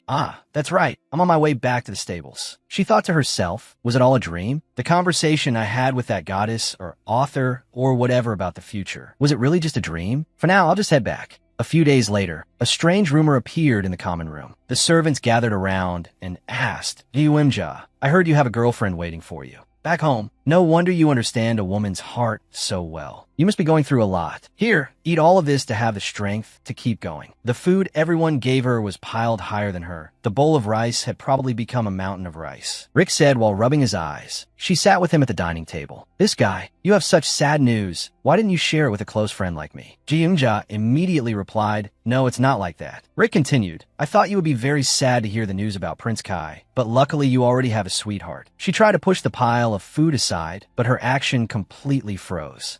What's wrong with Prince Kai? I heard the prince is getting engaged. Her jaw dropped, and the pile of food came crashing down. An image of Kai waving goodbye, a pink-haired woman in his arms. Kin va bye-bye. Ji-Eunja completely collapsed. She held her head. She thought, wait a minute, you goddess. Why is this so different from what you promised? The servants kept gossiping that I was dating Theo, then that I was Rick's long-lost child. This rumor gradually died down because we don't look alike at all. Compared to all this gossip, there has never been any rumor about Kai before. Meanwhile, while holding the pile of food she had just been given, she walked and thought, what kind of person is Kai's fiancé? Suddenly a voice said, the winner of this horse race will go. Hunting. I think they're going hunting in the Flavin territory. And I heard that Prince Kai's fiancé is also from the Flavin family. Ji-Eunja heard all of those words. She hurriedly placed the mountain-high pile of food on the table and rushed over to the two maids' conversation, poking her nose in. Hello, GM, Elena. One maid screamed, oh my, you scare me to death. The other one stared at Ji-Eunja with wide eyes. Is something wrong? Ji-Eun, you always eat with Rick. Ji-Eunja immediately replied, well, I have to hang out with friends my age sometimes too. What were you two talking about? An image of a girl with the refined grace of a noble, one hand holding a fan against herself, looking very lovely, Isabella Flavin. Empress Priscilla is ambitious to win over the lady of the Flavin house. Recently, Empress Priscilla has been frequently interacting with Lady Flavin, so the rumor of an upcoming marriage alliance between the two families has spread all the way here. In addition, people also rumor that the lady of the Flavin house has a temper as fiery as a flame. Next to the girl is a servant, and at her feet is a blonde man hugging her thigh. The maid continued, the hunting grounds of the Flavin territory have a lot of deer and foxes. The girl opposite replied, that's really amazing. That's why it's so popular among the nobility. Ji-Eunja gave a somewhat awkward smile, resting her chin on her hands to listen to the story. Is that so? She thought to herself, no wonder Empress Priscilla is so eager. But why have I never come across the name Isabella Flavin in the novel? But that makes sense. The novel was mainly about Isaac, not much about Kai. The black-haired maid continued to speak. I heard they will bring a large entourage. Is there a chance you'll have to go too? Ji-Eunja was thinking when that voice startled her. The brown-haired maid said, I don't want that. I'd rather them stay and play with us. Ji-Eunja suddenly smirked, her face a little sly. This is it. The scene changes to Isaac's palace. Big bro, take a look at me. Isaac seemed a bit bewildered by the image of a silver-haired young man, a cowboy-like scarf around his neck, his hair slicked back, revealing his forehead. What do you think? What do I think about what? Do I look drop-dead gorgeous? Saying that, she placed a hand on a tree trunk, the other on her hip, a straw in her mouth, acting all handsome and suave. Isaac was flustered.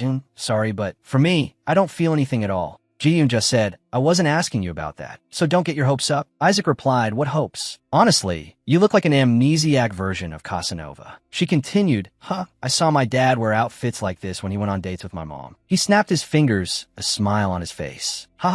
Looking closely, you look pretty sharp. But what date? Are you trying to pick up girls? She was startled by his question. While he kept rambling, why did you swear you only had eyes for Kai? But now you're looking for a new chick. Looks like your devotion was just empty words. The height difference between her and Isaac made her have to fully stretch out her arms to cover his mouth. Sure, what if someone hears? He couldn't react in time and could only utter, Ji-Eunja said, actually, I'm going to seduce Kai's fiancé. As soon as he heard the whole sentence, Isaac, who had been struggling to speak, was now stunned and just stood there frozen. This is truly a crazy stunt. Saying that, he pushed her hand away. Isaac couldn't turn a blind eye. Seeing his lack of support, Ji-Eunja changed her posture 360 degrees from standing to lying down, waving her arms up and down, continuously spinning like the Earth's orbit. If that's the case, what am I supposed to do? This time the hunt is organized in the Flavin territory. The legendary floor-wiping move, continuously throwing a tantrum. That family's daughter is both rich and very hot. I don't stand a chance. Isaac immediately squatted down, his hands on his knees. Even so, you're not allowed to go on this hunt. Ji exclaimed in surprise. Huh? Brother Kai said that even if you begged to die, he wouldn't let you go, so don't worry. She continued to change her posture, kneeling on the ground to talk more easily. Huh, did Kai really say that? She shot up. Isaac said, yeah, he said that, but he looked very gloomy. Did you two have a fight? She froze, suddenly remembering something. Or is it since that day I said it was 8 of clubs? Ji also knows it's easy to misunderstand. So every night, I've been trying hard to send telepathic waves. Every night, she used a megaphone to broadcast to Kai.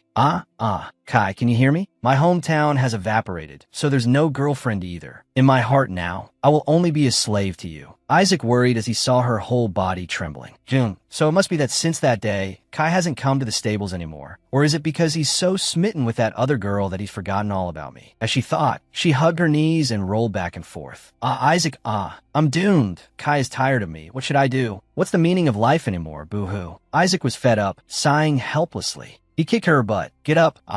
Don't just lie there whining. If you want something, go and say it yourself. Her eyes filled with tears. Her lips trembled. Cut to the scene, Prince Kai's palace. He was holding documents. No, Isaac had brought her and wished her well. Do a good job. She clenched her fists and said resolutely, Your Highness is going, so why can't I go with you? The needle must follow the thread, and GUM must follow Kai. Kai replied, You already have someone you've promised your future to. If you act like this, I'll feel very guilty towards that person. She stood there listening to him with a pouting face. She resolutely stood up and swept the pile of documents away. Wait a minute, Kai, why do you keep avoiding me? The documents flew away, revealing Kai's face, his cheeks flushed red. That image was like a lightning bolt to her little heart. What is this? Oh, I'm going crazy. Why is he so cute? The compliment slipped out. Kai sat on the chair, looking helpless, rubbing his forehead as he said, I thought you were already my person, but in reality, Dot of Corsium belongs to you. I'm just waiting for you to belong to him. Suddenly he shouted, But you only like my face, right? Anyway, I'm not your only priority. Ymra was completely stunned at this moment. 1,001 question marks appeared in her head. Did some demon possess you and make you forget everything? What you're saying is hitting me like a ton of bricks. Kai, it seems you're misunderstanding. That whole thing was all made up. I really only have Kai. First, please calm down. She used all her strength to shout throughout the room, using all her body language to describe her words. At this moment, he sat huddled in a corner on the chair, looking extremely pitiful. From head to toe, you are adorable. Your appearance is even more outstanding than your personality. Although you're often shy, you are also very strong, pure-hearted, and resolute. Your chest is incredibly firm, although you never show fatigue in front of others. You're soft in front of Yim, so Yim really likes this point. Why are you suddenly treating Yim like this? Don't be so closed off anymore. As she spoke, she gave him a thumbs up as if giving him 1,000,000 likes. Wow, I don't even know what I just spewed out. She smiled on the outside but cried on the inside. Kai looked bewildered. Then he sharply turned away, which made her so surprised that a big huh appeared on her face. The usual reaction is a scowl. Why aren't you scowling like usual today? He still didn't dare to look at her. He was shy. I don't know since when. I can't hear your voice anymore. She was completely stunned. My voice, you mean the telepathy? A voice as if whining. Kai, you're so dazzling. It's because you're so handsome and radiant. She thought, I'm so miserable that I don't have a camera to capture this moment. The thing that Kai always heard, even though I didn't mean to. Those golden eyes revealed all her tension. The drop of sweat on her cheek emphasized it even more. She pretended to rest her hand on her face. That's good then, right? I've finally regained some privacy. He sat on the chair, wearing a Norwegian blue shirt with a somewhat shy expression. I've always been grateful for your sincerity. The more he spoke, the redder his face became, not daring to look straight ahead. But anyway, now I understand everything about your situation. Saying that, he turned and bowed his head towards the table, his eyes still unable to look directly at her. That's why I can't hear your inner voice anymore. The atmosphere suddenly turned pink White daisies bloomed. The camera angle was on the two of them. Everything was sparkling like a filter serving as a background for Kai's words. She turned sharply and shouted, "Hey, stop adding random effects. Why is Kai suddenly using a sparkling filter? Turn it off, please." She turned awkwardly to explain to him, her hands flailing. "Kai, please listen to me. I don't know why you can't hear my voice anymore. As for me, I've always liked." He bowed his head again, his body trembling. Ymra suddenly remembered the scene where she threw a tantrum when she met the goddess, her eyebrows furrowed. Could it be since I met that goddess sister? Kai also suddenly said, "Goddess sister, is that person your lover?" On the floor were the documents that she had swept away earlier. She shouted loudly, "There's no way that's true." The scene changes to a clear, sunny sky. "I believe your words that you will make me happy." She immediately shot up, her eyes shining brightly, her mouth excitedly saying, "That's right, you have to believe me." In contrast to her face was his dejected one, his eyebrows slightly furrowed. He turned sharply to the right, looking into the distance. "Because you also know the future, I also find it trustworthy. If you didn't know, you wouldn't have been able to prevent the recent events." She clenched her fists. Her excited face replied, "Decisively, right?" "Unexpectedly," he said sorrowfully, tears now hanging in his eyes. He closed his eyes, his expression as if aggrieved. "So you were just pretending to be nice to me to make me happy, right?" She stood in front of him, now frozen. The wide smile on her face had turned into a stiff one. A death symbol fell on her head. Thud! She angrily slammed her hand on the table. The sound startled Kai, who turned sharply to look at her. "I'm not so free as to leave a handsome man like this here and go on a date with someone else. How can you say something like that? Is there something between us? It doesn't matter if you can't hear my voice anymore." The more she spoke, the louder she shouted. Her body began to overflow with energy, ready for a fight, full of spirit. "Our hearts are already connected. Now all that's left is to give each other our bodies." Thump! He quickly covered her mouth with his hand. She was completely cut off. MMPH. He shot up, causing the chair to fall backward. He was afraid one hand wasn't enough to cover her mouth, so he used another hand to make sure she couldn't utter another word. Why don't you have any concept of chastity? Why do you keep shouting about these things? MMPH, MMPH. He lowered his hand, shyly asking her, "But, well, do you really like me?" At this moment, she completely affirmed, "Of course, I'm not lying one bit." Melodious music started playing from somewhere. Salala. He looked up at her. "If that's the case." He sat on the chair, his face seemingly pleading with her. "Will you break up with that girl now?" Ymra immediately replied, "Can I punch you just once?" She walked on the grass, thinking about how she had tried to coax Kai in every way, waving her arms and legs, using toys, acting like a fool to entice the sniffling baby Kai. "Baby Kai, look here," she thought. "I had to put on a show to coddle and pamper him for a while." At this moment, everything in the garden had various shades of green, but she alone was tattered and faded. She continued to think. "In general, the misunderstanding has been resolved, but I'm still not sure if I can go to Flavin." Suddenly, a voice rang out, attracting Ymra's attention. Over there. She saw Rick in front of her, pointing at her. Next to him were two figures cloaked from head to toe. "That's Du over there." The two of them approached her. "Are you the Du who works at the stables?" The height difference made her look up to answer with a surprised and wary expression. "Yes, but why?" Suddenly, the two men each lifted one of her arms, leaving her completely unable to react.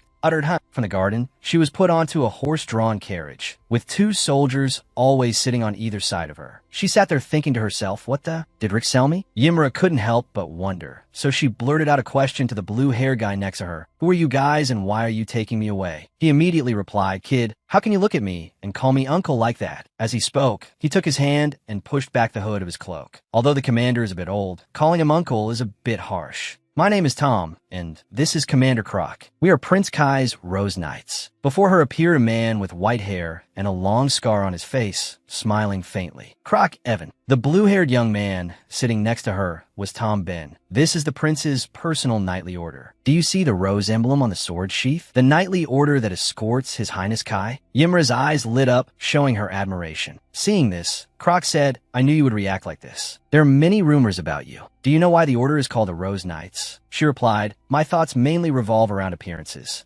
Well, it's probably because Prince Kai is as beautiful as a rose." He burst out laughing. "Ha ha ha, this kid has a good eye." Croc made a deer-like hand sign while winking at her. Officially, the name is based on the rose garden in Prince Kai's palace. But if you look at our squad, you can see we're quite dashing, aren't we? Beside her sparkling eyes, she couldn't stop emitting rays of admiration. Ymra said, "You all are truly people who do great things. Paying taxes to the country to recruit people like this is absolutely the right thing to do." What could be more important than this? Mr. Croc continued to laugh and replied, haha, truly a strange kid, just like the rumors. The conversation continued as the carriage moved on with a clatter. He crossed his arms and said, because His Highness ordered us to bring you along before we left, we had to grab you in a hurry. He said that if we let you come along, we could even keep you in the cargo hold, right? She couldn't stop her bright smile, raising her hand in compliance. Yes, of course, that's fine. Since you are the prince's personal guards, you must have been with him since he was a child, right? On the way, can you tell me all about Kai's Tripitaka Koreana? Tom, sitting beside her, was confused, huh? What kind of Tripitaka? Arriving at Flavin City, Yimra smiled contentedly, hugging a box of things. She thought, it's been a while since I've talked with like-minded friends. It was so much fun I lost track of time. The blue-haired Tom appeared from nowhere and patted her on the back. He said while laughing, wow, dude, you're as small as a bean, but you're pretty strong. She staggered back and forth. He continued, you eat well, and you're strong too. If you were a bit bigger, you could even become a knight. She immediately replied, I don't want to. If I become a knight, how can I marry His Highness Kai? Tom teased her, haha, hey, no matter how much you like him, how could two men get married? This taunt hit a sore spot, making her jump. She thought to herself, why is there no one in this world who suspects I'm a girl? You people, wake up and use your eyes. I'm this beautiful and ladylike. As soon as she finished thinking, she said, that's true. Before she could finish her sentence, her nose protested, achoo. Tom, beside her, noticed. He immediately asked, are you cold? She wiped her nose with her hand, sniff. Ryom-ja immediately looked at him with a pleading expression, her eyes teary and sparkling from the sneeze, her arms wrapped around herself to show she was very cold. This place is a bit cold. Tom, can I borrow that cloak? It's because some uncle didn't give me time to pack my clothes. Tom, beside her, was a little moved by the sight. You're getting more and more audacious. Here, this sentence completely attracted the attention of Benji on the other side, who was talking with a knight. Tom wondered, why don't you just cut your hair short? Use that energy to nourish your body and get stronger. At this moment, Benji was approaching the two of them. She looked up and asked Tom why. I want to maintain my pretty boy cut style. Tom shyly raised his hand to scratch his face and looked away. It's nothing. I'm just afraid people will misunderstand. At this moment, Benji had come very close. He was surprised. Hello, Mr. Assistant. Benji stood stiffly in front of him, bowing his head in greeting. Benji ordered, you go. Tom immediately asked again, as if he didn't. Hear clearly, huh? I said go, so go. What are you standing there for? At this moment, Benji's face was completely terrifying, serious, his voice stern. Seeing this, Tom's face turned as green as his hair. I understand, sir. Seeing him, Ryom-ja asked, Benji, are you back to work? He glanced at her. Tom had already moved away. Suddenly, Benji snatched the cloak she had just begged for. Oh, what's this? Why did you suddenly take my cloak? Benji took off his own outer coat. He gently draped it over Ryom-ja. You snap out of it. As he draped it, he said, it's not like I'm giving up just because of those guys. At this moment, her round, metallic-colored eyes stared at him. Huh, what do you mean? Was this cloak originally Benji's? Benji sighed. Never mind. Let's not talk about it anymore. Do excitedly put on the coat she had just lightly pilfered from Benji's wardrobe, her eyes sparkling as if she had just come up with a super cosmic idea. She walked over with a wide grin, acting as if it were nothing, but with a voice as sweet as if she were about to borrow a few more items. Benji, since I'm already borrowing this coat from you, can I borrow some more things? Benji looked up with a normal expression. Du is up to her tricks again. What things? Du shrugged her shoulders lightly, her face feigning ultimate innocence and cuteness, but her eyes couldn't hide her cunning. She whispered into Benji's ear, I just intend to win someone's favor a little. Before she could pull any more tricks, Benji gave her a knock on the head, causing her to cry out and hold her head. Du, feeling aggrieved about her swelling head, shouted indignantly, why did you hit my head? Benji looked at her irritably, as if wanting to discipline a mischievous younger sibling. But you said you liked His Highness Kai. Benji, as if his G-spot had been hit, became agitated. He painfully voiced Kai's feelings. Do you know how much His Highness worries about you? What if you're exposed as a girl? Du was not to be outdone, her hand pointing to the sky, as if she had just thought of a plan perfect to the millimeter. You don't have to worry. This is part of my campaign to win over Kai. Benji looked as if he had been struck by lightning, his face turning to stone for a few seconds, and then a single line repeated in his head. What does Benji understand? Win over His Highness Kai? An improper scene immediately appeared in Benji's mind. This is so embarrassing, I could die. While Benji was still in culture shock, Du had already grabbed his sleeve, her eyes lowered and sparkling. In short, just lend them to me, a clean set, please.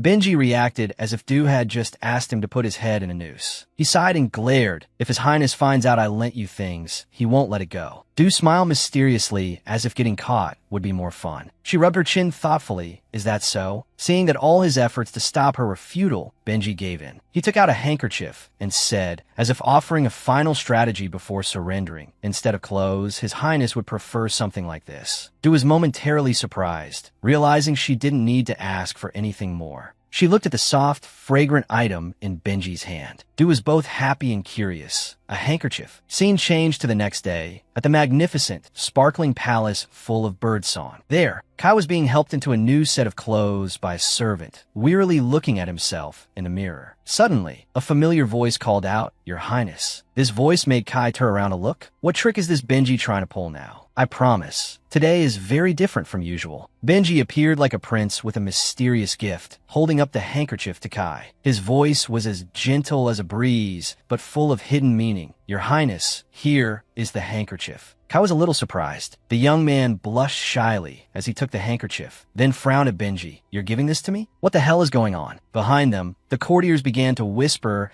as if they were watching a live drama unfold. Whisper, whisper. Kai tilted his head, his voice tinged with a teasing tone as if he was calling out a teenage love game. Benji, are you trying to confess to me or something? Needless to say how our innocent boy reacted. Benji frantically waved his hands as if denying responsibility. What are you talking about? After a moment, he had no choice but to continue. It was Du who asked me to give it to your highness. Kai frowned at the handkerchief, his eyes showing an indescribable confusion. He signaled for a few maids nearby to leave, giving the two of them some private space. Kai took the handkerchief. That big, lovely, well-behaved heart was so skillfully made. His voice was full of curiosity. Why give me a handkerchief? Benji cleared his throat, trying to regain the composure of an unwilling messenger. He cheerfully sweetened the deal. Du is trying to find a way to win your highness's favor. Young ladies often give handkerchiefs to their loved ones to wish for their safe return, so Du drew on it. Kai unfolded the handkerchief, his expression shifting from serious to confused. What? It's not embroidered, it's drawn? Kai truly needs to be preserved immediately. The boy who hasn't known love for a dozen tangerine seasons spoke judgmentally. What is this round, misshapen thing? From behind, Benji stepped forward like an artist exhibiting a painting. Ah, that's called a heart shape, sir. He immediately began to explain to his highness. With such a charming mouth, how could one not be convinced that IT means to love with all one's heart? Kai paused for a few seconds. His face changed from doubtful to giddy, as if under a love spell. He coughed a few times and hugged the handkerchief to his chest, feeling giddy. Is that so? Loves me that much, and still isn't tired of it. Then Kai suddenly turned to look at Benji, his eyes full of suspicion. And what gift did you receive? Benji stammered, his mouth unable to think of a lie in time. Yes. Kai's voice was stern, like an interrogation, his eyes scanning Benji like a laser. With Du's personality, how could she not have prepared a gift for you? Spit it out. What did you get that you have to hide? People in love are truly scary. Benji timidly took out a folded piece of paper, his voice as small as a student hiding a bad test score. Ah, yes, I also received a gift. Kai held out his hand, ordering curtly, hand it over. Like a thunderclap, his heart shattered when he saw the gift Benji presented. Benji timidly took it out. This is what Du calls a four-leaf clover. Benji still didn't know what was happening. He continued to show it off nonchalantly. It's a type of grass that symbolizes good luck. Du hopes that I won't get injured anymore. Don't say any more, Benji. The more Kai listened, the more he trembled. Finally, Kai took the paper, looked at it closely, and then suddenly started shaking. Benji, now alarmed, asked, Your Highness, what's wrong? In that moment, Kai's eyes seemed to burn with emotion. He pointed to the trembling paper in his hand, this drawing. And then, a close-up showed Du's naive but heartfelt drawing. A four-leaf clover where each leaf was a misshapen heart, cute enough to make one faint. A fit of jealousy suddenly flared up. Kai clenched the small handkerchief. There are 4 hearts here. Kai's eyes suddenly flashed as if about to burst into flames, his hand tightening on the handkerchief,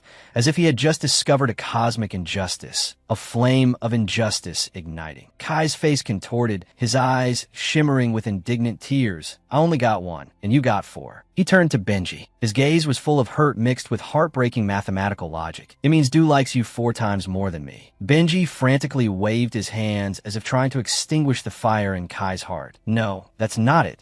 This is just to wish me safety and good health. But Kai wouldn't let it go. He started comparing like a student checking test scores, his indignation flaring into anger.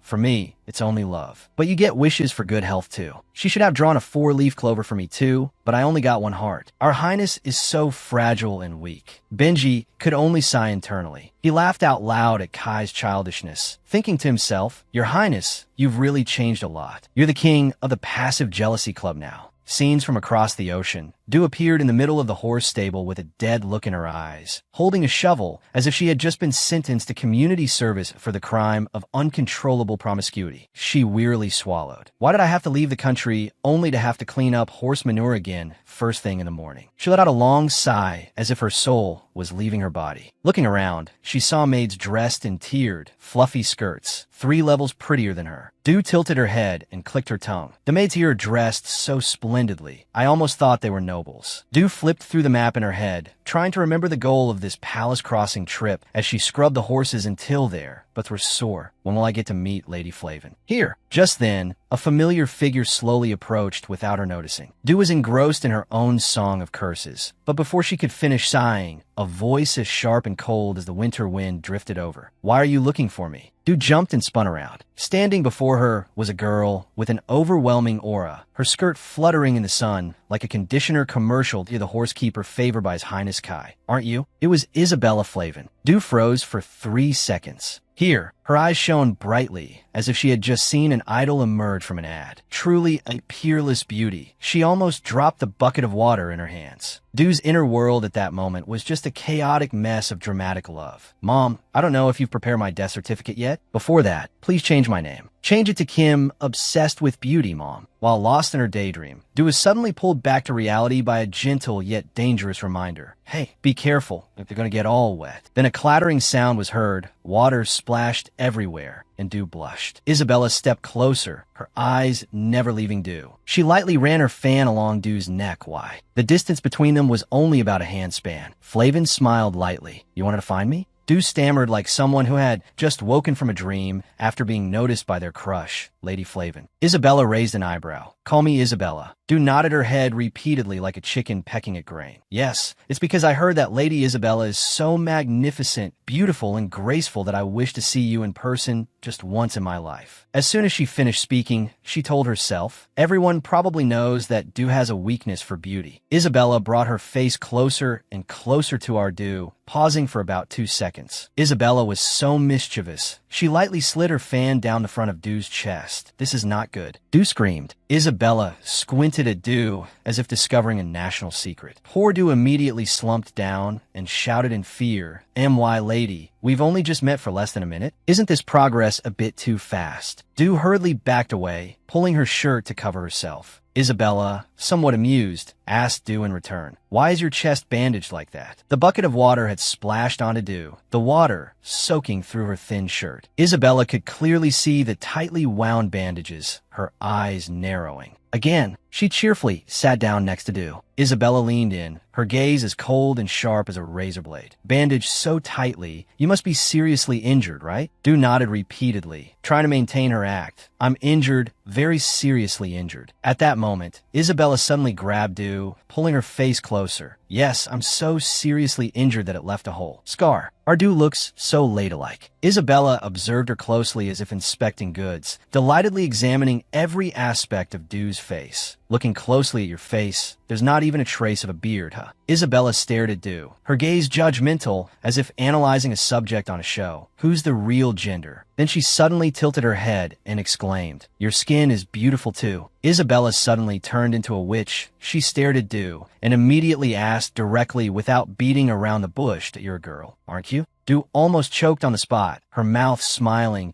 as if her brain had short-circuited.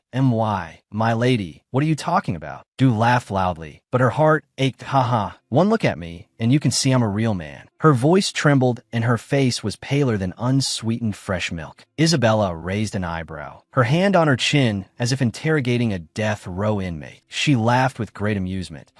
If you're so seriously injured, then I'll call someone to treat you later. Du froze, her mind screaming in "oh." But on the outside, she pretended to be calm. Before she could react, Isabella added gently like a death sentence, "Never mind, how about I call them right now?" Du's face turned literally pale. She panicked, quickly raising her hand as if to stop a team of emergency doctors from entering the stable. Du kowtowed before Isabella and confessed, "Wait, my lady, I have my own reasons for this." Then, in a moment of divine acting, Du bowed low, sniffling as if she had just been dumped in a Korean drama. "Sniff, sniff, so I hope you can turn a blind eye just this once, please?" The fake tears hadn't even had a chance to fall, but her pleading eyes were already sparkling like morning dew. Isabella looked at Du for a few seconds, then burst out laughing, her expression changing from stone cold to as gentle as the early spring sun. Du froze for a few seconds. Isabella didn't expect to be so attracted to Du. She unconsciously exclaimed, "How cute." Du hadn't yet recovered her senses, her head still spinning like a top from the near-death situation, when a gust of wind blew as if to add to the drama, her hair fluttering. Du looked around blankly as if she had just escaped an illogical dream.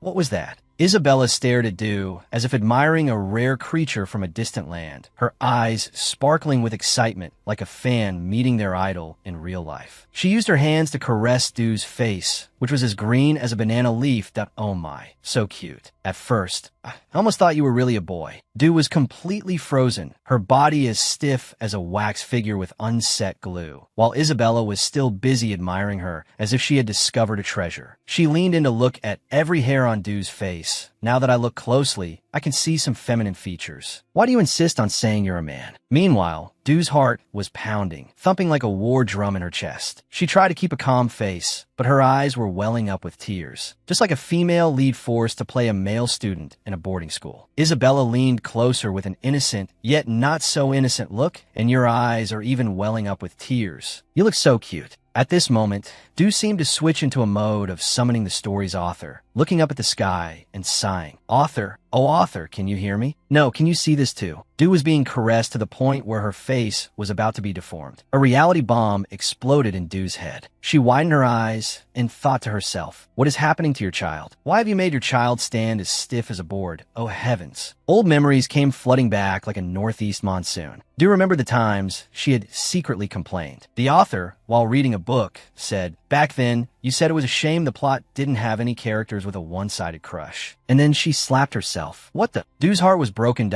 "I just said it was a shame. Why are you applying it to me now?" The author, in her imagination, revealed with a sly voice, "Well, this type of character is a perfect match for you." Du's jaw dropped, her eyes rolling back like a fish in shock. Suddenly, Isabella spoke up. "Sweetie, you've created a new standard, the standard of visual shock and love confusion." Du screamed silently in her head, I'm going crazy." She blamed it on the karma her mother sowed. "And no wonder I smelled a kindred spirit. I'm sure this is because of my mother's curse that I've ended up in this situation." Her mother's voice echoed in her brain. "Just you try meeting someone with the exact same traits, then you'll see the light." Du held her forehead. "Wait, so this is no longer about resolving Kai's engagement?" "Kai, I'm sorry." Looking at Isabella coddling her, Du wanted to just roll over and faint. Isabella sat down, smiling gently like a young mother who had just adopted a child. "Come live with me, okay? What's your name, little one?" Du smiled like a deactivated robot.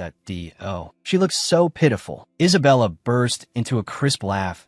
"I in misfortune. There is bad luck because you almost became the fiancé of the person who has fallen for you. Already." Then she tilted her head and asked a question like a sneak attack. "Jojo, what a strange name. Are you from another country?" Du nodded vaguely to get it over with. "Jojo, from the eastern continent? No wonder. You look like a little squirrel." She looked just like a child. Du imitated a squirrel sound, just hoping to escape as quickly as possible, but Isabella wouldn't let go. Then she gently declared as if naming a new pet, "Little troublemaker, I'll call you Jojo." After hearing the next sentence, Du wanted to shut down the app immediately. She couldn't believe Isabella would ask her this. "Your master is His Highness Kai, right? I must ask for you to stay with me." Isabella's eyes burned with determination, as if she had just decided to buy a favorite item during the last sale of the year. Du broke out in a cold sweat. She was cowering in Isabella's arms, telling herself that if this continues, the genre of the story will change. "I have to get out of here quickly." Du slipped through a gap in the stable door, pretending to be busy. "The lady is watching me." Then she came up with an excuse that sounded both naive and urgent. She collapsed to the ground, laughing shyly and frantically. "Where did His Highness tell me to park the horse just now? I have to go, huh?" After running 3 steps, she turned back to add for good measure, "I'm on duty right now, so I'll see you another time, my lady." Isabella narrowed her eyes, puzzled by the overly modern concept. "What is parking?" Just then, Kai's guard passed by. Running back towards the horse area, Du was out of breath. She was running as if a ghost was chasing her, right when Benji saw her. He curiously blocked her path and asked loudly to D, "Oh, what's wrong?" Du was breathless. Each sound she made was no different from a horse's neigh. Benji ran over worriedly. "Why are you running so hard you're sweating like this?" Once again, Du panted, a strong gust of wind blowing in her face, nearly making her lose her balance. Mr. Benji, she said, holding her breath. "Suppose someone with a personality exactly like yours confessed to you. What do you think you should do?" This question seemed to be unveiling the secret of some joke, but who would have guessed? Benji looked at her for a long time as if he didn't understand, and finally spoke up. "What do you mean? What should I do?" He replied in a steady voice. "Well, if your personalities have many similarities, wouldn't you be very compatible?" "Why? Did someone confess to you?" he said, glancing at her. As if anticipating her confusion, Kai, eavesdropping, immediately moved to stand behind Benji to listen in. "These two can't say anything without me knowing." Benji was momentarily startled. "His Highness Kai, you're standing nearby." "Your Highness, why did you get off your horse?" Seeing Benji ask, his voice full of surprise and a hint of curiosity, His Highness Kai simply replied nonchalantly, "Because my shoelace came untied," he uttered, his expression as calm as ever. A whole dangerous battlefield, and the reason was just a shoelace. Du couldn't feel calm at all. This feeling of missed opportunity made Du suddenly grab Kai's hand, leaning close to him and whispering, "His Highness Kai." Du did not hesitate to express her heart's desires to her lover. "From this moment on, please cherish me more passionately. This couple is so happy." As soon as the request was uttered, Kai immediately realized that someone might have heard, and a wave of regret washed over him.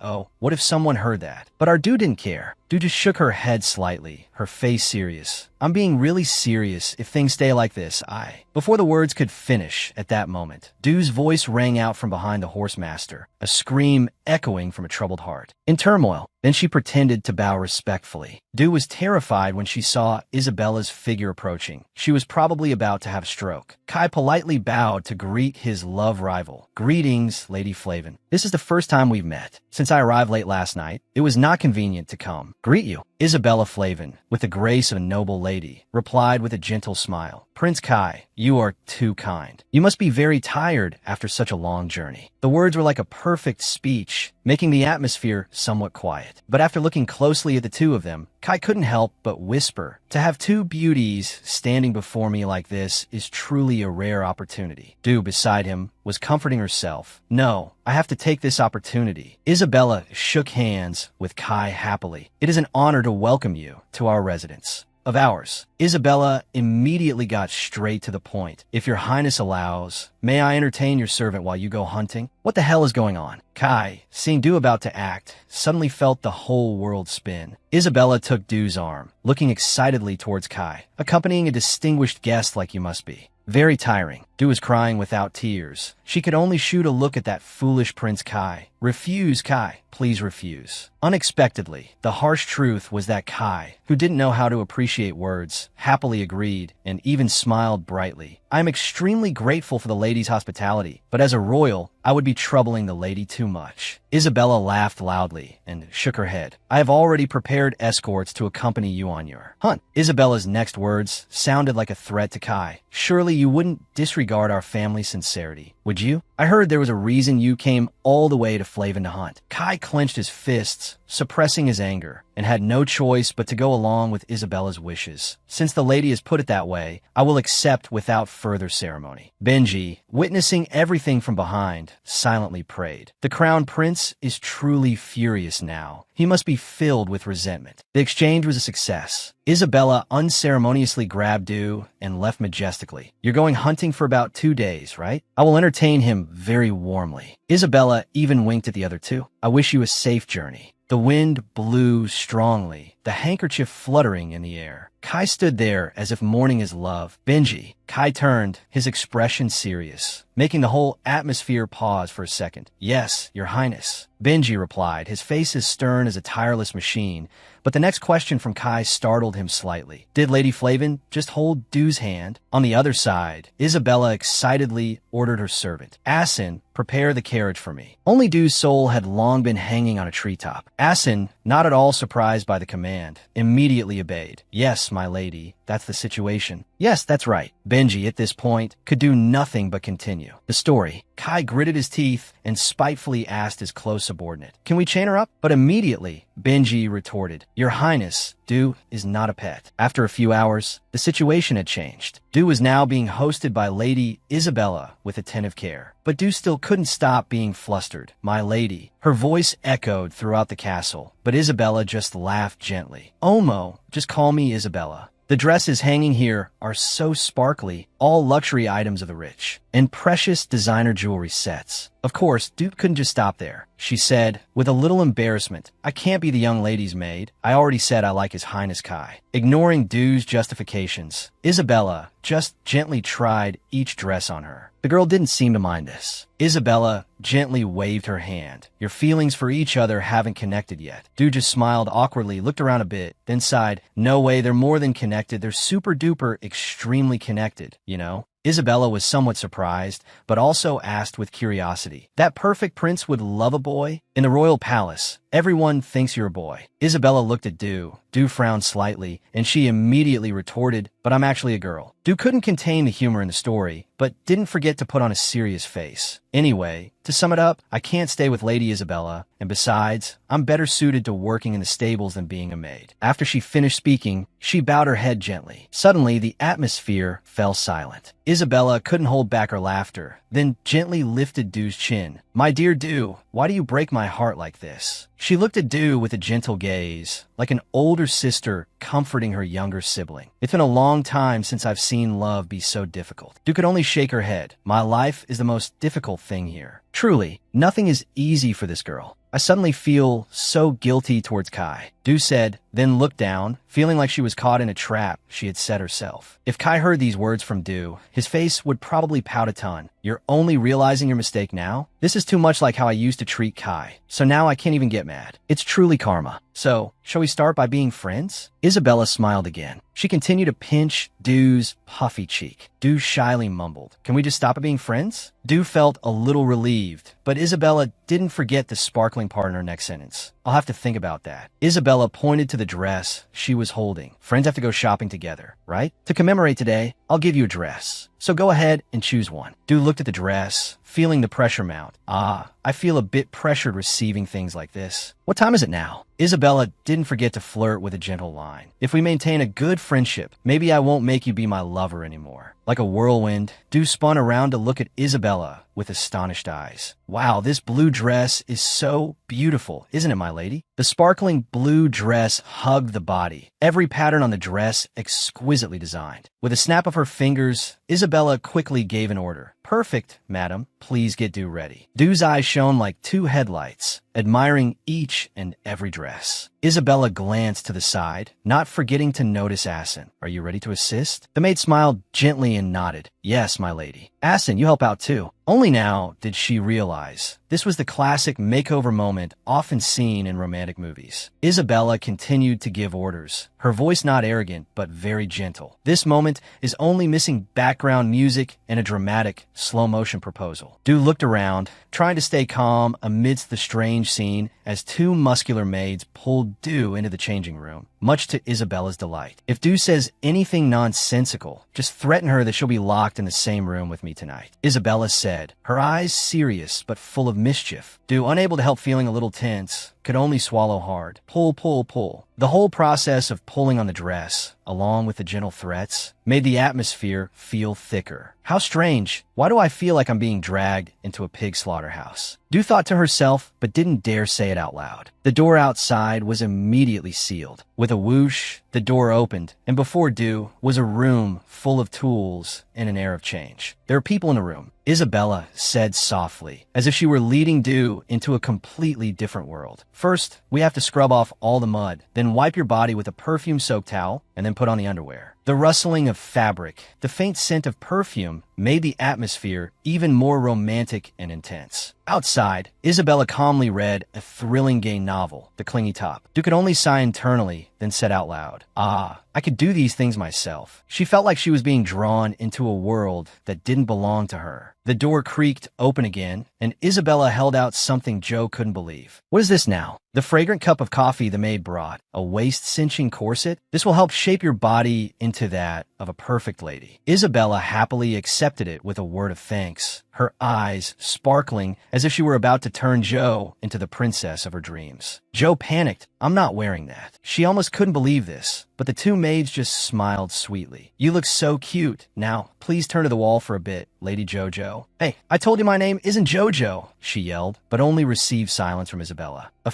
moment later, Isabella returned, looking at Joe with an attentive gaze. My Lady Isabella, we have finished preparing her. The whole room was bright, the light shining on the perfect details of the new outfit. Joe was like a princess stepping out of a novel with a sparkling blue dress and a large bow in her silky hair. Her beauty made Isabella's eyes widen in surprise, causing her to drop her book. Good heavens! Isabella could only exclaim at the sudden change. Bravo! Isabella clapped, full of pride. Joe is so charming. Just one look from her eyes could make a few people die of infatuation. Being hyped up so much by them, Joe could only force a smile. I don't want to play this kind of role. Isabella tilted her head, her eyes seemingly equipped with a TikTok beauty filter. You have fair skin, so this dress suits you so well. It's so cute. A moment ago, you looked no different from a country bumpkin who just came to the city. Joe clutched her stomach, unable to breathe properly because wearing the corset made it impossible to breathe. Isabella added another critical hit. Now, aren't you just like a prestigious lady? Just step into the party, and some young man will surely extend his hand to ask for a dance.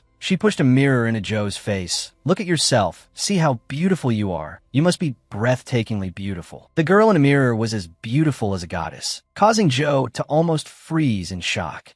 Is this me? Isabella expressed her regret. It's just like magic, isn't it? Jojo, if only you weren't His Highness Kai's person, it would have been so much better. Joe froze. My lady, my name is not Jojo. Isabella pretended not to hear anything. She covered Joe's mouth with her hand. Sure, let's try on a few more outfits. Joe was then made to try on 7,749 different silver dresses. She held out a shimmering dark blue dress. This dress is so beautiful too. The sequins sparkle like a sky full of stars. Isabella continued to play the role of the nation's stylist, her eyes showing a look of craving. This one is exactly the same color as my eyes. Jojo, oh my God, can I get out of this place in one piece? Save me. Joe cried without tears. I'm a person. The god replied, if you asked me that, I wouldn't know either. The doorbell rang repeatedly. After a dress-trying session like a Milan fashion show, Isabella nodded in satisfaction. Madam, please alter these dresses and bring them to me in 3 days. The madam bowed. Yes, my lady. You don't have to worry. He politely bowed and invited her. This way, my lady. Lady, my foot. Joe screamed internally. A moment ago, he had a face like a drowned corpse, and now he's so smooth-tongued. Before she could protest, Joe was pulled outside. She asked quietly, my lady, where's the young man who came with you earlier? Joe waved her hand.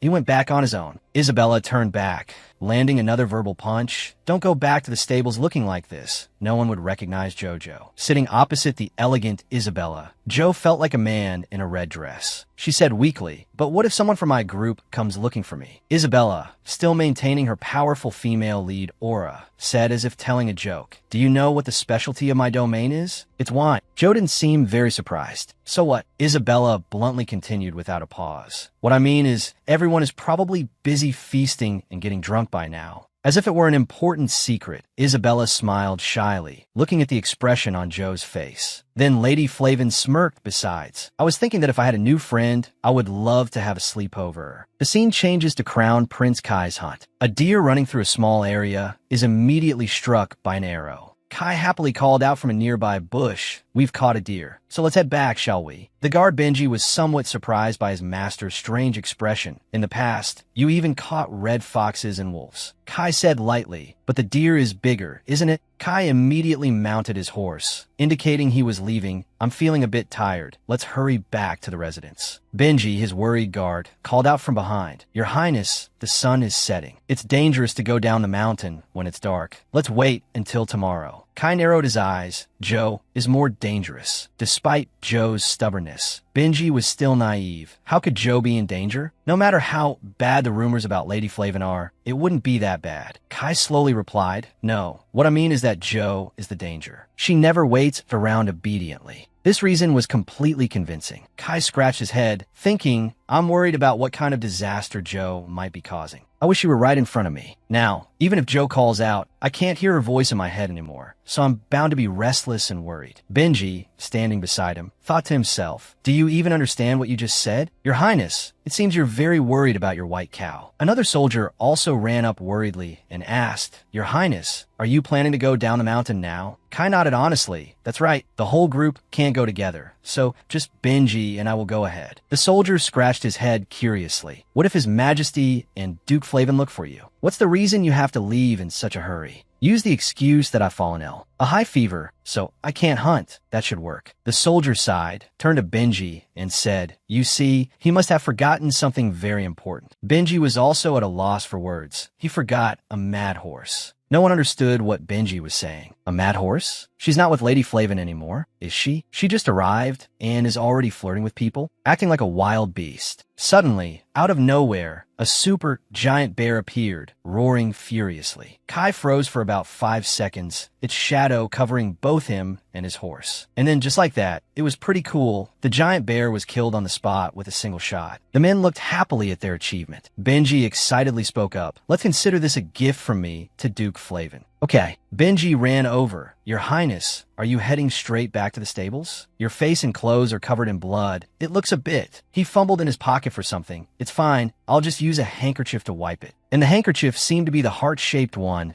that Joe had given him. Kai silently turned to leave. Never mind. I'll go back and wash up properly first. I can't be seen in such a disheveled state. Benji bowed. I will inform Pao to prepare in advance. Do I like bears? Its deep golden eyes lunging at me were just like Joe's. Now I know what your Highness is thinking. Benji chuckled at the prince's thought. After that, at the stables, Kai had changed into clean clothes. He stood in the empty space and wondered, did she go to the bathroom or something? I knew it. It's not easy for her to stay put. Not long after, he gave an order, Benji, go find Joe for me immediately. She's probably partying and drinking with the servants in some corner. Benji said, Your Highness, I've also been looking for Joe since this morning, but I haven't seen Joe anywhere. Kai was stunned to hear that. What? Immediately a notice was written up. Missing person. King Joe. Characteristics. Strong and likes beautiful people. Benji said, the knights who stayed at the palace said they didn't see Joe, not in the dining hall or the back garden either. Kai was stunned. Could she have been kidnapped? Benji retorted, Joe surely wouldn't just lie still and let herself be taken away like that. Kai thought for a moment, then replied, that's true. But still, try searching again. Someone must have noticed that Joe is my personal attendant. Benji was startled to hear that, yes, I will search every nook and cranny again. However, by late afternoon, Benji still hadn't found any more clues. Kai angrily slammed his teacup down on the table. Damn. If I had known, I wouldn't have let Joe go then. At that moment, a voice called from outside. Your Highness, it is I, Fellow. Kai said, come in. Fellow stepped inside and said, since you missed lunch, I have prepared a light soup for dinner. Also, have you been feeling unwell lately? I'm one of your attendants, so please feel free to speak your mind. Kai hesitated, the stables. Fellow asked, confused, the stables? If you're worried about the horses, they're resting now. Hearing that, Kai seemed to realize something and said, is that so? Fellow smiled brightly and replied, yes. He thought to himself, has Joe returned? But the man's next sentence startled Kai that I've told the servants to take care of the horses, so you don't need to worry too much. Kai immediately asked with suspicion, servants? Where did the person who usually takes care of the stables go? Where did he go? He cleared his throat and said, Your Highness, don't be so rigid. Joe is new to the city from the countryside. Let's just assume the kid went to explore the city for a bit. Kai had completely forgotten that, the servants have a day off today, don't they? Then he asked, so where did Joe go? Fellow replied, I'm not sure either, but they said they would wander around the city. They probably went to some pubs or the red light district. They're still young and like to have fun. Hearing red light district, Kai was struck by lightning and crushed the teacup. Fellow was startled. Your Highness, are you all right? Kai trembled. Fellow, go find people. Now, Fellow immediately became flustered. Yes, I will go find the best doctor in this village for you. For you. Kai's anger flared. Find the most beautiful people in this village for me. It doesn't matter if they are male or female, as long as they're stunningly beautiful. So beautiful that others drool when they see them. So beautiful that birds fall from the sky and fish flee. And a few hours later, a group of handsome men and beautiful women, a girl with blonde hair and blue eyes, dazzlingly beautiful, appeared. Kai immediately got down to business. He asked, "In your lives, how many times have you been told you're beautiful?" The blonde girl said, "Everyone I pass by says so." The blue-haired boy stopped talking. "Since the day I was born, I've heard it so much I'm sick of it." The brown-haired girl said with some shyness, I already have a fiancé." Kai immediately pointed at the brown-haired girl and said, "You?" In his heart, Kai thought, this girl, this fragile and delicate style will be Joe's type. Kai, full of killing intent, held up a picture of Joe and asked, "Have you ever met a young, platinum blonde boy like this? About shoulder height to me, with big, round golden eyes that widen whenever he sees a beauty, so try to remember carefully." The brown-haired girl with tears in her eyes, "And no, I swear this is the first time I've seen him." Kai immediately turned to the other two and asked, "What about you two? No one has seen him anywhere, really? A beauty of your caliber, he wouldn't easily pass you by." Both of them trembled. "No, we don't know." Benji, from behind, also witnessed this unsightly scene of Kai's. Kai continued to question the blue-haired one. "Did anyone try to undress you today?" The blue-haired one, on the verge of tears, I swear I have never lost my virginity. Ever." Then he turned to the blonde and asked, "So did any guy touch your butt or ask to breed the next generation with you?" The blonde broke out in a sweat that I'm not really a prude, but if I met a handsome guy who was on top, I would gladly consent. Hearing this, Kai immediately shut her up. "Shush, quiet." Then he turned back to the brunette and said, "So did you meet any guy who called you a bewildered fawn or a fairy descended from heaven?" The girl shook her head. "This is the first time I've heard such phrases." Kai, seething with murderous intent, shouted, "All of you get out." Hearing this, the group shed tears. He said, if Joe was wandering around the village, it's unlikely she would be so well behaved. She should have been arrested by the village guard for assault or debauchery by now. The two strange thoughts began to emerge. She must have been kidnapped. I think so too. Kai said, try to investigate if any carriages with unknown movements left the city, or if there are any suspicious individuals, or maybe she's been shackled in prison. You go and gather information here too. Benji replied, yes, your highness. That night, a rumor suddenly spread throughout the Flavan territory that a rare and hard-to-find perverted murderer was hiding somewhere. People also gathered in groups of 3 and 7 to gossip.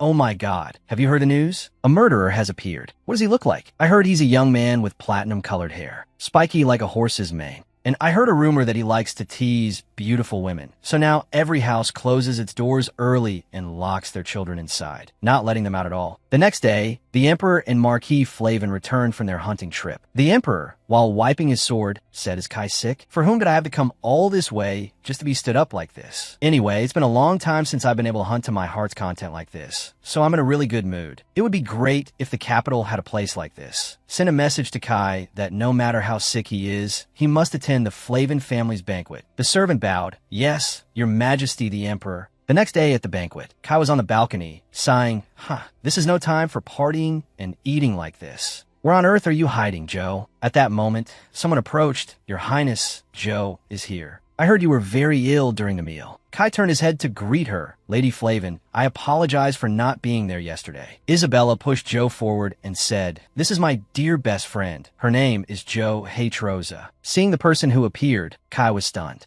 Joe stammered, "Hello, my name is Joe Haytroz." Joe turned sharply to Isabella and asked, "Wait a minute, Isabella, what's my name again?" Kai shouted angrily, "You." Isabella covered her mouth and laughed. "Your Highness, there are many eyes and ears here." Kai quickly cleared his throat and said, "Ahem, if Lady Haytroza is still a bit shy with her name, may I have the honor of calling you Lady Hatu? Is that okay?" Hearing this, Isabella burst out laughing. Hee. "Well, I've delivered the gift to you, so I'll take my leave now. You two talk to each other." Joe was now in the role of a shy beauty. Seeing her expression, Kai was also startled. The two were awkwardly silent for a moment. Kai finally started the conversation. "Lady Hatu, where have you been these past few days? I couldn't figure it out. Do you know how worried I was?" Joe grabbed Kai's sleeve and called, "Your Highness." He asked with curiosity, "What is it?" Then she whispered, "Your formal address sounds so sexy. Try calling me my dear just once." Kai coughed in embarrassment. "Ahem, you need to drop that habit. What's with all these fancy clothes? No matter how you dress, You still look like a flower-stealing rogue. Joe laughed, but other people would look at us and say we're a perfect couple. Ah, Your Highness the Prince, will you dance with me? As she spoke, she extended her hand towards Kai, causing him to be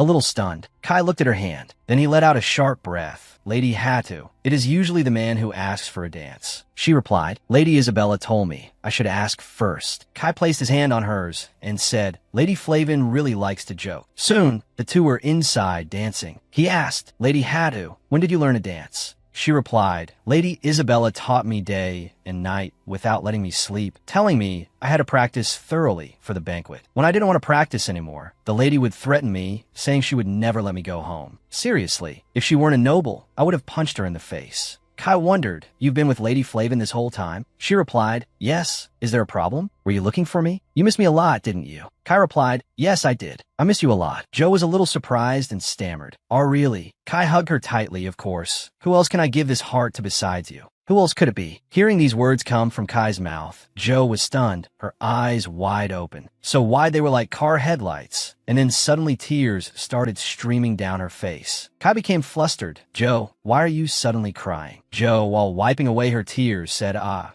don't know, my heart is suddenly beating so fast. SOS. If someone is that handsome, their personality should be bad. But how can his personality be perfect too? I can't take it. I'm so mad. I'm not letting go, you know. You have to be mine for this entire life. The goods have been opened, so no returns or exchanges, you hear? Hearing these words, Kai burst out laughing and turned his face away. Joe immediately said, What are you laughing at? Kai wiped away her tear and said, It's nothing. I just laughed because you're too cute. After saying that, Kai placed a gentle kiss on her forehead, thinking to himself, What a person, like an untamed wild horse. Strong, crude, loves to joke, and acts like a pervert, pouncing on anyone she finds beautiful. Even so, you are my person and also the love that will never leave my side. Looking in her eyes, Kai said affectionately, I like you, Joe. As soon as she heard it, Joe felt like she was about to cough up blood from her mouth and heart. She immediately recoiled and shouted, You must be an assassin disguised as Kai. Where did you hide, my darling? Kai scratched his face and said, I suppose so. It's probably because this is the first time I've said such things, so you're a bit shocked. Joe was truly in shock. She asked herself, why is my heart beating so fast all of a sudden? Is it in chaos because I'm too happy? Heart, please breathe. Heart, calm down. I'm so dizzy. Seeing her strange behavior, Kai called Joe. Suddenly, Joe swayed before his eyes. Then she collapsed to the ground. Kai panicked. Joe, what's wrong with you? Wake up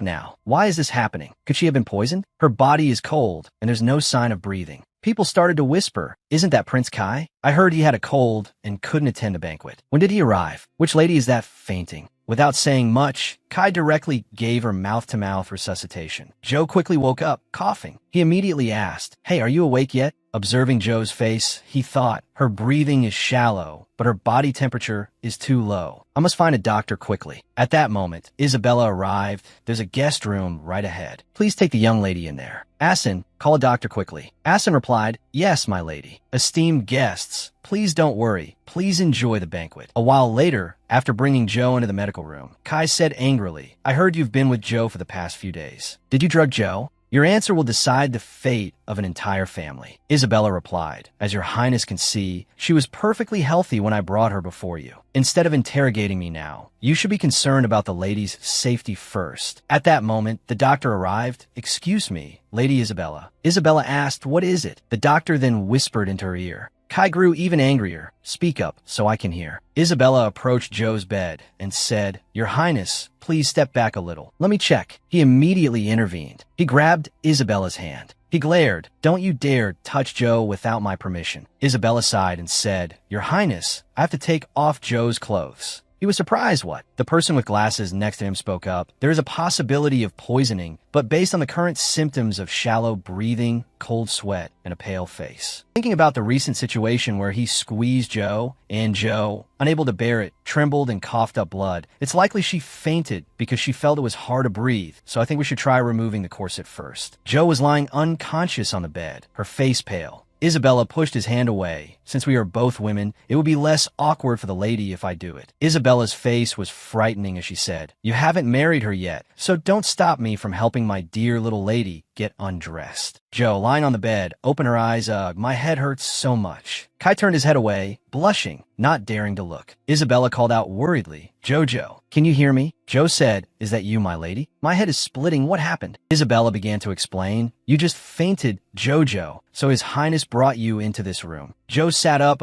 My body feels like it's falling apart. Joe looked at her body in shock. A teacup was brought over, covering her body to Hey, my clothes. Who stripped me? Asin stood to one side, making tea, indifferent to her surroundings. Joe looked and asked, was it His Highness, Kai? He quickly spoke up to explain, no, it wasn't me. Isabella covered her mouth and laughed when she heard her words. Why didn't you wait until it was just the two of us to strip me? There's still so many people standing here. Why expose me for the whole world to see? I'm not into this kind of thing, you know. Kai said, Lady Flavin was the one who took off your clothes. You there, Isabella spoke up. Your Highness, could you please step outside for a moment? He turned his head and said, why should I leave? He blushed and turned his head away, not daring to look anymore. Isabella teased him with a laugh. Omo, now you want to stand guard, even when someone is changing clothes? How sneaky of you. The maid brought a freshly brewed cup of tea to the man with glasses. The voice from inside could still be heard outside. If your Highness is fine with it, I'm comfortable stripping down. But if you see my naked body, you'll have to show me yours too. I'm leaving right now, so you'd better watch your mouth. Joe, having finished changing, asked, I fainted? She continued, I think I remember now. Remember what? Kai and Isabella were surprised to hear her words. After hearing His Highness's confession,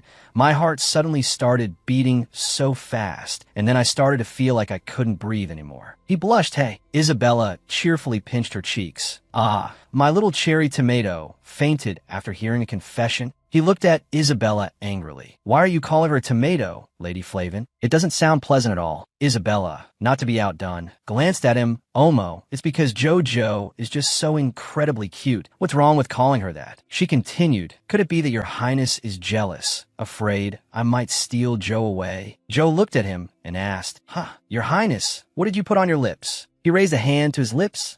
Joe said, there's something red on your lips. It looks like a lipstick smudge. He froze, looking at the lipstick stain on his hand, and blushed. She said, while I was lying here passed out, did you just come back from kissing some other girl? He blushed and looked at her. It's not like that. Isabella blushed, turned her head, and snickered. With a rustle, she turned her head back to look. Look, Joe. Isabella held a mirror in front of her. Your lips are smudged too. The red lipstick color is exactly the same as His Highness's. She looked at herself in the mirror and saw that there was indeed a lipstick stain. Did you kiss me? Kiss? What kiss? I was just performing CPR. The two people outside calmly sat and drank their tea. He said with a blush, it was a critical situation earlier. She also blushed, I'm in a critical situation right now too, so let's do it again. She leaned close to Isabella and whispered, Lady Isabella, could you please step outside? Isabella also whispered, no way, I can't miss the good scene right in front of me. Come on, stop ganging up on me. He turned and walked outside. Isabella also stood up. Ahem, we should get back to the party. We should go together so people don't gossip. That's right, we've been gone for a while. She was surprised to hear Isabella say, Jojo, you should get some rest. Oh, and also, standing next to him, Isabella pointed at her, and they said in unison, stay quietly in the room and don't go anywhere. She blankly thought of herself as a dog inside, listening to its owner's instructions. Stay home quietly and guard the house. Woof. Scene changed to the party. Isabella said, Your Highness, you should relax your face a bit. People looking at you might think you just came back from a fight. He brought a wine glass to his lips and spoke. Ahem, it's a good thing Lady Hatu is well. Again, Isabella held a fan to cover her mouth and said with a laugh, it's because my dear friend has a condition where she faints when she sees a handsome person. Your Highness Kai, you are truly full of affection. He blushed and choked at Isabella's words. You seem to have gotten close to Lady Hata very quickly, haven't you? Isabella laughed and said, Omo, Your Highness, you don't need to be so sarcastic. Being close to her is just being normal friends. Isabella thought about the times she and Joe lay in bed talking happily. The morning of a few days later, outside was a mansion. Chirp, chirp. Joe lay neatly in bed. She stared boredly at the ceiling, bored beyond belief. The first time I get a long vacation, and I'm tied to this bed. He pointed and reminded her, I'll have someone else take care of the stables. So just stay here quietly until we return to the capital. Isabella cheerfully brought a dress over and said, Jojo, wear this dress today. His Highness Kai seems busy and hasn't bothered to visit. And waiting for Lady Isabella to arrive is also getting tiresome. She sat up and called, Asin Viente. Asin Viente replied, Yes, ma'am. She said, when it's just the two of us, you can address me casually. I'm just a stable hand. Asin Vientori replied, but you are the lady's friend, so I cannot do that. She made a cute face at Asin Vientori and called Big Sis Asin. Asin Vientori said, please don't call me Big Sis. The two went back and forth. She said, can I go outside for just a little while? You cannot, Asin Vientori. I haven't had a single sip of alcohol for 2 whole days. If you want to drink alcohol, I can bring it to you. I want to go outside and get some fresh air too. Then I will open the window for you. She thrashed on the bed, thump. Why? Why you keep locking me in this room? Thump. Asin Vientori calmly replied, these are the orders of Lady Flavin and His Highness Kai. They order me not to let you leave the room by even half a step. She turned her head and said, but I'm fine now, what's wrong? Isabella's wicked expression appeared in her mind. His Highness is worried you'll go out and faint again. And as for Lady Flavin, she just wants it that way. Ho, ho, ho. She looked at Asin Vientori angrily and shouted, she just wants it that way? Do you understand what you're saying? You're locking me up for days for that reason. She put her hands on her head and thought to herself, hey, Ms. Author, if you can hear me, show yourself. What kind of weird character design is this? So unreasonable it's off the charts. Boom, the goddess appeared. Huh? That style is a hot trend these days. Startled and angry, she said, do you live in the 22nd century or something? In this day and age, who locks someone in a room and doesn't let them out like this? The goddess repeatedly hit her on the head with a book. Thwack, thwack. My dear, I've lived so long, I can't even say which century I'm from. She said, no wonder. You're so outdated. You should update yourself with some modern trends. Asin Vientori called Joe. Yes. Asin Vientori looked at her with disappointment. Even if you act crazy, you still won't be allowed to go out. She blushed and shut her mouth, not daring to speak. She pulled the blanket over herself and said, I'm very embarrassed right now. So could you please step out for a bit? Asin Vientori replied, I cannot. The goddess stood to one side, covering her mouth and laughing. Ho, ho, ho. Under the blanket, she clasped her hands and prayed, dear goddess, please tell me how to get away from Asin. If I do, Kai will be very worried. I'll deal with that later. Please just tell me Asin's weakness. She's so resolute. Asin is the type who will only budge if you're on the verge of death. Outside, Asin Vientori sighed. She froze as an idea flashed in her mind. Unless I'm about to die. Asin Vientori was startled by the sound of violent retching. Hugh. She put her hand to her mouth and said, did I really faint because of the corset? Erg. The goddess looked at her, thinking helplessly to herself, wow, this kid is really good at racking her brain to come up with these tricks. She continued to clutch her stomach, feigning pain. Agu. I hear a strange sound ringing in my ears. Confident in her strategy, she gave a thumbs up. I used to use this skill to skip self-study periods back in the day. The rest is omitted. Asin Vientori worriedly opened the door and went out, saying, I will call a doctor, so please wait a moment. The door closed, and the room became quiet. Flap. Suddenly the window was thrown wide open. Clack. Boom. The goddess appeared.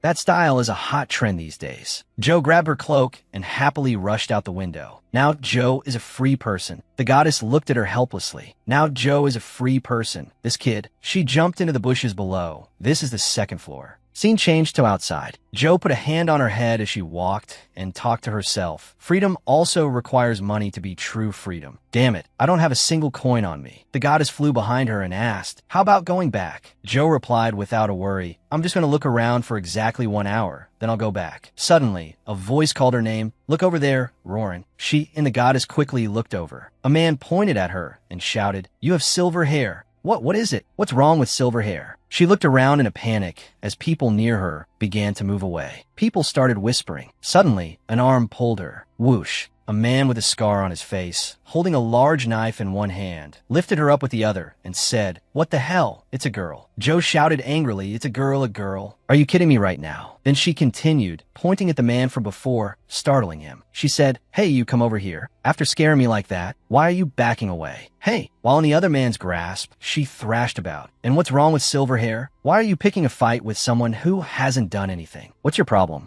After a moment, I apologize. It was a misunderstanding, my lady. She turned her head and put a hand to her face. My lady? That sounds nice. Such able-bodied men. The 2 men from before were now standing and apologizing to her. Yes, she replied. Oh my, did I say something? Ho, ho, ho. I almost habitually said I was a boy. Get a grip, me. I'm a woman. I'm a normal, able-bodied girl. At this moment, she was on the street, crossing her arms and looking at the 2 of them. Anyway, let's just forget about that. Why did you grab me? And what's this about silver hair? The man with green hair said, "This may be a rather rude question for a lady, but I don't suppose any of your relatives are a pervert or a murderer." Her face darkened with anger upon hearing the man's words. She flared up, her hands raised in an attack stance. "Are you attacking me right now?" They quickly shook their heads and explained, No, that's not what I meant." While thinking of her own violent image, she feigned surprise, "Ha ha ha ha. Recently, there's been a silver-haired man who chases after any beautiful woman he sees. There are even rumors that he takes these girls to secluded places and commits terrible crimes." "Goodness, really?" she said aggressively. "Guys like that should be physically castrated." The man with green hair asked, "But are you a resident here, my lady? Judging by your clothes, you seem to be a noble, but you're wandering around here without a maid?" She jumped. She put a hand to her mouth, feigning calmness, and said with a laugh, "I'm staying at the Flavin Mansion, but I got bored so I snuck out. This is my first time in this area, so I find everything fascinating." "Ho ho ho," the green-haired man replied. "I see." She and they talked for a while longer. "But let's not talk about me anymore. Let's talk about the silver-haired criminal. It's a bit much to talk about here. Would you like to go to the butcher shop where Roran works?" "It was about 2 or 3 days ago, I think. I was suddenly taken to the Flavin Mansion." "The Flavin Mansion?"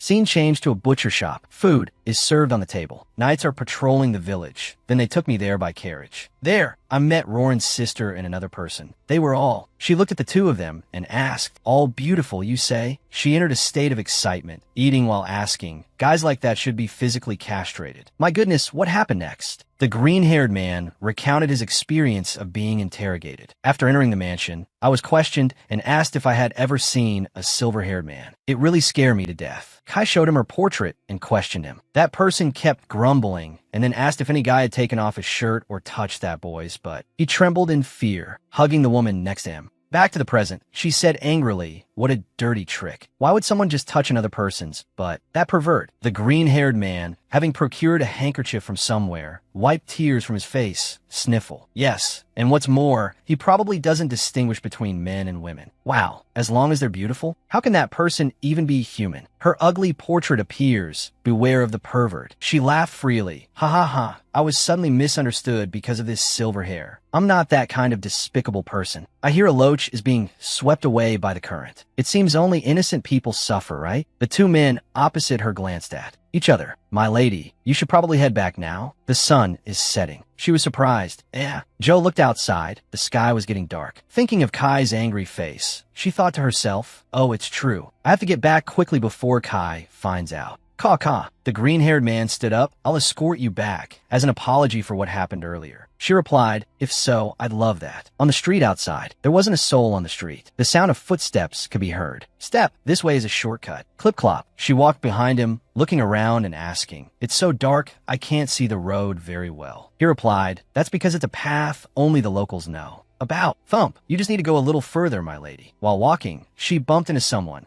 Was Resho always this tall? She looked at the two men in black clothes standing in front of her, blocking her path. She stood frozen with worry. "There you see. This kid, he's so good at his job, and yet, One of the two men in black handed him a bag of money. "That's a noble lady. So we're good now, right?" "A noble lady? She must fetch a high price." She looked at them and thought to herself, could this be? He held the bag of money in his hand, bowed his head. "To you, I apologize, my lady." After saying that, he ran off. Whoosh. She watched him go and shouted, "Hey, get back here." The man in black touched her shoulder. "My lady, if you don't want to get hurt, just follow us quietly." She finished the rest of her skewer. Joe stabs the man's hand with the skewer.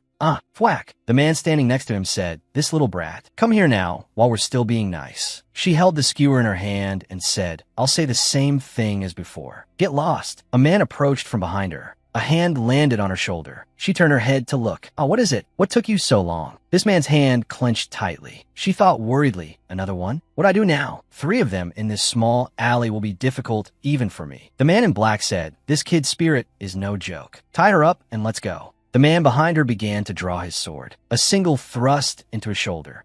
She was surprised. Kai stood behind her, sword in hand, protecting her. "Don't you dare lay a hand on my little horse." The two men in black ran away in fear. Joe turned back to look at Kai. She thought to herself, "What should I do? It wasn't enough that I snuck out. Now he's witnessed this scene too. He must be furious, right?" He took off his cloak. That is, what happened was. Then he draped it over her. "Let's go home, my little horse." She blankly imagined a horse neighing a few times. In a carriage on the street, Kai's voice spoke that J.O. You can go out, but shouldn't you at least tell me where you're going? If you do that, what if you drop all your work and come out like this again? You're a prince. Kai sat inside with his arms crossed and said, if you were well-behaved, this wouldn't have happened. You staying in one place is a great help to me. Got it. She replied, wow, you sound just like my mom. Is this a kitchen? What else could I be by going out? He sighed and turned his head. Though I've never met your mother, I think I can understand her. She looked at him. Oh, honestly, she thought to herself, but I feel like I've forgotten something important. The memory of the green-haired man flooded back. He had bowed his head, my lady, and took off running. She remembered and suddenly shot up from her seat. Stop the carriage right now. He asked, startled. What? Whoosh. She opened the carriage window, looked outside angrily, and said, we have to catch the guy who tried to sell me. Why did I even think of going back to the mansion so obediently? He pulled her back inside, shouting at the same time, get back in here right now. She let out a small yelp. Eek. He pushed her down onto the seat. Oh, you think I would let you go somewhere you could get hurt? I'll handle it myself, so you go back. She replied, a prince catching a commoner for revenge on behalf of a nameless young lady. Does that sound reasonable? She continued angrily, you don't have to endure the stares of others because of me. I can handle it myself. He moved his face close to hers and shouted low. His hand gripped her shoulder, trembling. Just because? Did you just say just because? After all, what kind of person do you think I am? Huh? He looked at her worriedly and said, I just confessed my feelings to you not long ago. Why don't you ever think about accepting what I'm offering you? She said worriedly, Kai, that's not what I meant. He turned his face away. Fine, whatever. We're going back to the Marquis's mansion. The night sky was full of stars. The moon was full today. It seemed like it would be a peaceful night. A carriage stopped in front of a mansion. Joe's voice rang out, Kai, I'm sorry. He walked ahead and said, if you don't know what you did wrong, don't apologize to me. She followed behind him, wanting to explain, I'm sorry for sneaking out on my own, and for planning to go out for revenge too. The sound of the rustling wind was heard. She heard him say, no, you don't know. You don't know a single thing. His face showed a hint of disappointment. If you knew how much you mean to me, you wouldn't have been able to say those things, you know? He felt that she was the most important person, the one who freed me from my cage, the one who saved me. The one who saved me when I was suffocating to the point of near death from this dark life was you. Her words just now had hurt him. But so what? Just because of me? Is that what you should be saying? He continued sadly, why don't you know that without you by my side, I would fall apart? Suddenly, from behind, she wrapped her arms around him in a hug. She said, saying that means you're very sad, right? But Kai, the truth is that for a prince like you, status is also very important. She smiled happily, looking at him and continuing,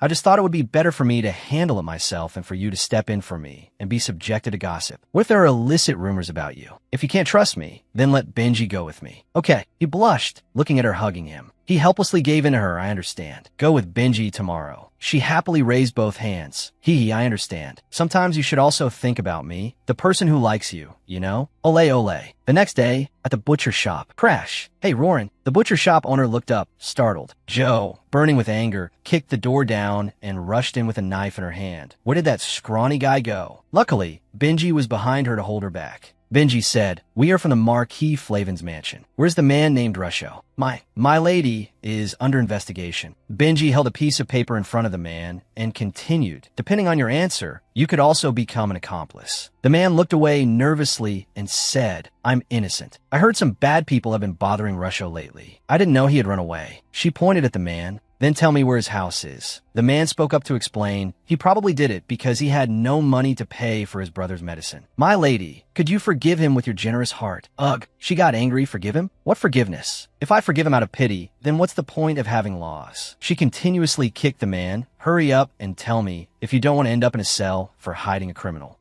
Benji from behind quickly stopped her. Joe, no, my lady, please calm down. Scene changed to the street. Boom. She was seething with anger. What? Turn a blind eye for his little brother's sake? If that guy cuts off his own tongue, then I'll forgive him this one time. Benji raised a hand, wanting to say something. Hey, Joe, I mean my lady. She snapped, turning sharply. What is it? I mean what? He thought. How about putting that knife down before we talk? The way she looks right now, she's no different from a murderer. Her face was terrifying as she held the knife. What do you mean, if you don't look closely? Benji said, a serial killer. That's great then, because I'm about to go kill that guy right now. Benji broke into a sweat, thinking, it's a good thing I came with her. A bloodbath was about to happen. Arriving at a house, she kicked the door in. Benji, behind her, tried to advise her, my lady, first, please calm down. If you break down someone's door, she growled, the guy in this house tried to sell me. Is breaking a door really that big of a deal? A young child inside sat up and asked, Who is it? The child coughed and said, cough, my brother isn't home right now. She walked closer to the child, hands on her hips, and asked, Hey, is your brother's name Rusho? Yes, but what's wrong? Suddenly, a voice came from outside. Who's in my house this early in the morning? He was startled to see her. Whoosh. He panicked and ran outside. Thump. She pointed forward and ordered Benji, catch that guy. Crash. Fruit spilled out. He sat on the grass, injured, crying and explaining, I'm sorry, my lady. My little brother is very sick, so he's the only family I have left, so I can't lose him. Sniffle, she and Benji said. In any case, there are things people can do and things they can't. This guy knew it was wrong, so why would he sell someone just to save his brother? This bastard. A voice came from inside. Brother. His brother, with a gaunt face, stood unsteadily, leaning against the door and asking, Did you do something wrong again? Cough, cough, he shouted, startling the child. Go inside. I told you to go inside. Outside, he clasped his hands and begged her, my lady, I was wrong. If you tell me to go to jail, I will so. His face bruised and tear-streaked. He looked at her, please, just tell my brother not know about this. My brother really doesn't know anything. Choking up, she gritted her teeth in frustration. This guy knows exactly what would have happened if I'd been sold to human traffickers. Hey, she squatted down. Trying to act all noble in front of your little brother? There's no reason to forgive someone like this. She said angrily, You feel shame? You were going to sell someone else's life to save your brother's. At this moment, Benji was trying to remind Joe, his voice a mix of worry and caution to Jay. Oh, my lady, his little brother is watching. Joe knelt down, her face full of contempt as she faced the man before her. With a forceful movement, she grabbed a handful of his hair, gripping it tightly, and yanked it back, forcing him to look up at her. Her voice was as cold and sharp as a blade cutting through the air. If you couldn't do it, shouldn't you have been prepared to die? She tightened her grip, as if to force him to listen to every word she said. Don't you dare try to justify your criminal actions. Her anger had reached its peak. Suddenly, a young boy ran over from nowhere, his call echoing in the heavy atmosphere. Brother! He came to the side of the man she had just threatened, his voice trembling as he knelt beside his brother and pleaded with her. Don't do this anymore. Please don't hit my brother. Joe paused, slowly standing up, her eyes still fixed on the man at her feet. Her voice was stern but restrained. You should know that the only reason I'm letting this go is because of your brother. I'm just holding back the urge to pull out all your teeth and swallow them. You bastard. Here, the two brothers were hugging, tears streaming down their cheeks. And you have to try to survive, you hear? Joe stood there. I said you must survive. Do you understand what I'm saying? Walking on the street, Benji followed behind and asked her, Joe, are you okay? I feel like I'm the villain. In the end, why did I have to be nice to that guy? If his little brother wasn't there, I would have killed him. Actually, he should be thanking me for not handing him over to the guards. Since Benji is a nobleman, he wouldn't know, but commoners live a harsh life. Where I used to live, you had to work your whole life just to get a house. But that was like plucking stars from the sky. At this, Benji was startled. In that village, children had to carry heavy loads. Women had to go to the market. Everyone lived the exact same way. But I have no intention of forgiving him. If he doesn't get his act together, he'll really rot in prison someday. Benji looked at her. He said,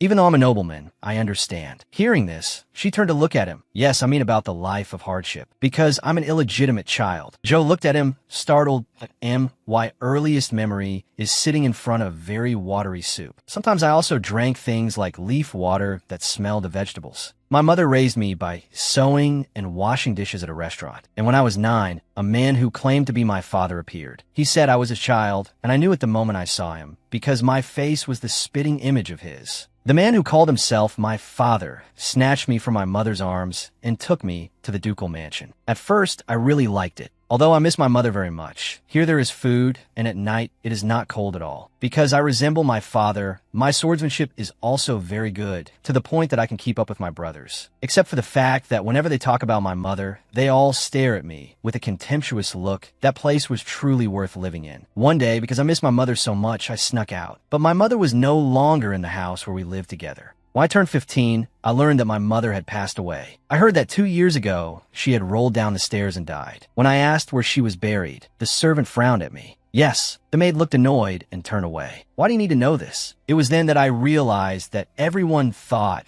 I was a talented parasite, the illegitimate child talented enough to hide under the shadow of the Duke's name. From that day on, I no longer went out of the house. But don't you find it ridiculous? Perhaps I really didn't like that watery soup because I had absolutely no thought of leaving my home. She stood looking at him, listening intently to the words he was telling her. My father said that because I came from an obscure background, he thought I had no will. So he quickly abandoned his expectations of me. And that was also the first time I met His Highness Kai. At this point, he gave a warm smile as if Kai had brought light to his dark life. At that time, he was sitting under a tree. Kai, wearing a riding outfit, walked up and stood before him. What do you think about being my bodyguard? It just so happens that I am looking for talented people. Right now, he continued. At first, I didn't like the prince at all because it seemed like he was pitying me, so my mood wasn't good at all. But the next day, the prince came to find me again. Benji sat on a tree branch. On the ground below was Kai trying to persuade him. And the day after that, and so on. About a week passed. He said, let's have a sword fight. If I lost, he wouldn't come back to find me again. So of course, I lost and joined the Rose Knights immediately. After spending time with the people in the knightly order, I realized one thing. That all this time, I had been very lonely. It seems the prince had seen that. Ryumja placed her hand on his shoulder. She tried to comfort Benji. You've been through a lot, Benji. Benji smiled at the lovely comfort. I thank you for listening to my story. Ryumja thought to herself, Benji looks relieved after telling me everything. She continued that,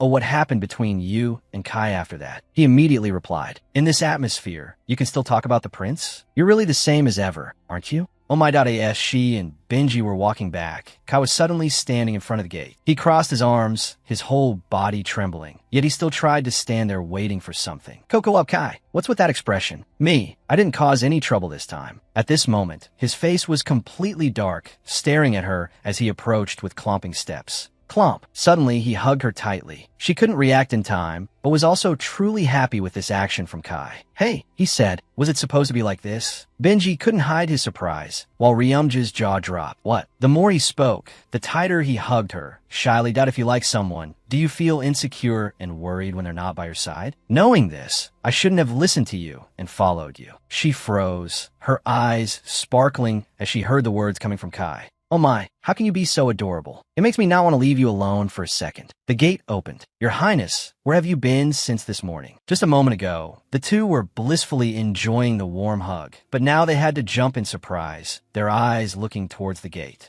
The butler was so startled that his head went one way and his hair another, only able to exclaim, huh. His hand still didn't leave her body. He tried to explain, no, Bao, it's just that. At this moment, her face was frozen. Hairspray, Uncle Bao.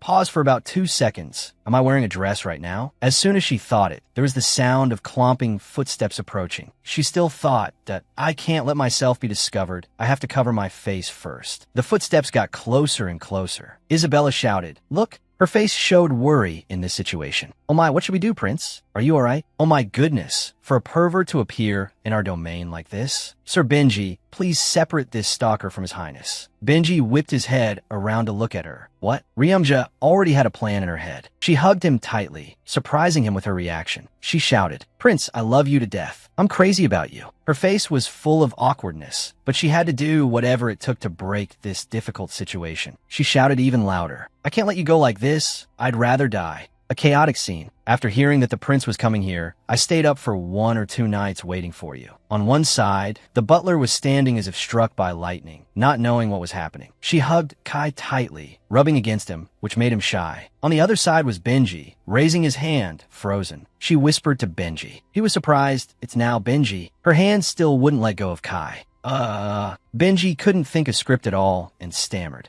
He uttered a line so stiff it couldn't be more so. Right now, you could call him Ben Robot. This evil stalker let go of His Highness immediately. She looked at Benji with a dissatisfied expression. She thought to herself, you really shouldn't try acting anywhere. Isabella saved the chaotic situation. For now, please let Benji handle it and quickly return to the mansion safely. Saying that, she used her fan to tap his chest, thud thud. Ryumja released her hands from his body. The two were now completely separated. He still hadn't understood what had happened. No, wait. In the end, Benji had to use strong measures and carry Ryumja to another place. She tried to struggle and struggle to play her role to the fullest. "Let me go. Your Highness Kai, I fell for you at first sight. Let go, you blockhead." The butler next to Kai said, "This world truly has many strange people." Cut to the castle setting. "Thanks to you, I had a lot of fun. Please come and play again." Ryumja was flustered and scratched her head. "I'm just a stable keeper, so playing around freely is a bit."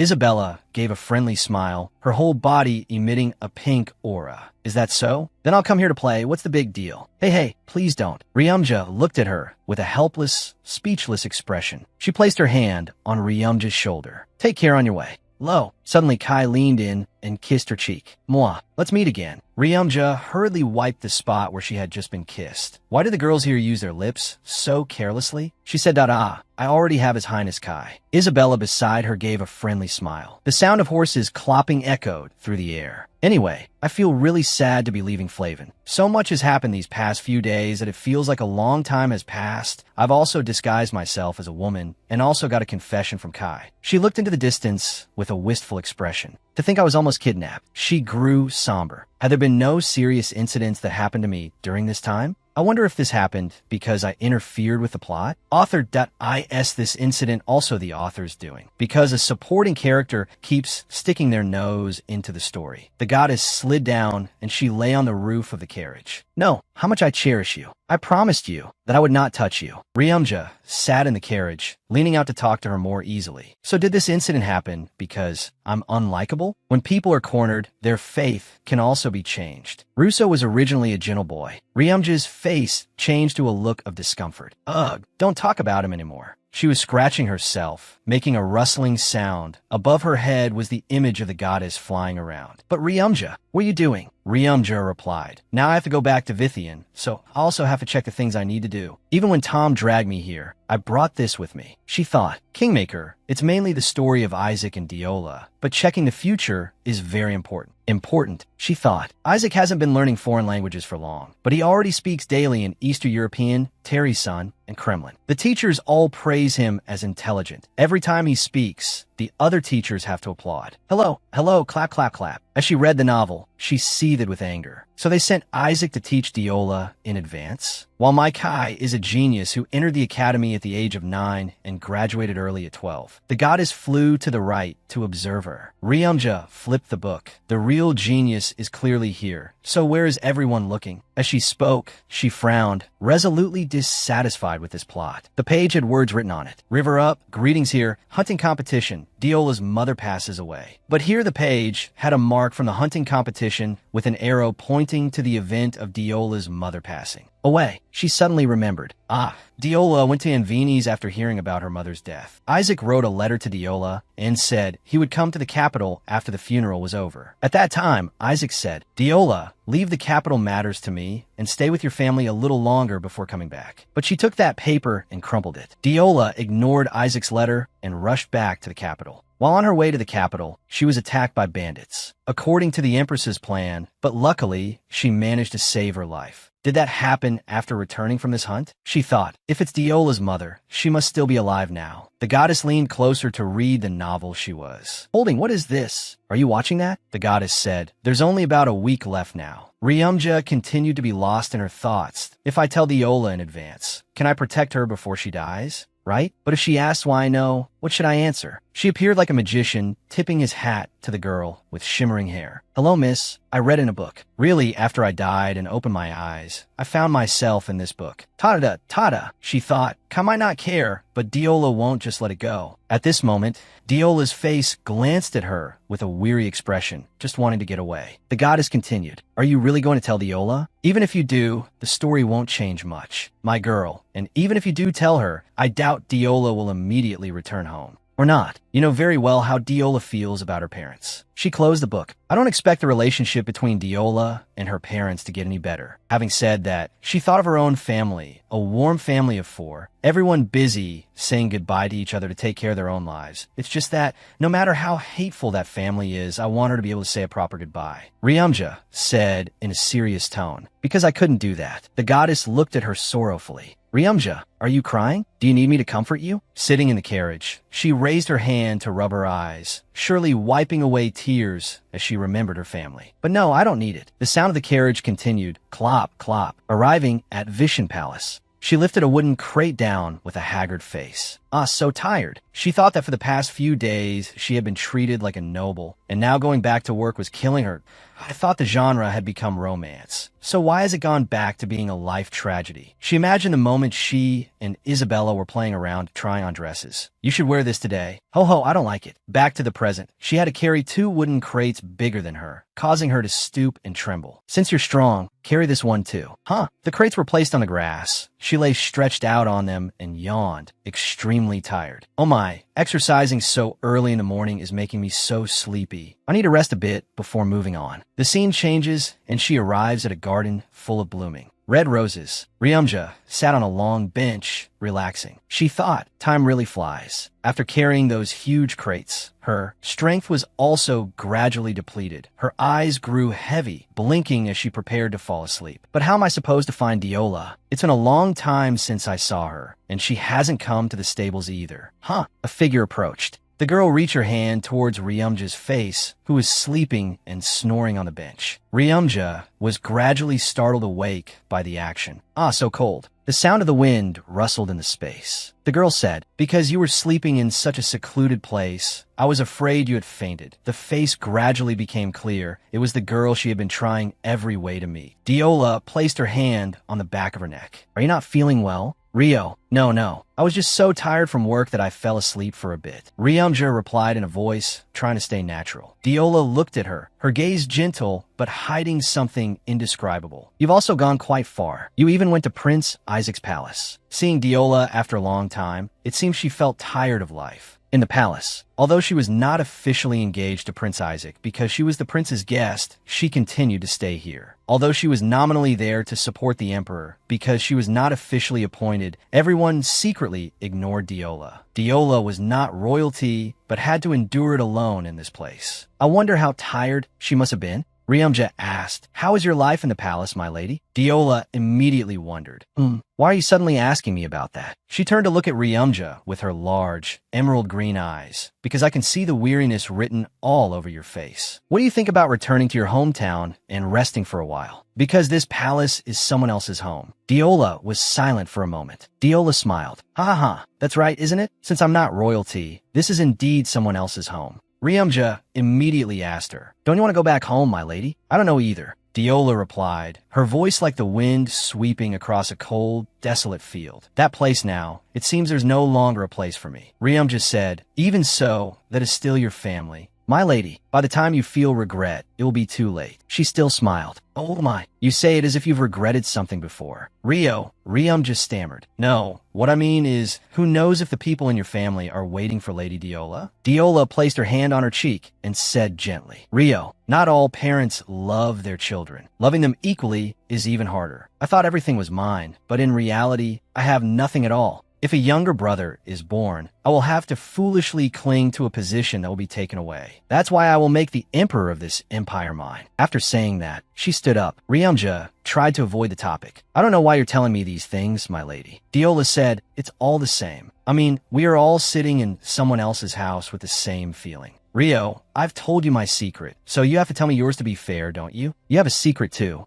You said you lost your memory, so why are you bringing up your hometown? You advised me with eyes that longed for your family, and you're disguised as a boy, working in His Highness Kai's palace. If you have a secret, shouldn't you be more vicious? Ryumja was rooted to the spot, aghast. Is she possessed? Or is someone else wearing Diola's mask? She's clearly not the character who would show her worries and let others see her in a state of defeat. Lady Diola continued, although I don't know who sent you here, I know that the person you and I intend to make emperor are two completely different people. Did you send someone to assassinate my family? Ryumja jumped up and said loudly, what? That's not it. Is His Highness Kai trying to kill my family? Did he go there to give a warning? Diola's words continued to startle Ryumja. She immediately refuted. That's not it. Kai's not the kind of person who would do such things. I was just worried for you, Mai. Lady, hearing that, she smirked. Her left hand placed firmly on Ryumja's shoulder. You're the problem now. Rio, it's very peaceful now. Nothing is happening. But your friendliness, saying you're worried about me, will eventually put you in danger. You have to be careful with your every action when you're in someone else's house, right? Her hand clenched into a fist. Then what about your feelings, my lady, for pointing out every single one of my problems? I know you're a good person. Diola's smile gradually faded. You only met me for the first time a few months ago. What do you know about me? Ryumja replied. I have seen the future. I've also changed it a little, although nothing is certain.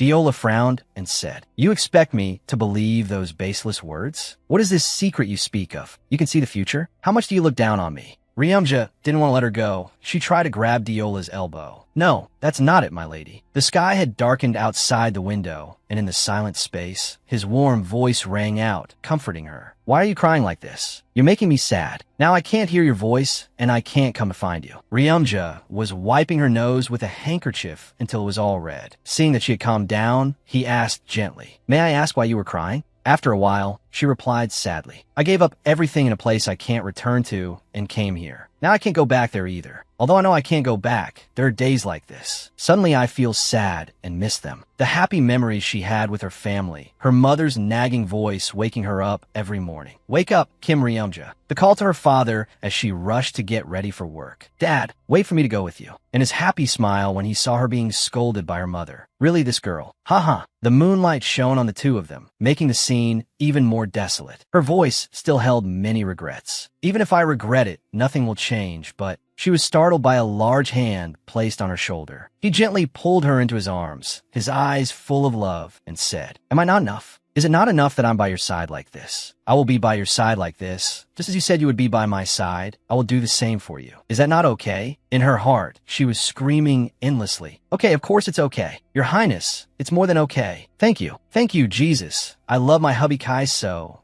much. His eyes became full of affection. Don't go, and don't regret being by my side. I can't let you go now, so don't regret it. After hearing those sweet words, she thought to herself, This is so heartwarming. I was right to decide to die. She silently scolded herself. Why was I crying just now? At this moment, outside, a shooting star flashed and shot across the dark sky. Time passed. A week later, at the dining area, a crowd gathered in front of her. They eagerly asked, Hey Joe, what did you end up saying to Rick? The crowd grew larger and larger. Joe was bewildered at this moment. Yes, they began to voice their questions. Rick and Miss Teely. Lately, the atmosphere between them has been. I thought Rick was destined to be a bachelor for life. They saw Rick saying sweet words to Mrs. Teely. You are even more beautiful than a flower, Miss Teely. She laughed happily in response. Oh my, Rick, the two of them look very affectionate with each other. While chewing on her bread, she thought irritably, why do these people always choose lunchtime to come and stir up trouble? They were excited to know the full story. What kind of medicine did you give Rick? Tell us too. She showed her annoyance and refused them. Ah, everyone, go somewhere else. Can't you see I'm eating? They continued to plead with her. Don't be so stingy. She angrily shouted, Ah, seriously, as if you guys would give me money for it. After that sentence, they immediately replied, Here, I'll give you 10 Terran. The sound of coins being placed on the table clinked. Immediately, her attitude changed 180 degrees as she said seriously, In love, the heart and sincerity are the most important things. Starting with which gentleman first, I will take personal questions, and the time for each person is about under 20 minutes. You are not allowed to ask conservative questions. She felt happy and full of life. The resentment from her past life quickly disappeared. After all, this place is my second life, and the people around who saw the scene also laughed ha ha ha nonstop. Of course, I feel regret and longing, but I can't just hold on to those things and live. On Isaac's side, at this moment, he was standing with her when a servant ran in to report, Prince Isaac, there is news from the Anvinis Count's family. The maid handed him a piece of paper. He took it and began to read. As if reading something, he turned back in alarm and called out, Diola. She had regained her confidence. If I have decided to live like this, then I have no other choice but to survive because every moment is my choice. The image of Isaac and Diola appeared on a phone, and he could be seen anxiously saying, Your mother. Over here, Joe was happily tossing a coin and said, Oh, my income seems pretty good. Even if I get kicked out of the stables, there's no way I'll starve to death. Suddenly she saw something.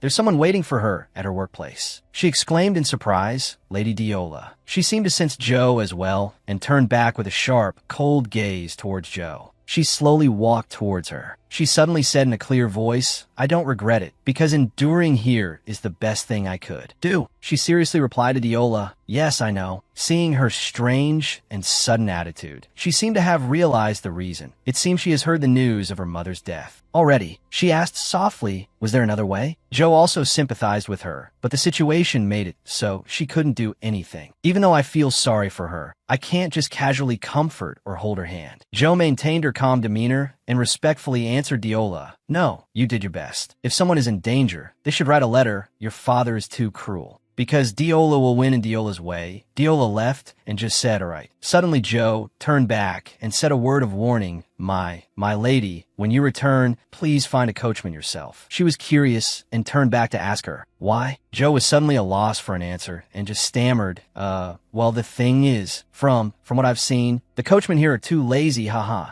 Diola was puzzled by Joe's enthusiasm. If you are one of His Highness Kai's people, then why are you helping me? You don't get any benefit from it. Joe scratched her head, her eyes avoiding hers, and said flustered, it's just, sometimes it's good to have friends. Diola's eyes showed a bit of surprise when she heard her reason. She bowed her head and said in a small voice, all right, thank you. Joe began to think endlessly about that lady. Although Diola's weak smile seen from behind seemed dangerous, she still returned with her head held high, as always. At this moment, the voice of the goddess echoed in her ear again. Just because one person like you sets foot in this world doesn't mean that everything will change. My dear girl, she turned back to question the goddess. Don't say things that discourage me like that. Didn't I change Kai last time? Goddess, when people pray or when they hope for happiness, don't they often say let it be as the goddess wills? You know that, right? The goddess calmly replied, I know. She said, is it true that all of this is according to your will, everyone's future in life? As well, Joe clenched her fists and asked seriously, what I want to ask is my choice. Was everything already predetermined by the goddess? The goddess smiled faintly and said gently, for the most part, I know everything in advance, and people usually cannot escape from it. Even if something has already happened, it has already happened. Just like how even if Diola listens to you and changes the coachman, she will still be ambushed by the people Priscilla sent to attack her carriage. Joe was horrified by the information. What did you say? No way. Then what is Diola supposed to do? She'll be in danger. And then the goddess gave her another shocking piece of news. Even so, just like the future you already know, that child will survive and return. Because the coachman was changed, she will be rescued faster, but she will not escape the framework. She immediately asked back with a disbelieving face, you mean no matter how much I jump around, I'm still neatly in the palm of the goddess's hand? The goddess said softly, little one, don't listen to too much negativity. This world has its own balance and order, even if you're a variable in this world. The world cannot be changed by just one variable like that, because there is also a margin of error here. According to the goddess, a week later, Diola returned. Isaac's worried voice shouted her name, Diola. She looked at him with tired eyes and said, Your Highness Isaac. He quickly ran to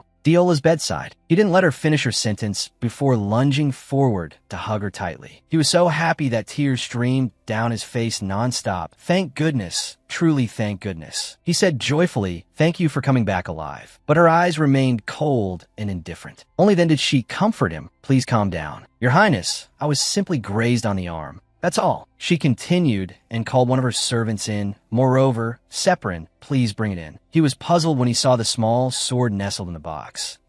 She then slowly explained. This is the short sword that the assailant who attacked me dropped. If you look closely, you can see a pattern on it, right? She revealed the truth she had investigated. It was made by the Biolois family. That made him fearfully think of someone. He then said angrily, Consort Priscilla, finally. He angrily clenched his fists, gritting his teeth. She gently advised him, Your Highness, there's nothing we can do right now. But he seemed to have lost his composure. Diola, you almost died, and you intend to just let go like this? She calmly said to him, So what do you intend to do? Are you going to take this dagger and say this is clear evidence and demand an interrogation? Will that person agree then? Is it only the emperor who cannot lose the name? Biolois? The Privy Council is a given, and among the aristocracy, there isn't a single house that the Biolois house hasn't touched. So the situation now is very dangerous, as we could become enemies. He still hadn't given up on avenging her, but we have Oban, and Khaled has also returned. But she still disagreed. Those two alone are not enough. That's still not enough. We can't even fill half of the council. She continued in a somber tone, because she knew that Consort Priscilla left this behind. This is clearly a warning to stop playing tricks and step aside. He sadly and disappointedly took the blame. telling her, I'm sorry I don't have power, Diola.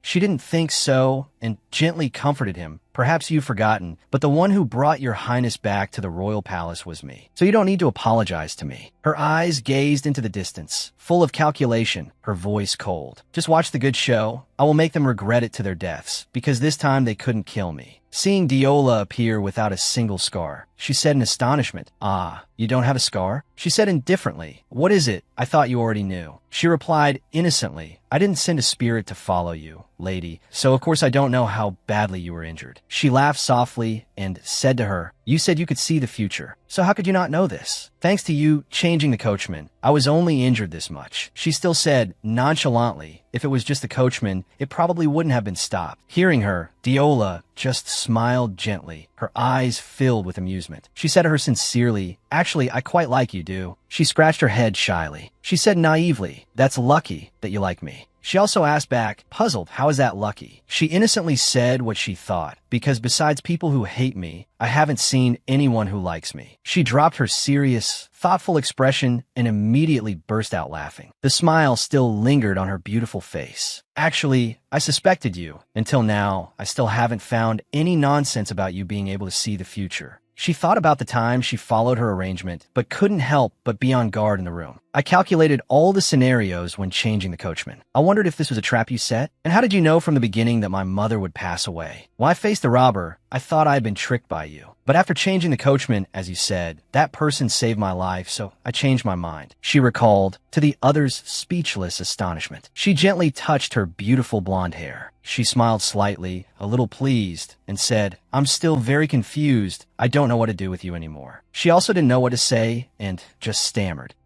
She remembered the story she had read before on her phone, and the person standing before her was Diola Anvinis, the female lead in the novel Kingmaker. There are also two other characters. The main character of this novel is Isaac, and the character I love is the side character Kai. But the one she admired the most was the beautiful girl Diola, but to me, she was the real main character and the one I admired. She thought for a moment, then said with determination, I just want to get closer to you, lady. That's all. She said with some suspicion that. She asked again, confused, do you mean you will definitely become my person? She immediately waved her hands and said, no, that's not it. That's not what I mean. She said innocently and promised her, I can't betray His Highness Kai, but I will do my best to help you, so that you don't have to be discouraged living off someone else's house. She walked towards her step by step. To her surprise, Diola was in front of her. She said softly, Du, there's no way for everyone to win together. She gently touched Du's face. She replied, confused, yes. She suddenly hugged Du tightly. She said in surprise, stammering, lady. She said a little sadly, I'm sorry, we can't be friends with each other. The sky was now past midnight. The crescent moon had risen high, shining brightly. Now in front of her were 2 bowls of hot soup. A voice called her Du, but she didn't stir. That person called her again. Are you listening to me? Only then did she startle. She asked blankly, I'm sorry, what were you saying? The maid sitting opposite her said irritably, honestly. The two of them started talking about what they had just heard, telling her, I heard Prince Isaac is planning to hold his birthday party at Bodiam Hall. She asked, confused, Wing Adium. Still not getting it. She asked again, BR what? They began to explain more clearly to her. Bodiam Hall. It's a place with a very large dome that is opened when the emperor ascends the throne or to welcome the empress. Then they turned to ask her, Du, you know what a dome is, right? She also answered enthusiastically, of course I know. I've been to the Ozam corner. Her answer made both of them wonder.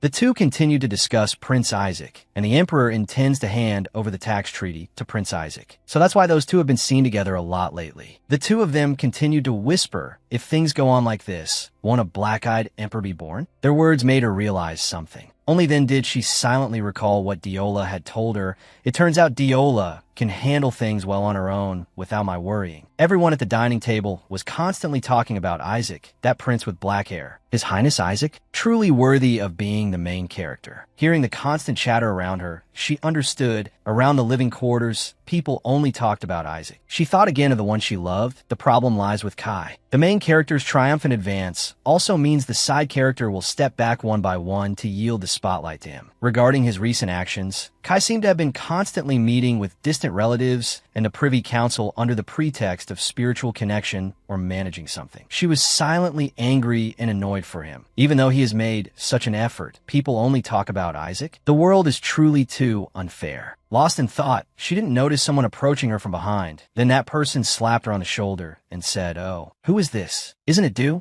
That guy acted friendly, asking all sorts of questions. "Have you broken off with Rick lately? Why are you walking alone?" She looked at him threateningly. "Why are you being so nosy again? Do you want soup thrown in your face again?" The guy immediately replied, remembering the scene of getting a whole bowl of soup to the face. That was ages ago, wasn't it? This guy, he's the one from chapter 48. He ignored her uninterested expression. He said with a cheerful laugh, "Since we're already talking, let's have a drink and make up. Later this evening, we're having a get-together. I'll make a special exception for you to join." She refused immediately without a second thought. "Get lost. I'm busy." As soon as she finished speaking, she dashed off. The guy just shouted from behind, Hey, wait." After a while of pleading and persuading, "I'll tell you something you'll like." She also agreed. "If this is one of your dirty tricks, you'll have me to answer to." He said seriously, "I know, this is really a story that only a few people know." But then he looked around as if wary of something. He lowered his voice to tell her a shocking secret about Heron. People say there's a possibility that Prince Heron is not His Majesty's biological son. After hearing the news, she opened her eyes wide in astonishment. What? After hearing that shocking news, she just said calmly, "Although this is big news, but do you know that when you tell that to me, a stable guard, that you know it's not big news anymore?" The guy immediately replied to her, "Well, that's true." So Queen Eily sees her son not being appointed as the crown prince and still sits quietly? Although she was originally someone who sat quietly in her position without saying anything. She turned angrily to warn him, "Lorenzo, don't go around talking about this anymore. If anything happens, you'll be beheaded. For real." He answered calmly, "It's because it's you that I'm telling. I'm not some loose-lipped gossip, don't you worry." Because of his words, she suddenly thought, why didn't I think of that? The reason why the queen's illegitimate son, Prince Heron, has yet to become the crown prince. I thought the emperor didn't kill them because he was afraid Eily's maternal relatives would become more powerful. But it's also very possible that Heron is not the emperor's biological son. Thinking back, not only within the royal family, but also among the commoners, there appeared many enemies. Does Diola know this truth? Is that why she told Isaac about the emperor's smallest habits beforehand, so they could have the same favorite foods or allergies? The emperor has lived apart from him for a decade, but if Isaac is his biological son and looks exactly like him, of course the emperor will start to pay attention. If so, then Kai's end is also approaching. From Kai's standpoint, Isaac is nothing but an obstacle, like a comet. Although he appeared late, he has received all the attention and will surely get the princely title. So it's natural to feel worried. Now, it's only a matter of time before Kai volunteers to join the war at the request for support from the Duchy of Lentimus. He can't participate in that battle. He will lose his arm and his soldiers will lose everything. Even Benji will die there. She sat under a canopy of trees, the bright moonlight shining down on her. She closed the book in her hands, snapped, then pondered deeply for a long time. Her heart ached thinking about his predetermined fate in the story. She began to call for help. "Author, goddess, Samshin Halmoni, come out please." At that moment, the goddess appeared and said, "Zyamja, I have to be here sometimes and not at other times, right?" She crossed her arms and questioned the goddess. "Don't say such mysterious things anymore. And isn't the plot of the story developing too quickly now? It seems like the war is about to happen." She objected. It's still a long way off. Still not reassured, she asked again, "Really?" The goddess replied firmly, "That's right. There are probably about 2 months left." She exclaimed in alarm, 2 months from now? In just that many days, this beautiful face has to go to the battlefield? Unbelievable. The goddess started counting on her fingers and then said, "In about 2 more months, the war will break out." About 15 days after that, there will be a request for support sent to Benyon. She still calmly told her it will take about another 15 days for Kai to prepare so. In total, it's about 3 months. But she was already starting to feel scared. She shouted, "Time is too short. What is my Kai doing right now?" After a question, the goddess immediately used magic to find Kai, and then she said, "Kai is on his way to the Belwaz ducal mansion. He is in a large mansion and talking to the people there. Lady Flavin is also here, so they're probably formally greeting each other." She wondered about the name the goddess mentioned. Flavin. Is she Isabella's mother? She immediately answered her, "That's right." And what they're discussing is the marriage alliance that has not yet taken place between the two families. It seems they're talking about something that couldn't be carried out before. if he marries Isabella, the daughter of a neutral faction's Flavin. It would be a good thing for Kai. But what to do? The goddess's vague words made her panic. Why, what's wrong? She saw an expression on Kai's face that she had never seen before. Kai's face looks very troubled. That child has never shown that expression as a duke. How tired must he be? She angrily raised her hand and shouted, "Ak, that can't be right. How can you be so sure it's because he's tired?" She said loudly toward the goddess. It could also be that he's thinking of me and feeling guilty, because he and I are making great progress right now. The goddess remained indifferent to her anger. The goddess slowly approached her. Her voice changed, her face becoming sinister. Kai is not that kind of person. She flinched at this sudden change. She answered, somewhat worried, yes. The goddess began to reveal his true personality and his predetermined fate. You say you will change Kai, but he is not a child who would delay the grand cause just because he is swayed by his emotions. Because Kai lives only to be able to sit on the imperial throne. She was worried by the goddess's words. The goddess's words were like a spell. No, like a curse. No matter how hard one tries to break free from it and run away, one cannot escape. Those shackles. Kai is a prince. Many things affect him, and the influencing party is Belwaz. I can't just tell him to give up the efforts he has made his whole life to live happily with me. The sparkling starry sky was very romantic. Only now did she get to meet Kai. She asked him worriedly, "Kai, are you just getting back now?" He said, "A little tired. I just got back. Although it's a bit late, I haven't been able to see you for a while." Seeing his somewhat unwell complexion, she joked while showing concern, "Oh my, so you came here to see me? But I don't know if it's because you're tired, but your complexion looked a bit bad." He startled, scratching his head shyly, and said, Does my face look that bad?" She gently lifted his face with her hand, thinking of her proposal scene with him. "Since you can't become emperor anyway, let's walk on a flower path together. If I propose like that, would Kai really give up everything and run away with me?" She said with a slightly sad voice, "For the past few weeks, you've been going out to work and just burying your head in your studies in the palace. You can rest a little." But she also knew he was not one to give up easily. No, that's not possible. Kai is not the type to give up his assigned work or the responsibilities he bears. He took her hand affectionately, his face a little sad, and said, "I can't do that. Lately, it's even more so. Everyone is moving forward, but I'm the only one standing still." And her method was just that. It couldn't change much. Because the person I'm trying to change is Kai, not the people around him. So what must be done for Kai to live? He shyly avoided her gaze and said, "Does my complexion look that bad?" He even rubbed his face while she was surprised by his question. Yes. He found a reason to reassure her. "It's probably because it's dark. I was also in the carriage for a long time, and I haven't had a proper dinner yet." She got angry and asked again when she heard he hadn't eaten.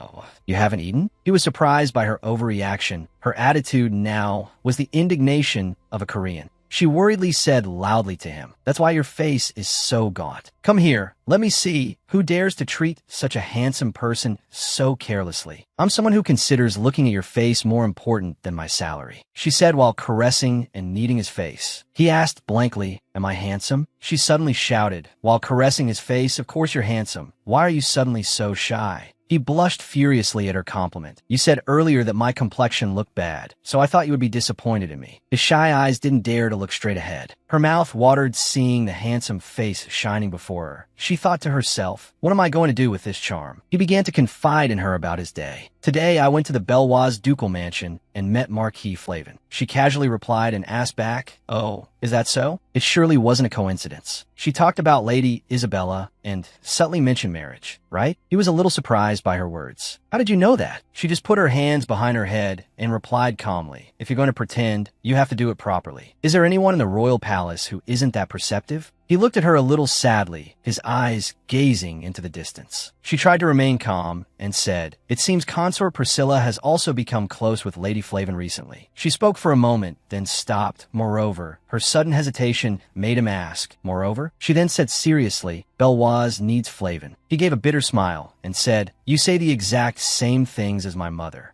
"Umph," she continued indifferently, "that's an undeniable truth, because politics is no different from a land-grabbing game. Who can get more powerful families in the Privy Council on their side? Something like that." He crossed his arms and seriously agreed. "That's right, it is like a land-grabbing game." He suddenly said, "And I'm like the horse in that game." That sentence caught her attention. She immediately moved close to him and whispered. She started saying improper things. "I'm really good at taking care of horses. Do you want to go there for a bit? I'll help you warm up the blankets right away." He immediately blushed and shouted at her, "How can you be so shameless?" She went back down and shouted back, "You looked so down, so I was just joking with you." He sulked and wanted to leave. I'm leaving. The sleeping horses also thought helplessly, just let us sleep. Do they think they're the only ones who use this stable? She immediately pulled his hand back and asked, where are you going? To my room? He was beet red and flatly refused. No, I'm going back to my room. Don't you dare follow me. She stood with her hands on her hips, watching him run off in a huff. Honestly, changing the subject too. She pondered his refusal. Could it be that he left because it didn't warm the blankets for him? Suddenly, the goddess's voice sounded from behind. How could that be the reason? Rimja? She jumped, startled because the goddess had appeared behind her at some point. Huh, you scared me. Please respect my privacy. The goddess said, looking hurt, but I have no one to talk to but you. She turned her face away irritably and said, even if you speak so pitifully, it won't have any effect. A moment ago you told me to give up on Kai. The goddess asked cheerfully, ho ho, are you still mad at me? The goddess showed her amusement and said with satisfaction, even if I say that, Rimja still won't listen. I really like you so much. I wonder who created you to be able to create a child like this? She turned to look at her and answered confidently. It was Mr. Kim Byung-ho and Lee Yong-suk. She even gave a thumbs up to show how great her parents were. The goddess said calmly, that's not what I meant. She seriously asked the goddess, Goddess, if you like me that much, then please help me with this. In the future, I'll help you always be happy and never feel bored. The goddess didn't agree right away, but asked her back, what do you expect from me? This little girl. She immediately made her request. Please tell me in detail about the battle that Kai will participate in. It's not detailed in the book. The goddess's eyes widened in surprise at her sudden question. The goddess flew down lower, asking puzzledly, the battlefield? Rimja put her hands on her hips and replied, Kai wants to become the emperor. So the one who is about to become the empress, must help him. She puffed out her chest and said confidently, how can this Kim Rimja sit still? Hearing that, the goddess put her hand on her chin and thought for a moment. Then she said, of course I can't do things that break the balance. Rimja immediately replied, I already know everything, and I am an existence that breaks the law of balance. I am a trace of an attack on the balance. The goddess replied, that's why. Rimja replied blankly, yes. The goddess smiled gently and said, that's why it's even more impossible. Your existence alone has already changed the balance. So how can a goddess with a voice like me follow your lead, right? You promised not to interfere with the story's worldview, and now you're telling me to tell you the future. That's just too unreasonable. Rimja also felt that made sense and was momentarily speechless. Then she said, Goddess, wouldn't it be nice if human life were as simple as a horse's? Life now is not clear at all, and sometimes unreasonable things happen. The goddess replied, if you were to go to the battlefield to fight, I'm sure your mouth wouldn't. Stop talking. Waiting only for that, she immediately said seriously, so, are you okay with me, your favorite person, going to the battlefield and dying there? The goddess placed a hand on her chest and said gently, I would probably feel heartbroken, and you would also feel heartbroken just as I feel heartbroken about everything that happens. Ryum, yasait. Oh, so for now, you'll just watch. That's what you mean, right? The goddess gave a wry smile. Because I am the guardian of balance, so I cannot do foolish things. So you plan to watch all this interesting stuff and then not help me, right? Rimja turned her face away, looking sulky. You just plan to take the best bites and then leave, right? The goddess called out helplessly. Little one. Rimja immediately ran off, saying loudly, don't call me little one anymore. My only mother is Lee Iang-suk. Then she went into the house and slammed the door. The goddess called, are you mad at me? But I have my own position too. Rimja shouted again, IHL TV. The goddess's face immediately went blank, thinking, is that kid going through puberty? Ajon TV, I don't even know what that is. As for Rimja, as soon as she entered the house, she kicked off her shoes, silently fuming. What's the big deal about telling me a little about that war? That's my livelihood. The goddess is too rigid. Just then, the goddess appeared again and whispered in her ear, little one, this isn't something that will end just because you help, especially when it comes to wars. Rimja angrily covered her ears, shouting, I can't hear anything. I can't hear anything at all. The goddess continued, if you save one person's life, you don't know what the consequences will be later. Let's just say the armies of Lentimus and Kai won and return alive. Then what about the soldiers of Rotina? Is it okay if the people there die? Hearing that, Rimja immediately shot up, shouting, why do I need to know that? The Rotina side started this invasion, so why should I worry about them? Then she scoffed, compared to my loved ones and acquaintances dying in droves, is it of course better for strangers to die? Then she turned away, human life is of course precious, but I just need the people around me to live happily. The goddess replied, even if you become a nameless side character, you wouldn't care? A side character like that wants to save Kai? Then, she leaned in close to her and asked, are you confident that you won't regret the words you just said? Ryumja immediately pushed the goddess away with force, shouting again, I don't know anymore. I'm really not going to answer now, so don't talk to me anymore. Ryumja lay face down on the mattress, thinking, what's wrong with killing all of Rotina's army? What is it that I need to know? I'm not such a humanitarian that I have to feel sad about the death of someone in a foreign country. I don't know.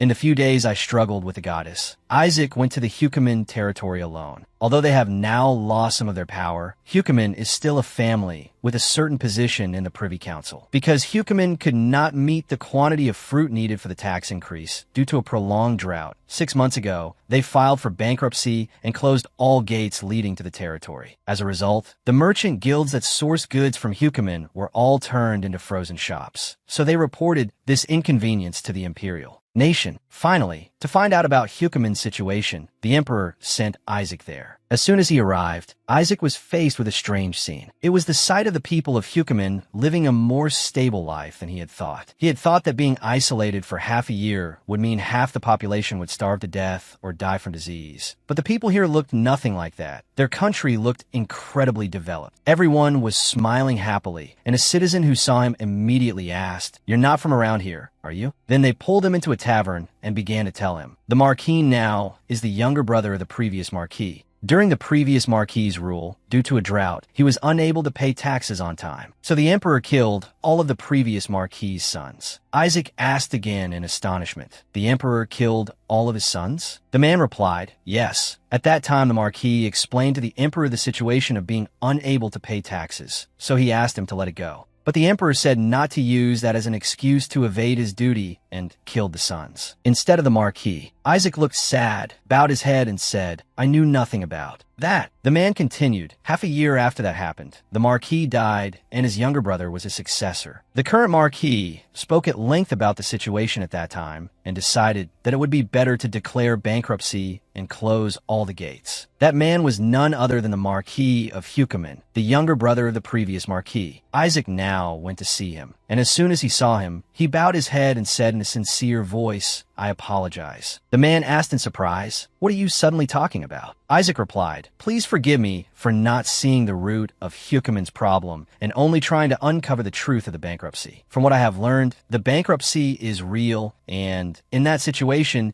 it is very difficult to adjust future tax levels. But we cannot feed the settlers with only the food in the warehouse, because the warehouse and the emperor's patience will soon run out." He who lifted his teacup took a sip, then grimaced and said, "If you only came here to say those words, then you should get up and leave, Your Highness, because my body is not feeling well." But Isaac replied with a sentence that startled the Marquis. "If you want that terrible illness of yours to get better soon, you must investigate the land again." He asked blankly, "Yes, sir." Isaac also picked up his teacup and replied, "You must re-examine the state of the land that changes according to the climate. It would be better if you change the agriculture or tax goods to suit the condition of the land. And don't throw away fruits that are not good or not sweet anymore." In his mind, Diola's reminder appeared. "Listen carefully, Isaac." She adjusted his clothes while saying, "Because I am injured, I cannot go there with you. So you have to do this negotiation alone. When you sit in front of the other person, sit up straight as if you were skewered from head to bottom and then pulled up." Marquis Hugh then turned his head away, thought for a moment, and said, "I have also thought about investigating the land, but I cannot investigate it again without permission from the royal palace." Isaac put down his teacup and replied, "Isn't that why I came here?" Isaac did exactly as Diola had told him. The royals do not peek at the other person, so you should look straight ahead and listen to what they say. He spoke seriously to the Marquis. "Look at me, my lord Marquis. Do I have red hair or red eyes? My half-brothers are in the cold ground, just like your nephews. I will definitely save Hukumin. You must trust me." After the land investigation, Isaac signed a new agreement with Hukumin,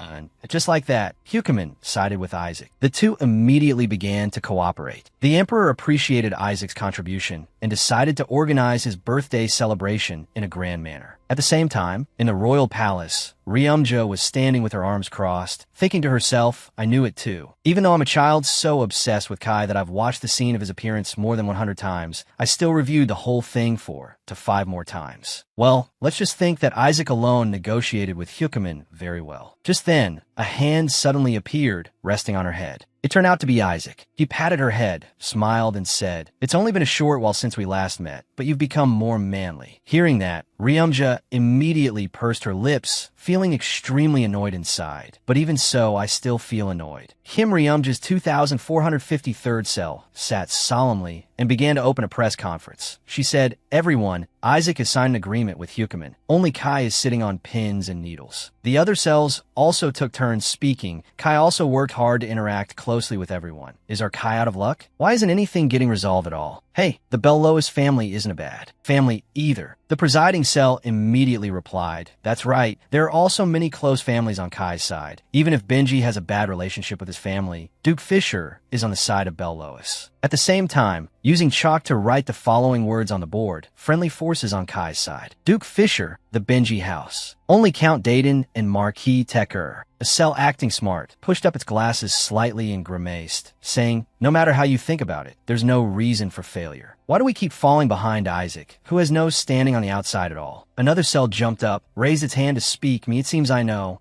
All of this is thanks to Diola, who turned Isaac into a smart genius, and then trained him in swordsmanship and magic to prepare to turn him from a prince into a king." Ryum just snorted, telling herself, as expected, Lady Diola is not someone who is satisfied with being the head of a family. It would be great if the Emperor understood her heart. But then she pointed towards the door, shouting, "Drag that crazy cell out immediately." Two other cells immediately complied. The cell shouted, "Wait, what cell here doesn't like beautiful people?" Another cell raised its hand, saying, "How about we just run away with Kai in the middle of the night? Now that we know how we feel about each other, it's better to just run away to a deserted island like in those morning dramas you often see." Her imagination showed Empress Priscilla throwing tea in her face, saying, "You must break up with my son." Then it showed a tender moment between her and Kai, the cells chiming in, "Your Highness only needs me. Then we will live a simple life at home, having a son and a daughter." "Oh, that's great. That's great." But one cell looks sad. "But if we do that, will Kai really be happy? He's a person who has lived his whole life to become emperor." The smart cell pushed up its glasses again, saying with a grave expression, "If so, let's think about it this way. I happen to find someone who is my type on social media, but that person dreams of becoming an idol. This person has lived only by striving day and night with the dream of becoming an idol." The other cells immediately gasped in amazement.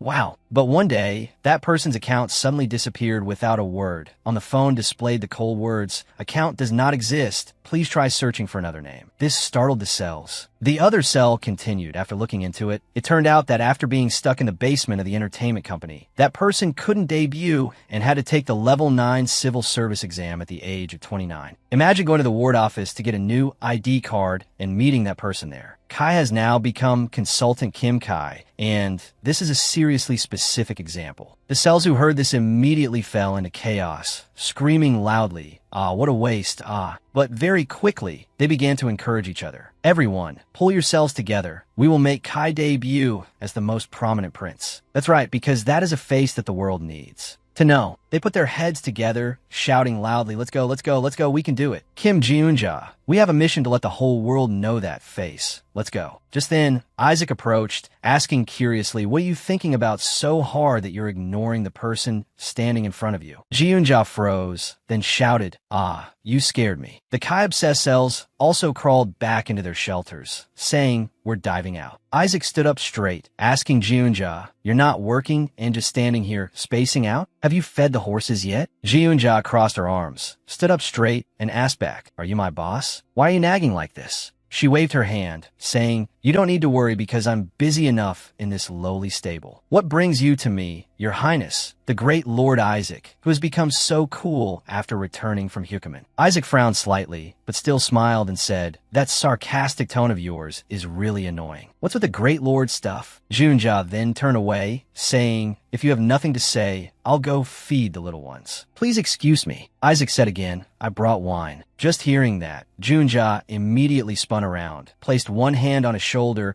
pointed a finger inside the house, and said, "Brother, let's go inside first." The two of them talked while drinking wine. Isaac spoke first. "Good wine like this can't be given for free." "You said, brother, thank you so much. Let's see if you're going to give it, just give it. So selfish." Isaac laughed. "Come on, I prefer it when you speak informally with me anyway, because it's just the two of us now, so you say, 'Brother, thank you so much, I love you.' Let's see." Junja glared at him. Oh my, showing off over just one bottle of wine. I know, brother, thank you. Isaac poured the wine, asking Jo, who is the person you like most in this world? She answered without thinking. Kai.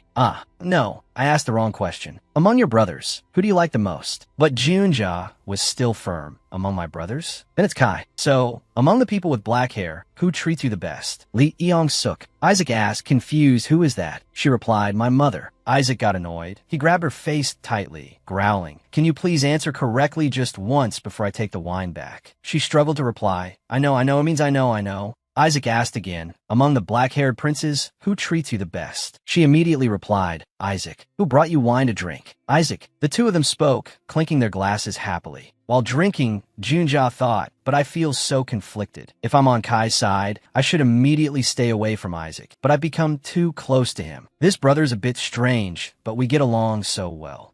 Just now in my heart, I also called him brother. This is a big deal. As she thought, she shook her head vigorously. If this keeps up, we'll probably end up using the bathroom together in the future. At that moment, Isaac started asking her, should I confess to Diola on my birthday this time? I might succeed. Suddenly, from behind, someone was reaching out a hand towards her. It turned out to be the goddess. She began to whisper in her ear that Prince Isaac will faint after drinking poison wine that someone gave him at his birthday party. Hearing that, Junja's face immediately turned deathly pale with fear. Isaac immediately noticed. He asked worriedly, why did your face suddenly turn so pale? You're breaking out in a cold sweat. Are you okay? Looking at the person sitting in front of her, Junja silently wondered, what is this nonsense again? She replied unnaturally, I probably have indigestion. Behind her, the goddess was still whispering in her ear, I'm telling the truth. Isaac is in danger. Will you help him? I will tell you which glass of wine it is, and when he will drink it. The only one who can stop this is you. I will help you with the rest, because Isaac is the main character. Junja came to her senses. Main character. No matter what, the main character is the one who survives and leads the story to a happy ending. So what about Kai? The reason the goddess didn't tell me the details of the battle wasn't because she was afraid of upsetting the balance. Was it really because Kai is just a supporting character that she did that? Seeing Junja's body start to tremble uncontrollably, Isaac froze for a moment before calling out worriedly, Jo. This time your face is too red. Should I call the royal physician for you? In fact, Junja was angry. So angry that her face turned red. She thought to herself, you're a truly heartless goddess. The goddess replied, I know why you feel sad, but Jo, in this world, there are things that must happen in a balanced way. She answered Isaac, what does a stable keeper need a royal physician for? I'm fine. I just suddenly remembered something that made me feel annoyed. Isaac asked in surprise, you have things like that too? The two of them started to get each other drunk again. Hey, wine is a drink made for times like this. Drink up, drink up. Okay, you drink too. Drink up. The goddess said again, Jo, aren't you worried? There's only 1 week left now. Let me tell you in more detail.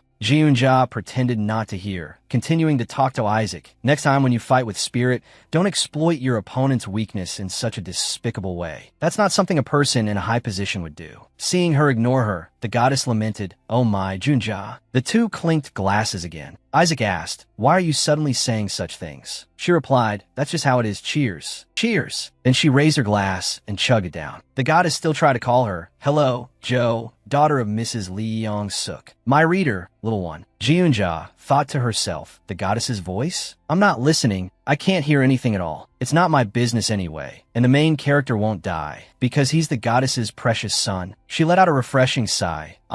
It's been a while since I drank, so the wine tastes bitter. Life is much sweeter. Isaac heard that and laughed. You talk like an old man. Late into the night, the two were still slurring their words. Junja asked sadly, is only the main character precious in this world? Can we go back? You can't do such biased things anymore in the future. Even God in heaven loves everyone. So why is it only like that for that person? Why is it like that? All of us, aren't we all the main characters of our own lives? What movie has the main character die early? Isaac, who was also completely drunk by now, also shouted in agreement. Where did that come from? Junja called out again, brother, the wine is gone. Go to the convenience store and buy more. For cans for 10,000 won, you know? Isaac asked blankly, what did you say? Suddenly the goddess realized something, her face showing clear worry. She called out urgently, Jiunja, Kai is coming here. Wake up quickly. You can't let Kai see you in this state, Jiunja. But Jiunja was already snoring loudly. She called out helplessly, Jiunja. Joe just fell fast asleep, and at that moment, the footsteps were extremely close. Soon it was the next morning. She groggily opened her eyes, hiccuped Doug. Jiunja sat up, rubbing her head and muttering to herself, Oh my, after getting drunk, Mom. Can I have some water, please? Ah, that's right, my mom isn't here. I've lived here for a year now, and still. But when she looked around, she suddenly froze. Is that so? Jiunja was dazed, utterly confused because she was sitting in a jail cell. The spacious room with a high ceiling, exquisite decoration, large windows with long black curtains created a royal feel. Isaac lay on the bed with white sheets. His left hand covered his eyes from the bright morning light, his eyes half open. His other hand hugged the pillow under his head, his clothes disheveled.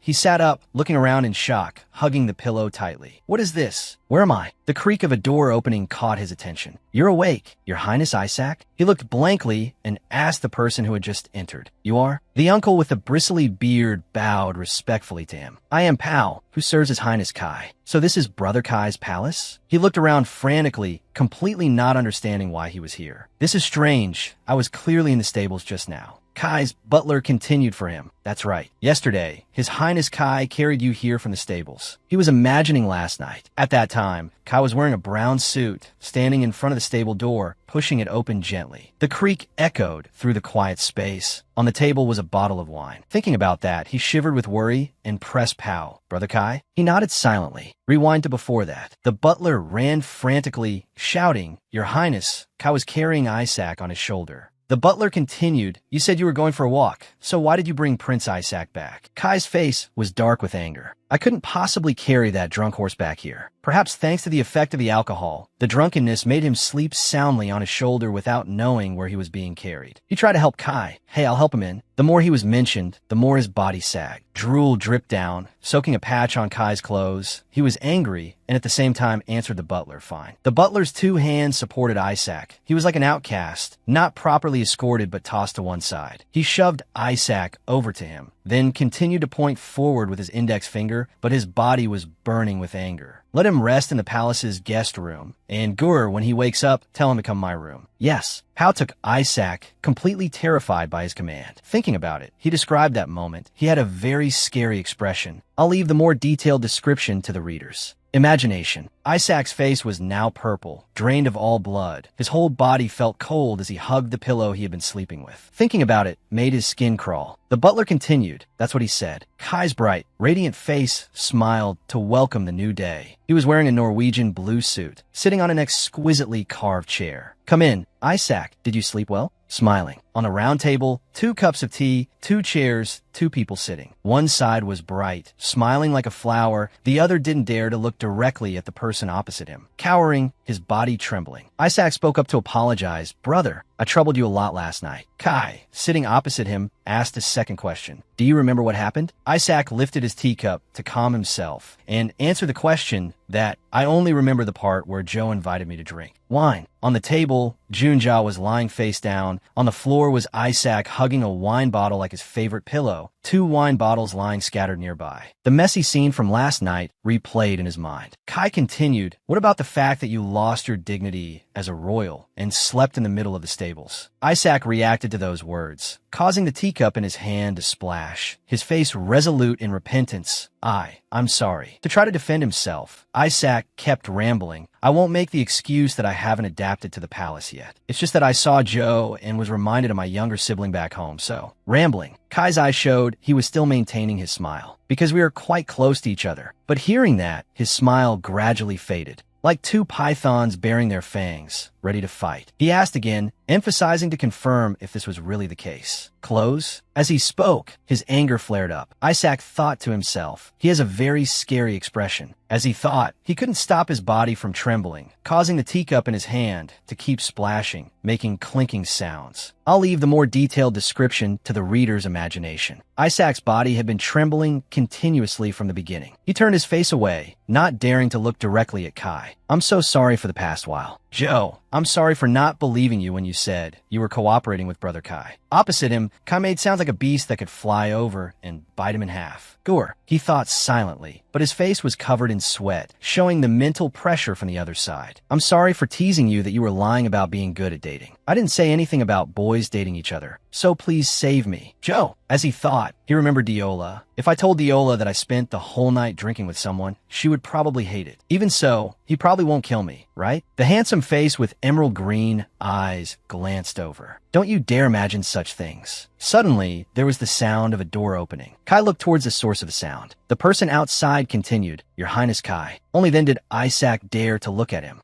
Butler Pao entered, bowed as a servant, and reported, I have searched the stables as you commanded. He continued, according to what the Empress said, it went to the bathroom and has mild dehydration symptoms. It seems that last night Joe did not take proper care of it, so I don't know how he will be punished. He suddenly thought of the scene of one adult and two children criticizing and crying. I told you to manage the children properly. Brother, no. He broke out in a sweat, his face shocked. What? Memories of his family from his youth surfaced. Kai, sitting on the chair, continued, No, I didn't mean to say go look at the stables. Suddenly, Isaac stood up, slamming his hand on the table. Brother. He seriously took full responsibility. I will take responsibility for the negligence in managing the stables. Please punish me. Those words made Kai, who was sitting on the chair, startle and open his eyes wide. He raised his finger to stroke his chin lightly, as if he was calculating something in his mind. Interesting. You say you will take responsibility? Butler Pao waved his hands innocently. Whoa. But there's no case where the servant makes a mistake, but the one who takes responsibility is the prince, right? Shaking his head, Kai was silent. He continued, Of course Joe is a child who loves everyone and is honest, but when he makes a mistake, he must be punished properly. His Highness Kai's meaning is the same, right? He looked at Pao silently with a speechless expression. Pao, why did you suddenly step up like that? Scene change. The candles were lit brightly, hanging in a circle. Below was a stone floor. Jiunja gripped the iron bars of the prison with a dissatisfied expression. I didn't expect this, so you all locked me in prison for that? Benji stood outside the iron door. He was wearing a suit to show his professionalism. He answered her, Yes, for the crime of blasphemy against the royal family and negligence at work. Inside, she shouted angrily, Blasphemy against the royal family. When did I ever blaspheme against the royal family? I have given so much love and affection. For Kai, Benji reminded her, helping her recall the previous night. You let a royal sleep on the ground. In Isaac's hand, he was hugging a wine bottle, sleeping and drooling. On top of that, in the morning, 2 horses had diarrhea. If a horse could speak human language, the first thing it would say is my stomach hurts. He asked her back, if the horse that the royal family raises is in a bad condition, who will be responsible? At this point, she completely understood but seemed a little embarrassed. She replied, the servant is responsible. She continued to argue with him, but sometimes both humans and horses can get diarrhea. Although I was wrong to let a royal lie on the ground, but just for that you locked me in prison? Benji informed her, this morning His Highness Isaac said it was all his fault, so he would take the punishment for you. Who deserves to be punished? She replied with a calm face, oh, that Brother Kai has a lot of chivalry. Huh? Benji recounted the whole incident that happened in the morning. But the problem is that he said those words in front of Pao, so you couldn't avoid the punishment because a royal can't be punished. On one side was the stern prince begging to accept the blame. It's me. On the other side was Kai frowning at his words, trying to force out a confession. Jiunja shouted, oh, why is he so tactless? Doesn't he know how to read the situation? Saying that, he turned to leave, pointing at her, as if reminding and ordering at the same time. Anyway, everyone is busy preparing for Prince Isaac's birthday party now, so you just stay quietly in this place for the next week. I'm begging you. Inside the iron door imprisoning her youth, Ryumja with a dissatisfied face watched his back as he left. When Benji left, she flopped down and sighed with a grumpy face, thinking to herself, I don't know what kind of fantasy romance this is that likes to put the female lead in prison so much. But if it's after another week, then Isaac will... The image of the wine glass reflected Isaac lying collapsed on the floor, covered in strawberry syrup. She lay on her side, picking her ear and telling herself, I don't know, the main character will probably figure out how to survive on his own. No, the voice suddenly came out with extreme volume. The figure of the goddess flashed and gradually appeared. The sudden appearance made her eardrums feel like they were about to burst. Ryum just shouted, hey, if you suddenly shout like that, what am I supposed to do? The goddess tried to get her to save the situation. Ryumja, it can't go on like this. I will help you get out of this dungeon. Ryumja lay stretched out on the ground, scratching her thigh with one hand, her face indifferent to the upcoming event. She replied, helping Isaac has nothing to do with me. I just want to protect my prince. Scratch. The goddess floated in the air, looking at her. The goddess replied, right now, Kai was already happy. Hearing this, Ryumja flinched. Compared to the initial story, she was so angry that she changed her posture, sitting up to confront the goddess. Just because he was happy, it's okay for him to die? What you're saying makes no sense at all. The goddess hugged herself, her tone a little sad. Little one, it's not because of Kai that I didn't tell you what the future holds. If the future changes, I can't guarantee your life either. Ryumja froze, her face in disbelief as she looked at her. Yes, she asked, what do you mean by that? The goddess flew in front of her and pointed at Ryumja's chest. As I've said before, you are a product of an imbalance, and you will be the one to change the future. You're talking to Yisak and confessing to Kai didn't have a major impact on the storyline, so it was fine, but war is a different matter. If you change the war, then according to that inertia, the reactions will surely turn back on you. The goddess's face wrinkled, emphasizing that those actions, those events, would be impossible to foresee or to ensure that everything would progress as one wishes. The moment it is judged that it would be better for you to disappear from this world, the goddess continued, all the coincidences around you will kill you. An expression of extreme worry. The corners of her mouth stiffened as she imagined the scene of one day meeting the Grim Reaper. I'm going to die. Me? The goddess continued, because without you, everything would return to its rightful place. The deeper you go into the heart of this story, the closer you will pull your destiny to death. Why? Because if you live, you will obstruct the story. The goddess pressed lightly on her chest, as if pointing out that she was the cause of everything. Ryumja gently rubbed her chest, sitting on the cold ground. She replied to the goddess, meaning that if I keep getting involved in this, my chances of dying will increase. The goddess replied, that's right. She began to connect the dots. Now I know the reason Kai started to not hear my voice. I saved Theo through telepathy, and I saved Kai from the assassin, so I can't bend the rules anymore. A clanging sound like a warning bell. She thought further, if I think about it like that, everything fits. Fate had already warned me before that I have to live obediently now. The goddess tried to persuade her, don't go against fate, just live as a supporting character. That's the way you can survive. Ryumja interrupted. Fate. That name, Fate, is so arrogant. Her face carried a sharp, somewhat mysterious, and slightly frightening look. Ryumja sat on the steps of the prison, surrounded by cold walls, her hands clasped as if to reassure herself. Opposite her, the goddess floated in the air. The goddess said, I told you I was afraid you would be in danger. Why don't you understand my heart? She replied, no, I understand. After all, the main character will live because he is the main character, and when the time comes, the supporting character will die. That's what you mean, isn't it? Her smile was nonchalant, her hands unconsciously clasped, fingers tightening slightly. If that's the case, then a supporting character like me shouldn't help Yisak even more. He's the main character, so he'll surely figure out how to survive on his own. How can a supporting character interfere? Her voice sounded gentle, but within it was an imperceptible bitterness. The goddess continued speaking to Ryumja. As you know, according to the original, nothing was supposed to happen to Yisak on his birthday. When the flow was changed, he had to drink that poison. The goddess showed clear worry, staring at the person in front of her. That was also something I couldn't have predicted. In contrast, she remained calm, but with a hard-to-read, thoughtful expression. That's right, in a novel, nothing major happened on Yisak's birthday. To what extent did Sir Leon Oban, the eldest son of Count Oban, show interest in D.A. Loa and become Yisak's rival? But what does it matter now? I'm just a supporting character. Thump! She put her hand to her head, her face feigning heartbreak with an expressive, open mouth. My heart hurts too. What should I do about Yisak now? Ryumja lay stretched out on the stone floor, picking her nose with one hand, her expression completely contradicting her words, as if mocking the goddess. Drinking poison like that must be very painful. You have to survive. Then she pointed at the goddess, who was looking at her with a pensive expression, her eyebrows slightly furrowed. The goddess just needs to step in and help directly. He's the main character you cherish, isn't he? The goddess looked at her and replied, only you can hear my voice. Although I am the creator of this world, I am just an observer, so I cannot interfere directly with this world. Ryumja, like a Hollywood actor, put on a terrified expression, her other hand covering her face as if heartbroken by the situation. Wow, how could a lowly supporting character like me dare to save the main character? I heard I'll die if I touch fate at all. Ryumja is scared to death. The goddess stood stiffly behind her, radiating waves of heat as if ready to roast everything with the fire of her anger.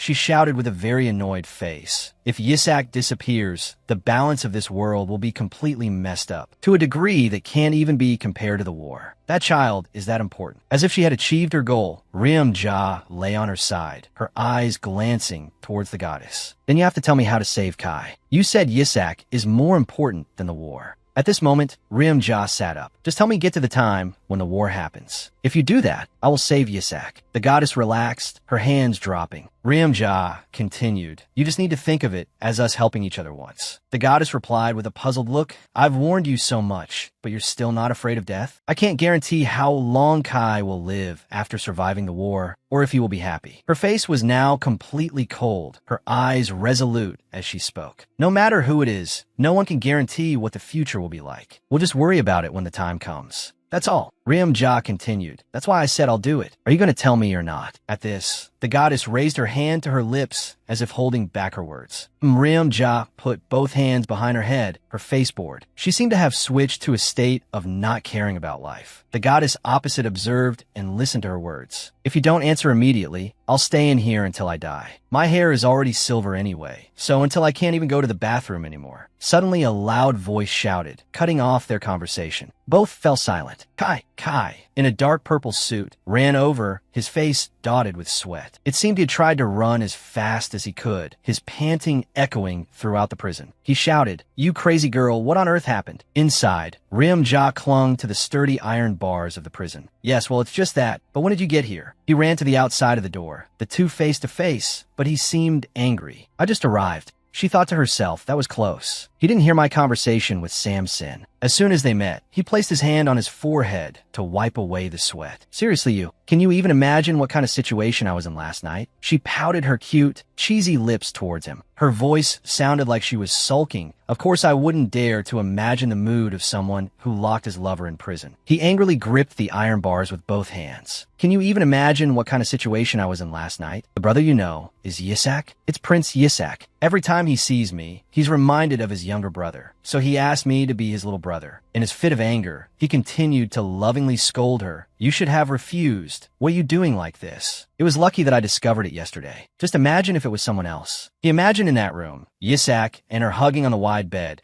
but a drunk Yisak was leaning his head on Ryumja's shoulder. Even for just one day, I want to be the bed in your room. Oh me baby. Thinking of that, his eloquence erupted. At that point, both you and Yisak would have been done for. She also replied with a somewhat annoyed expression. I clearly told that guy to go home after he finished drinking all the alcohol. Yisak was sleeping while hugging the wine bottle, even drooling. He was the one who got drunk on his own and slept on the floor. So why are you scolding me? Kai shouted in her face, stop calling him that guy. She was not one to back down either. Well, I can't exactly call him my dear brother. The argument between the two grew more intense. Hey, what? Ryumja's voice softened from before. Explain to me, isn't it basically because the horses had diarrhea that I got locked in prison? Of course, I would leave my lover to do those things. But who in this world locks their lover in prison? He cut her off, putting the diarrhea aside. That horse was a gift my mother bought for me. An image of a young Kai with his black horse, standing before his mother. His eyes showed gratitude for the gift his mother had given him. Unable to hide the happiness, a smile bloomed on his lips. That was the same black horse that reared up in a panic in front of Ryumja.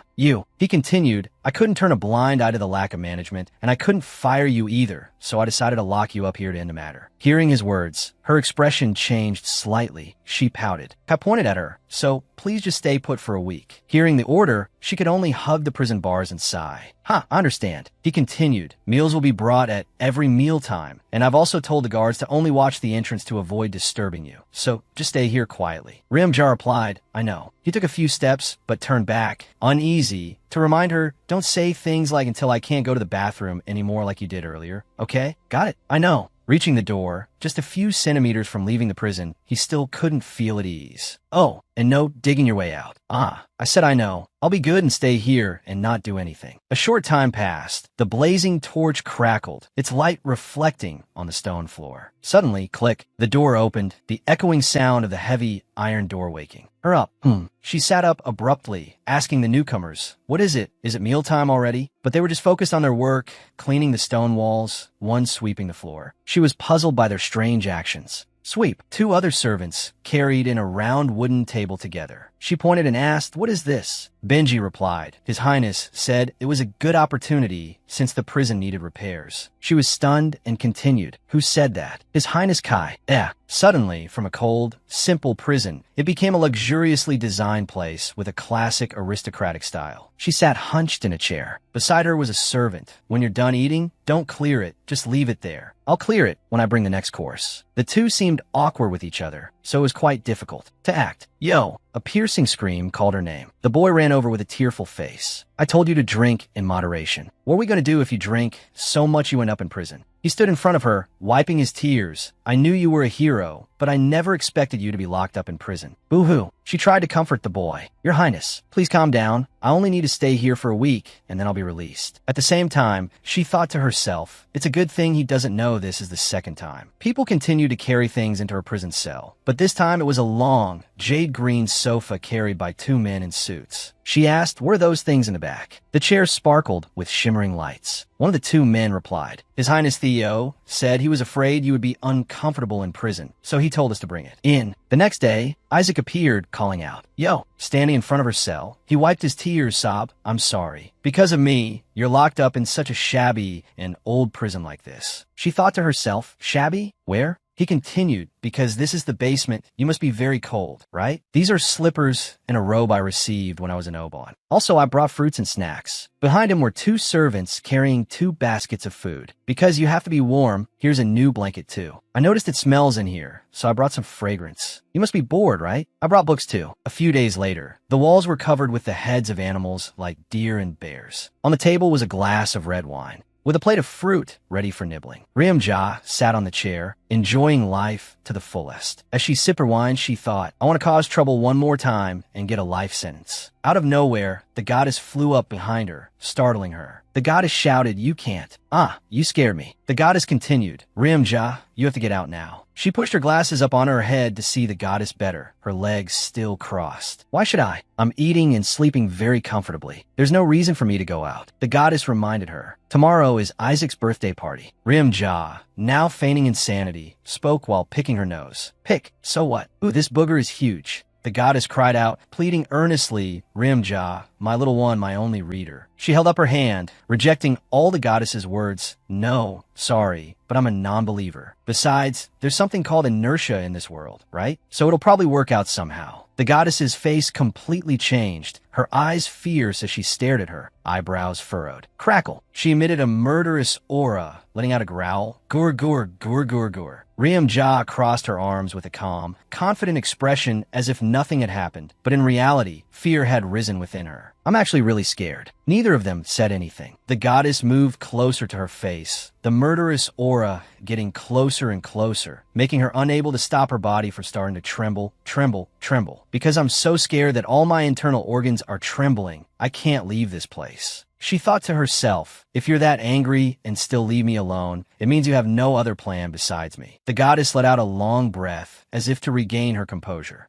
She thought further, "I, Kim Riamja, am not some great person to just back out of here." The goddess continued, "I've lost." Suddenly, a flash of light appeared before her. From within the light, a faint piece of paper emerged. This. She took the paper. Although the paper was slightly old, the words were still clear. Contract. "You, the creator of this world, hereinafter referred to as Party A, and you, hereinafter referred to as T, have decided to sign a contract to change the fate of a character." Riamja held the paper in her hand, staring at it. This is Hangul." Beside her, the goddess struck a professional pose like a merchant, pointed, and replied, "I wrote it in your language, so read it carefully and then sign it." The contract clearly stated, "You, the creator of this world, hereinafter hereinafter referred to as Party A, and Kim Ryum-ja, an uninvited guest of this world, hereinafter referred to as Party B, sign a contract regarding the change of a character's fate as follows. Article 1, Clause 1. Party B can only directly change the fate of two characters, Isaac and Kai. At this point, she had placed the two characters on a scale as if the benefits for both sides had become equal. Ryum-ja angrily pointed at the contract and shouted, "Wait a minute, why is Isaac listed before Kai? Whether by age or by the order of the empresses, it shouldn't be like this. I know, I'll write Kai's name first." The paper flashed with the two words Kai, Isaac. Article 1, Clause 1. Party B can only directly change the fate of two characters, Kai and Isaac. Ryum-ja, holding the paper, looked at the goddess and continued, "If it's just those two, does that mean I absolutely cannot change anyone else? If the fate of Kai, who has command authority in the war, is changed, then the fate of the Binyang army will also change, right?" Her question surprised the goddess, who burst out laughing. "Ho ho ho, Ryum-ja is smarter than she looks, isn't she?" That's a good point. The goddess explained,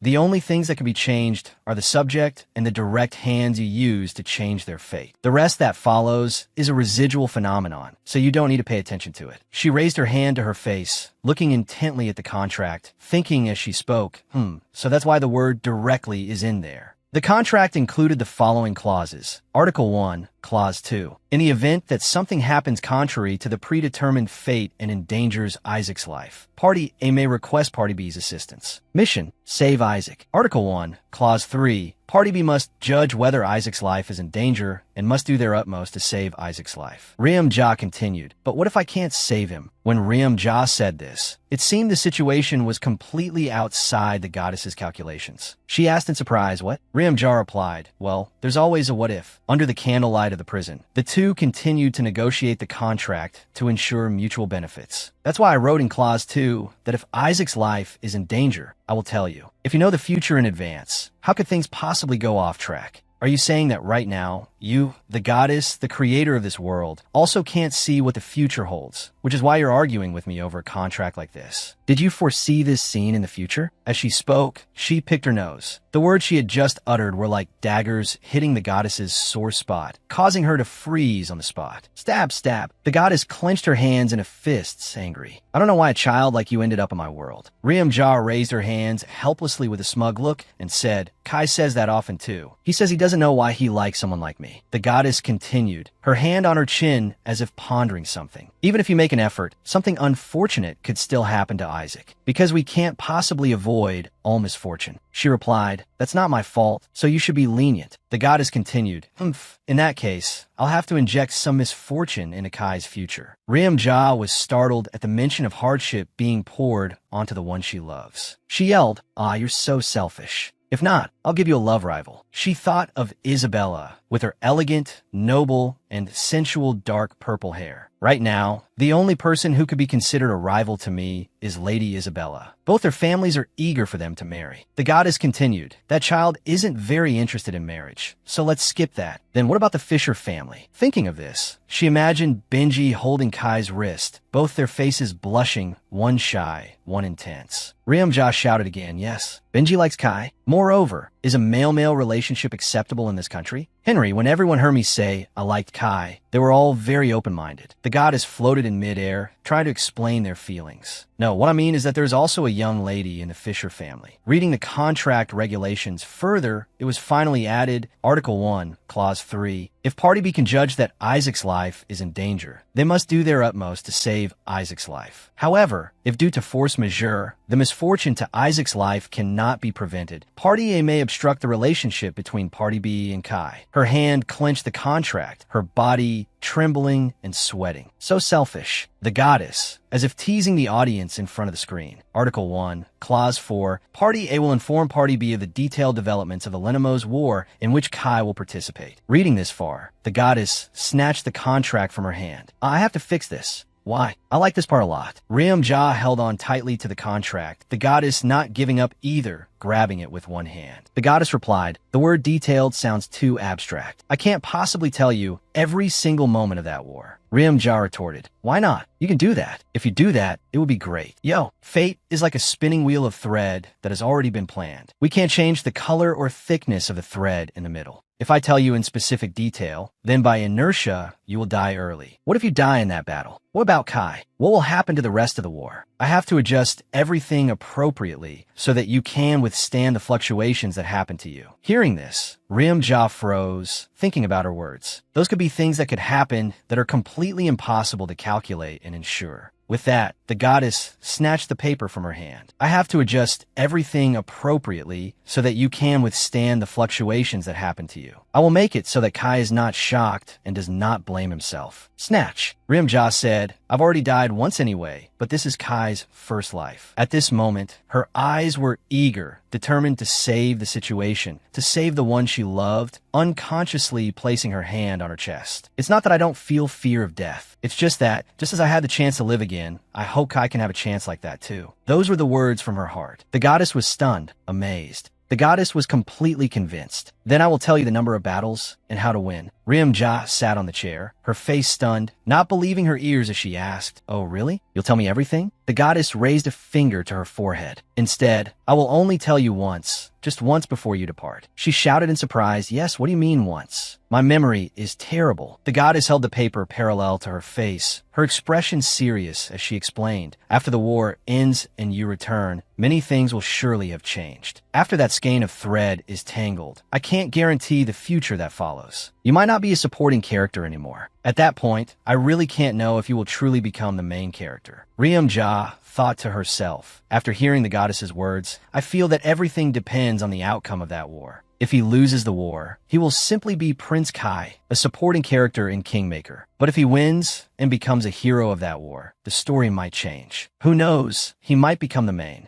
character." Just thinking about it made her eyes light up, excited and thrilled to know that her treasure had a chance to become someone special in the story and no longer a trivial supporting character with a chance of an early exit. "Fine, let's sign a contract right away. Just a fingerprint is enough, right?" The goddess instructed, "A fingerprint and a signature will do." Ryumja held out her hand towards the goddess, a happy smile on her face. "Then please give me the pen quickly. What name do I write when I sign?" "Kim Ryumja. Do I sign with my real name?" The goddess looked at her in surprise, tightly gripping Ryumja's wrist. How can that be? Not understanding what was happening in front of her, she struggled and shouted, "What's wrong? What's suddenly wrong with you?" The goddess continued, "The spinning wheel of your thread has already finished spinning. Now, there is not a single thread left." She pulled her hand back, turning her face away to avoid the goddess's gaze, because Kim Ryumja is already dead. "Pop, oh my god, seriously. Now, I am Ryumja, so do I have to sign with the name Ryumja? I can write it in Hangul, right? This contract is written in Hangul anyway." Unconsciously, her body trembled, her face covered in sweat. Tremble. In this situation, the goddess understood the internal struggle she was going through. She comforted her, "Little one, don't tremble like that." She placed her hand on Ryumja's as if to transfer warmth to her. "Although I don't know if it will be of any help, the gods will always protect you. When it comes to Kai, you run to him like a headlight in your eyes, so I'm sure you'll do well this time too." Ryumja was choked up, unable to contain the emotions in her heart, which pushed their way out, condensing into tears. Her hand gripped the quill pen tightly. "Yes." And so, after confirming the final clause, I put the pen to paper. This contract is effective until Kai participates in the Lenamos War. Party A will not convey any information about the future to Party B after the war ends. And Party A must not get involved in any future choices made by Party B. If any matter arises thereafter, Party A and Party B shall not blame each other. As usual, a servant brought her meal. Dinner has arrived. The air was quiet when there was no reply from her. On the bed was a large lump. Is she asleep? Ryumja had already used her wall-crawling lizard kung fu technique. Her body radiated a murderous aura. She swooped down and struck his head with her elbow. Whack! A healthy, able-bodied young man staggered from the unexpected blow. Note, absolutely do not imitate this. If you do, you will really go to jail. The goddess broke out in a cold sweat at the horrifying scene. The servant was now unconscious, lying on the floor. Ryumja carefully took off his clothes. It's okay, he's not dead yet. The goddess said, "My child, forgive me for being selfish in order to maintain this world." Ryumja listened to her as she put on the coat she had just rightfully obtained through an ambush. Tomorrow, Isaac will faint after drinking the glass of grape wine that Yanyan gives him at the party. I can't see exactly who it is, so I'm counting on you, my little one. This isn't the last time I have to save Isaac, is it? You won't suddenly show up again in the future, right? The iron gate of the prison was open wide. You're the first person to treat me as if I were an uninvited guest. Usually, everyone bows their head when they see me. Ryumja dashed off, but didn't forget to answer the goddess. I know. Even if you appear in the future, I'll pretend not to know you. All right, thank you. And don't say such deadly words anymore, my precious little one. As she ran, she thought, I don't intend to seek death either. I'm even worried about whether I'll have to run errands for God for the rest of my life, or not. If this is the end and we don't see each other again, that would be a relief. The main character? Our Kai can do that. Isaac, I was going to save him anyway. Over the past period, I've grown closer to him, so how could I abandon him when I know he's going to die? She finally reached the palace corridor, but in front of her were guards standing strict watch. She was forced to hide herself in a corner of the wall.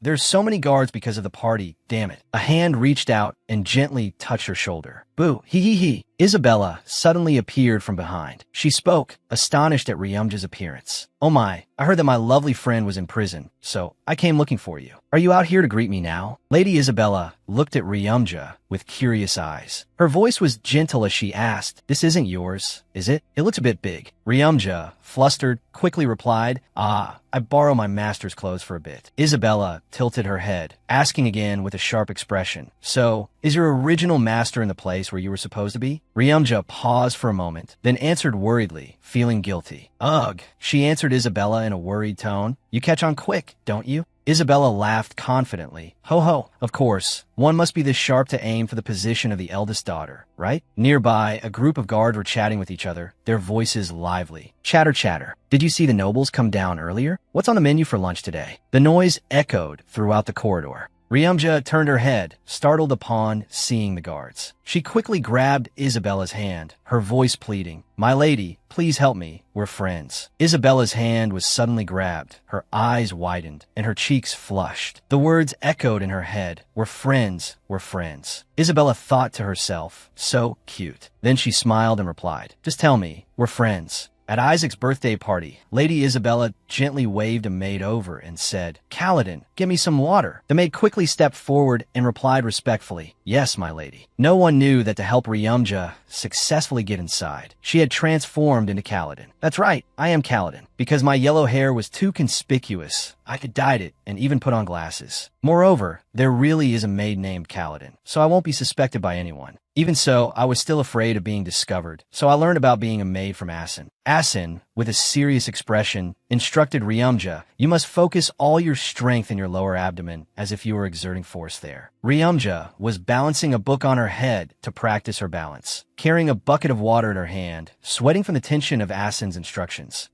Asin frowned and continued, "Noble maids do not breathe so crudely." Ryumja thought to herself in exhaustion, "I'm pointlessly learning to act like a lady." In a hidden corner of the party, Ryumja whispered to Isabella, "Hey, my lady, should we slowly go find Prince Isaac?" The lady gently nodded and whispered back, "Yes." Suddenly, Asin approached and called out, "Kaladin." Ryumja heard and turned her head. Asin gave Ryumja a stern look, her voice firm as she reminded her, "Stand properly. Stand with your back straight, as if a thread connects you from your thigh to your neck. I told you to relax your knees." Ryumja, pale with fear, quickly replied, I know. In her heart, Ryumja felt utterly helpless. No way. Who can fix their posture in just one day? Ryumja, trembling, tried to maintain the proper posture according to Asin's strict teaching, taking stiff steps. She walked while her eyes darted around. She couldn't help but think anxiously. But where did the black-haired guy go? That irresponsible main character who carelessly says, "I'll take responsibility for it." While she was busy searching from a distance, Ryumja heard the voice of a noble girl ring out. "Happy birthday, Prince Isaac. This is the first time I've been to such a cool party." Isaac replied with a radiant smile. "Thank you. Ryumja stood nearby, observing the entire conversation, thinking to herself, oh my, since it's his own birthday, he's really dressed up. He looks cute when he's so neat. Suddenly, Kai's voice was heard after firm footsteps. He said, "Happy birthday, Isaac." Then his expression suddenly changed, darkened, and he continued, "I want to talk to you privately for a moment. Is that all right?" Seeing that familiar figure, Ryumja jumped, stepping back in alarm. Whoosh! Her mind was in chaos. Why didn't I think of that? If this is Isaac's birthday party, then of course Kai would be here, wouldn't he? Then she quickly slipped out of the crowd. Tried to avoid Kai's gaze, she thought. Besides, why does he look so tense? He's not someone who can't control his facial expressions. She secretly glanced towards them and saw Kai's face darken as he gripped Isaac's shoulder tightly. Ryumja grew even more worried. Oh no, did he find out I escaped from prison? Kai kept whispering something to Isaac, and Isaac's face grew paler by the moment, his expression completely dazed. Isaac, his face pale, hurriedly explained, I know absolutely nothing about this, brother. I didn't go to Joe's place yesterday either. Ryumja watched from a distance, full of doubt. What's wrong with him? Unless Kai said he was going to kill Isaac, what else could make him have that expression? Just then, a call rang out from the middle of the party hall. Lady Anvini's, why aren't you wearing the necklace I gave you? Diola turned back, gently shaking her head in reply. I'm not Prince Isaac, but simply a lady of a count's family, so I cannot possibly wear an obsidian stone around my neck. He then replied gently, it was my lack of consideration. Then he continued, his eyes as if probing her. But how long do you plan to stay at the royal palace? He, the one who had just been conversing with Lady Diola, was none other than the eldest son of the Oban Count family, Leo Oban. Before Diola could respond, he continued on and on. You must come visit my domain too, right? Oh, right. Are you really not going to tell me how to get close to Prince Isaac? Talking about this and that, blah, blah. His voice rang out, unintentionally reaching the ears of Isaac standing far away. Isaac froze, turning his head to look in that direction. Oh, this part is still the same as in the original work. It's clearly around this time that Isaac will ask Diola to dance. As expected, Isaac called out, Lady Anvini's. His gaze was gentle, full of sincerity and warmth as he said, if you're all right with it, could you be my partner for this first dance? Diola looked at him, her eyes sparkling. Then she smiled faintly. Of course. Thump. In that moment, the son of Count Oban stood frozen, as if struck in the heart. He clenched his fists, his face darkened, clearly showing his displeasure. The people around whispered amongst themselves. He turned away all the noble ladies and is having the first dance with Lady Anvini's? Is he really thinking about engagement? With a lady from a family in the outskirts. It seems he's been charmed, hasn't he? In the face of the whispers rising from all sides, Isaac took Diola's hand and confidently led her towards the party hall. Ryumja stood to one side, observing and thinking to herself. It seems they couldn't have predicted that Isaac would choose Diola. Although it's not my business, I feel so refreshed that my nostrils are flaring. Hee. But while she was reveling in the joy gleaned from others' affairs, a shiver ran down her spine. Kai had been standing behind her for who knows how long, his face grim, his eyes looking like they wanted to burn someone as he called her Joe. She jumped in fright and screamed. She thought in a panic. What the hell? I've clearly disguised myself. It's okay. I'm now perfectly disguised as a maid. With so many people watching, Kai wouldn't dare do anything to me. Trying to regain her composure, she took a deep breath, then turned and bowed low, feigning innocence as if she knew nothing. Your Highness, have I committed a capital crime? I was lost in thought. I'm truly sorry. Hearing this, he lightly patted her shoulder. Pat. A light touch, yet heavy as lead. His voice deepened, sounding like a threat. It's nothing, so you don't need to feel tense. Immediately after, he leaned close to her ear, his face dark, his eyes as cold as if he wanted to kill her. Follow me outside right now. Faced with Kai's fiery anger, her heart sank to her stomach. It's all over. Just as the tension reached its peak, the sound of shoes echoed. It was Lady Isabella, approaching with a composed expression. Ryumja screamed internally. What excuse am I supposed to use this time? If I get dragged outside, I won't be able to save Isaac. At that moment, Isabella managed to step between them. Her voice was gentle, yet full of authority. Hello, Your Highness Prince Kai. We met in the Flavan territory just a few days ago, and here we are meeting again today. The people around who heard their conversation let out surprised gasps. Flavan. The chatter grew louder. Flavan has always been neutral, so why have they appeared at a royal palace party like this? Noisy. I heard that Blois and Flavan have a close relationship. So it's true? With all eyes on him, he hesitantly replied, I feel the same way. Isabella glanced quickly at Ryumja, silently winking. Joe,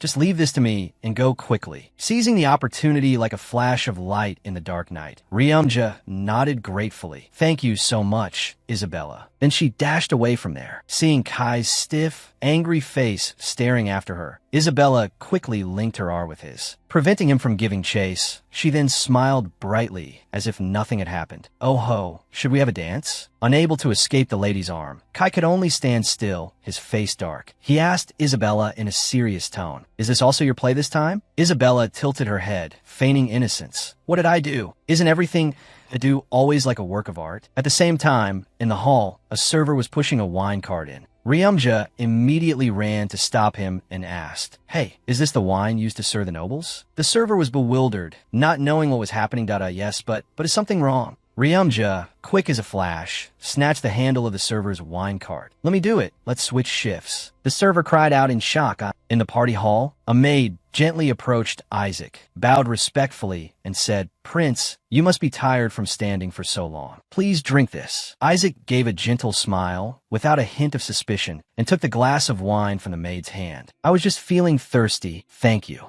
Whoosh! Ryumja rushed over from a distance, cutting in just as Isaac was about to bring the glass to his lips. "Wait, I'm sorry to disturb you while you're talking, but it seems there's something on the prince's glass. If you don't mind, I'll switch it for another one for you." Ryumja tried to stay calm, thinking, now I just need to switch this glass naturally, in a respectful way. Isaac was a little surprised, turned to look at her, and frowned slightly. "My glass?" She nodded in response, yes. Isaac looked suspiciously at the wine glass, trying to see if there was anything unusual. Ryumja stood next to him, watching the scene, secretly fuming that, "Oh my god, you're about to die, so stop doing such pointless things and just obediently switch to another glass." The prince, after looking for a while, nodded and said, "I don't see anything, but if you say so, it must be true. Thank you." With that, he gently placed the wine glass on the cart. Ryumja quickly replied, a slight smile of relief on her face. "It is a great honor for me, Your Highness." She bent down to get another glass when a voice said, "Wait." That voice, sharp as a knife's edge, belonged to the eldest son of Duke Oban. He stepped closer, his cold eyes glancing at the maid. He placed a hand on her shoulder and said, "I don't see anything in it either, so why must the glass be changed?" Not stopping there, Duke Oban's son turned to Isaac, his voice low and steady, but full of insinuation. "Your Highness, it's possible this glass contains poison." Ryumja heard this and was astonished. She repeated as if not believing her ears, "Pardon me?" Immediately, he took the wine glass from her hand decisively, his eyes never leaving her face. He issued a challenging statement. "Here, you drink it for me." Ryumja froze, her eyes fixed on the wine glass in his hand, her heart filled with apprehension. The atmosphere around them seemed to thicken in an instant. Isaac, noticing the tension, spoke up, breaking the oppressive silence. "Lordo, surely this maid wouldn't do such a thing." However, Lordo was not swayed. He maintained his suspicious look, his eyes still locked on Ryumja, his voice rising. This was logical, but not without arrogance. Because with so many people gathered here, who knows if she would try to do such a thing? Then turning to Ryumja, he ordered, still in a gentle but pressuring tone, "It won't do any harm, so please try drinking this." Backed into a corner, she tried to remain calm, but her voice still trembled. I simply wanted the prince's birthday to go well. Mistaking a smudge and speaking carelessly was my fault. I've been wronged." Lordo still wouldn't let go. He held the wine glass out in front of Ryumja. "That's why I'm telling you to drink it." Ryumja stared at the wine glass, her hand trembling slightly, her eyes involuntarily darting around. "This is bad. People are gradually gathering this way." The crowd, seeing what was happening, came over to watch and chattered noisily. Ryumja thought, it's not good if too much attention is drawn here. Not letting herself be pushed further, she immediately turned around, facing Isaac. "May I drink the wine that has been prepared for the guests?" But no, before all eyes, Isaac gave a slight nod of agreement. Ryumja bit her lip, took a deep breath. "I'm sorry, but you're wrong. You jerk." Then she took the wine glass, her hand still trembling slightly. "All right." In her heart, she reassured herself. "What's this much wine? Am I prime?" I chugged a whole barrel. Then she drank it down, gulp, gulp, one glass after another without hesitation. She thought to herself, "Anyway, there's no poison in this glass, so it's a godsend." Isaac stood beside her, completely surprised. He stared wide-eyed at the maid who was downing glass after glass of wine as if it were plain water. An indescribable feeling suddenly arose in his heart. What is this feeling of déjà vu? Ryumja continued to drink, gulp, gulp, her eyes full of determination. Lord O and the surrounding guests also changed their expressions at Ryumja's decisiveness, surprise clearly visible on every face. The entire room stared wide-eyed at her superhuman tolerance for alcohol and her aura, which was not at all like a maid's. Ryumja downed all the wine on the cart in one go, and with the last glass, she lifted it and then clink, set it down very gently. She stood up straight, her face not red at all, her legs not trembling, her eyes confident. The aura around her seemed to sparkle. Ryumja lightly covered her mouth, flashing a charming smile, and said, "This should be enough to prove my innocence, right?" Lord O stood as if rooted to the spot, his eyes wide and his mouth agape. He stared at her in silence. Even Isaac was no better. He was stunned, his mouth open, and could only stammer out a single word. The air seemed to freeze for a few seconds. Then Lorda let out a sigh and slowly replied, I didn't mean for you to drink all that wine. It seems your pride is too high." Hearing this, Isaac laughed awkwardly, waving his hand. Then he said, "Since it was Lord O's fault for suspecting her, you shouldn't talk to her like that." With that, Isaac turned to the maid who was still standing there, his expression still surprised. "You may go now." Ryumja bowed her head slightly and replied yes. Squeak! She gently pushed the wine cart and turned away. On her way out of the party hall, she let out a sigh of relief. That was lucky. He didn't tell me to drink Isaac's poison wine. Great, this way I can save Isaac. Without hesitating for another second, she quickened her pace and then ran from the party, the sound of her hurried footsteps echoing in the royal corridor. I've also dealt with the wine tray. Now it's time to go back to being a man. A servant walking past in the corridor suddenly stopped, frowning as he looked toward the nearby bush in the dense foliage. A wine cart was lying there strangely. He scratched his head and wondered, why is this here? Meanwhile, as Ryumja was hastily leaving the party, running like an arrow, thud, she slammed into someone. Ouch, she cried out. The forceful collision caused her glasses to fall off. The person she bumped into was a guard who saw the glasses fall. He quickly picked them up and handed them to her, asking with a worried voice, "Are you okay? Here are your glasses." Ryumja looked up, a royal guard. She lightly covered her mouth, flashing a charming smile, as if she were an innocent maid who knew nothing. Ho ho, thank you. That smile was like a spring sunbeam shining into the soldier's heart. He froze for a moment, his heart pounding, thump, thump. Then, as if mesmerized, he awkwardly put the glasses back on for her, stammering as he did so, "Should I take you to the break room? Cute glasses-wearing maid." Instantly, Ryumja stiffened, the corner of her mouth twitched, and her eyes flashed with annoyance. She clenched her fists, grinding her teeth in her mind. Listen to the way he talks, yuck. As the soldier leaned in close to help Ryumja with her glasses, he suddenly froze, staring at her hair. What's this? It's black water, he asked, puzzled. Ryumja jumped, her eyes frozen. Isabella's words before the disguise flashing in her mind. "I've applied a layer of black watercolor to your hair, so you mustn't sweat because it will easily run." A shiver ran down Ryumja's spine. "This is bad. I must have run too hard," and the color has started to run. The soldier looked at her worriedly, his eyes bewildered. "Surely, it's not. You're not sick, are you?" Ryumja quickly waved her hands, trying to hide her panic. "No, it's because I have a personal matter that I..." But at this point, the sweat on her forehead was flowing non-stop from running too fast. Ryumja was sweating so much that the paint was streaking down her face. Ryumja was utterly flustered, her mind blank, not knowing how to justify it. "I have no other choice. I have to do it my usual way." Without thinking much, she knelt down, her face contorted as if about to cry, her voice trembling. "Sob. There's something with my body, sob sob. Sir Knight, please, save me." The soldier trembled like a leaf, his voice stammering in fear. "Are you possessed by a ghost?" R.A. just swayed her head, laughing eerily, hee, and then shouted, "A demon!" Whoosh. The guard hastily ran for his life without. Looking back, R.A. hadn't stopped yet. She continued to bend her body as if boneless, flipping her head upside down towards the ground. Her voice was deep and eerie. "That's right, this girl's body is now mine. I am R.A. It's a ghost." A terrified scream echoed through the corridor as the guard cried out and fled as if chased by a ghost. R.A. smiled triumphantly.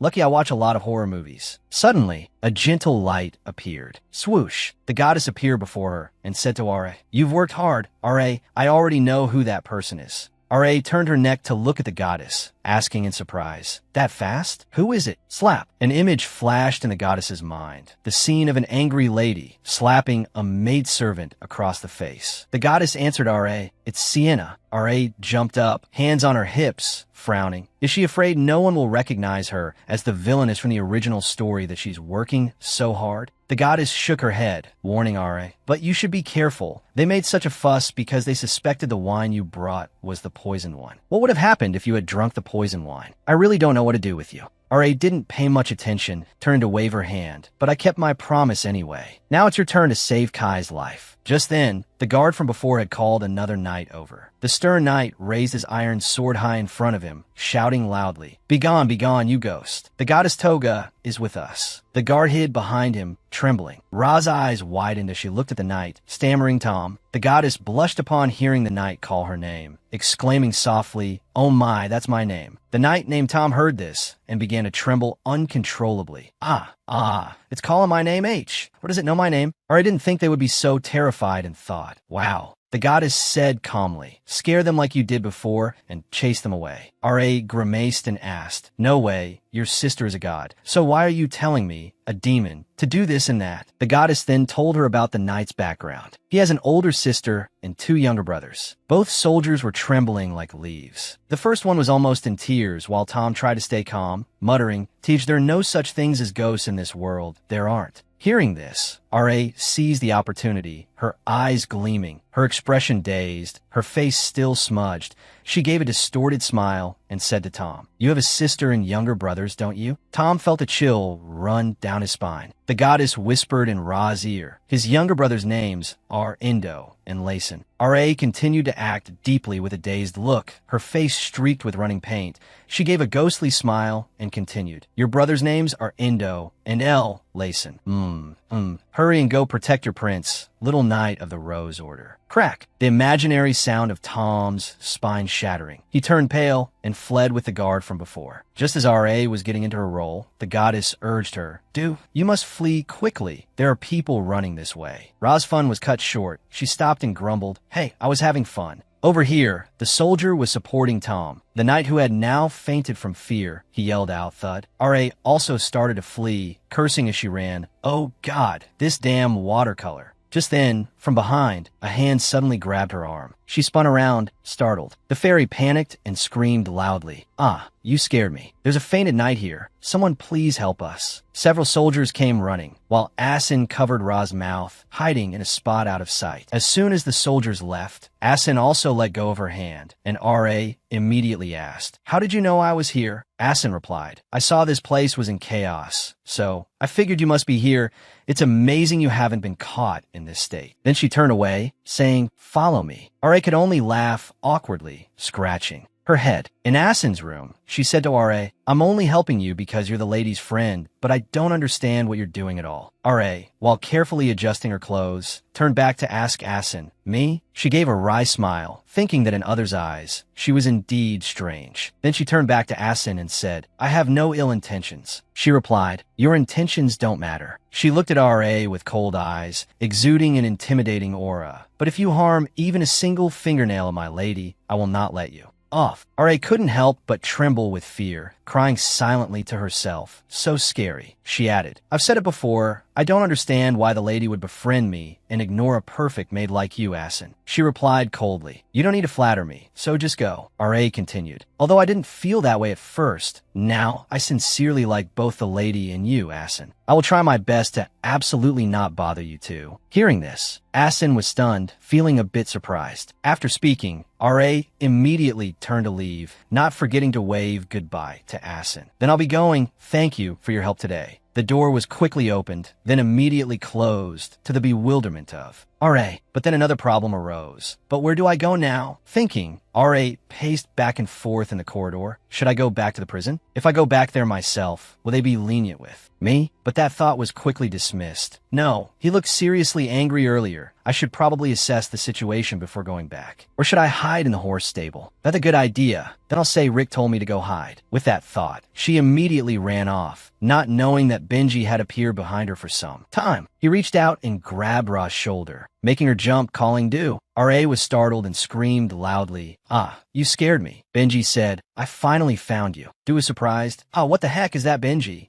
Benji frowned. "His Highness has ordered that if you are found, you are to be tied up tightly in your room. Let's go." Do was worried. "Tied up tightly in my room? He's not the type to have that kind of hobby, is he?" Benji flicked her on the head. "What are you thinking?" In just a moment, Do's hands were tied. Benji walked ahead and said, "What on earth are you planning to do, behaving like this? What was your reason for escaping prison and wandering around the palace?" She replied, "I have my own reasons for all of this." "Oh, right, how's Kai now?" Benji said, a look I've never seen before. Thinking of Kai's blank expression, Do cheerfully spoke up. "The look of having lost something precious?" Benji said calmly, "The look of a hunter." Do panicked. "What do you mean, a hunter? That's a completely different category. He already confessed that he likes me." Instead of an earnest, dazed, desperate look from losing someone he cherishes, it's a hunter's? "You must have seen it wrong, right?" Benji replied, "No, Do. Try to think about it normally. His Highness and you have feelings for each other, right? It's because you clearly have feelings for each other that he can't be at ease. He doesn't know where you go, and you keep causing trouble, making him worry every time. What's more, you flirt with everyone, regardless of whether they're men or women. If you were him, would you feel secure?" Do pouted. "It's not my fault. What can I do if I'm this charming?" Benji said, "Who could put up with you, besides His Highness?" Joe gave a double thumbs up and said, "Of course, I'm his destiny. The red thread of fate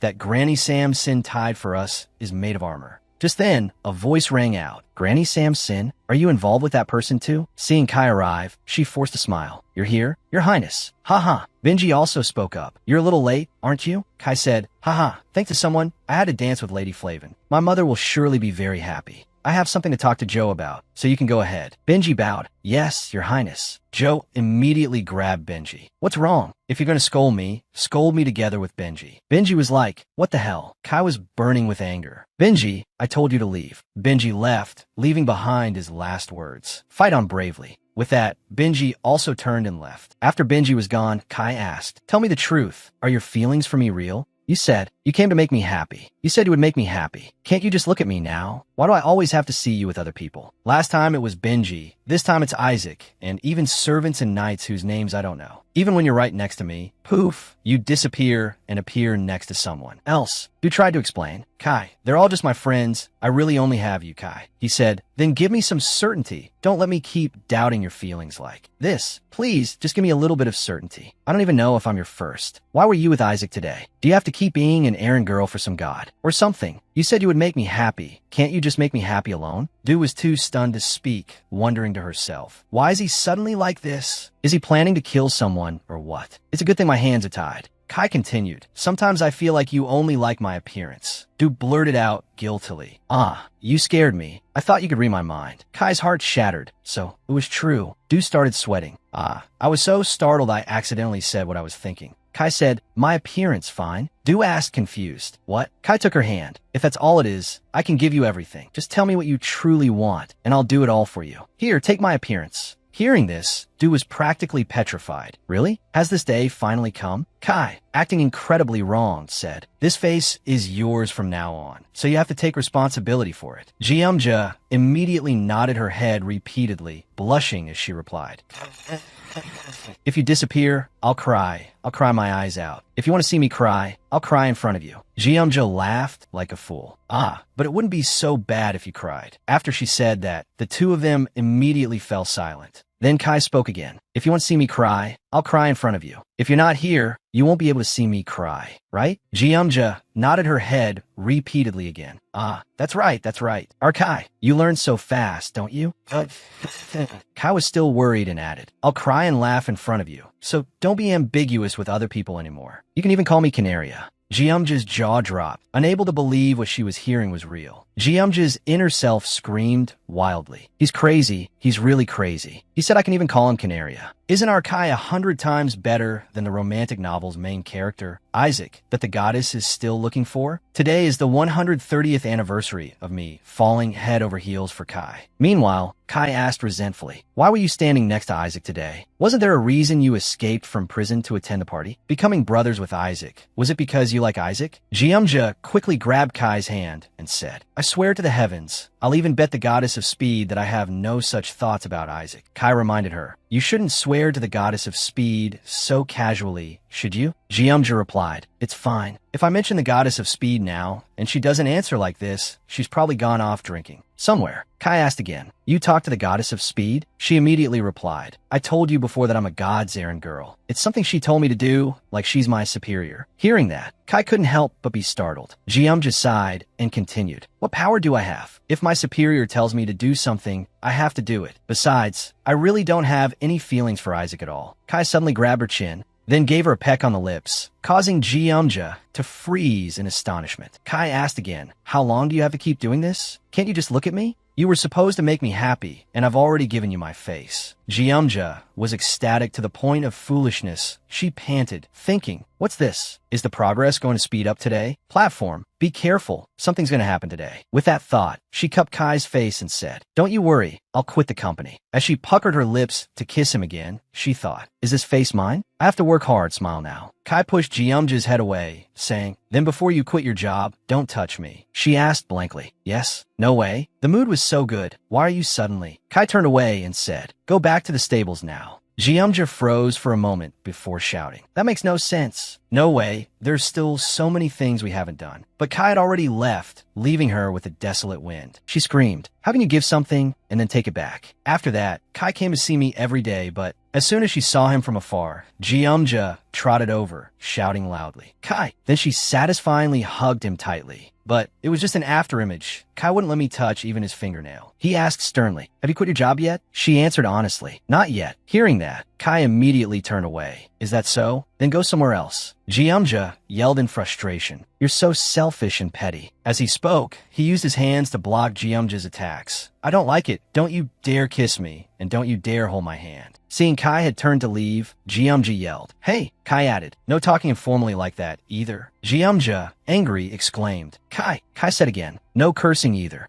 Jeomja angrily chopped a piece of wood with a loud thud, thinking to herself, what does he want me to do? If he wasn't going to the battlefield, I wouldn't have to go through all this trouble. It's because he's going to the battlefield that I'm doing this. Theodore, sitting beside her, watched and asked curiously, dude, what's wrong with your expression lately? Did someone die? Jeomja raised the axe and replied, not yet, but if things keep going like this, someone probably will. Theodore was bewildered. You're kidding, right? Right after that, Jeomja chopped wood with another loud thud. The chop created a gust of wind that made Theodore's hair flutter. Jeomja's anger flared. She growled, I'm someone who can live just fine without laws. You know. Then she called again. Theo. She held the cat, kissing it repeatedly while saying, let's say you have something incredibly precious. The boy replied, yes. But even if that thing is right in front of you, you can't touch it. How would you feel then? The cat, as if on cue, cooperated by disdainfully moving away from her. Theo understood immediately. He rested his chin on his hand, furrowed his brow, and asked, are you dating Kai again? But he won't let you touch him? That question made Jeomja jump. She exclaimed, what? How did you know that? Theo sighed. If it weren't for that, you wouldn't be this angry. Jeomja's anger flared up again. She clenched her fists and replied, that's right, even you know that. So why doesn't your brother know anything? I don't know why he's so suspicious. If Kai suddenly disappears, just know that I did it. Theo said gently,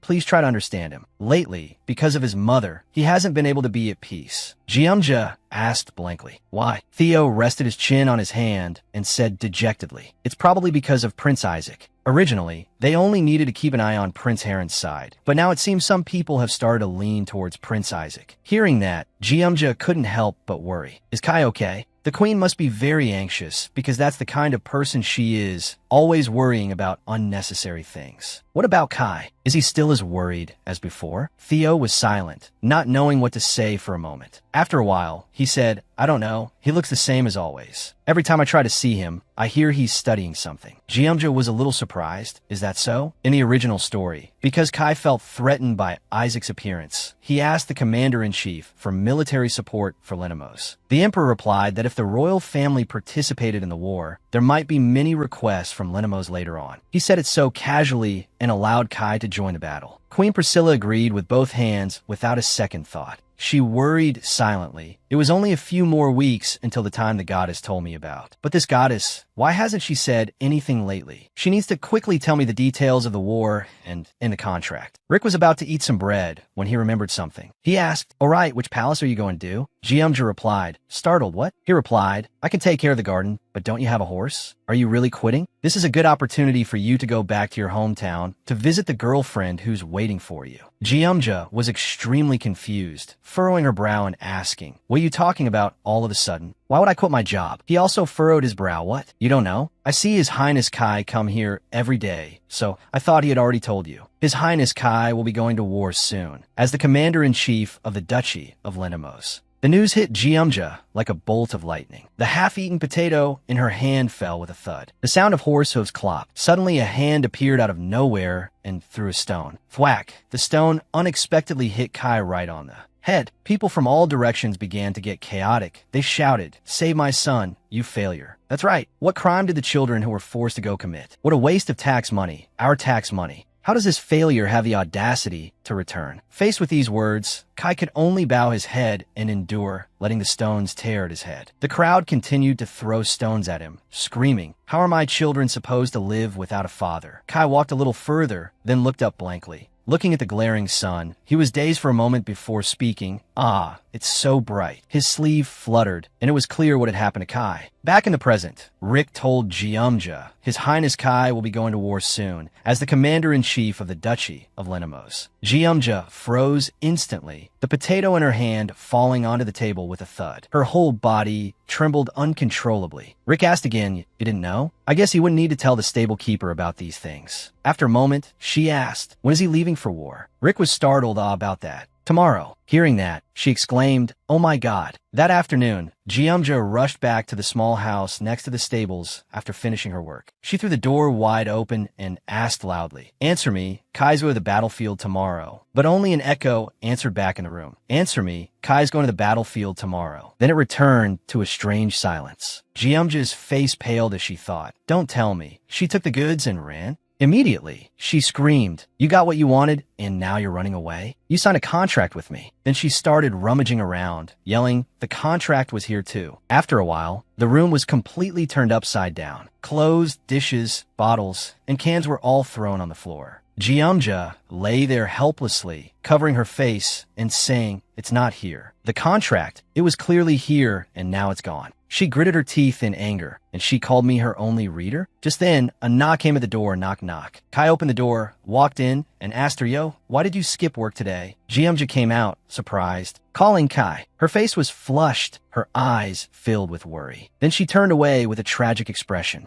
She said, "I think I've been scammed." Kai didn't understand and asked, "What?" She said sadly, "My superior took my salary and ran away." Kai glanced around the room and asked, "Huh? A goddess scammed you? For real?" Jeomja said, "Don't mention the goddess in front of me anymore. She's a scammer of the rarest kind." Tears welled up in Jeomja's eyes. She sobbed, I can't hear her voice anymore, and she won't answer me now." Kai said nothing, just quietly pulled her into a hug. He said gently, "What a relief that you quit your job." Jeomja froze, completely shocked by what was happening. Then, a wave of resentment washed over her. She couldn't help but cry out loud, "Hoo hoo." After she finished crying, the two of them went into the room and sat on the bed. Kai said, "Actually, today I was thinking, what would I do if you didn't quit your job?" Jeomja acted sulky, huffing. "Why?" "Because today is your last day in the capital." That sentence startled Kai. He gave a wry smile, glanced away, and sighed. "Huh, you must have heard the news about me going to war." Jeomja pinched him and said loudly, "Kai is mine. Why are you leaving without my permission? I absolutely cannot let my person go into a dangerous place." Kai comforted her. "It's okay. The Lenamos army is very large. Besides, who knows, I might become a hero of the war. An opportunity like this isn't easy to come by." That sentence sent a shiver down Jeomja's spine. She asked, "An opportunity? That's a gamble with someone's life? And you call an opportunity? Just because this is related to the succession, everyone just joins in? Because it's an opportunity." Kai, who was used to doing everything alone, could finally look back. There, Jeomja was yelling at him. What kind of stupid decision is that? Back to the present, Kai suddenly clenched his fists. Then he asked her in a tragic tone, "Then, what should I do?" Besides this, is there any other way for me to live peacefully in the palace? Yo, you said you know the future. Tell me. Those people will never let me go unless I die or become emperor, because those people are crazy about making me emperor. Then he covered his face and continued, I'm sorry that the only thing I can give you right now is my appearance. What I have besides my appearance is nothing. Before he could finish, Jeomja reached out and took his aggrieved face in her hands, then gave him a peck. She asked gently, is it really mine? If so, then give me your appearance right now. Don't worry about the prince or Belois. Kai was incredibly moved by her words. Jeomja smiled and continued, let's not think about complicated things and just play our game of love. The two of them quickly moved closer. Kai quickly moved in, kissing Jeomja's lips urgently. Jeomja didn't resist, wrapping her arms around his neck to enjoy the moment fully. The next morning, the sun began to rise over Jeomja's stables, accompanied by the chirping of birds. Chip chip. Kai was also awake by now, quickly getting dressed. Suddenly, a small noise caught his attention. Jeomja sat up, rubbing her eyes and asking, where are you going? Kai replied cheerfully, it's time for me to go. He also told Ryumja, you should sleep a little more. But Ryumja still tried to drag her stiff body up, not forgetting to complain a little. No, I have to get up too. Ow, my back. I should have packed my bags and gone to sleep yesterday, right? I didn't pack anything at all. Kai didn't understand, furrowing his brow and asking, why are you packing your bags?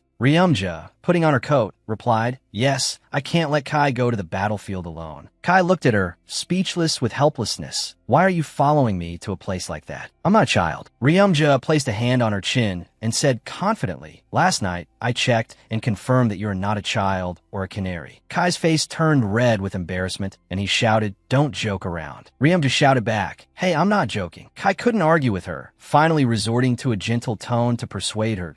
In any case, don't follow me. That's not a place you should go. Ryumja immediately replied, I don't want to, I'm going with you. Kai frowned, repeating seriously, you can't, that's an order. But Ryumja, of course, didn't listen, even putting on a mocking face and mimicking him. That's an order. But suddenly, Kai called out loudly, Ryumja, while gripping her shoulders tightly. Kai said in an earnest tone, please, just this once, trust me. I don't want you to be in danger. I really can't live without you now. I'm asking you, please stay here and wait for me to come back. No matter what happens, I will definitely return. Do you understand? Contrary to Kai's expectations, Ryumja replied bluntly, I don't want to. Kai's cheerful mood instantly shattered. He turned away, saying angrily, fine, do as you please. Ryumja immediately saluted, replying yes. Immediately, the two of them fell into silence. Kai turned back, glaring at her. I clearly told you not to follow me. Ryumja said, I also clearly said that I would follow you. Then she asked a question that made Kai frown. Aren't you leaving?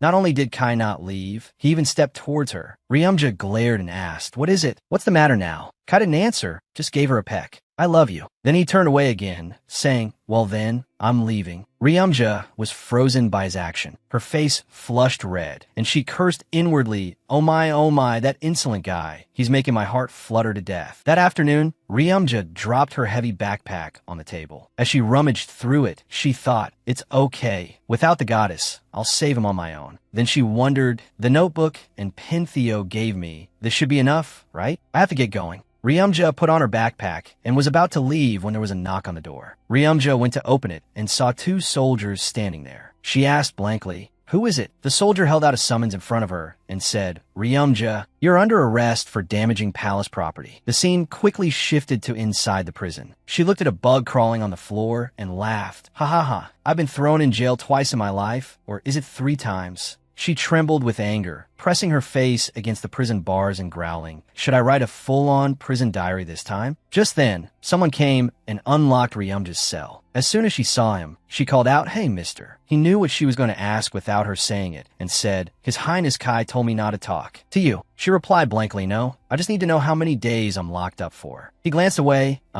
there's no end in sight. 10 days. Hearing that number, Ryumja immediately grabbed the bars and screamed, 10 days? The man added, and after that, you have to work in the palace dining hall for a month. His Highness was very angry. Ryumja laughed helplessly, thinking, oh my, did he plan all this? Her anger flared violently. That careful, cunning, and handsome Kai, I won't let him get away with this. Does he think this will stop me from following him? Besides, how could he throw his lover in jail after such a passionate night? Suddenly a voice called out, Ryumja, Ryumja. Then, raising its tone, Ryumja, she whipped around, shouting with an angry face, what? Why are you calling me? But after seeing who it was, her jaw dropped in astonishment. She exclaimed, Goddess. The goddess quickly put a finger to her lips. Sensha. The goddess said, I'm in my physical form right now, so it would be troublesome if others saw me. Ryum just said, You scare me. Are you really the goddess? She replied, Of course I am. Do I look like a ghost to you? The goddess sighed. It's been years since I've appeared in my true form, but the location is a prison? I'm speechless. Meanwhile, Ryumja was trembling with anger. She used all her strength to shake the goddess, asking furiously, Why are you only showing up now? The war started much faster than we expected. This is completely different from what you promised. The goddess replied helplessly, It's hard to believe, but I've tried to talk to you many times. Ryumja asked blankly, What? The goddess said, It's true. I kept whispering in your ear. She called, Ryumja, but you didn't hear me. Another time, she called while dancing and twirling, Ryumja, I'm over here, but you didn't answer me. Then when Kai and Ryumja were kissing, the goddess's eyes widened, and she covered her mouth, exclaiming, Oh my, you too. Ryumja immediately raised her hand to stop her, her face instantly darkening. Wait. Pause for about 2 seconds. When was this? How many times did you whisper in my ear? The goddess looked away shyly.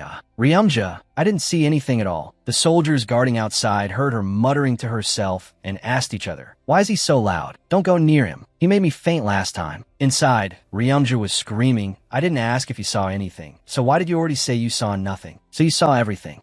Seeing the R-rated scene, the goddess had screamed in despair, Stop. At that moment, by the city walls, soldiers were busily preparing their gear to go out to the battlefield. Kai was in his office looking down, seemingly deep in thought. Suddenly, there was another knock on the door. He turned and said, Come in. Benji immediately entered and bowed to him. Then Benji looked up and said, Your Highness, we have finished all preparations for battle. Kai immediately took out a vial and placed it on the table, saying, Let's go. Benji asked worriedly, I beg your pardon for saying this, but is it all right to say goodbye to Ryumja like this? He left, leaving the small vial on his desk, and replied, Yes, it's fine. Back inside the dungeon, Ryumja's scream rang out again. Even if you're a god, you have to protect other people's privacy, right? The goddess quickly explained, It seems you're misunderstanding something, but I am a god, Ryumja. She looked sincere, confidently patting her chest and saying, I have no interest in such things now. Besides, I thought it was taking too long, so I went out and watched other people. Ryumja's face turned completely red, and she said angrily, But you still saw everything. The goddess broke out in a sweat, quickly glancing elsewhere. Sorry, but I really didn't mean to look at you.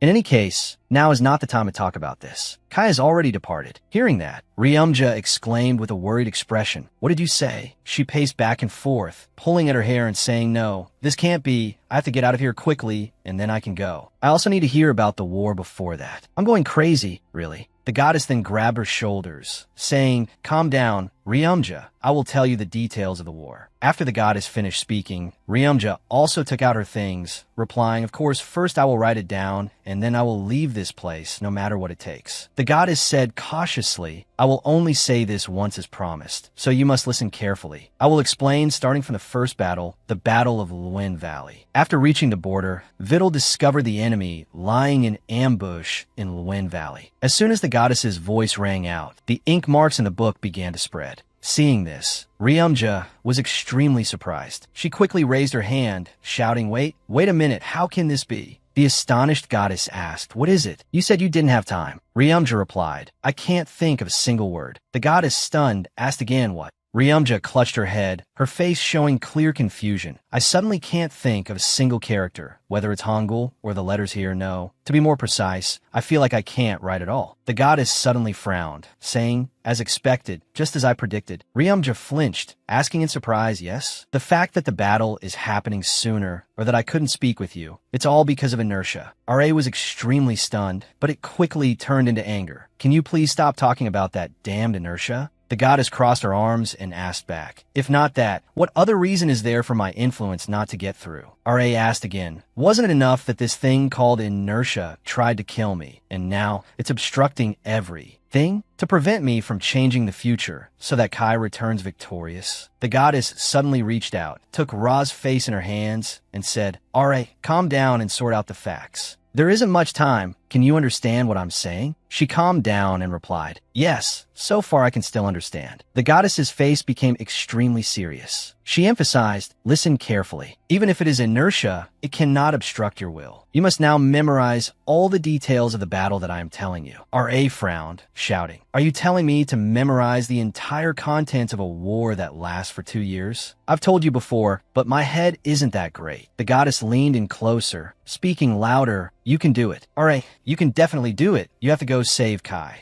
R.A. flinched, then replied, fine, I'll try everything. A moment later, Ra's coughing sound attracted the attention of a nearby guard. Cough, cough. He walked up to Ra's cell and asked, what is it? Did something happen? R.A., with one hand on her stomach and the other on her neck, said with difficulty, gasp, my stomach hurts so much. At the same time, a strange black liquid was trickling from her mouth. Seeing this, the guard's eyes widened, his mouth agape in alarm. He hurriedly opened the cell door, asking urgently, Are you okay? He rushed to sit beside R.A., asking worriedly, what did you eat to be vomiting black blood like this? Suddenly, a thud was heard, accompanied by a gasp that caught the attention of another guard nearby. With a whoosh, R.A. had escaped from the cell. That guard was still in a daze, wondering, what was that? What was that sound? At that moment, R.A. lunged forward, raising her fist straight at him. At that moment, I thought of Uncle Kansu. While the other person was still dazed, a soft ah escaped in his mind. Then a thud sounded, and he collapsed, only having time to think, I've been tricked. The scene quickly shifts to Prince Isaac's palace. At this moment, he was leaning against the wall without saying anything, seemingly lost in thought. Recalling a few days ago, he had asked Kai, Brother Kai, is it true that you are about to depart for battle? It's true that the Duchy of Lentimus has requested reinforcements, but why do you have to go? And in such a hurry too? Kai also turned back, asking in surprise. Isaac, he turned around completely, saying, sometimes I can't guess your intentions when you occasionally ask me questions as if you know nothing at all. That sentence made Isaac jump. Kai continued to question in a sorrowful tone. Do you think this was decided according to my will? You've lived in the royal palace for a while, so you should know better. Faced with those words, Isaac couldn't reply, nor could he ask further, only able to press his lips together and stand silently in one spot. Kai turned to leave, continuing, if I go to battle and achieve merit, the one in danger will be you, Isaac. This is not the time for you to worry about others. Isaac asked again, but if you go to battle like this, what will Joe do? Kai frowned. There's no other way. I must secure a firm position in the royal palace so that Joe and I can meet safely. Isaac stood with his arms crossed, frowning as he thought to himself, Brother Kai, I had no idea he thought that way. Recalling earlier, Diola had told him, His Highness is clearly watching us. The nobles in the royal palace are leaning towards our side, so he must be using the military support as an excuse to gather the nobles from other regions. Don't pay attention to useless matters, Isaac. The royal palace is a battlefield in itself. He raised a hand to rub his forehead, thinking, what Diola said is also right. Brother Kai is trying his best to maintain his position. His own. Then he clutched his head again. But if I do that, how can I face Joe? A whooshing sound was heard, and somehow R.A. had climbed onto the palace balcony. R.A. suddenly spat something out, startling Isaac, who quickly turned to look. Wiping her mouth with her sleeve, she grimaced and said, This ink, it's a pain to wash off. Isaac asked in astonishment, Joe, why are you here? Seeing Isaac standing there, R.A. exclaimed happily, Ah, brother, can I ask you for a favor? She said with an urgent expression, Lend me a horse. R.A., all grimy, climbed over the wall. Lend me a horse. Isaac wondered, where are you planning to go? She jumped down from the windowsill and replied, Something came up, so I have to leave in a hurry. Isaac's face grew worried. He asked, You're going after Brother Kai, aren't you? She answered with her hands on her hips. You know that already, so why ask? Isaac shouted, Don't go, you don't have to follow him. R.A. crossed her arms and replied calmly, Why does everyone keep telling me not to go? I'm not going there to die. He clapped her on the shoulder. Joe, I'm not kidding. An image of soldiers holding flags appeared. Even if you know how to fight a little, how can you fight against trained soldiers? Isaac tried to explain to her. Ra's face was full of determination. I have to go. Only then can Kai survive. He frowned immediately. What are you talking about? They don't need a stable hand there. If I don't lend you one, how do you plan to get there? R.A. replied heroically. I'll chase after any passing carriage and climb on. If there are no carriages, I'll just steal a horse. Isaac's face darkened. Joe, the battlefield is not a playground. What are you really doing? Before he could finish his sentence, R.A. cut him off. Isaac, her face became extremely cold. Right now, what I hope for is the survival and happiness of the person I love. Give me the horse, or get out of the way. Something suddenly flashed in Isaac's mind. The crow. The crow. An image returned to Isaac's memory. He remembered rummaging through trash in the past, the rustling sound echoing in the space. Because the black-haired kid rummaging through the trash looked like a black crow, people gave him that nickname to tease him. And Isaac felt very proud of that nickname. A crow perched on a pile of trash, and he was joyfully holding up a book, because it was necessary to be able to teach the street children who were called trash. An image of him teaching the children. But in the original story, the scene where he tells this truth to Diola is hundreds of pages later. Isaac was stunned. How do you know? Ra thought to herself, you're not originally from Anvines, so there's no way I could know. She lightly punched him in the stomach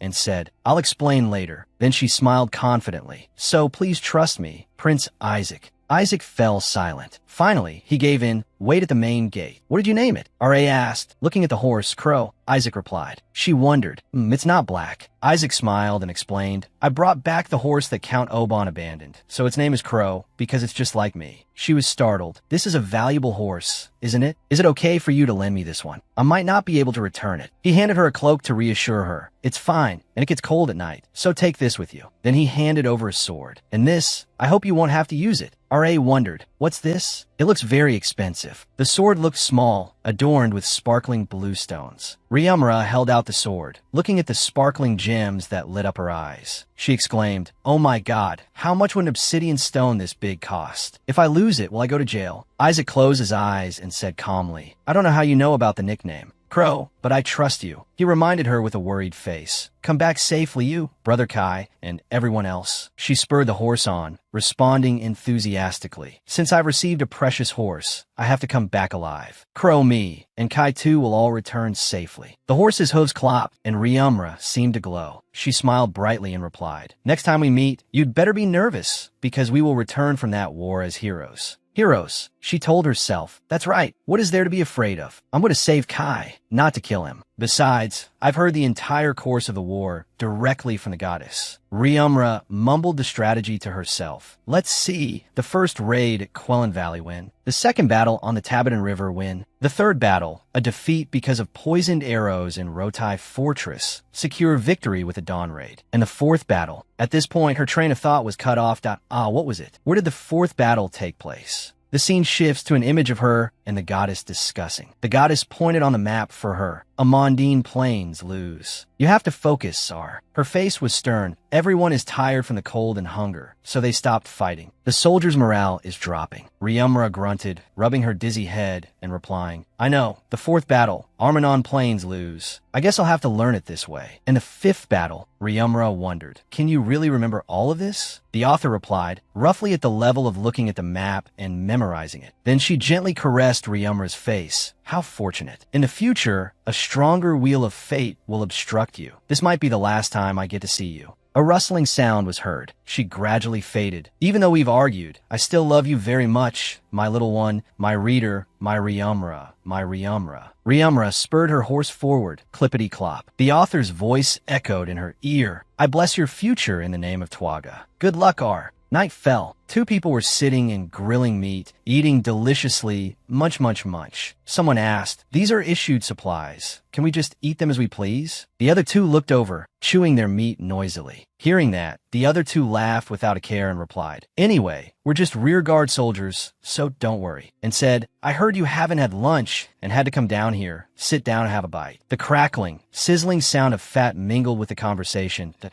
In a war like this, who has the leisure to eat properly? You should sit down and eat a little too. One person laughed and said, you don't really look like a soldier. Why did you come all the way here? The person who had objected earlier replied, my family is in debt, but they said they would provide us with financial support, so I came here. The other two teased, you're so filial, aren't you? Is money more important than your life? He quickly explained, I wasn't thinking about death. I heard that if you're active on the battlefield, they will grant you a title. I heard a rumor that although Lentimus is still a small kingdom, if it joins hands with the royal family, its power will become much stronger. Isn't that why the Grand Prince decided to take command? The blue-haired guy crossed his arms and replied, well, compared to His Highness the Prince's will, it seems our wise crown princess forced him to go. The one chewing meat turned his head. Wait a minute. He associated it with a ring on someone's finger and said, come to think of it, the crown princess's family is Belos, right? Someone else answered, oh, that's right, isn't it? In that case, that old man has a chance to go to the battlefield this time. Huh. Suddenly, another voice was heard. Who are you guys talking about? Russell. The three of them all looked in the direction of the sound. Russell. Whoosh. Ryumra appeared, leaning against a tree trunk. She was panting heavily, her face fearsome. This is His Highness Kai's army, right? As soon as they saw Ryumra, the whole group was so shocked their jaws dropped. Hillet asked in astonishment, R. Hearing her name, Ryumra also turned around, exclaiming in surprise,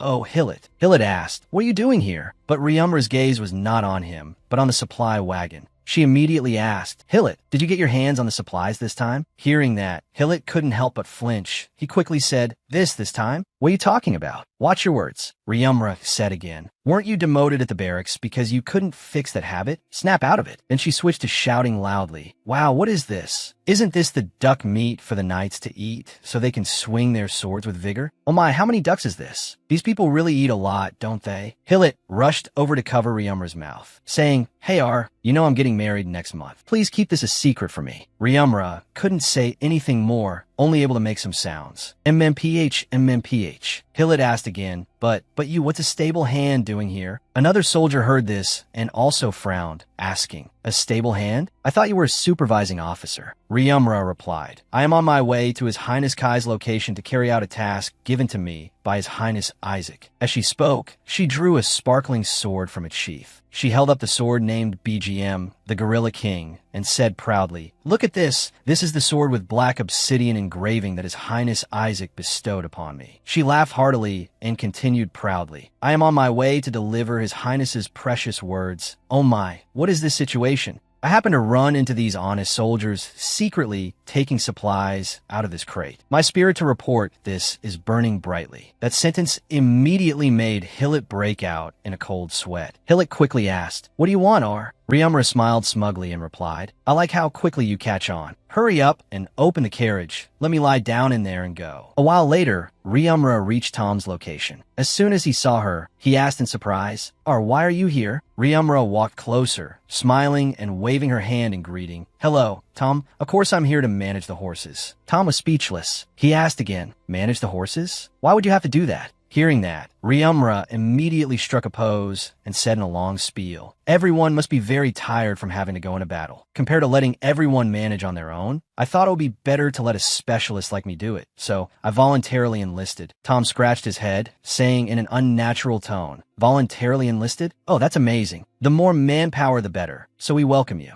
But do you know how to use a sword? As soon as she heard that, Ryumra's eyes immediately sparkled. She clasped her hands together and said, speaking of which, Tom, please teach me swordsmanship. After hearing that, Tom was instantly speechless, not knowing what to say. Then he turned away, laughed, and replied, ha ha ha, I don't want to. Ryumra lunged and hugged Tom tightly, pleading, why not? Please teach me. Tom replied, the war is right in front of us. If I teach you, when will it ever be finished? Ryumra switched to hugging his leg, dragging along as she shouted, I'll take care of troublesome things like setting up tents and managing the horses. Please teach me. Tom, while dragging a dead weight, asked irritably, are you still not letting go? Ryumra continued, Tom, you're the one who planted the idea in my head that being a knight would be great, so you have to take responsibility. This detail appeared in episode 60. Tom was speechless, wondering to himself, did I say that? After thinking, he turned back to Ryumra and said, I'm very strict. Are you sure you can keep up? Hearing that, Ryumra immediately beamed, replying, yes, definitely. 1 hour later, Ryumra had turned into a person with a tired body and disheveled clothes, lying flat on the sandy ground. She thought to herself, Tom is much stricter at teaching swordsmanship than I thought. Tom, while swinging his sword, yelled, you're not using your hands at all. Then came the push-ups, and as he watched her, he shouted, breathing, you're messing it all up. If you swung a sword like your personality, 100 people would probably die. Ryumra was so angry she gritted her teeth. Once I get used to swordsmanship, you'd better know that I'll cut your throat. Tom said again, next time, bring a wooden sword. This sword is both expensive and not suitable for your level. Ryumra angrily gripped the sword, asking in a low voice, what?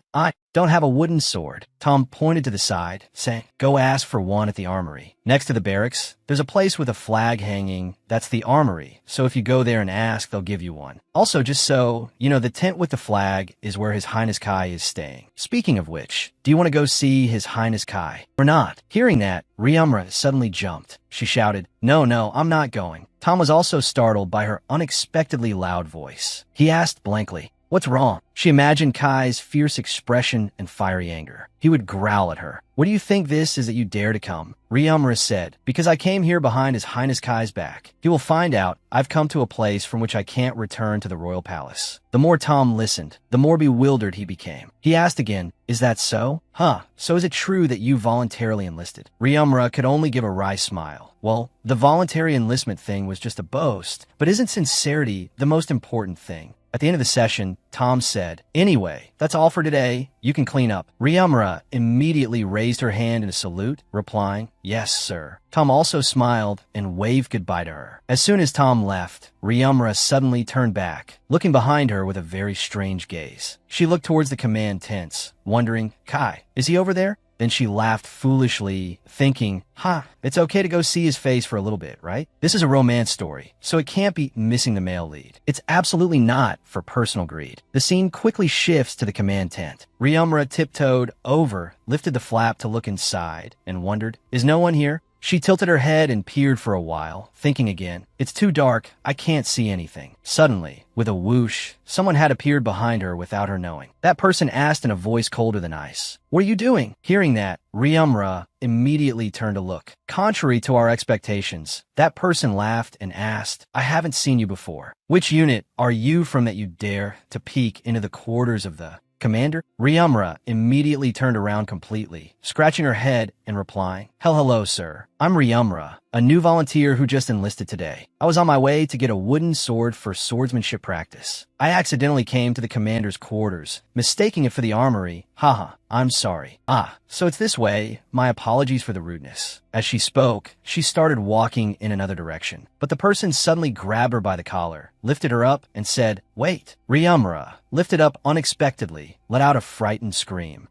The man said, the ornament hanging on the sword at your hip, it looks too rare for someone like you to be wearing. Where did you get it? Did you steal it? Ryumra turned her head back and shouted, what do you mean, steal? Prince Isaac personally bestowed it upon me. He raised an eyebrow slightly, asking, Isaac, the prince with black hair? If you were able to receive that sword, it means you're close to him. Are you now holding a sword received from the second prince and entering the quarters of the grand prince? Ryumra jumped, secretly worrying, no, why did the story become so extreme? Like this. She immediately waved her hands frantically, shouting, the only prince I respect most in this world is His Highness Kai. I really just finished swordsmanship practice a moment ago. You can ask Tom. Hearing that, the person became a little curious. He bent down and asked, swordsmanship, you say? Then he immediately dragged her in another direction, saying, great, I was just feeling a bit stiff. Follow me. Very quickly, they moved to a secluded place. The person stood up straight and yanked off his cloak with one hand. He put one hand on his hip, then told Ryumra, come at me. You can use your sword. Looking at his excited face, Ryumra wondered, what's wrong with this old man? Ryumra's face went blank as she thought, who is this old man anyway? It seems he's not an ordinary knight. He's using his bare hands and telling me to use a sword to fight him? Is he looking down on me? Seeing her still hesitating, he asked, why haven't you jumped in yet? What are you doing? Ryumra suddenly threw the sword behind her. She cracked her knuckles and said with a smile, no thanks, the sword is heavy, so I'll use my bare hands too. Seeing that, the other person burst out laughing. Oh my, you look as frail as a blade of grass, but you're quite brave. All right, give it a try.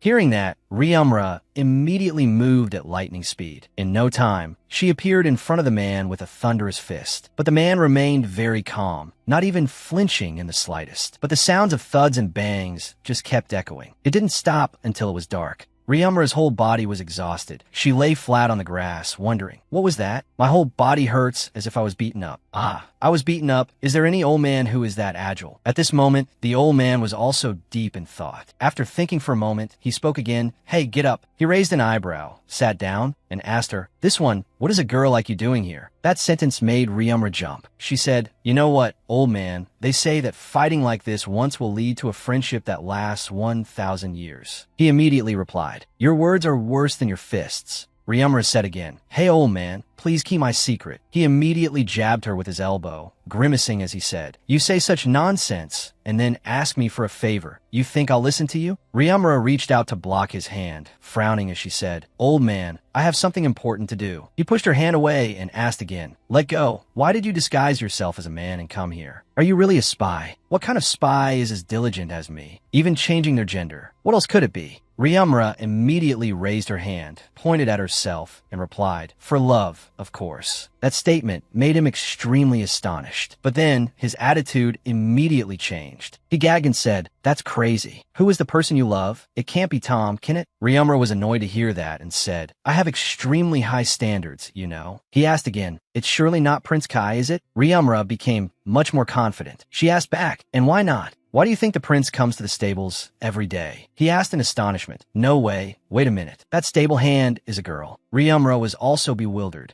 Hey, old man, do you know who I am? Hearing that, he didn't answer, just silently observed her. He suddenly clutched his head and laughed loudly. Ha ha, is that so? Seeing this, Ryumura froze, wondering, is this old man senile? He said again, my mood is ruined. Go home and sleep. Ryumura immediately shouted, wait. She jumped up and said loudly, Old man, you must keep it a secret. He picked up his cloak and started to walk away, replying, I won't tell, so don't worry. And don't call me old man anymore. He turned back, smiled, and said, Call me Snow. The next day, she went to practice sword with Tom again. She thought to herself, luckily, that old man Snow kept my secret. After that day, he kept appearing in front of me. As soon as he saw him, Tom immediately bowed. Greetings, Sir Snow. He raised his hand to dismiss the formality, replying. He would watch the training session between me and Tom and chime in with a few words of instruction. Snow pointed out Ryumura's mistakes, saying, Hey, holding the sword like that is not right. Sometimes he would even run up and hug her tightly, and Ryumura had to exclaim, old man, I mean Snow, stop. He replied, This old man doesn't know when to stop. I gradually got used to my body aching from wrestling with him. But the way Tom and the other knights used honorifics to speak to him, it seemed his rank was very high. But other than his name, I didn't learn anything else about this old man. Tom waved his hands and said, Mr. Snow said you were too interesting, so he told us absolutely not to tell you. That afternoon, after training, Snow asked Rimza, But does His Highness Kai know that you are a girl? Wiping her face, she replied, Of course he knows. Our story is very deep, so please don't ask. Hearing that, Snow exclaimed, Oh my, is it true that the prince has feelings for the stable keeper? This time you will surely die on the battlefield. That is the path many people are helping you walk. That statement made Rimza extremely angry. She turned back, gave a benevolent smile. Please die alone, old man. By face value, if you died today, it wouldn't be a loss, would it? Snow once again grabbed her tightly, growling, I told you to call me Mr. Snow. This girl, just like that, every day passes without anything special. Just as she finished that thought, that day while she was changing, Tom opened the tent flap and called out, Yo. She quickly threw on her coat and screamed, You scared me. Tom replied shyly, sorry about that. His Highness is walking around the camp looking for someone right now. Anyway, it looks like he's looking for you. His expression is really ferocious. Did you do something wrong? Rimza immediately froze. Can't hide the truth forever, can I? Immediately, Rimza dashed past Tom. Then, while running heavily, she thought, No, if I get discovered, I'll have to go back right away. At least, I have to be discovered after Lentimus arrives. Then he won't be able to send me away. While running, she suddenly bumped into Snow. She screamed, Snow asked, What is it? Where are you running to? As soon as she saw him, Rimza called out, Old man. She said hurriedly, I don't have time to chat with you right now, so please get out of the way. There you go again. I told you to call me Snow. And at that moment, a murderous-looking Kai was approaching from behind. He called out, Yo. Rimza immediately jumped in fright. Kai glared at her, asking in a low voice, Explain why you are here. Rimza's voice started to falter. Why you are Kai, Your Highness? Then she switched to a cute demeanor, winking at him. Today you look so cool, Your Highness Prince Kai. Kai said seriously, Stop joking around. Rimza immediately flinched. I understand. As for Snow, he was extremely surprised by what he was seeing. Kai then shouted angrily, Go home right now. And so, the two of them argued noisily back and forth. I can't go back. Do you dare to disobey my order? This attracted a crowd of onlookers. Snow suddenly grabbed Rimza's shoulder and said, I apologize for interrupting you, but if this kid goes back, it will be very difficult for me, Your Highness, because this kid is my disciple. Rimza immediately froze. What? This is the first I'm hearing of it. Kai shot him a glare and called out Snow. Snow held Rimza tightly again, smiled, and said, I see that this kid has a lot of potential and is also very tenacious, so I will take this kid with me. So please be generous and let it go. Kai replied, that could lead to unnecessary casualties, so it's not allowed. Snow said again, the new commander is already worried about the deaths of soldiers in the army. This kind of meaningless worry is not good. Hearing that, Kai's hand suddenly clenched into a fist. He said, is it wrong for me to worry about the lives of my people? Rimza tried to turn her head to look at Snow, thinking to herself, who is this old man to dare argue with the prince like that? Is he the prince's grandfather or something? Snow suddenly reached out and pinched Rimza's ear, making her scream loudly. Then he turned back to Kai with a smile and said, look, this kid's voice is loud and his limbs are nimble too. It's clear to see that this kid is not one to be killed, so I will teach him. Kai shouted angrily, even if Snow says so, I still won't allow it. But Snow did not get angry. He smiled and called out, Your Highness, I do not obey your highness's words like other generals. I only offer advice to your highness. Kai couldn't help but be startled when he heard that. Then his face darkened, and he frowned in annoyance. Seeing this, Rimza quickly struggled and said, Kai, old man Snow, let go and let's talk, old man. Snow pulled her away again, saying, oh my, you're quite bold, aren't you? Let's go, you kid. Rimza tried to crane her neck to look, thinking to herself, Kai, it seems like he's really angry. I wonder if he'll really be deceived later on. But contrary to her worries, by the time they crossed the national border, she still hadn't met Kai even once. No, she couldn't meet him. Rimza was carrying things on the road when a soldier called out, Yo, His Highness the Prince is looking for you. She turned around and asked in surprise, right now? I understand. I'll go right away. But at that moment, another hand appeared above her head. It grabbed her shirt and pulled her away. Rimza was startled and screamed, Snow dragged Rimza away, shouting at the same time, where are you trying to run off to you? It's time for martial arts training now. The soldier froze for a moment, not knowing how to handle this situation. The soldier froze for a moment, then called out, Hey, where are you going? Rimza was completely helpless, thinking to herself, whenever there's an order from Kai, that old man appears like a ghost and takes me away, so I can't get close to Kai's camp. I have to move all day and learn swordsmanship and martial arts from Snow and Tom. At the end of the day, Rimza dragged her exhausted body onto her horse, Crow, and told it, Crow, it must be nice being a horse. You eat when someone feeds you, you relieve yourself whenever you need to, and you sleep whenever you want. If I were to be a horse in my next life, no, I should be a rock.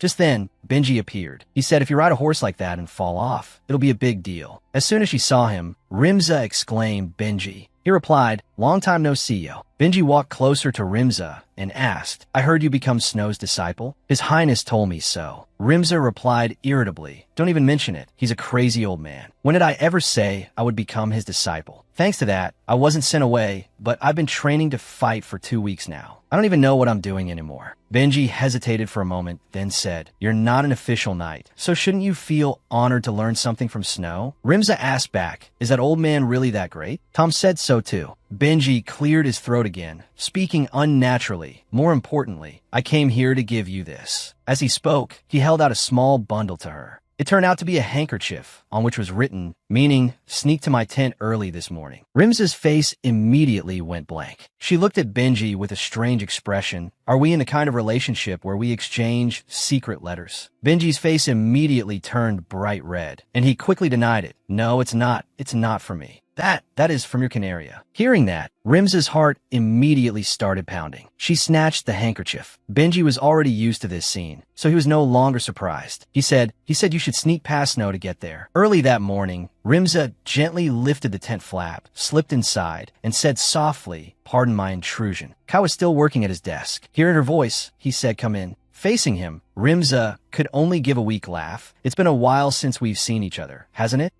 Kai, on the other hand, let out a helpless sigh. He turned and said to Rimza, I told you not to follow me. Do you not take my words seriously at all? Rimza also sighed, these words again. She glanced away, pouted, and continued. The other morning, you told me don't leave me so many times. I'm simply keeping my word. Kai's face immediately turned bright red, and he shouted, I'm not talking about that right now. Rimza said, Kai, you must have guessed that I would follow you anyway. Kai snorted lightly, turned away, and said, it's true that I guessed it. Because I predicted it, I took strong measures. How did you manage to escape from the dungeon? I had arranged for more guards. The author is forced to blur the devastated scene in the dungeon. Rimza then went, pretending to think about something very serious. Those guys. Then she gave a thumbs up, confidently showing off her personality. I pretended to be sick, so those guys rushed in to check on me, and then I knocked them out. The guard at the entrance were also quickly knocked out by me, and then I escaped. Hearing this, Kai was extremely helpless and could only let out a sigh. Then he tried to calm himself, took her hand, and while pulling her closer, said, I know, so come here. And so, Kai placed Rimza on his lap, leaving her utterly astonished. Rimza gave a triumphant smile and asked, even though you told me to go back, you still missed me, didn't you? Kai's face turned red again as he stammered, of course. Rimza started to ramble. What's wrong with your face? Anyone would think you've lost 10 matches. If you're dissatisfied, go scold Old Man Snow for me. Suddenly, Kai's hand touched Rimza's spine. She jumped and cried out. Rimza rubbed her aching back, crying out, ouch. Seeing this, Kai asked worriedly, are you in pain? Rimza sighed, recalling Snow's terrible training sessions, and replied, my back is bruised from training. Kai was startled and asked what. Kai glared at her and said, let me see. Rimza flinched and quickly said, no, I don't want it, it's too embarrassing. Then Kai started shouting, you're only getting embarrassed now. Rimza shouted back, there are people outside, lots of people. Kai suddenly turned away, putting her down at the same time, and said, get down. Rimza immediately understood what Kai was thinking and hissed. She grimaced and said, you were the one who told me to sit. But at that moment, Kai was taking off his shirt. Rimza had just spoken when Kai forcefully threw his shirt to the ground, stunning her. Kai blushed, shyly covering his body with his hands, and said, fine, then I'll take mine off first. I'll show you everything, so you show me where you're hurt. Immediately, Rimza's spirit flew to Cloud 9, and she shrieked with excitement. Thank you for watching today's video. Our story continues with many exciting developments ahead, so don't forget to like and subscribe to the channel to support us and not miss the latest story episodes. We wish you relaxing and happy moments. See you in the next video. Thank you for watching.